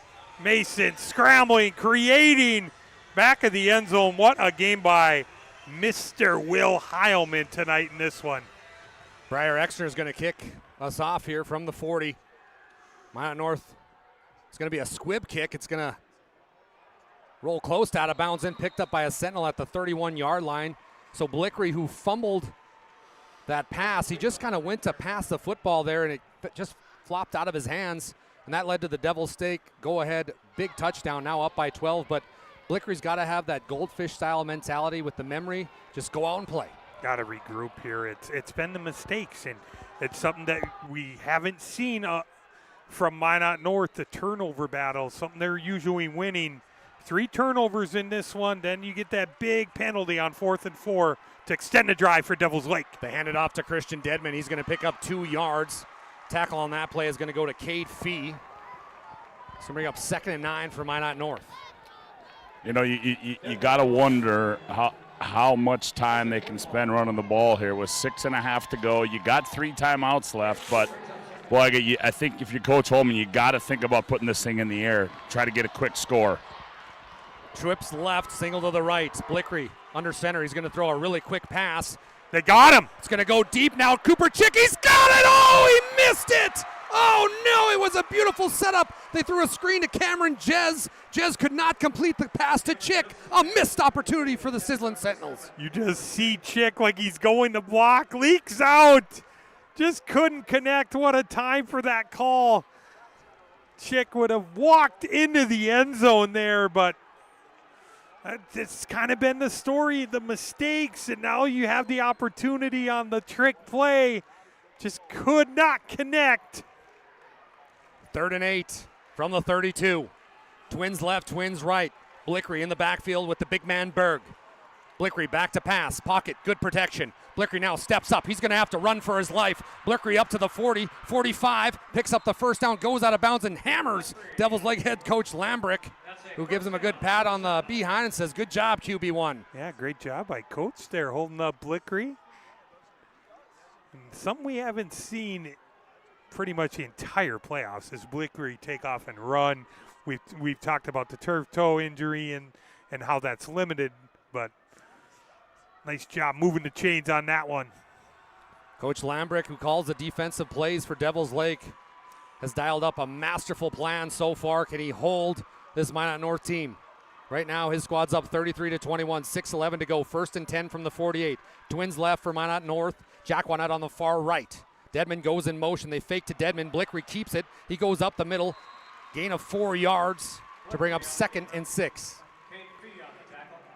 Cade Fee on the tackle there. Cade Fee, who's played phenomenally well defensively, I have to say, Bryce. Yeah, he really has. He's been crucial in trying to slow down this Minot North rushing attack. He's done a good job holding up at that linebacker position. Blickery to pass out of shotgun. Looking towards the trip sideline. It's going to be short. I believe that was tipped at the line. And Josiah Jack Wanette was wide open down the field. Yeah, he missed him. He didn't see him there. Right up the seam there. Jack Wanette was wide open for opportunity for a big play there. Something to note, Mason Palmer's been out this whole defensive stand. Now on 3rd and 6, Coach Lambrick brings Palmer back in to play that safety position. He got a much-needed rest. So they're going to go trips left, single to the right. Blickery, huge 3rd down and 6. Blickery back to pass. It's going to be a screen to Berg.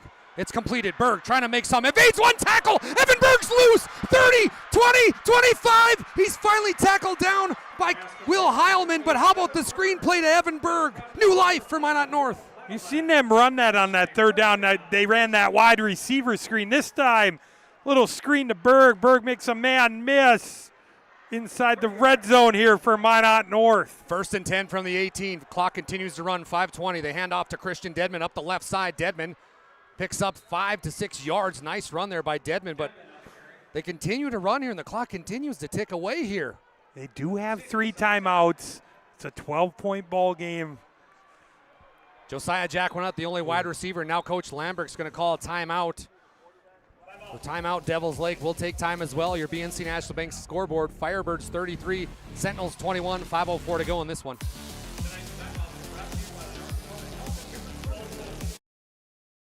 Nodak Insurance Company has been serving our state's residents in good times and challenging times.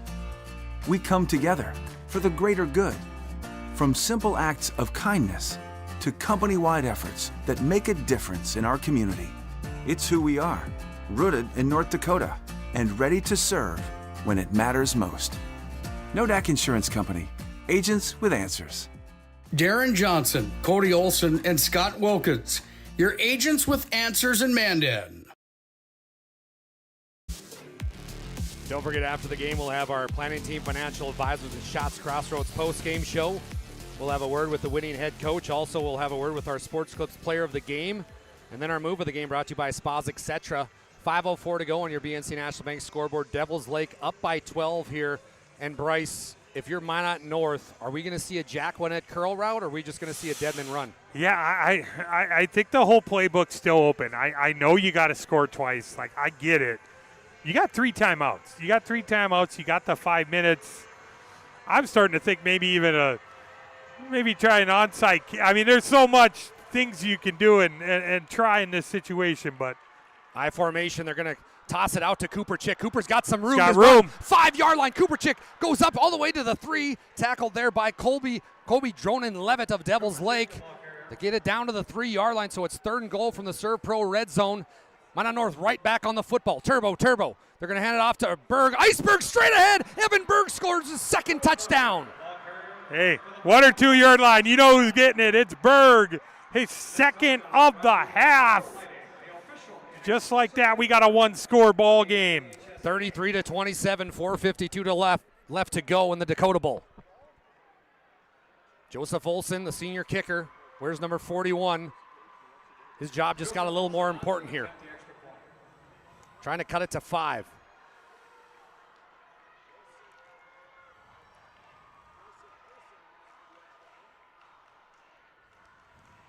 Snap's good, holds good. Joseph Olson's kick is up, and it is good.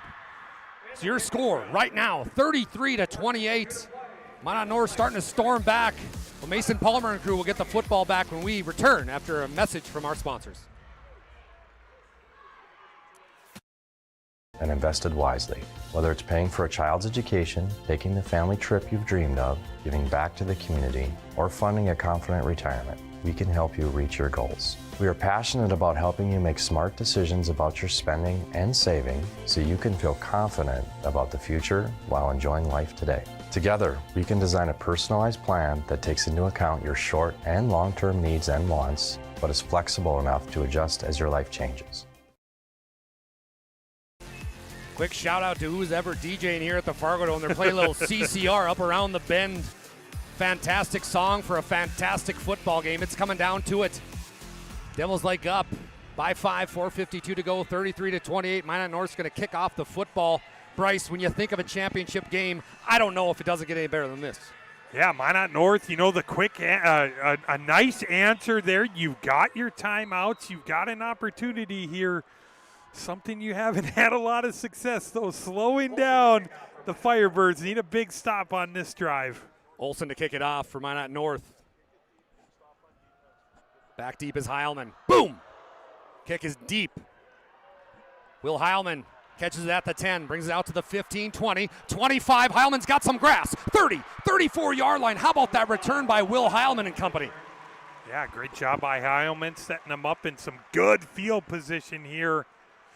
Gotta believe Minot North gonna burn these timeouts right away here. Expect a heavy dose of Exner, maybe a little RPO action with Mason Palmer. Appreciate BNC Sports. They create exclusive personalized solutions for North Dakota high school and collegiate programs. From custom equipment, uniforms, and coaches, apparel for fans to wear, branding, and more, they do it all. Contact BSN Sports or a local representative today. Twins right, single to the left. Exner and Palmer in the backfield. Palmer hands off to Breyer. Breyer goes up to the left-hand side. He's tackled by Evan Berg immediately. Gets back to the line of scrimmage to make it 2nd and 10. Clock continues to go, 4:35 left. I like that there. Schaefer putting his head down saying, I'm going to go low. Somebody help clean this up. Berg comes in. So actually going to say he gained 1 yard, so I'll bring up 2nd and 9.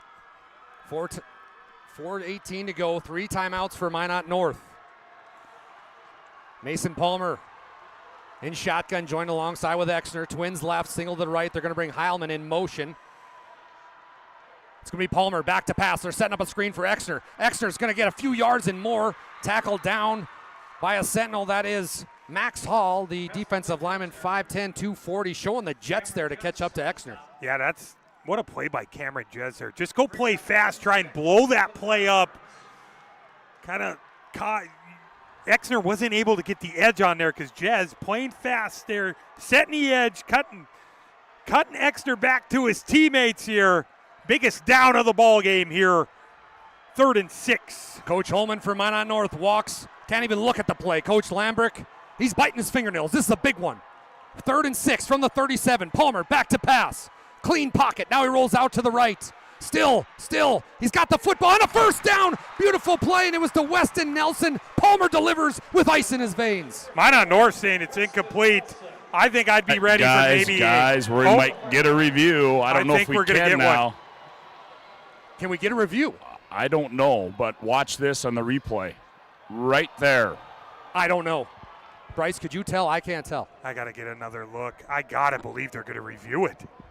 I don't think a review's coming. No, I think it's, yeah, you're right. So we play on. 1st and 10, 3:06 left. Palmer with Exner in the backfield. Twins left, single to the right. Palmer's going to hand off to Breyer. Breyer's going to go up, and he's got space. Breyer Exner's loose. 40, 35, 30, 20. One man to beat. Can he get there? Touchdown, Breyer Exner, the king of Devil's Lake, hits again. 2-4's unreal. Oh, you got it. I mean, what a turn of events there. Minot North asking for a review on that 3rd down conversion. They didn't think he brought that pass in. That was Nelson. Next play, 56 yards. Exner into the end zone.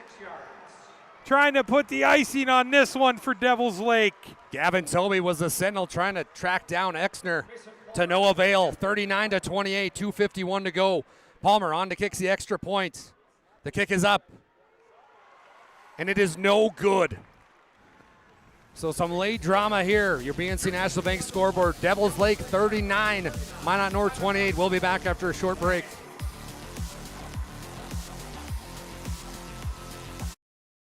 Seek transformation. ServPro's construction program brings both vision and precision. From that very first hammer strike to the final touch of paint, our dedication remains unwavering. It's not just about remodeling. It's about legacy. In Minot and Bismarck, ServPro is your partner in transformation. We don't just build back. We elevate every space.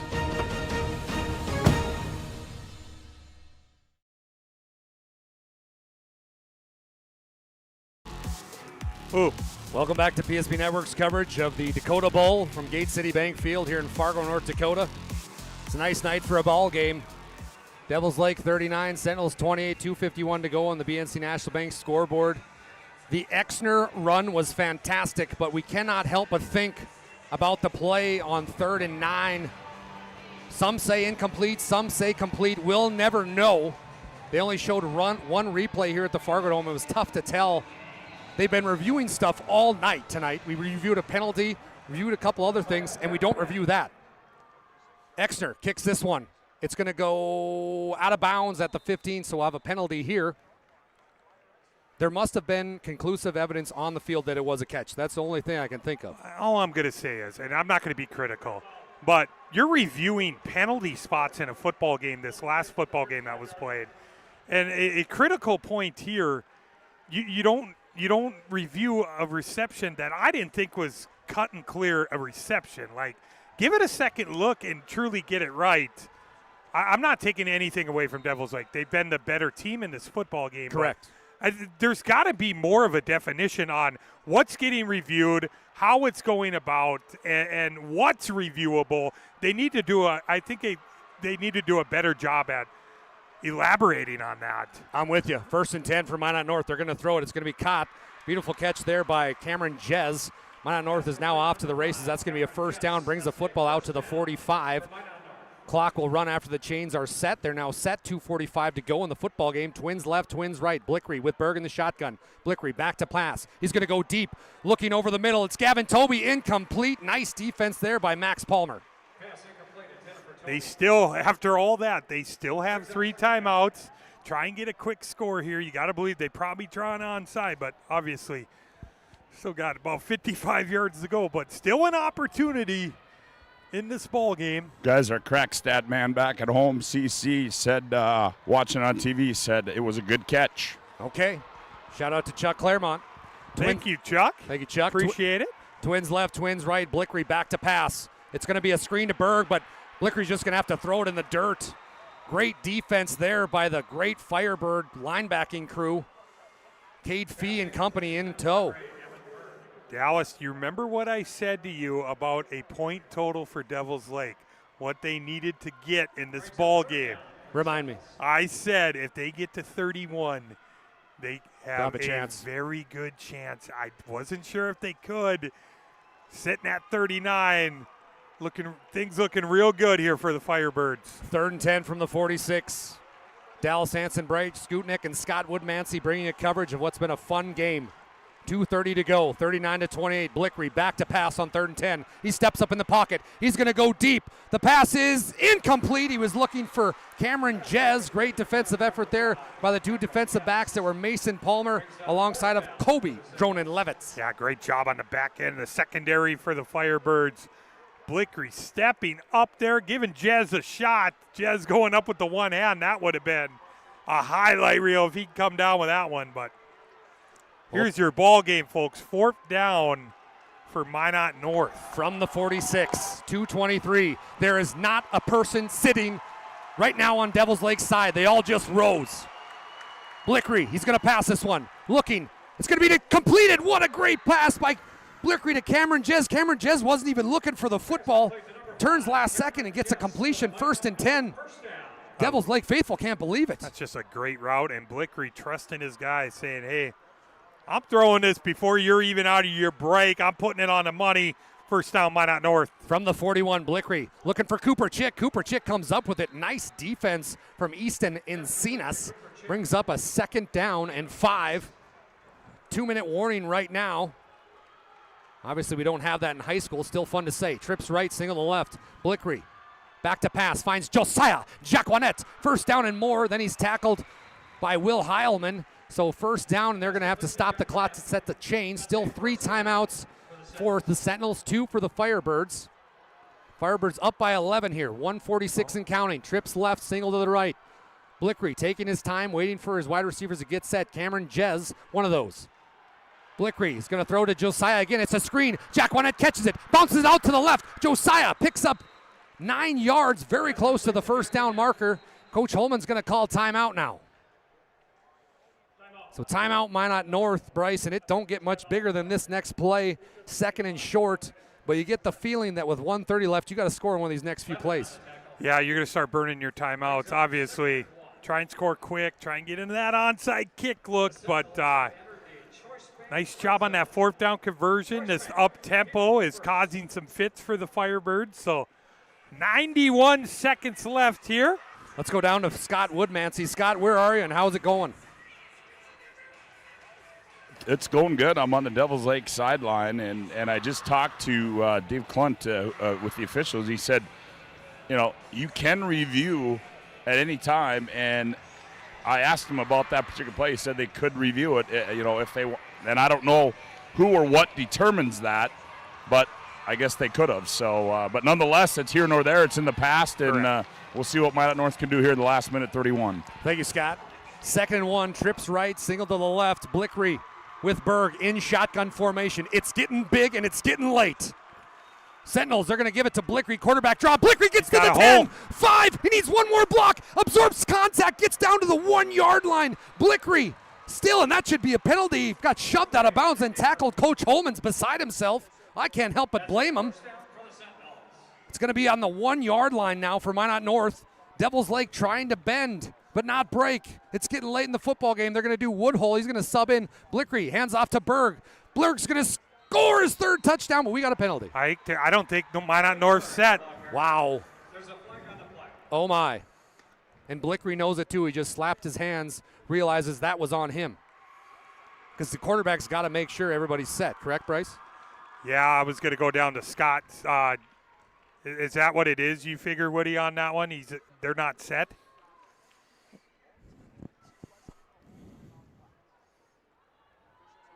Sorry, guys, I had the mic off. Yeah, yeah, that's exactly what it was. I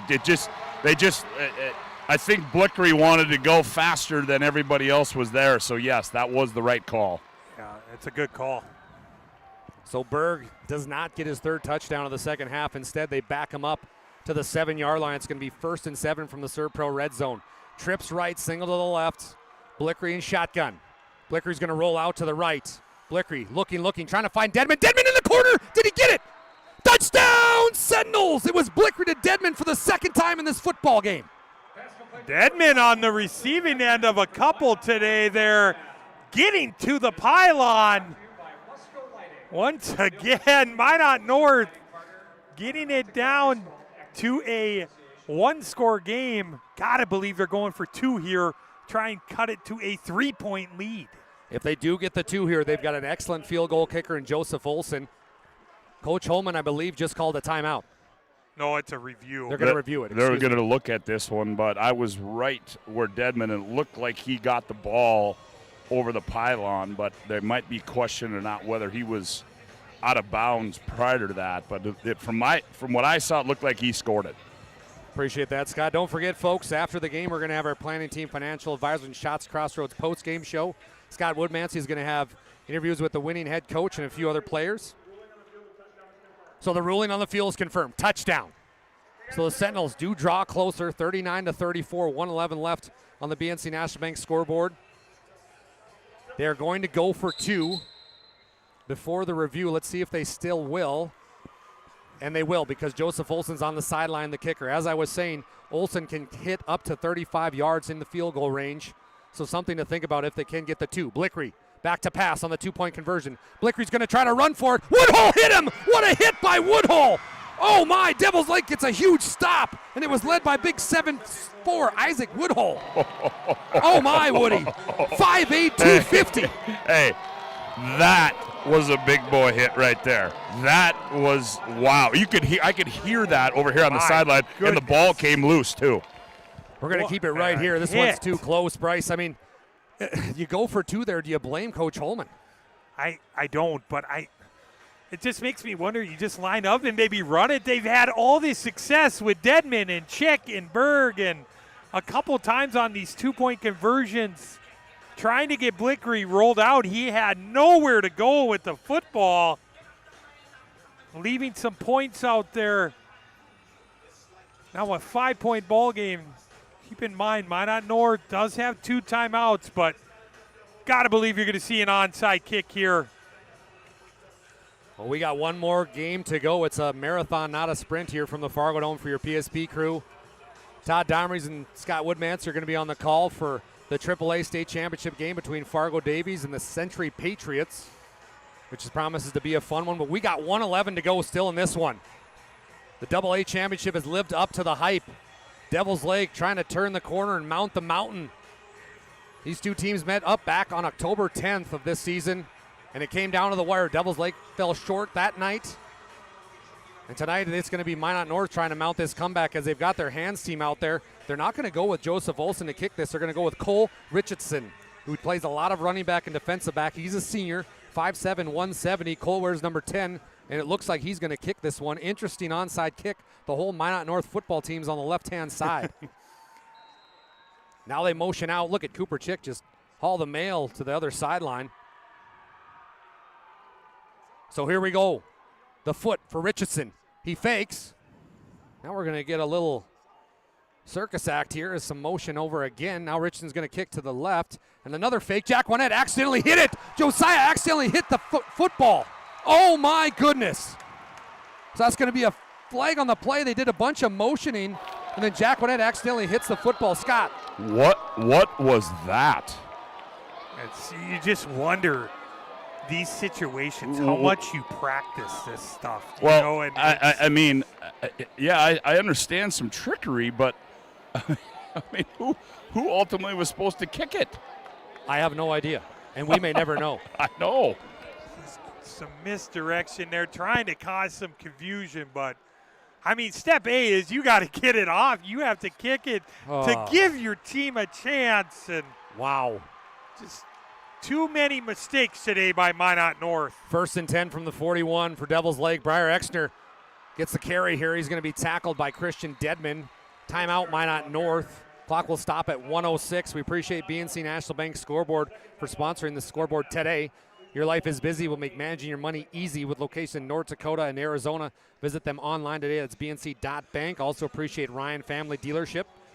For 50 years, Ryan has been a trusted name for car buyers in western North Dakota. Shop their entire inventory at driveryan.com or visit one of their 5 locations in Minot and Williston. And how about First International Bank and Trust, a full-service, family-owned, independent community bank built on the bond between our employees and customers. They've got banks across Arizona, Minnesota, North Dakota, and South Dakota.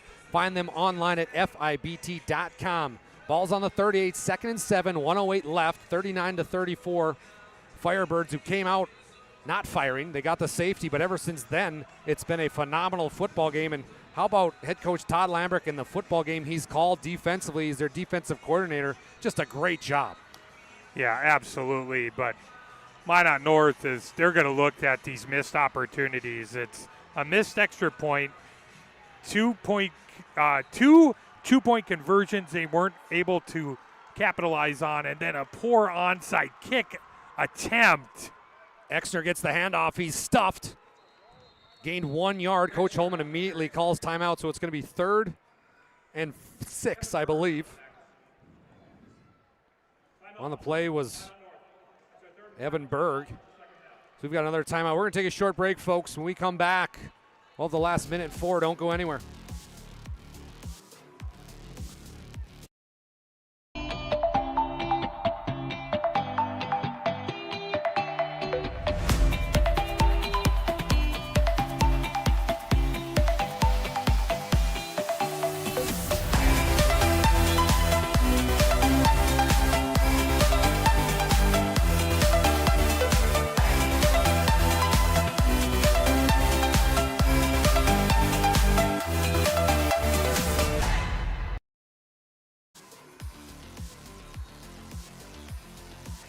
Hey, it's BSB Network. My name is Dallas Hansen alongside Bryce Gutnick. Scott Woodmansey is on the field. It comes down to this. 3rd and 6 for Devil's Lake. A first down seals it. Palmer hands off to Briar Exner. Exner's got some space. He's gobbled up by Christian Dedman. This is going to be 4th down. He loses 1 yard. Minot North is still alive. Play clock's at 37. Game clock's at 52. It's going to be very interesting here. Do you run a play, risk that, the clock will stop if it's not a conversion. Probably best case scenario, call it 10 seconds for Minot North if they can get a stop here. Woody, what are your feels down there on the field? What do you think Devil's Lake's going to do? Well, I think they're going to run this thing down, and then they're going to take a timeout, and obviously that's probably not going to give Minot North a whole lot. And well, I tell you what, where you're at right there, I think you got to kick it and either you try to kick something in the corner or you make them go 80 yards because they're not going to have right there. You got 17 seconds left, and that's a tall task. Devil's Lake is now going to call a timeout. It was fun to talk with Coach Lambrick early on this week, and he said, Dallas, our kids are ready to go.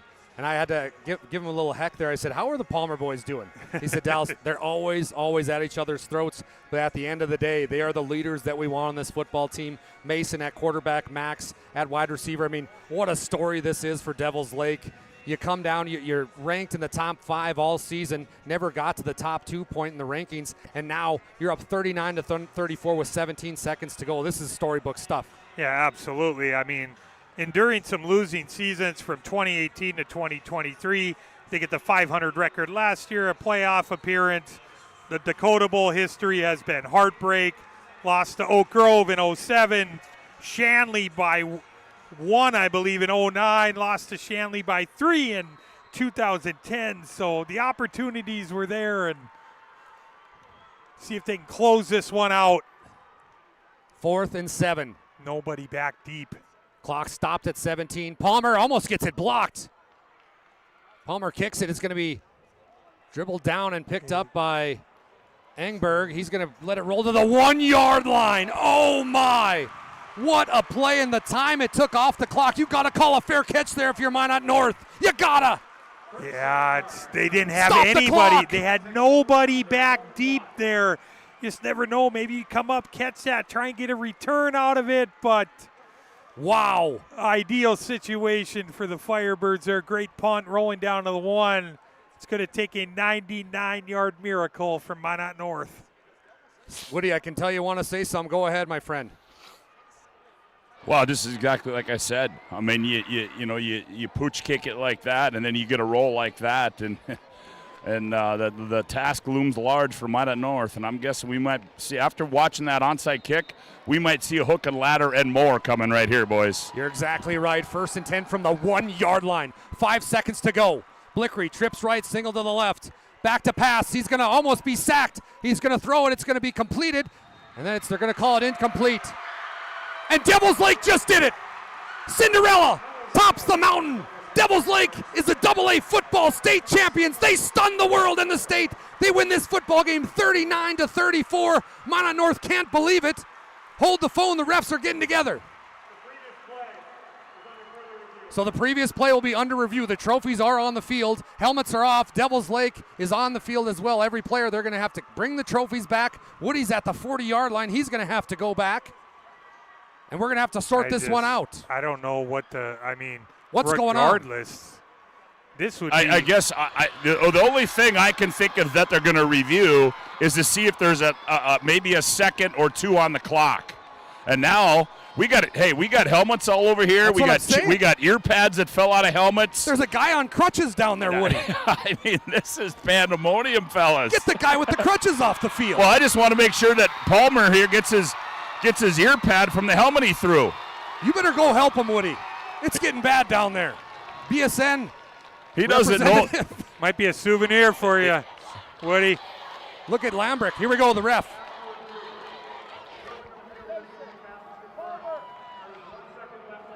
Oh, my. So they're going to call it an incomplete pass, and 1 second will be put on the game clock. Oh, my. There's Palmer's, right here. The official just picked it up. That's insane. So Devils Lake is going to have 4 guys really deep. Defensive backs, it's going to be trips right. Single left. Cooper Chick in the backfield with Blickery. 1 second left. Devils Lake 39, Sentinels 34. Blickery back to pass. And it's incomplete, and that's the football game. Devils Lake, you won it this time for real. The Firebirds overcome everything, and Mason Palmer leads the charge as they storm the field. A final, Firebirds 39, Sentinels 34. Guess who's your state champion in AA football? It's Lambrick and Devils Lake. What a ball game, Devils Lake. That one kind of blemish in this ball game, that safety to start, they never looked back from that point. The big plays on offense, it was Exner, it was Heilman, the guy who runs the show, Mason Palmer.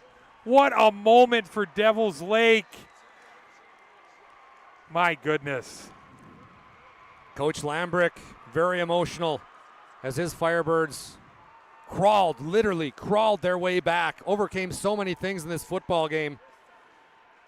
Don't forget about our planning team, financial advisors, Shots Crossroads post-game show. Scott Woodmansey right now is going to talk to a few folks here. We're going to talk about our PSP, our Sports Clips player of the game. Go ahead, Woody. Guys, I got to tell you, it's the first time in Dakota history I think I've seen a double celebration. I don't think I've ever seen that before. Very good point there, my friend Bryce.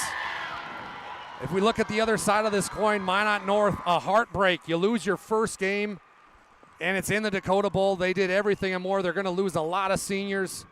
You get the feeling for Minot North, Coach Holman, this was their year to win it, and they come up just short, 39-34. After all these mistakes, they still had an opportunity to win the football game. The 4th and 4, the offsides really sticks out in my mind. The 3 turnovers, I didn't win the turnover battle, which they've done all year. Missed extra point. They missed a couple 2-point conversions that were huge. And then the onside attempt, they just didn't get it off even. I mean, just too many mistakes Coach Holman will be the first one to tell you that.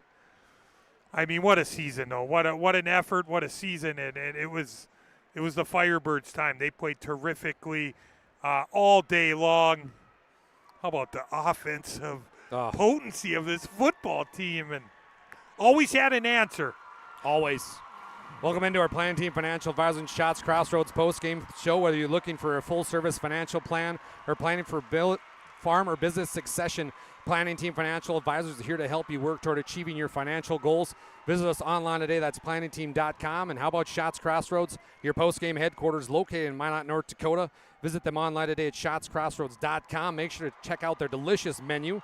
That includes the famous number 99. Order online, shotscrossroads.com. Team buses are always welcome. The teams will huddle up on the 50-yard line for a team prayer. You love to see that after everything this football game had.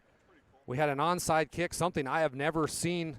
Multiple motions, and then Josiah Jacquinette accidentally hits the football, and it goes maybe an inch. And that was a penalty, and that was kind of the end of the ball game, if you will. But, I mean, no matter which way, no matter what bingo card you had, you thought you might know what's going to happen today. You had no idea. Yeah, absolutely. It was Devils like they built that, that first quarter really told the story. Getting out to that fast start. Scott said that a number of times. Minot North has owned the first quarter all season long. Not today. They were in catch-up mode, falling short here tonight. Let's talk a little bit about our Sports Clips player of the game. Sports Clips, they bring you the MVP of this matchup. They're the home to the MVP haircut experience. Nothing comes close to making you feel like an MVP, quite like the MVP experience at Sports Clips. Tonight's Sports Clips game MVP is? I'll have to see. I mean, I'm up here. We'll have to see what Woody and Mr. Holberg are doing down on the field there, but you got plenty of options. Oh. I mean, you got Will Heilman, who was great. Mason Palmer. What an effort by him today. Briar Exner. I mean. The list goes on and on. I'm glad I don't got to pick. Yeah. Well, I see Tyler Hagan. Make sure to check out his photography. He's taking a lot of photos here of every team that's participating in the Dakota Bowl at all levels. You can find that on our social media page. That's at PSP Network. And Cody Eisenboss, who's doing a lot of filming, videography for us here at PSP Network. His footage will also be available on his personal page, but also on the PSP Network social media page. Make sure to give us a like. What a day it's been. Right now they're talking about who's going to get the Player of the Year for AA. Mason Palmer, a representative. Mike Zier on to hand out the award. Mike Zier, the head football coach of the Beach Buccaneers. Love that man. The 2025 Coaches Association Senior Athlete of the Year in Division 2A football, as selected by the coaches, is Mason Palmer from Devils Lake. Wow. Mason Palmer wins Player of the Year for the Devils Lake Firebirds. Well deserved. Yeah, absolutely. It was on full display tonight. What this guy can do at that quarterback position. We saw it with his legs. We saw it with the arm, creating, extending plays. Oh, don't forget, pretty good in the secondary for this Firebirds team. As selected by the coaches is Todd Lambrecht. Todd Lambrecht from Devils Lake gets Coach of the Year. Well deserved. So Todd Lambrecht wins the state title, and then he gets Coach of the Year title for the state of North Dakota. Not only do they get the Player of the Year, Mason Palmer, but also Coach Lambrecht. And Lambrecht is beside himself. The tears are flowing, and you can't blame the man. And now for the team trophy presentation. Now we'll have the team trophy. So Minot North will end their season 11-1. Sentinels, please come forward to receive your runner-up trophy. So Minot North now, I believe that's Mitch Lundy, the athletic director for Minot Public Schools, out handing the trophy over to the Sentinels, who are going to graduate a ton. Talk about some of the seniors they have: Josiah Jacquinette, Evan Berg, Cole Richardson, Braden Blickery, Christian Dedman, William Bentley, Noah Barago, Tyler Kippen, Joseph Olson, Andreas Good. I mean, that's a lot of players that are leaving your program and that have helped shape this program. Yeah, these last two seasons, what they've meant to this program, and you see that hug, and that's what they're all about. It's unselfishness.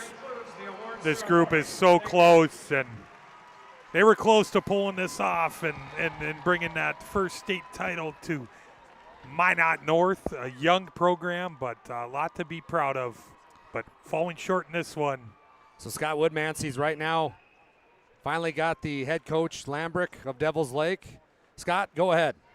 Well, I'll tell you what, down here with Coach Lambrick and Coach, boy, I tell you what, they didn't make it easy for you on the sideline, did they? No, they don't, and they're a great team. I mean, they didn't go undefeated for no blatant reason. They're solid. They're good. They run the ball. They got great players. I mean, really great players. So we knew when we come in after half, it's like it's got to be 0-0 because they're not going to quit. They're not going to give up because that's how they play. Well, and I'll tell you what, in that second half, they didn't. They came out. They got a score. They got a stop. They went back. But you guys came back with I'll tell you what, that Briar Exner, I mean, the freight train, I don't know what you want to call him, but that kid ran with some heart and some determination today, didn't he? He did. You know, he's an amazing running back. This is his first year he's been fully healthy. So it's great, you know, and I love it. I need to get on this picture, though. All right, you go and do that. Congrats. Get in there. Get in the picture first, and then we'll get him up. We're going to get a picture, fellas, send it back up to you. Sounds good. Good job, Scott. Really appreciate your efforts today from the field. Excellent interview as always. Appreciate you sitting at home for joining us here on PSP Network. Make sure to subscribe to the YouTube channel. We got one game to go. Who's going to win the AAA trophy? Will it be Century? Will it be Davies? We'll find out. Todd Domrys and Scott Woodmansey going to be on the call. I myself am going to switch to the field, Mike, and head down to field level. Bryce, you're going to be done for the evening, but how much fun was that, partner? So I got a text from our guy, the professor, Owen Patterson. Oh, boy. 1 point shy of a scoring record for a double-A championship game. Little side note for our listeners there. Appreciate OP. Isn't he the best? Love that guy. Yeah, he had to let me know. I love it, man. Keeping a lookout for us how many miles away back in the Magic City. So we're just awaiting Scott Woodmansey's interview with one of the players here. It'll be interesting to see who he gets. They're taking the team photo. We don't want to take any time away from that.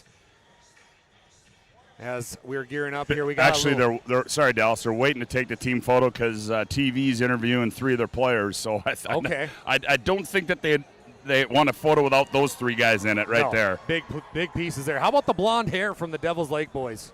Oh, you got to love it. Why? I mean, why not? Why not? That's. I don't know if it's 100% blonde. I think there's I don't know. It looks like a little rustic. Yeah. Maybe let's use that term, rustic. We're going to have a little break in the action here before AAA. They did just put 48 minutes up on the game clock. They're going to have the evening news on TV, I believe. So a little TV timeout. You're going to want to hear this interview. It's going to be a lot of fun. Devils Lake, who, as we mentioned, overcame so much this season. As you heard head coach Todd Lemberg talk about Briar Exner, his first time being healthy in his career. What a time for that to happen. It's a senior year. Scott, we're going to send it down to you, my friend. All right, thanks, guys. We're here with Max Palmer. And, Max, I'll tell you what. Why don't you jump into that one again? We don't want you to be out of that one again, all right? Get over to that one. I'll tell you what. Good hustle, Max. Yeah, you got to. Man, when you win it the first time, fellas, you got to be in it every picture you possibly can. Scott, how are things feeling on the field level? Is it pretty electric? Oh, yeah, I tell you, these guys are fired up. These guys are fired up, and they should be. Well, the 2025 state champion will go to the Devils Lake Firebirds, who finished the season with just 2 losses. One of them coming from Minot North early on in the season, but you couldn't count out the comeback kids of America as they were able to retain this championship trophy. And now, 3rd time's the charm here. Scott Woodmansey down with. All right, Mr. Palmer, let's try this one more time. Hey, I'll tell you what, first and foremost, congratulations. And you came in here today, and I guess let's just start. Let's go back to Monday. What was the message all week in practice? You know, we felt that after beating Kindred, we were good, but we still need to come in and practice every single day. You know, we have to, work hard because this wasn't going to be an easy game, and as it showed. So, I'm just glad that practice, everything stayed the same the whole week. We stayed with the same resume, and it paid off on Friday. Well, I'll tell you what, they say you got to beat them all, and you did. You go down, you go on the road, you beat Kindred, you come in here, you take on Minot North, a team that you played before, you lost by a couple, and you guys just kept up fighting. And, talk about it. I mean, first-time state football champion for you guys. I mean, man, I'll tell you what, it's going to be a great day the rest of the day, isn't it? Yeah, dude, this is crazy.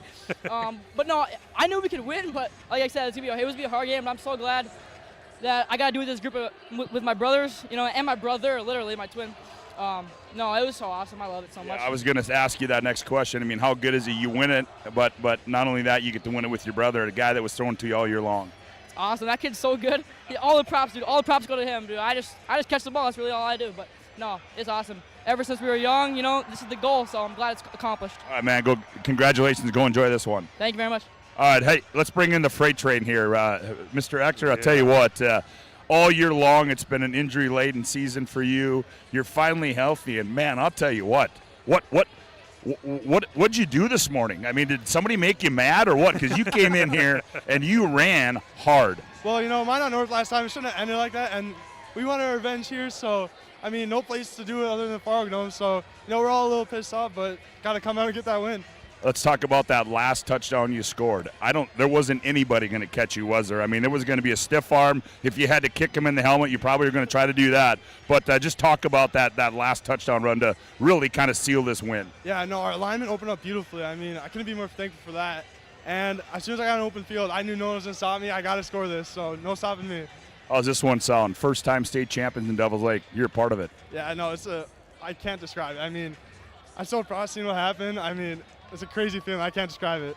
Oh, man, congratulations. Well done this afternoon. Great game. Go enjoy this one. You're our Sport Clips MVP. We're going to get a picture with you, all right? Yeah, thank you. All right, you got it. Fellas, there you go. A very elated group of young men down here. And, boy, I tell you what, Mr. Exner, he's got a smile as wide as the Fargo Dome on his face. Thank you, Scott Woodmansey there. Excellent job on those interviews, as always. My name is Dallas Sands alongside Bryce Gunek. Bryce, we got to talk one more thing about our Spas Etc. move of the game. It's time to bring you a spa to your home. Stop in at Spas Etc. and you'll find a massive inventory and a next level sales team that can help you find the perfect spa, sauna, or game for your rec room. It's Spas Etc. Tonight's move of the game by Spas Etc. is? I got to go with Exner at that last touchdown. I mean, they convert that third down there. Exner gets loose on the next play, 56 yards later, creating that double-digit lead again, another two-possession game. He was terrific. I mean, the first ever football state title for Devils. I mean, what a moment. They had a crowd here. They were ready. Just this prolific offense stands out. To put 39 points on a Minot North team that's just been stellar defensively all year. Tremendous effort by the Firebirds. Well, we got one more to go. 43 minutes have been put on the game clock. My name's Dallas Sands alongside Bryce Gunek. You've been listening to our Planning Team Financial Advisors Shots Crossroads post-game show. We heard from our Sports Clips player of the game. That was Briar Exner. Appreciate all our sponsors that made tonight possible. Tyler Hagan Photography, Val Cyclery, Bones Barbecue Sauce, BNC National Bank, Valvin Instant Oil Change. They brought you the pregame show. First International Bank and Trust, Ryan Family Dealership, the Serve Pro, Red Zone, Minot State, Planet Pizza, Northern Plains Heating and Air, BSN, Farstead Oil, and last but certainly not least, the Aggie Foundation. We're going to take a short break, and when we come back, the AAA boys take the field. Todd Domery, Scott Woodmansey on the call. As for Dallas Sands, Bryce Gunek, thank you, and we'll see you for this next football game in 40 minutes.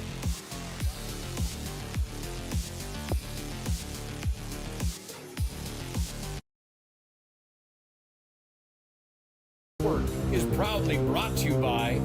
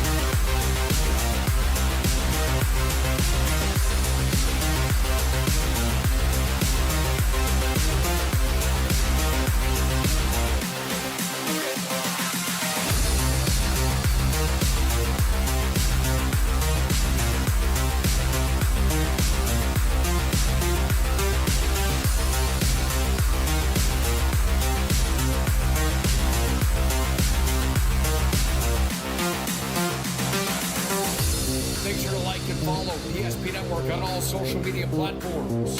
PSP Network, it's game day. When facing disaster, it's not just the things we lose, but the memories. But there's hope. ServPro, with decades of experience in Minot and Bismarck, is always ready. Our certified professionals don't just restore homes, they rebuild lives. Because to us, you're not just a client, you're family.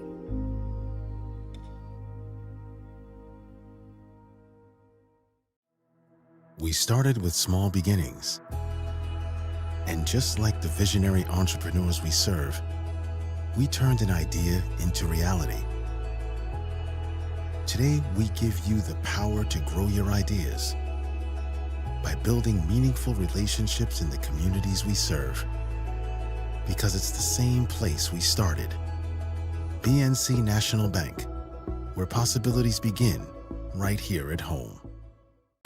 If you're in the Minot area and looking for a rental, start here. I just moved and had no idea where to begin, but then I found Creative Property Management. They've got the most listings in town, apartments, townhomes, even single-family homes. They made it easy, helped me find a place that felt like home, and their 24/7 maintenance means no stress. Whether you're new to the area or just ready for a change, book a tour with CPM today. When facing disaster, it's not just the things we lose, but the memories. But there's hope. ServPro, with decades of experience in Minot and Bismarck, is always ready. Our certified professionals don't just restore homes, they rebuild lives. Because to us, you're not just a client, you're family.